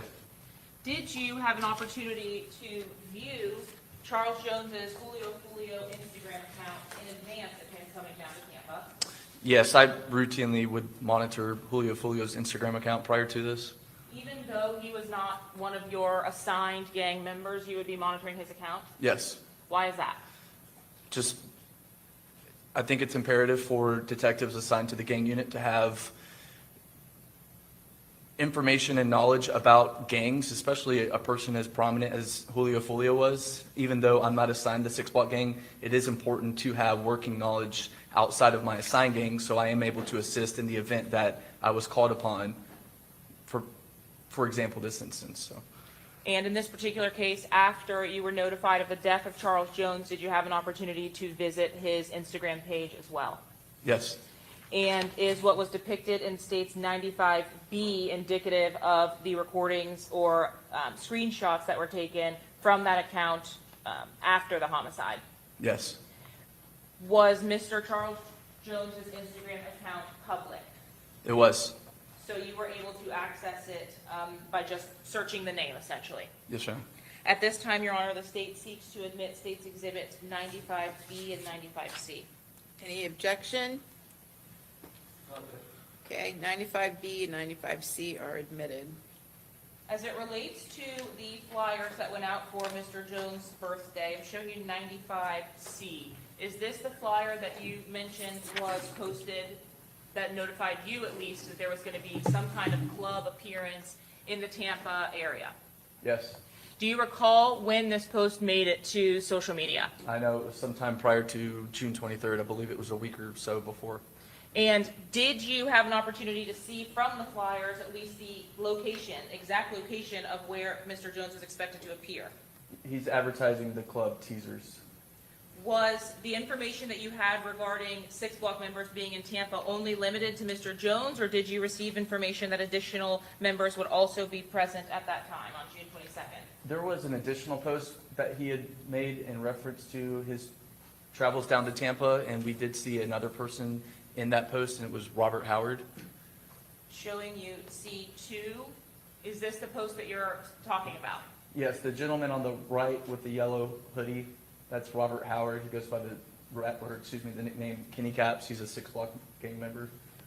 And you had this knowledge in advance of the actual trip down to Tampa, is that right? Yes. Now, both of the appearances that were annotated in the post that he was giving, did you provide any information that you can recall about rivals or about his arrival to Tampa? I did not communicate with Tampa prior to this. In your review of the Julio Foolio Instagram account after the homicide, is this when you first looked to the account what you would see in opening it? Yes. And were you able to actually look back to view in B2 here additional posts that were made by Mr. Jones? Yes, he had quite a few posts. Was there one post in particular that became relevant to your case or investigation? Yes. And can you show us which post that's depicted in this? Starting from the top, at the top in the middle, you have the teasers flyer that he had posted. If you go one post below that, so directly in the middle, it's a image of his face. That's an Instagram reel he posted. What's an Instagram reel, if you can describe that for the jury, please? It's a video posted on his Instagram account. But more specifically, this appears to be a shared Instagram reel that was originally posted on a separate social media application called Triller. And Triller is similar to TikTok. It's just videos. As a part of your review of this account, were you able to actually click on that reel itself? Yes. What information does the reel give you when you actually select it or click on it? Like, what information are you provided? Is there a caption? Is there likes? What do you see when you get to access these? So when you click on the post, you obviously watch the video, and then just below it there is a caption notated by the user of the account, who is Julio Foolio, and that caption reads, "They thought I checked out that last time. We don't celebrate foot shots," with some emojis. Are you familiar with the earlier attempt on Charles Jones's life from October of 2023? Yes. What was the injury that Mr. Jones suffered as a result of that incident? In October of 2023, Charles Jones was shot in the foot during an attempted murder on his life.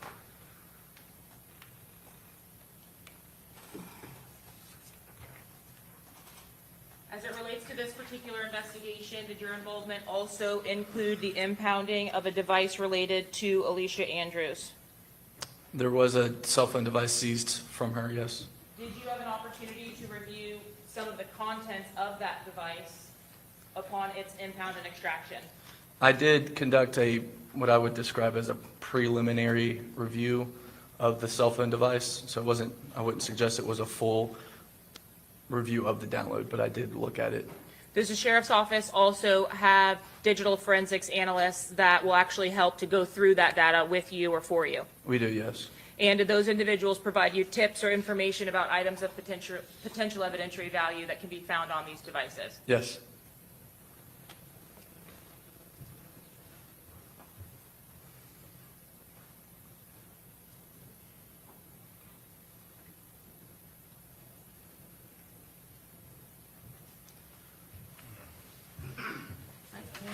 Showing you what has been marked for identification as 76B5 through 7. Do you recognize these extractions from that device?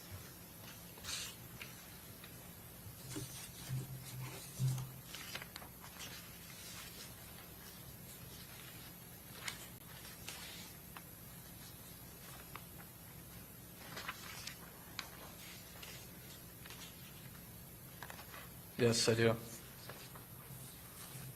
Your Honor, at this time, the state seeks to admit states 76B5 through B7. Any objection as to which one? It's 5 through 7.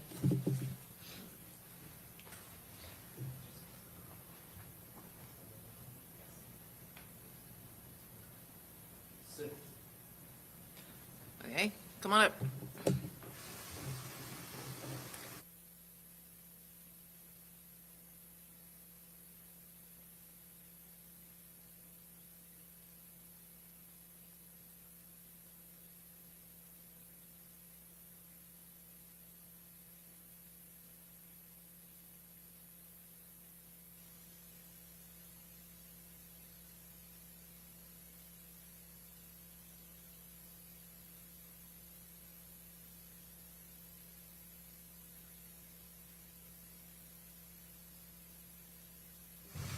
Okay, so 76B 5 through 7 will be admitted.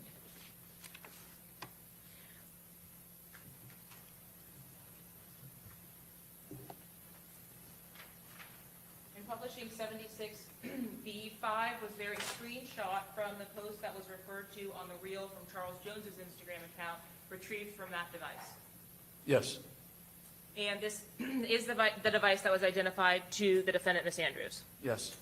And did you have an opportunity to review the actual original post from states 95C? And Ms. Ismer, I'm sorry for the record, what exhibit did you just show this witness? This is 76B5.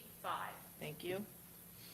Did you have an opportunity to review both the images that were retrieved from Mr. Jones's social media account, meaning the reel that was posted to his account, against the screenshot that was retrieved from Ms. Andrews' device? Yes. And did you have an opportunity to compare them against each other? Yes. In viewing 95C previously admitted and 76B5, were these images accurately retrieved, the items on the left from Mr. Jones's Instagram and the item on the right from Ms. Andrews' phone? Yes. Was the content as it relates to Ms. Andrews' device limited to the 2 days that you had, or that that device had been active? Yes. And were you able to ascertain the device setup date for that new device? I believe it was June 26. On June 27th, did you seize that device for Ms. Andrews? Yes.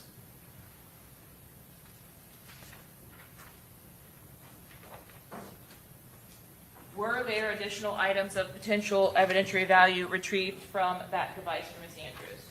Yes, ma'am. In 76B6, were you able to identify the individuals depicted in this image saved from that same device? Yes, I do. And who is the individual depicted to the left? That is a gentleman named Xavier Harrison. He is a ATK gang member who goes by the nickname Fat Zay. And who is the individual, if you know, identified to the right? That is a gentleman named Torgon Williams, and he is also an ATK gang member, and he goes by the nickname ATK Red Dot. Has ATK Red Dot been referenced or mentioned in some of the social media videos that were drill raps or disses posted by 6 Block? He has been referenced in music historically, yes. Lastly, in states 76B7, do you recognize any of the individuals depicted in this image from the extraction? I do. The gentleman on the left is a guy named Gerard Adams. He goes by the nickname Spaz, and he is associated with the 1200 group gang. Is Spaz also related to any of the other co-defendants in this particular case? Spaz he's deceased now. He was murdered, I believe, back in 2018. But he is related to Rashad Murphy and Davion Murphy. Did you have an opportunity to see and interview Davion Murphy? I did. And are you familiar with how he looks? Yes, ma'am. Have you seen a photograph from the arrest of Davion Murphy? I have. And have you had an opportunity to review the ring camera footage from the Airbnb in Tampa? Tampa did share videos with us recovered from the Airbnb. I did review them, yes.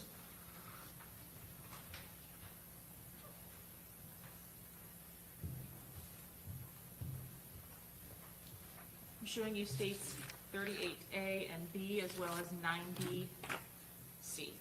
Do you recognize those images? I do.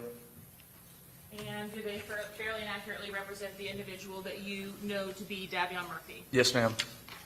At this time, state seeks to admit states 38A and B, as well as 90C. Any objection? Okay, admitted. You said 38A through B and then, 90C. okay, thank you. It's admitted as well. Publishing 90C, sirs, this the image that you were referring to when you mentioned the arrest photo. Yes. And sometime after Mr. Murphy's arrest, did you have an opportunity to interview him? I did. I interviewed him shortly after this picture. And was that interview audio and video recorded? Yes. We've seen some images from an interrogation room with Mr. Murphy here. Was Mr. Murphy captured making any kind of hand signs during the course of that interview or thereafter? He does throw up what's recognized as the 1200 hand gang sign.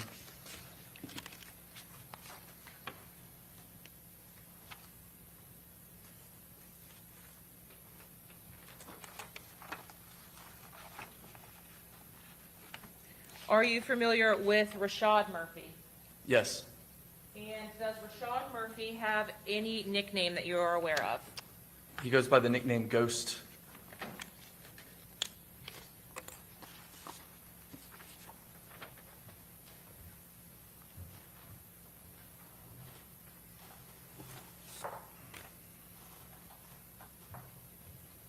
During the course of your investigation, do you have contact with Detective Ramos and agree to assist by writing several search warrants? I did assist by drafting quite a few search warrants.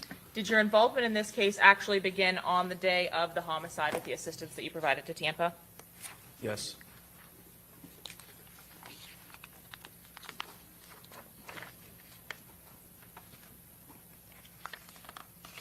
When you saw or received the notification that Mr. Jones had died, did you do any follow-up work in reviewing the social media accounts of members of 1200 or ATK?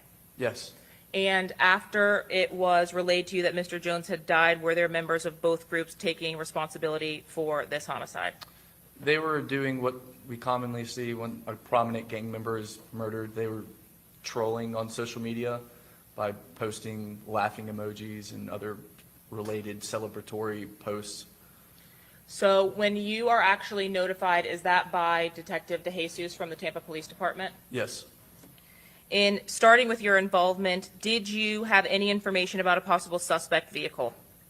They did share with us at some point early on that there was potentially a black Chevrolet Impala involved. And in that initial call, were you able to relay any information about potential leads from incidents that you had investigated or seen on social media in the weeks leading up to the homicide? Yes.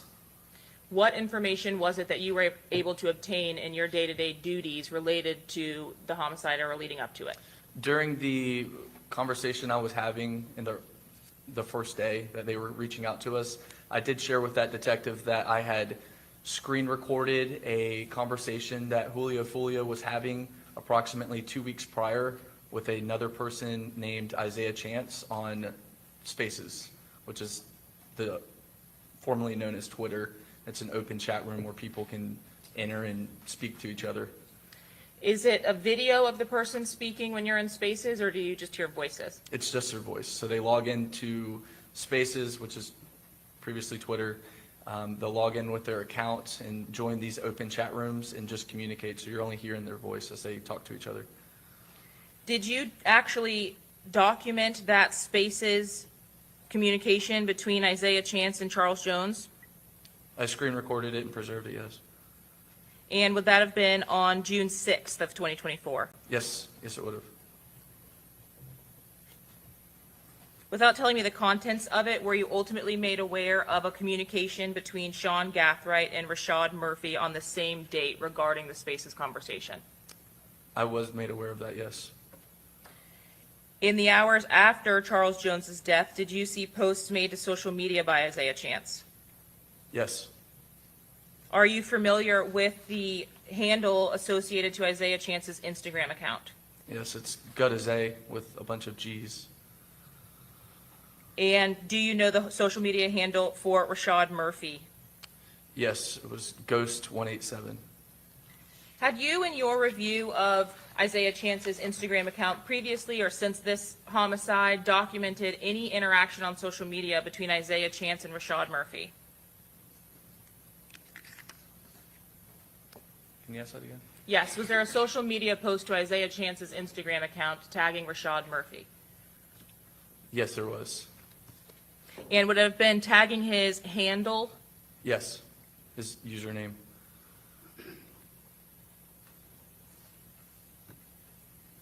During an earlier interview that you had with Mr. Murphy, did you make any kind of observations that were unique that you actually relayed to Detective Ramos as it relates to this investigation?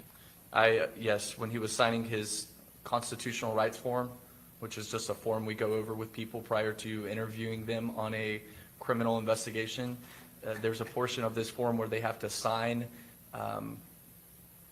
confirming they acknowledge all of their constitutional rights that have been advised to them. And I observed he was signing the form with his right hand, and it was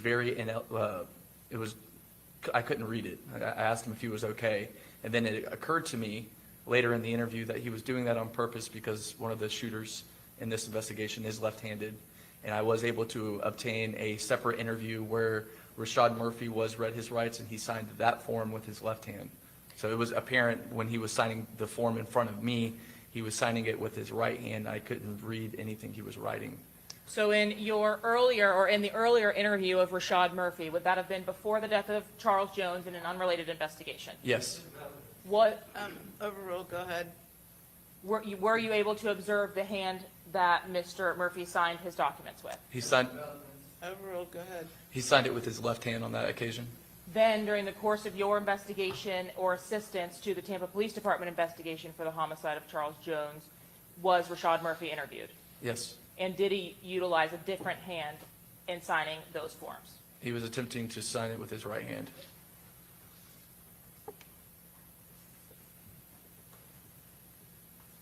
On June 26, just a few days after the homicide, did you learn of any particular developments out of Gwinnett County, Georgia, that were relevant to the investigation? Detective Ramos did share with us that Rashad Murphy had been taken into custody in a county in Georgia. Was Rashad Murphy taken into custody by himself? No, Was he accompanied by another individual? he was with a lady named Charmaine Steiger. Do you know Charmaine Steiger to be the mother of Mr. Murphy's children? She is. As a part of that arrest, was Ms. Steiger and Mr. Murphy's cell phone seized? It was. And as you're assisting Tampa Police Department, if items of evidentiary value are seized in conjunction with the Tampa investigation, do you take those items into evidence and then ultimately provide them to the detectives in Tampa? Yes. On the same date of June 26th, did you learn of a development as it related to the Chevy Impala that Detective Jesus had mentioned was a potential suspect vehicle?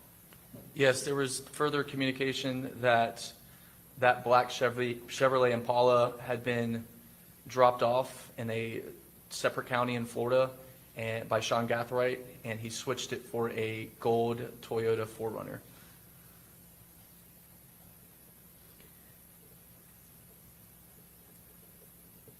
So the black Chevy Impala, may I confirm that that was located in Polk County? That sounds right. Was Sean Gathright ultimately stopped in a vehicle stop in Duval County in that 4Runner? Overruled, go ahead. He was. And was that also on June 26th? Yes, ma'am. Pursuant to a search of that vehicle, were you notified of the findings or the items that were located within the gold 4Runner that Sean Gathright was stopped in? I was notified. Within that vehicle, was there a cellular device that was taken into evidence? Yes. Was there also a new phone in a box? Yes, there was. Was there ballistics evidence that was impounded? Yes. And did that include spent shell casings from the interior of that vehicle? Yes, there were spent shell casings in a box inside of the vehicle he was driving. Did you relay the findings to Detective Ramos? Yes, ma'am. And are you aware of whether each and every one of those exhibits or items were impounded at that time? They were. By June 27th, the Thursday after the homicide, did you develop sufficient probable cause with other members of JSO to execute a search warrant on the residence of Sean Gathright and Isaiah Chance? Yes.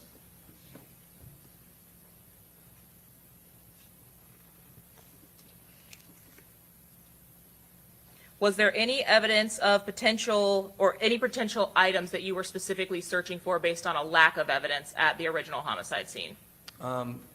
So Tampa did share with us through the video surveillance at the incident scene, as well as their information regarding the crime scene, that there appeared to be a lack of shell casings from where the shooters were shooting. In their opinion, based off that fact and the video evidence, they believe that the shooters were equipped with brass catchers on their rifles. Were you notified at the execution of those search warrants that brass catchers had been discovered inside of the safe in SeanGathright's residence? Yes. Were you also notified that several items of spent and live ammunition were located? Yes. What about firearms specifically? Were there firearms located inside that residence? There were multiple firearms. As it relates to the two rifles that were obtained or seized, did you transfer custody of those rifles to the Tampa Police Department? A detective within the Crime Gun Intelligence Center did, but that was done. Upon the execution of these search warrants, was it organized that the warrants would be executed simultaneous with each other That was the goal. to have them executed at the same time? Yes. Is that a tactic that is typically enacted? Overruled, go ahead. That was a plan decided by our commanding officer, our lieutenant. He wanted both search warrants executed at the same time. Are you familiar with the circumstances of the warrant execution at the Isaiah Chance residence? Yes. Was the goal of having both warrants executed simultaneously actually accomplished? It was. Was there any delay at the Chance residence before the warrant could be executed? Overruled. Overruled, go ahead. There was a significant delay for the occupants of Isaiah Chance's house to come out. Who were the occupants of Isaiah Chance's residence? Overruled, go ahead. Isaiah Chance and Alicia Andrews.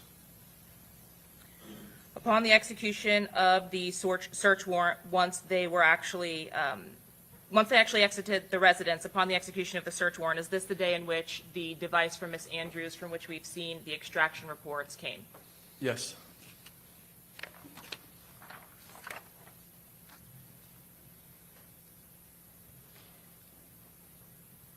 In addition to the search warrants for the physical electronic devices that you helped or obtained, did you also obtain a search warrant for iCloud?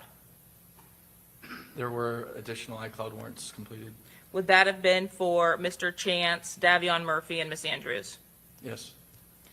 After obtaining those warrants for iCloud, do you send those out, or is that an immediate return? How do you get that information? The search warrant is drafted, signed by a judge, and then ultimately sent to Apple, requesting the digital data associated with that account.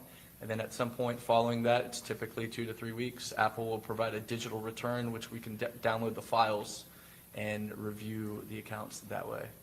The actual Axiom iCloud returns, would that be something that was reviewed, extractions, reviewed, reports created by the Tampa Police Department? Yes. While you were waiting for the return of those search warrants, did you have an opportunity to utilize something called cell phone mapping? Yes. And can you explain to the jury what that is? It's taking the digital data provided by cell phone carriers that is related to the location data for your cell phone device, and we were able to map it and observe approximate locations of a cell phone device at the desired search time. Were you involved in reviewing the data for the cell site from Rashad Murphy's device?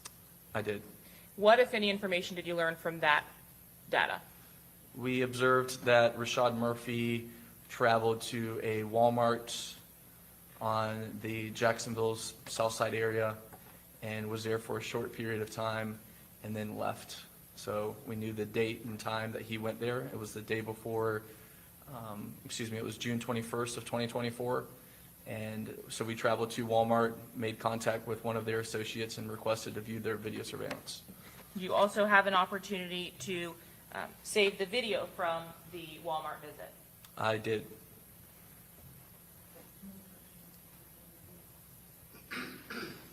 Showing you as the mark of states 99 and 100. Okay. The item contained on the disc of the Walmart recording, are you the person who made the recording from the Walmart? Yes.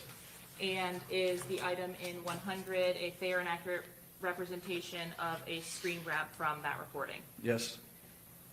At this time, state seeks to admit states 99 and 100, Your Honor. Any objection? Be admitted? You were able to get a recording from the video surveillance from Walmart, right? Yes.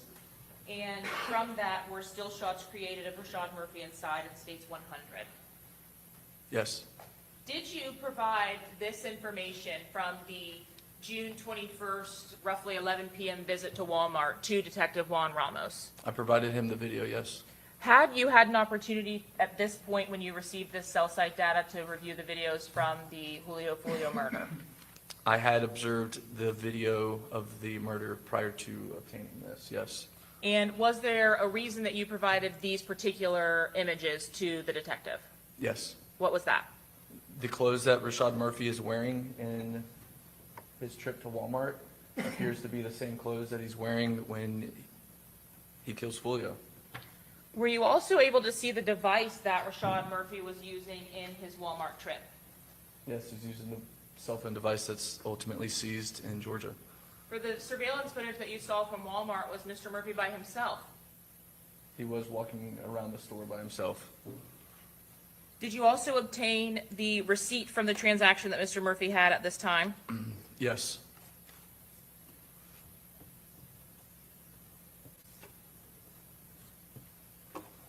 All of this information ultimately being provided to Detective Ramos? Yes, ma'am.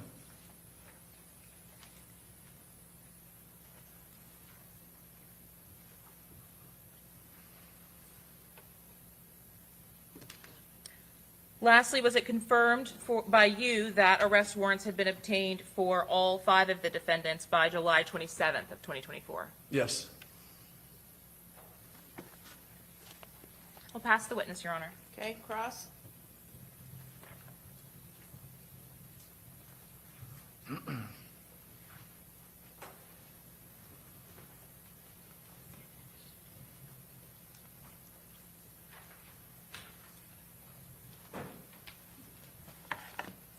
All right, Detective Drebeck, you are the lead in JSO for this case, is that correct? I would say I helped the most, helping Tampa facilitate this case, yes. You spoke to Detective Ramos from Tampa Police Department the most, is that correct? I'm not quite sure how much he spoke to the other detectives within our unit. I know it was significant. I know my communication with Ramos was quite a bit. I don't know how that pales in comparison to the others. All right, well, you gave Detective Ramos most of the information from JSO, right? For the most part, yeah. All right. And you are in charge of what gangs in Jacksonville? 21st Street and Rack Chasin Family. All right.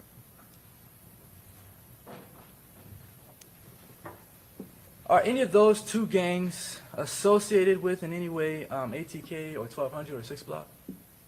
No. They're like completely separate. Yes, sir. All right. And did 6 Block have any other rival gangs outside of ATK and 1200?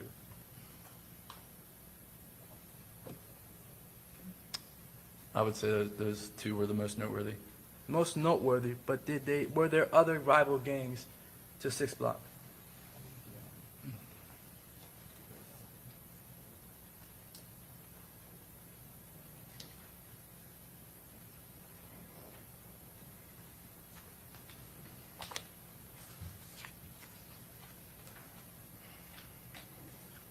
Not that I can think of. All right. I want to move to a different topic. You said that there were celebratory posts from people in ATK, maybe even 1200 after Foolio died. Is that correct? There was a tremendous amount of posts following his death. A lot of people made posts celebrating the fact that Charles Jones was dead. Yes. A lot of people wanted him dead, apparently. Yes. All those people were not guilty of killing him, though. Is that correct? No. Alicia Andrews did not make any celebratory posts about Charles Jones's death. Is that correct? Correct. Not that I'm aware of. All right. Not that anyone is aware of, correct? Yes, sir. There's an exhibit that we were just looking at. It's 76, states 76 B 5 through 7. I'm going to show you these one by one, starting with 5. This is a document. This says, you see at the top it says Cellbrite? Oh, hold on.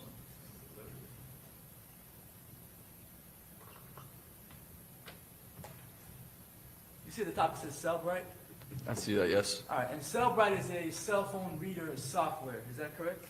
Yeah, Cellbrite's an application investigators use to review cell phone extractions. All right.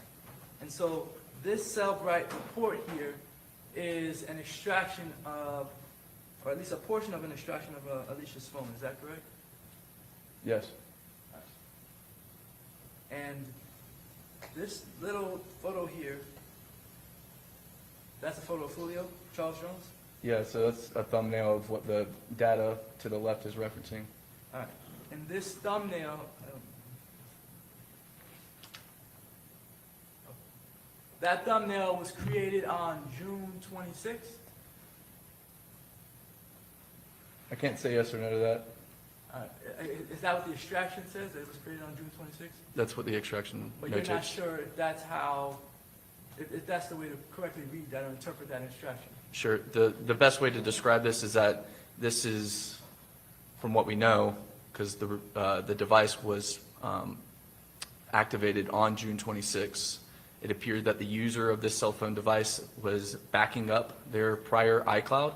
So if you were to buy a new phone, you would transfer your data through your iCloud download. So it's transferring your contacts, a lot of your old media files. So I can't say for certain when this post or this image was captured originally, but due to the transfer of data on June 26th, that's why it's timestamped that way, so I can't say when it was captured. All right. So essentially, someone who had this device downloaded, I guess, their iCloud onto the device. Yes. And then potentially this thumbnail that you see of Julio Foolio came from that download. Potentially. Yes. So we don't know when this picture of Julio Foolio was actually viewed and downloaded to the device or to the iCloud. That's fair. And this is the thumbnail, but a bigger picture of it. Yeah.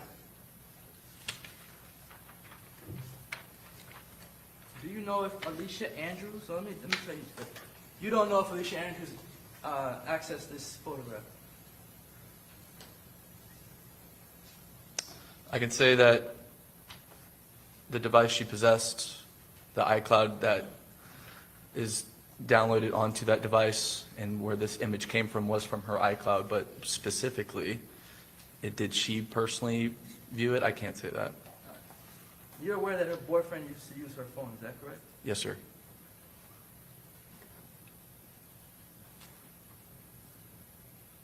Another extraction, another thumbnail. You see that? This is 76B6. Yep. Same sort of thing. June 26th is the creation date. You see that? Yes, sir. All right. And this is the picture of, you said, red dot, right? The gentleman to the right in that image is I'll show you. Torgon, ATK Red Dot. Okay. And the fact that this photograph is in Alicia's phone, what relevance does that have to this case? Well, Fat Zay to the left, he was in music videos with one of the defendants. He was in a music video with one of the Eight- defendants? Yeah, Isaiah Chance. Oh, was he in a music video with Alicia Andrews? No, you're just asking the significance. And then also ATK Red Dot, he just plays a role in a lot of the historical Jacksonville gang war. All right. Do you have any communication between Red Dot and Alicia Andrews? Not that I'm aware of. Do you know if she even knows him? I don't know that. Do you know if she knows the bigger individual in the photograph, Alicia Andrews? I don't know that.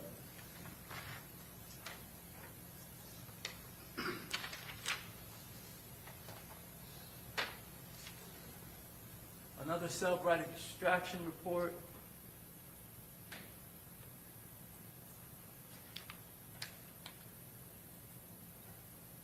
All right, June 27th, you see that date? I do. And the thumbnail there, you see it? Yes. That thumbnail is of an individual named Spaz. To the left, yes. Spaz is on the left. Who's on the right, do you know? I believe that's Corbin. Corbin, I believe so, yeah. another individual who died. This is, Yeah. that's the one that Charles Jones was rapping about being kidnapped and found in a field of his bones. Yeah, it's the circumstances around his death, yeah. And do you know if Alicia Andrews knew either of those two individuals? I don't know that, no. But that's what was pulled from her phone, those three thumbnails, correct? Yeah.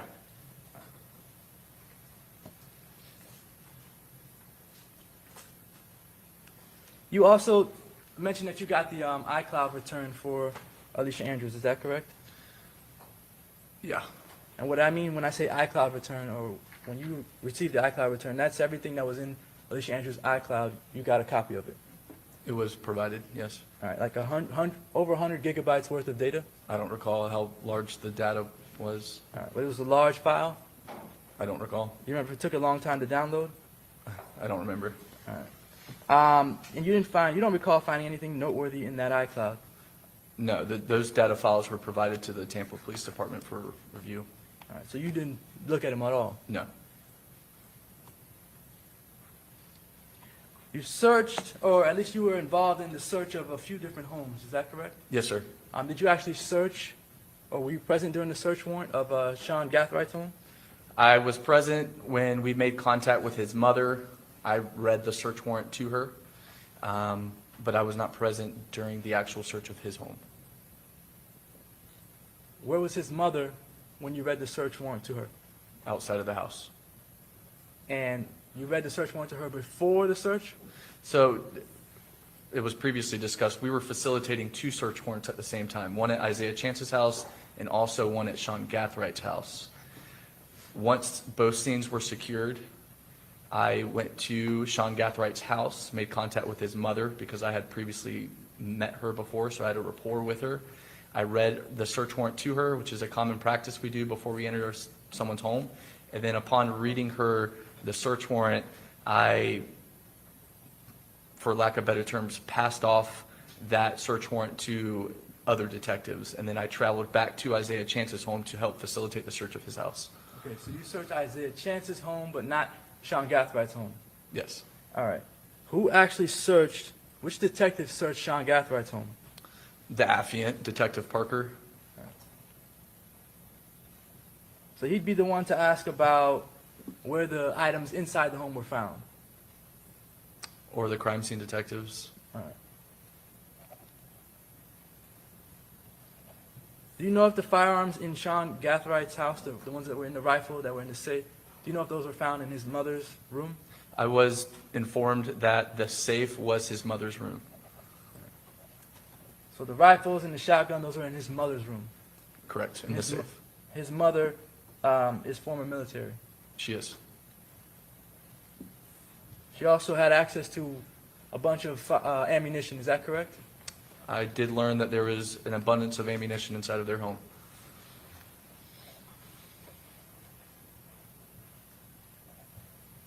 All right, so the arsenal of weapons and ammunition that were found in Sean Gathwright's home, were you ever able to determine what actually belonged to Sean Gathwright from what belongs to his mother? No. But surely, out of all the pictures, you've seen the pictures from the Yes. search warrant, correct? Yes, sir, I have. So out of all the pictures, you're not able to say what actually belonged to Sean Gathwright No. and what belonged to his mother? Correct. And Alicia Andrews' home, that was never searched, correct? Correct. All right. Why not? Well, law enforcement is held to a standard of having probable cause in order to search a home. Absent having probable cause to apply for a search warrant that would then be signed by a judge, you would simply ask for consent to search a home.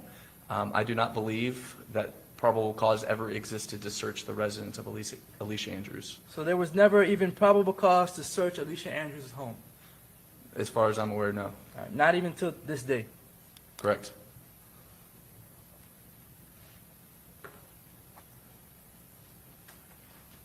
You mentioned on direct in October 2023 shooting of Charles Jones, correct? Yes. An attempt at his life, Correct. and that crime has gone unsolved. Yes, there's been no arrest on that case. All right. And there's also no probable cause to arrest anyone for that case at this point, Correct. 2 years later. Yep. Certainly, Alicia Andrews is not a suspect in that shooting, correct? Not that I'm aware of. You have any indication that she even knows about that shooting? I don't. Do you know of a woman named Aaliyah Albritton? Yes. One second.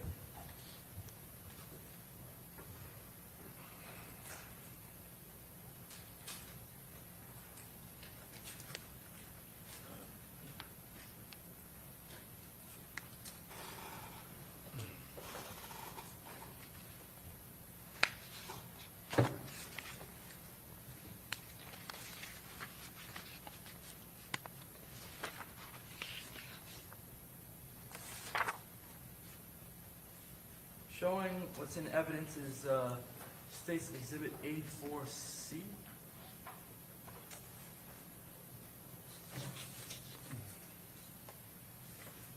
Now, you're not the gang detective for ATK, is that correct? Correct. All right. But do you know who Youngin Ace is? Yes. All right. That would be this individual here, Yes. the so-called leader of ATK? I don't know if he's the leader, but he's certainly the more well-known, prominent. Yeah, Okay, all right, so, you're aware of his brother, this Trayvon Bullard? yes, sir. Nickname is Quan Quan? Yep, 2 times. All right. And Trayvon Bullard, and Quan Quan, 2 times, he dated at one point Aaliyah Albritton, correct? I was made aware of that, yes. All right. And Trayvon was killed. Do you know who killed him? There's been rumors, but no one's been arrested. All right. No one's been arrested, but 6 Block takes credit for the killing. Is that correct? Yes. All right. And Charles Jones himself rapped about Trayvon's killing Yes. and has made disrespectful music towards the death of Trayvon. Is that correct? Yes. All right. And did you speak, by any chance, did you speak to Aaliyah in this case? No, sir. All right. When you were investigating, you were aware that Aaliyah was with Charles Jones when he was shot and killed? Yeah. All right. And that was despite the fact that Aaliyah dated someone that Charles Jones rapped about killing. Okay. You're aware of that? Yeah. All right. Did you investigate Aaliyah for any potential motive for killing Charles Jones in this case? That is a fair question. You're using the term investigating. This homicide occurred in Hillsborough County, right? So the duties of the Jacksonville Sheriff's Office gang unit specifically was to assist Tampa Police Department in their investigation. At no point, were we referencing Aaliyah Albritton for an interview. So no, she was not talked to on our behalf. So fair question, fair answer. You are in Jacksonville. This murder happened in Tampa, right? Yes. So you're not responsible for any investigation really in Tampa, is what you're saying? The legal jurisdiction of a homicide occurring in Hillsborough County has no implications for law enforcement in Duval County. But just in the simple terms, you're not responsible for the investigation in Tampa. No. That's Detective Ramos. Correct. Another individual, he's the lead.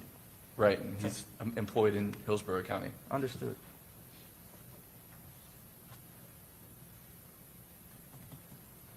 All right, so Alicia has an iCloud and Miss a phone. Those are Andrews. Two different things. Miss Andrews. Sorry, Miss Andrews has an iCloud and a phone. 2 different devices that would provide 2 different extractions. Is that correct? Yes. All right. And you also, in addition to the iCloud, you reviewed Alicia Andrews' phone, correct? Portions of it. Portions.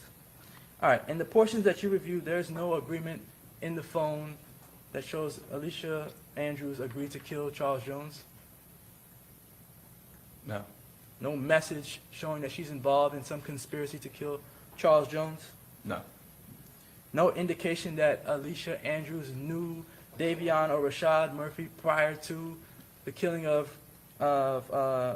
Charles Jones? Not from her device. And nothing in her device that would show or indicate that she had any sort of relationship with Sean Gathright prior to the murder of Charles Jones, correct? Correct. You listened to several jail calls in this case, right? I spend a large amount of my time on jail calls. How many jail calls do you think you listened to? Over the course of my career? No, just in this case.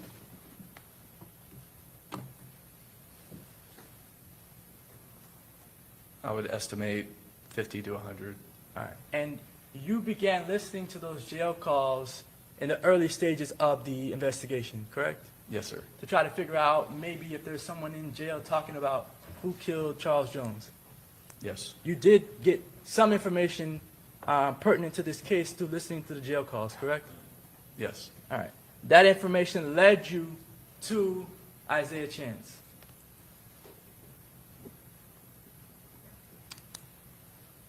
It was just another piece of evidence. I don't know if that led me to him, but Well, there was some evidence from the jail calls that you uncovered that made you believe that Isaiah Chance might be a suspect, correct? yes. All right. But never anything in the jail calls that led you to believe that Alicia Andrews was a suspect, right? Correct. No mention of Alicia Andrews in any of the calls? None.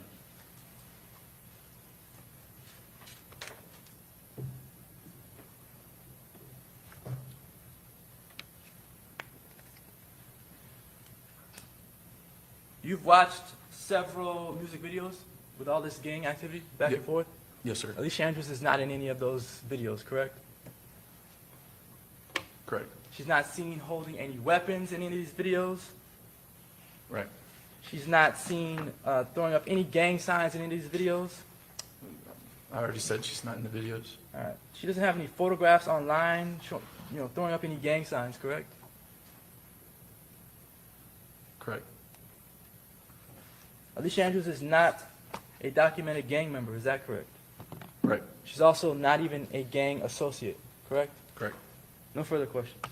Okay, redirect. Very briefly, Your Honor. You were asked about some jail calls that you reviewed in Duval County. Were those jail calls that occurred immediately after the death of Charles Jones? Yes. And were those jail calls between gang members or their family members identifying Gutazay or Isaiah Chance as the person who committed the murder? Yes.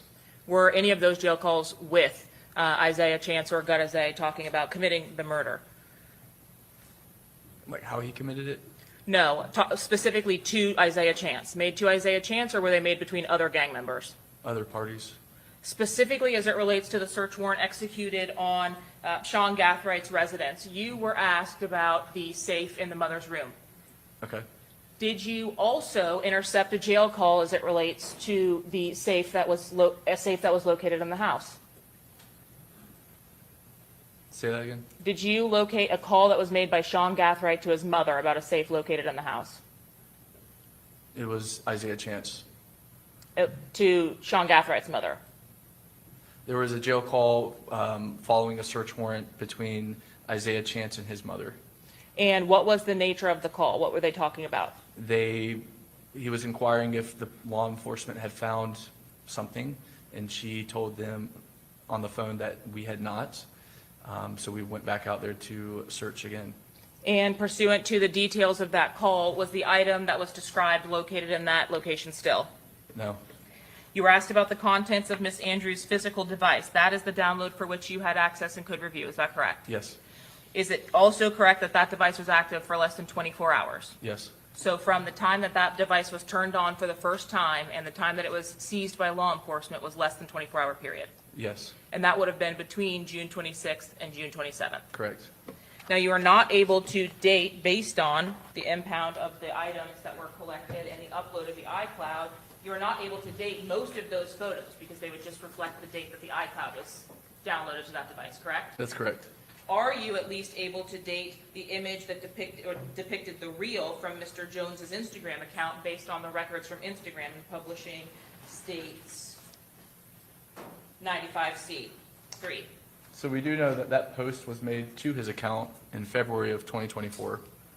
So at some time between February of 2024 and when that phone was impounded in June of 2024, that item was preserved or saved to the device? Yes. You were asked about probable cause to search the residences associated to this case. Was there sufficient evidence by way of cell site data that put the devices at both Sean Gathright and Isaiah Chance's residence, as well as video footage that put all of the suspects or some of the suspects at those locations? Yes. Did that assist in allowing you to get probable cause for those locations? Yes. Was there direct evidence that the defendants in this case had been to Ms. Andrews' residence for you to apply for a search warrant of that residence? No. And when you specifically indicate that you had been to Sean Gathright's residence, have you had an opportunity to review the surveillance footage which is depicted in State's Exhibit number 98 from the security footage at Sean Gathright's residence? I've seen those videos, yes. Are you familiar with the security cameras that are affixed to the outside of his residence? Yes, ma'am. And are you familiar with that Victoria Lakes address at his home? Yes. Is that residence located within Duval County? Yes. One moment, Your Honor.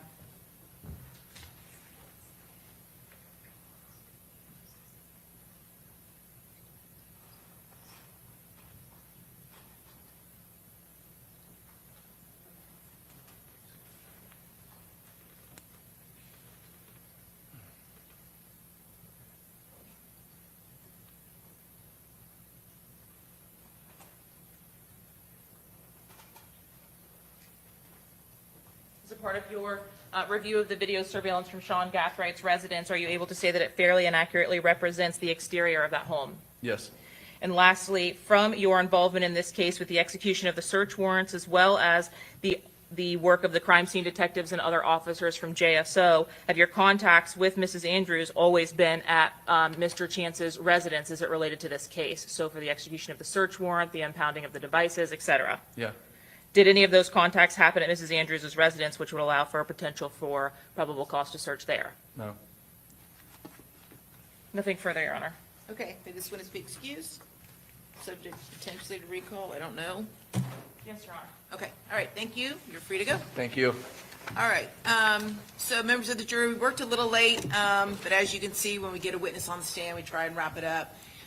So we will be in recess overnight, and just remember my previous admonitions. Don't read, watch, listen to any news accounts, social media accounts related to this case. Don't talk to anybody about it, and don't do any independent investigation or research. See you all tomorrow morning at 9 a.m. Thank you. All rise.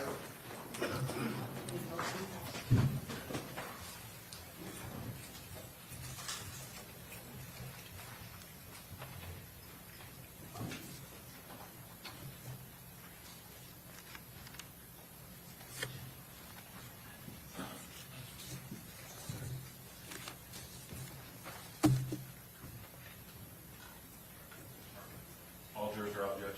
Okay, very good. Okay, everyone have a seat. All right, what's the lineup tomorrow? Judge, it is going to be Amara Drew, Louis Beth Cortez Rodriguez, Detective Juan Ramos, and Detective Benjamin Morris. Okay. All right.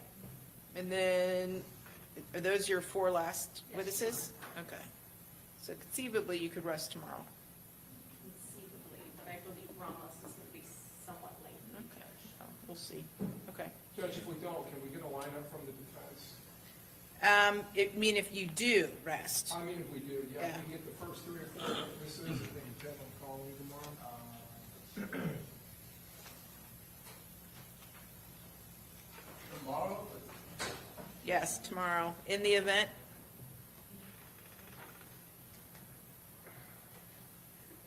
It would be Robert Howard. So if you can watch tomorrow, I mean, I don't know. Do you want him transported tomorrow? I can.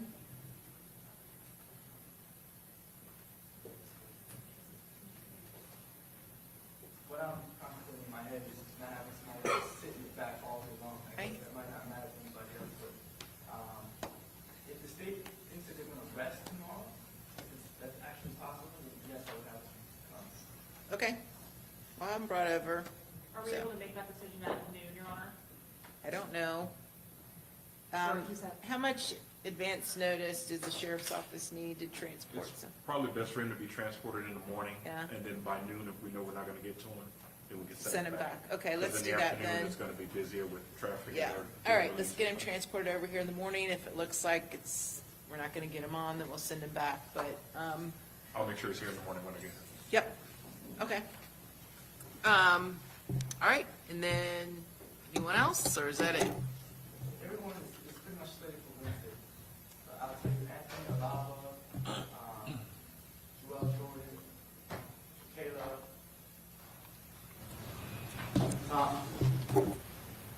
Tom Pullen.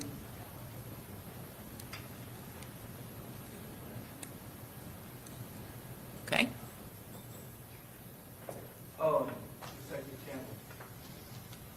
Detective who? Campbell.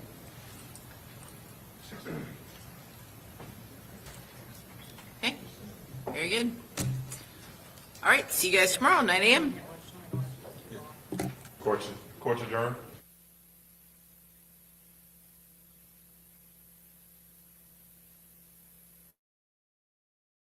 Y'all know the crazy part about this is that the prosecution team had actually had him on their list.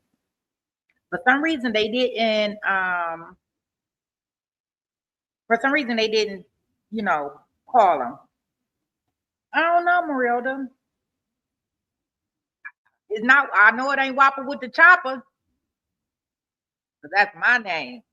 You can't have my name. We can't have the same name. He was in the vehicle from my understanding. He is also,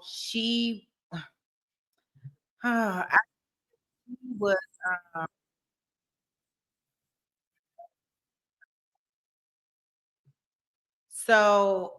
it's to my understanding that she was his brother was unalived, or he's in jail right now because he unalived one of the Murphy brothers' cousins or his family member or something. So I don't know why they're bringing him in. I guess this to testify that maybe the beef was more or less between the two brothers who came in and unalived them. I don't know, but it's funny that the prosecution team only has 4 more witnesses, and I don't think I'm near with them yet.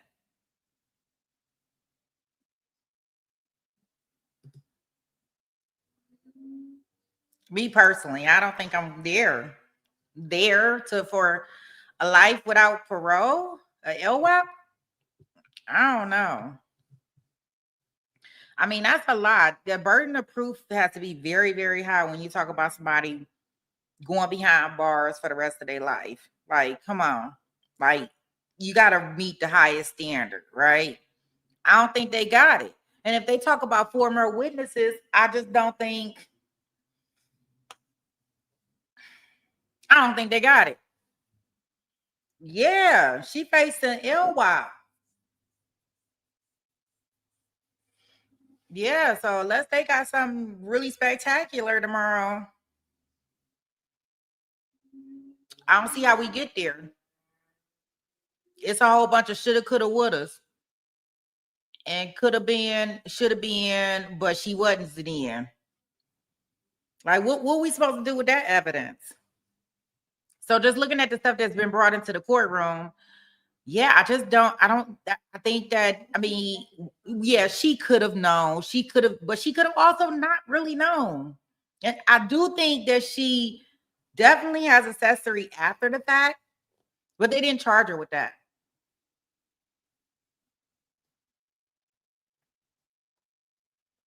Yeah, she should have never been there. Like the only girl. Like, why? That's what I'm saying. Like, why was she? If it's presented the way the defense is saying it, she was the only girl, right? She didn't know the other guys. They're saying that she didn't know like the Murphy brothers or Sean Gathright. So if we take that off the table, and the only person she knew was her boyfriend. He might have been in so deep, right? And he just didn't tell her, but I do believe that she knew afterwards.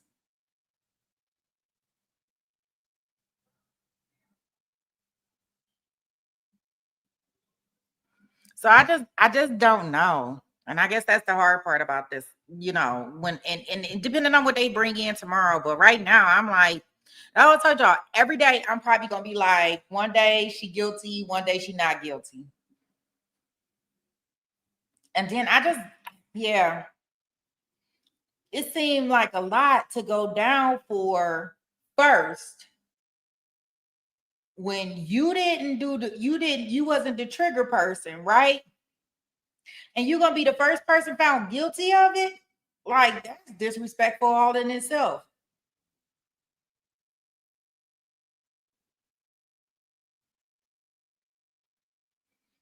Well, that don't mean she know all his friends, Tanya. She may know some of his friends. Like, her friend even said that she only seen Chance like a couple times. So I guess it could be possible. Shoot. Maybe the DV is true. Maybe he was, popping her and she didn't come out.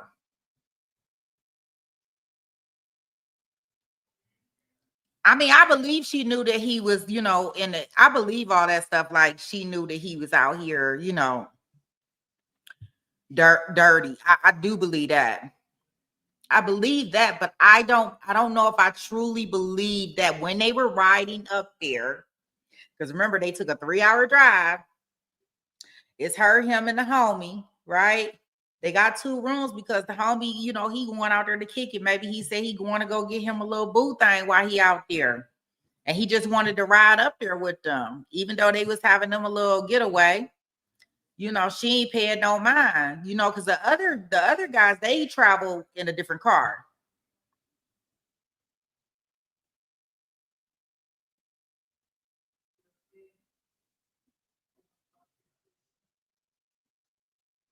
Yeah, he definitely got her pregnant before they went in. They was definitely doing some things up in that hotel room in that Airbnb. What's up, Coffee? Welcome.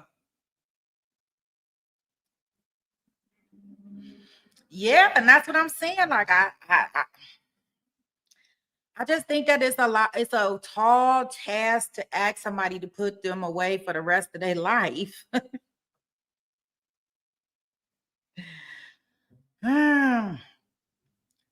For this, you know, and I mean, they got the other 4 people, right? Now, I definitely probably think that they didn't did it. But if she's not, from my understanding, she don't even have a driver's license. She can't even drive.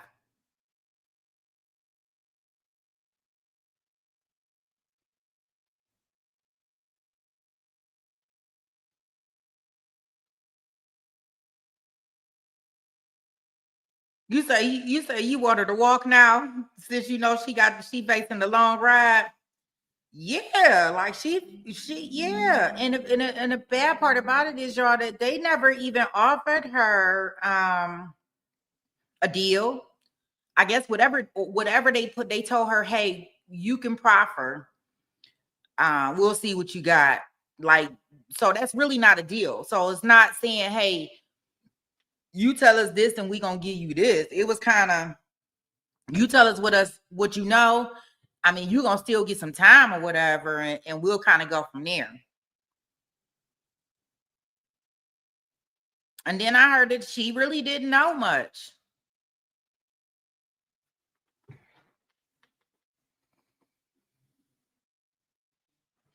Yeah, so it's interesting to see how this one is gonna play out. Definitely, for real. Yeah, they haven't presented enough. Not enough for me to be like, oh, she guilty. Yeah. Mm-mm. Got nothing for her to go up on. Yeah, and you know, her boyfriend, that, you know, the baby daddy, he can't really testify, right, to help her because he's trying to help himself. So he can't really get on the stand and say anything.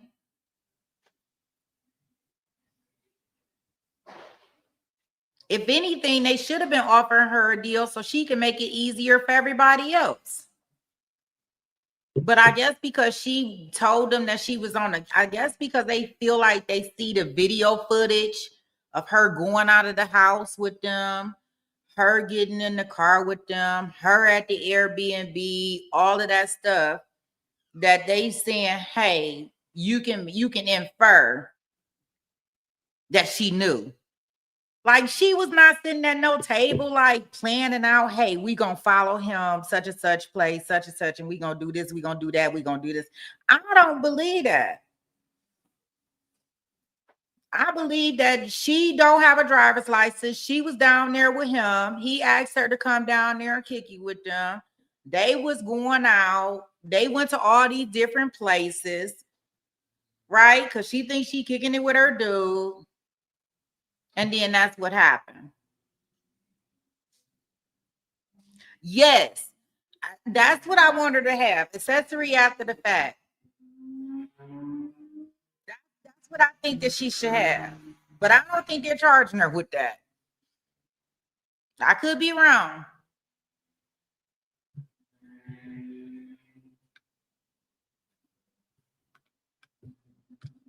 Yeah, that's what I'm thinking. Some accessory after the fact. That sounds like a good deal right there.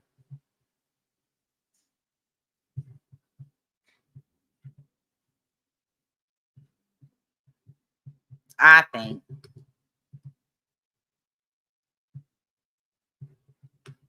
For me, at least.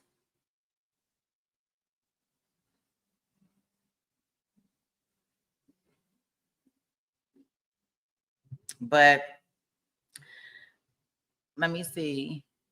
I see you got, let me see what you got in here, Morel. Do you say you should go do the closings for the defense at Judge Wright chase you out the courtroom? Like, get on out of here.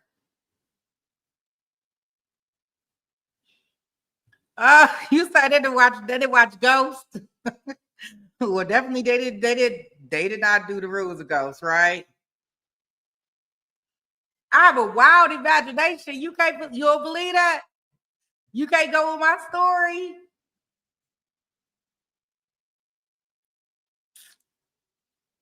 You say, what else they got? Like, I think my story is plausible.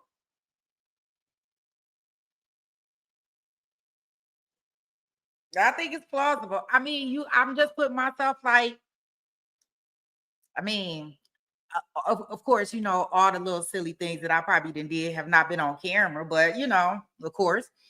But I can see, I mean, she 18, 19 years old, whatever, 20. They have been kicking it. They probably have been back and forth. I mean, she was dating the guy's brother from the other that was on Foolio's side at one point in time. That her friend testified to, if y'all remember. So it almost reminds you like when they get into these little circles, like some kind of like the video vixens or the women who get, you know, they get with a millionaire and then they just stay in that millionaire circle and they just get passed around. That's how it sounds like in the gang circle. They don't never come out of that circle. They just go to the next millionaire or the next billionaire, and they just stay in that circle once they get in that circle. And that seemed like that's what they had going on in this gang. Like you go over here to one gang, you sleep with this guy, then you go over here to the other gang, you sleep with that guy. So it just seemed like that's kind of what they did.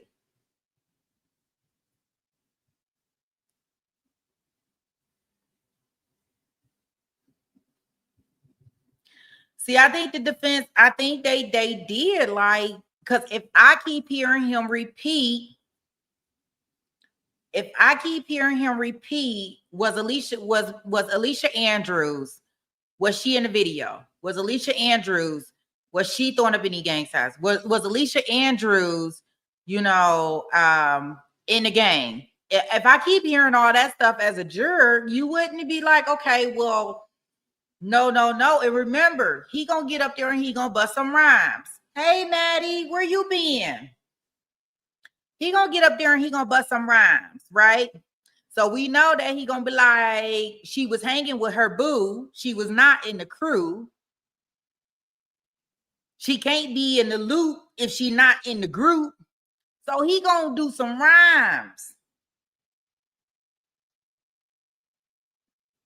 Morel, there go Maddie. Morel been looking for you, Maddie. She put out a bolo for you.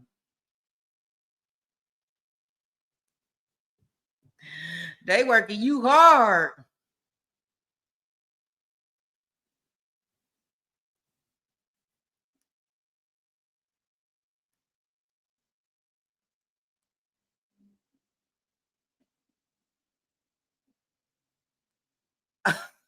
You say you do a rap battle?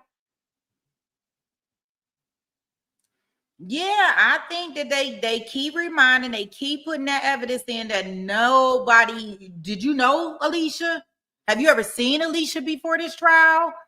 Have you, I mean, really, has she ever been on your radar? I think it's a tall task. You said there'll be at least 3 detectives tomorrow?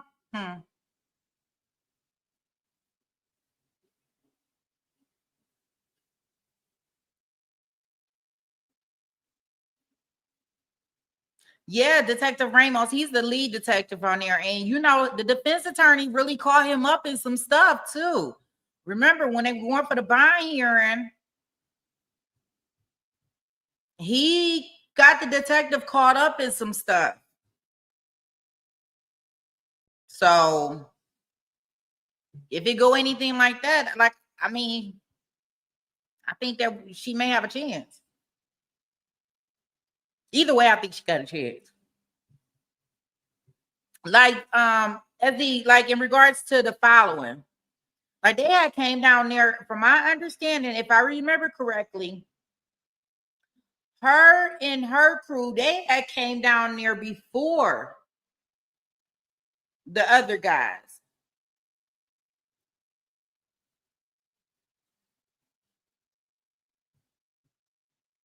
He may be without a license too, but from my understanding, I thought she didn't have a driver's license.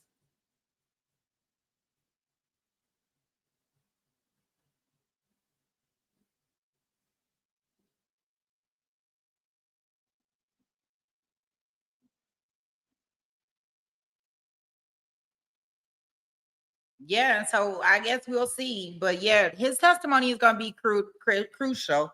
And like I said, I remember the defense kind of like tripping him up a little bit the last time.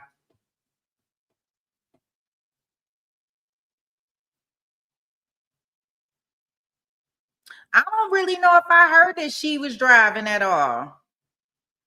I thought that he had the phone when they got out the car, and that's how they kind of saw it. But we can always see. You can always go back and check it out. So I know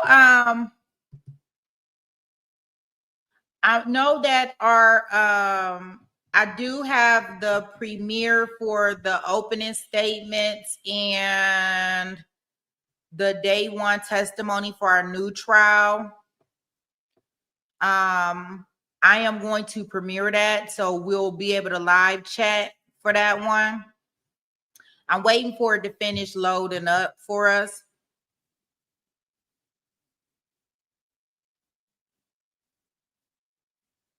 So once it loads up, then I'll go ahead and schedule it. I'm thinking it should be done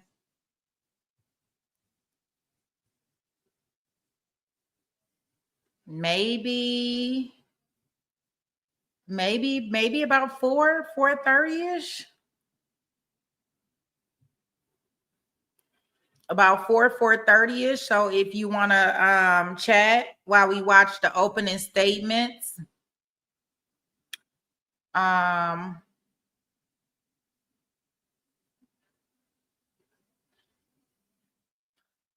nope, it's not 5 here. It's 3:17. Yes, 3:17. Yeah, so we'll watch the opening statements and the first day of testimony. It's only about 2.5 hours. Yes, about 2.5 hours because they took them out to the scene today for our new case. This is the hidden body trial. Unless y'all want me to stream it in the morning as a premiere, it's up to y'all. I can either do it tonight about, like I said, I think it'll be done about 4. We can stream it tonight around 4, or I could premiere it in the morning. You say gotta be careful with alcohol when you medicated. Yes, please.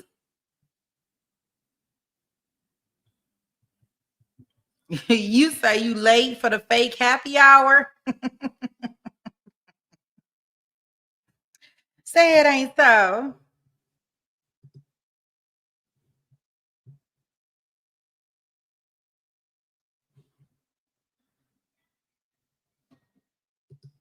Yeah, so this should all be very interesting, if you ask me, on how this plays out tomorrow.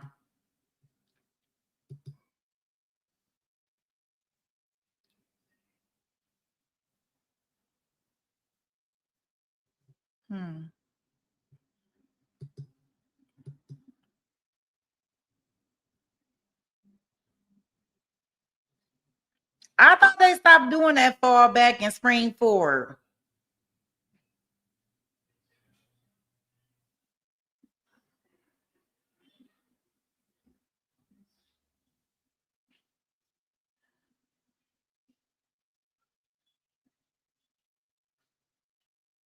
I don't know. People text and drive.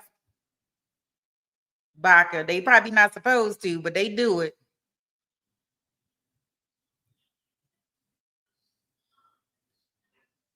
You say you be in La La Land. Yeah, it's still uploading, unfortunately. So, like I said, it don't matter to me. I could do it tonight or I can do it tomorrow.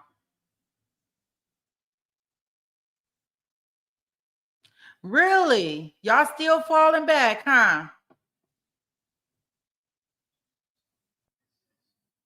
Oh yeah, we don't change no time here. We the same time here in Arizona all year round, which is good because I can't keep up. So I know we got Pretty Brown Girl. She got a bingo in today. So we got one bingo to add to the list. I see somebody else is close. Somebody didn't. Oh yeah, no. Yeah, I see somebody else is close too. And so we got Lynn, Pretty Brown Girl has one in there, and Baca.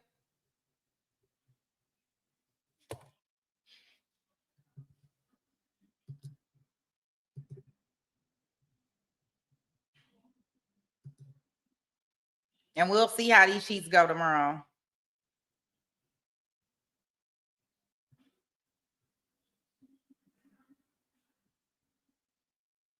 Well, yeah, we'll see. I don't know how we gonna do it. I don't know if I gotta switch out the sheets or what. I don't know. I keep yearning. I must. Oh, that's probably because up too dang on early. Okay, so oh, it ain't dark here. We got a whole bunch of sun right now. Sunny days.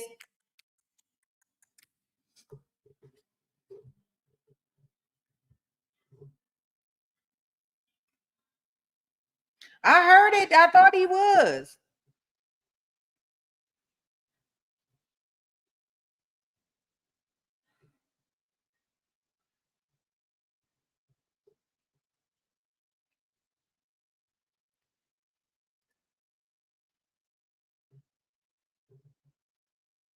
Yeah, it'll be getting dark. What about 5:30ish? They already pushed it back because it used to happen way earlier, right? Or is it when they spring back? Like it's a shorter period of time because it used to be a lot longer.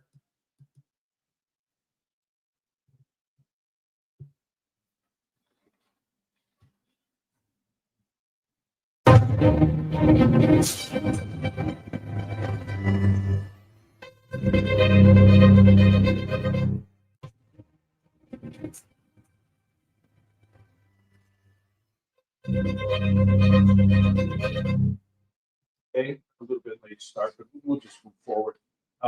So what's going to happen today is we are going to have opening statements by the parties, and then we'll have a couple of witnesses. And as I indicated, we will have the jury view after several witnesses. That'll be hopefully early afternoon. And then I'll give you specific instructions about what's going to happen. Okay, when so we yeah, it looks like So, it actually it's done uploading, but it's up to y'all if y'all want me to do it today or if y'all want me to do it tomorrow.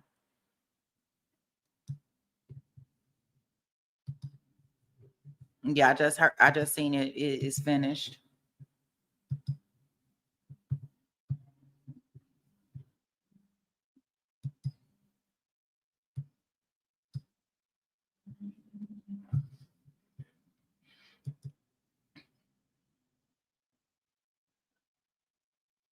Nothing. What you heard coming through was once it got finished uploading the premiere, it started playing the music. So that's all.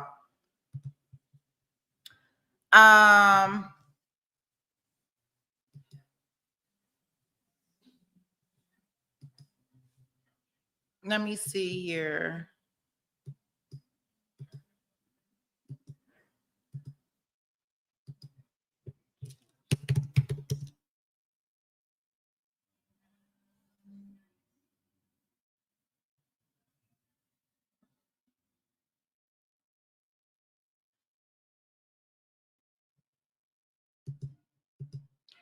I do have it's up to y'all. Do y'all want to do the premiere tonight or y'all want to do it tomorrow in the morning? I know you'll be asleep, SD, if I do it in the morning.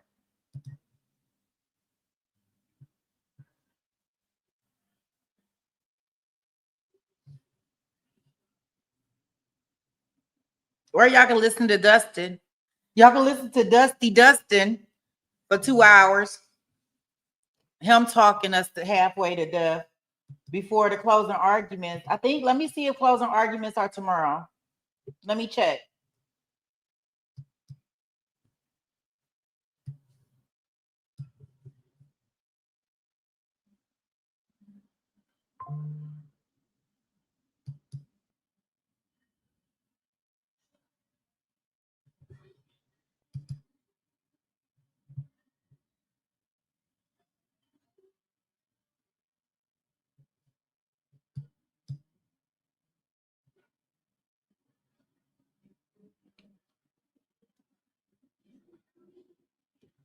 Let me see.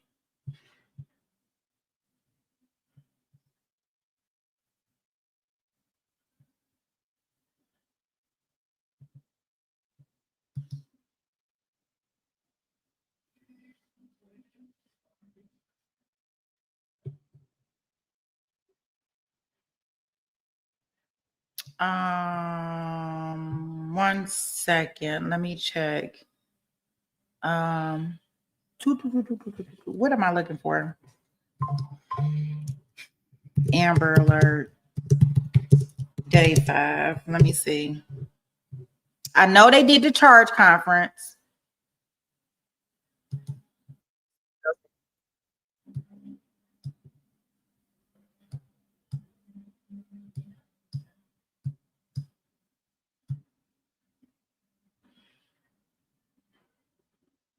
Okay.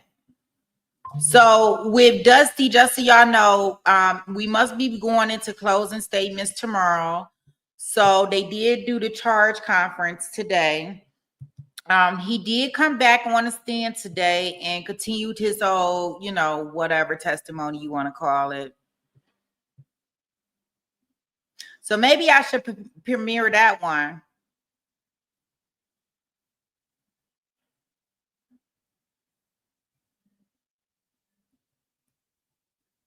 Maybe we should watch that so we can go into opening statements tomorrow. I mean, closing statements. Sorry, guys, closing statements. And then we'll do our opening statements for our hidden body tomorrow.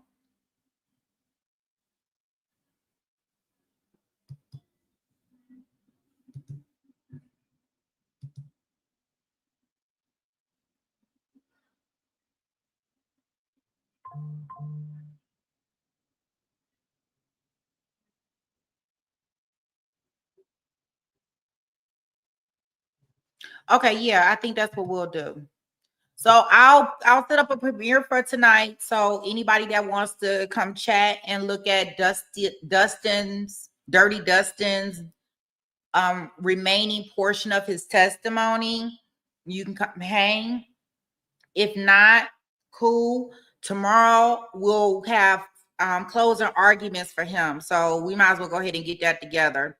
And I will start early tomorrow with another premiere for our opening statements, first day of testimony for our hidden body trial. Okay. And then we'll go into our Julio Foolio because I do not want to get too far behind on our new trial.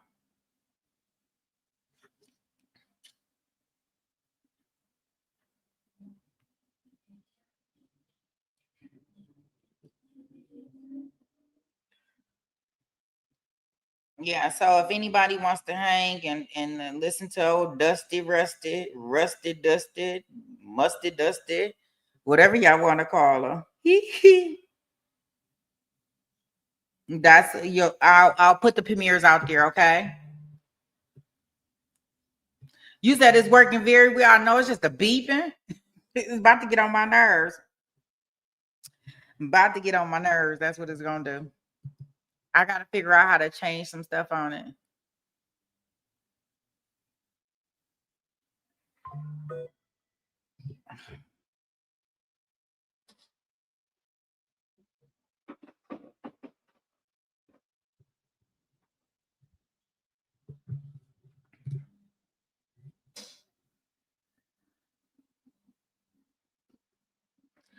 Why don't we watch it more now? Which one you talk about watch more now?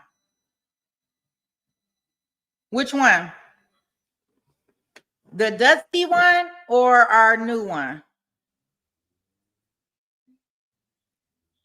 Which one? Which one are you talking about?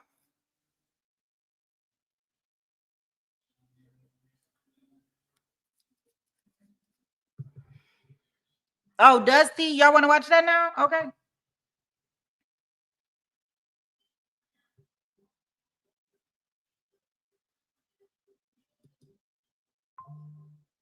I was gonna premiere right now.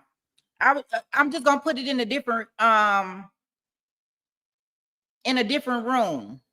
If that makes sense. So that's why I got to set it up like a premiere, but I'm gonna do it right now for us to go in there and watch if you want to watch it. And yeah, only because I want to keep his stuff separate from the Foolio stuff. Then that way we don't have to run it. We don't have to go into another room. If that makes sense.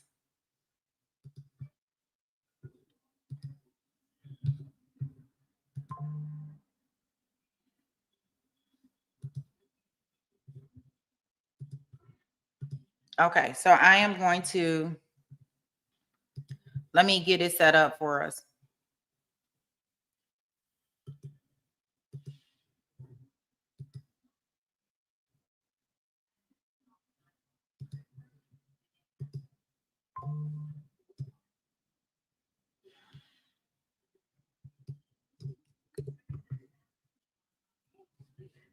Give me 2 seconds, guys. I'm up here getting it together.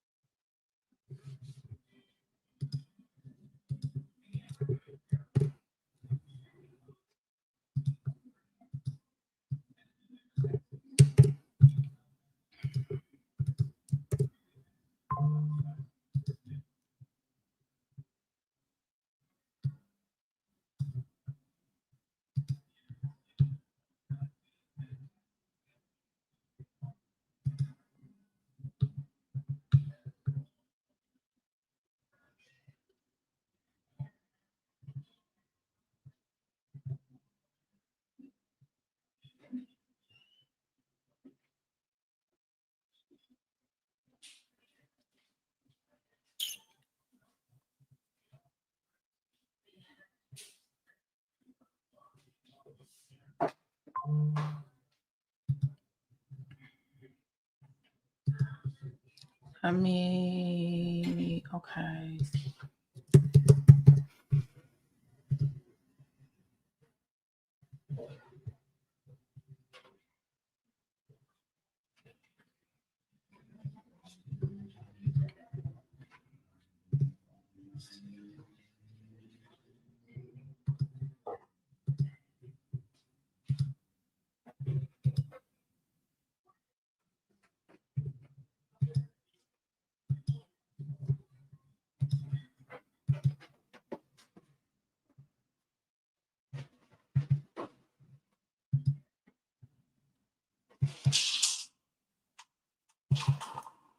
Okay. Untitled. Okay. I'm just trying to see what I put it up under. Oh, you fine. Go ahead.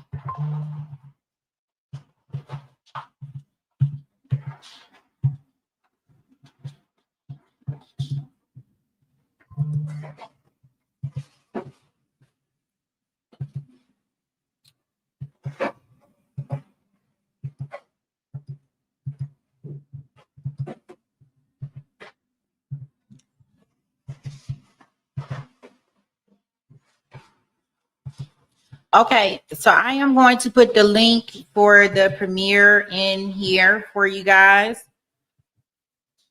Then everybody can kind of move over there and we'll watch it together and chat. See, it is a premiere. 27.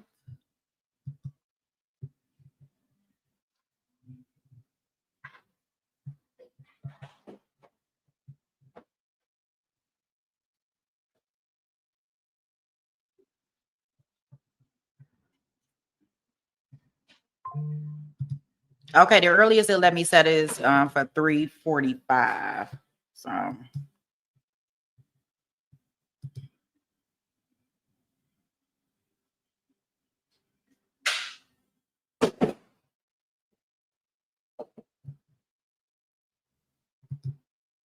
okay.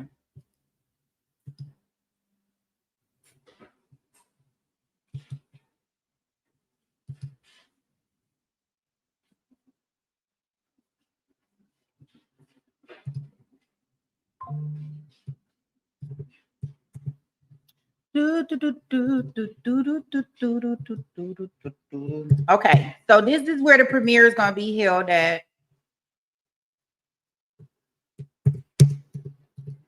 And we'll finish listening to our boy, Mr. Duran, get on the thing. And that way we can listen to his opening statements tomorrow. Okay, guys? So I'm going to pull us out of this room and we'll head over there. And then that way we can kind of listen. And I'm going to listen while I work. Right? And you remember that today you were in the right place, right?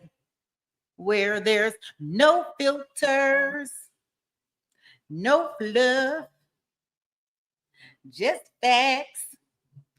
So you can be the judge. All right, guys. I will see y'all over there in the chat. We will hang out there and see what old Dusty talking about. Like with his old diarrhea mouth, but whatever. All right. See y'all over there.